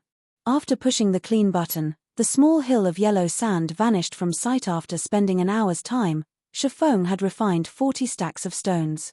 He had obtained a little over 7 stacks of copper ore and a little over 1 stack of bronze ore. They would be worth over 20 silver coins if Feng sold them. Meanwhile, the cost of obtaining these ores were only 4 silver coins. The difference was 5 times the price. It was an absolute profit. Most importantly, ores dropped in very small numbers, so it was impossible to buy them in bulk. Feng received a system notification the moment he had left the forging room. System: the violent bear armor you placed at the auction house has been sold. After deducting the procedural fees, 31 silvers 53 coppers have been placed in your bag. System: the dark star boots you placed at the auction house has been sold. After deducting the procedural fees, 3 silvers 21 coppers have been placed in your bag. A series of notifications from the auction house had caused Feng's lips into a smile. As expected, the greater the competition, the higher the price would go. Feng was very satisfied with the amount the items sold for. He never imagined that a mysterious iron plate armor for shield warriors could actually be sold for over 30 silver coins. It seems there were a lot of wealthy people within the area of influence of White River City. After selling the equipment, Feng had suddenly become a wealthy tycoon. With over 50 silver coins in his pockets, even his confidence was different now. Currently, players would still be happy over having 20 to 30 copper coins on their person. Feng already possessed more than 50 silver coins. Including the silver coins Gentle Snow owed him, if Feng were to sell off the copper ore he had immediately, he would instantly become wealthy with gold. However, he would not sell the ores. These ores were the foundation for Feng to earn big money, following which, Feng rented the forging room for another hour. He turned the remaining stones into ores. His luck was better this time around. From 45 stacks of stones, he obtained 10 stacks of copper ore and 2 stacks of bronze ore. With this, Feng had a total of 17 stacks of copper ore and 3 stacks of bronze ore. It would be quite some time before Feng could use them all up. With money in hand now, Feng once more arrived at the central area of the Forging Association, at the administration area. Currently, there were quite a few forger players that were groomed by guilds, renting forging rooms. This is just evil. It actually costs 5 coppers for an hour. My guild just gave me 30 coppers. That's not enough at all. That's considered good already. At least the equipment is all there. Look at the forging equipment. Even the most common required a few silvers. An entire set would cost over 30 silver coins. It's just a blatant rip-off. You still haven't seen the intermediate forging room. It costs 1 silver an hour, but the room only increases your success rate by 3%. Even a first-rate guild would not be able to handle such a price. A few forgers continuously complained. They bitterly detested the prices set by the Forging Association. However, there was also a hint of bragging carried in their voices. After all, they had the support of their guilds, whereas normal players wouldn't even be able to rent a forging room, not to mention increasing their forging levels. Feng circled these players, walking towards the manager of the association, saying, "I want to rent an intermediate forging room. May I know how long you wish to rent it for?" The ashen youth who was the association's manager excitedly asked. Currently, a majority of the adventurers were poor blokes. Every one of them only rented the basic forging rooms, and even then, they rented with unwillingness. So, a great change occurred to the manager's servicing attitude when he was able to see a rich adventurer like Feng looking at the time. It was currently morning in the real world. When using the virtual gaming helmet, a person could not stay within God's domain for too long. 2 hours then. Feng said after some thought, "All right, here is your key. That will be a total of 2 silver coins." The manager handed the key over to Feng. Smiling, Feng took out 2 shiny silver coins, placing them on the table and turning around to leave. The players who had previously been discussing the deviousness of the Forging Association were all dumbstruck. They even thought they were hallucinating. However, they were indeed silver coins on the table, and not the scarlet yellow copper coins. Crap, a tycoon. A male elementalist said in envy. "Brother Tycoon, Little sister knows how to warm beds. Another pretty and flirtatious female player winked at Feng, flattering him. Isn't it just some dirty money? I will definitely become an intermediate forging apprentice a step ahead of him, a male priest said in a sour tone, even though he knew it to be impossible. The facilities of the intermediate forging room were much better than the basic one. On the surface, the room itself only increased the success rate of forging by 3%. However, including the facilities that came with the room, the success rate was increased by at least 5% to a forger. A difference of 5% success rate was like the difference between heaven and earth. Chapter 43, Book of Forging. Feng took the key to the intermediate forging room and went up the second floor, ignoring the flirting young lady. The first floor of the Forging Association only had basic forging rooms, whereas intermediate forging rooms were located on the second floor. When compared to the first floor, there were far fewer people on the second floor. There were only NPCs walking around. Players would not come to this place at all. Also, there were only 20 intermediate forging rooms, unlike the basic rooms, which numbered at 50. Feng entered the intermediate forging room. The room was much larger and refined. The facilities available were also better than the basic room, especially the hammer and flame. These two items were not simple at all. Feng held up the silvery white hammer that was placed on the iron-woven felt 100 refinement hammer, bronze rank. Forging items. When forging, the success rate is increased by 3%. Requirements, strength 4. Just this 100 refinement hammer alone was hard to obtain by players. The best hammers NPCs sold were common hammers. Those hammers did not increase the success rate of forging. As for stealing this 100 refinement hammer, it was an impossible task. Items that belonged to the forging room could not be taken away by players. The flame here was extraordinary as well. Instead of the usual scarlet, yellow color, the flame here burned with a scarlet, green color. It was not a common flame, but a mysterious flame. Feng took a look at its description: Scarlet Devil Flame, Tier 1 Mysterious Flame. Special item, possesses extremely high temperatures. Items smelted with the flame will have higher purity. When refining potions or forging items, there will be a definite increase in success rates. Mysterious flames were rare and powerful flames. These flames had varying strength, and they could be categorized into 9 tiers. The first tier was the weakest, whereas the 9th tier was the strongest. However, even a first-tier mysterious flame was not something that could be easily obtained by players due to the mysterious flame's rarity. Its price within God's domain was extremely high. Including the fact that both potion making and forging required mysterious flames, the prices of mysterious flames had become even more shocking. There was once a Tier 4 flame that caused tens of first-rate guilds to fight over it. After the death of millions of players, the flame finally ended up in the hands of the world dominators.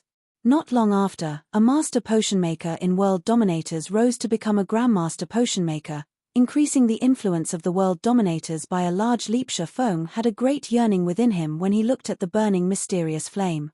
It was the thirst of a forger. Just when Feng was in deep thought, he suddenly recalled a matter. On the second month of God's domain's operation, the third-rate guild, Glorious Light, had discovered a Tier 2 mysterious flame, Ice Blue Devil Flame. The flame was found in the 100 Ghosts Forest, and its discovery induced great envy into the other guilds. At that time, there were a lot of lifestyle players who had applied to join Glorious Light, allowing the guild's power to abruptly increase and becoming the tyrant of a small city. However, there were also many guilds who gathered information in secret, wanting to obtain a mysterious flame for themselves. Naturally, Shadow was no exception to this. Shadow had discovered the location and method of obtainment of the mysterious flame from Glorious Light's inner circle. Unfortunately, such mysterious flames only appeared once, never appearing again after they were gone. This discovery caused many guilds to waste their efforts. As he was thinking about the Ice Blue Devil Flame, Feng suddenly started having intentions towards this mysterious flame. If he could make it his own, it would definitely be of great help to him in the future when he started his own guild. Moreover, the flame would be of great help in pushing Feng to become a true forger. However, Feng still needed to hash out a proper plan to obtain the Ice Blue Devil Flame. He needed to prepare many things before he could obtain the flame, following which, Feng took out the garrison armor's forging design. Without wasting time, he immediately chose to learn it. System: you have learned how to forge the garrison armor. Afterward, Feng placed all the needed materials onto the stone table. Then, he took out the immensely precious book of forging and started to forge. Feng was a basic forging apprentice. His success rate for forging a level 0 common equipment did not exceed 20%, and after a successful forging, there was a 40% chance for him to obtain 1 proficiency point. If Feng were to forge the garrison armor, a level 3 bronze equipment, his chance of success would not exceed 5%. Successfully forging a piece of bronze equipment would bring an additional bonus, which was a 100% chance to obtain 2 proficiency points. However, 1,000 proficiency points were needed to become an intermediate forging apprentice. Obtaining such a large amount of points required equally large funding to support it. There was no way for a lifestyle player to support such a large sum of money by themselves. The forgers in guilds all started out by forging common equipment. There was not a single guild who would allow these lifestyle players to forge bronze equipment right off the bat. To begin with, they didn't even possess a forging design for bronze equipment, and even if they did, they wouldn't carry out such an action. The success rate of a basic forging apprentice was just too low, and the materials needed were just too expensive. A single failure would cost 1 silver coin or more.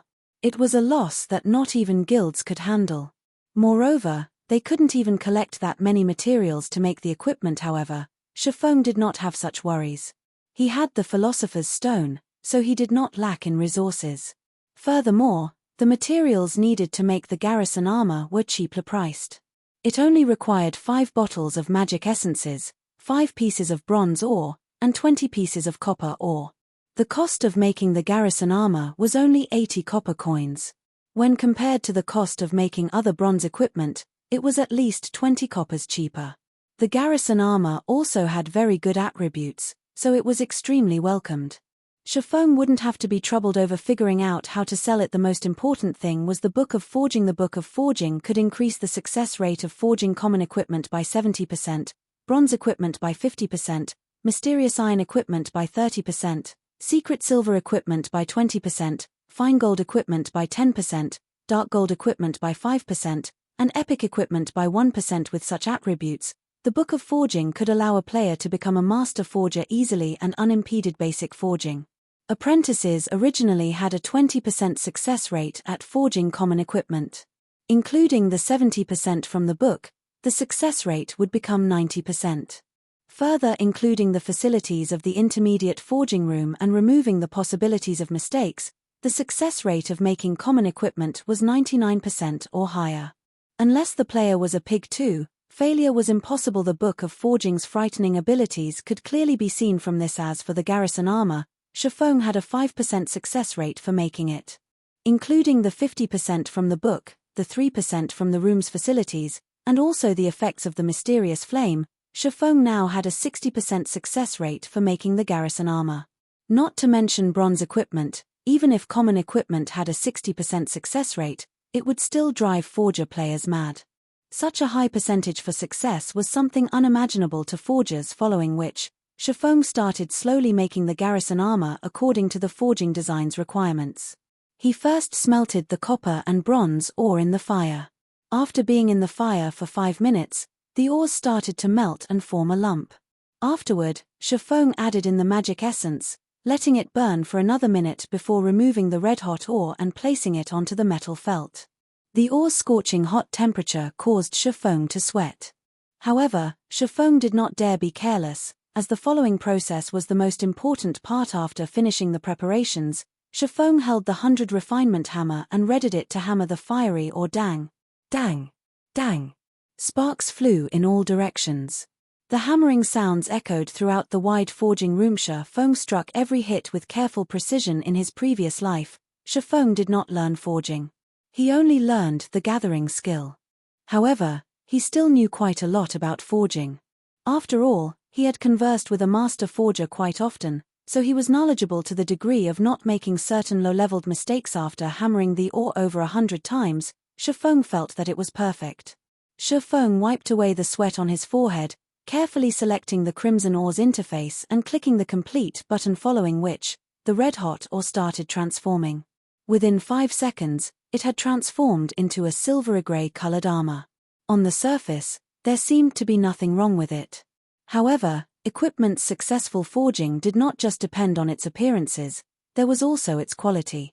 Quality included the equipment's attributes, and rank. Bronze equipment that was badly forged would have their ranks decreased to common, or their base attributes would not be up to standards. Hence, Feng selected the information of the armor, checking whether it was a success or a failure.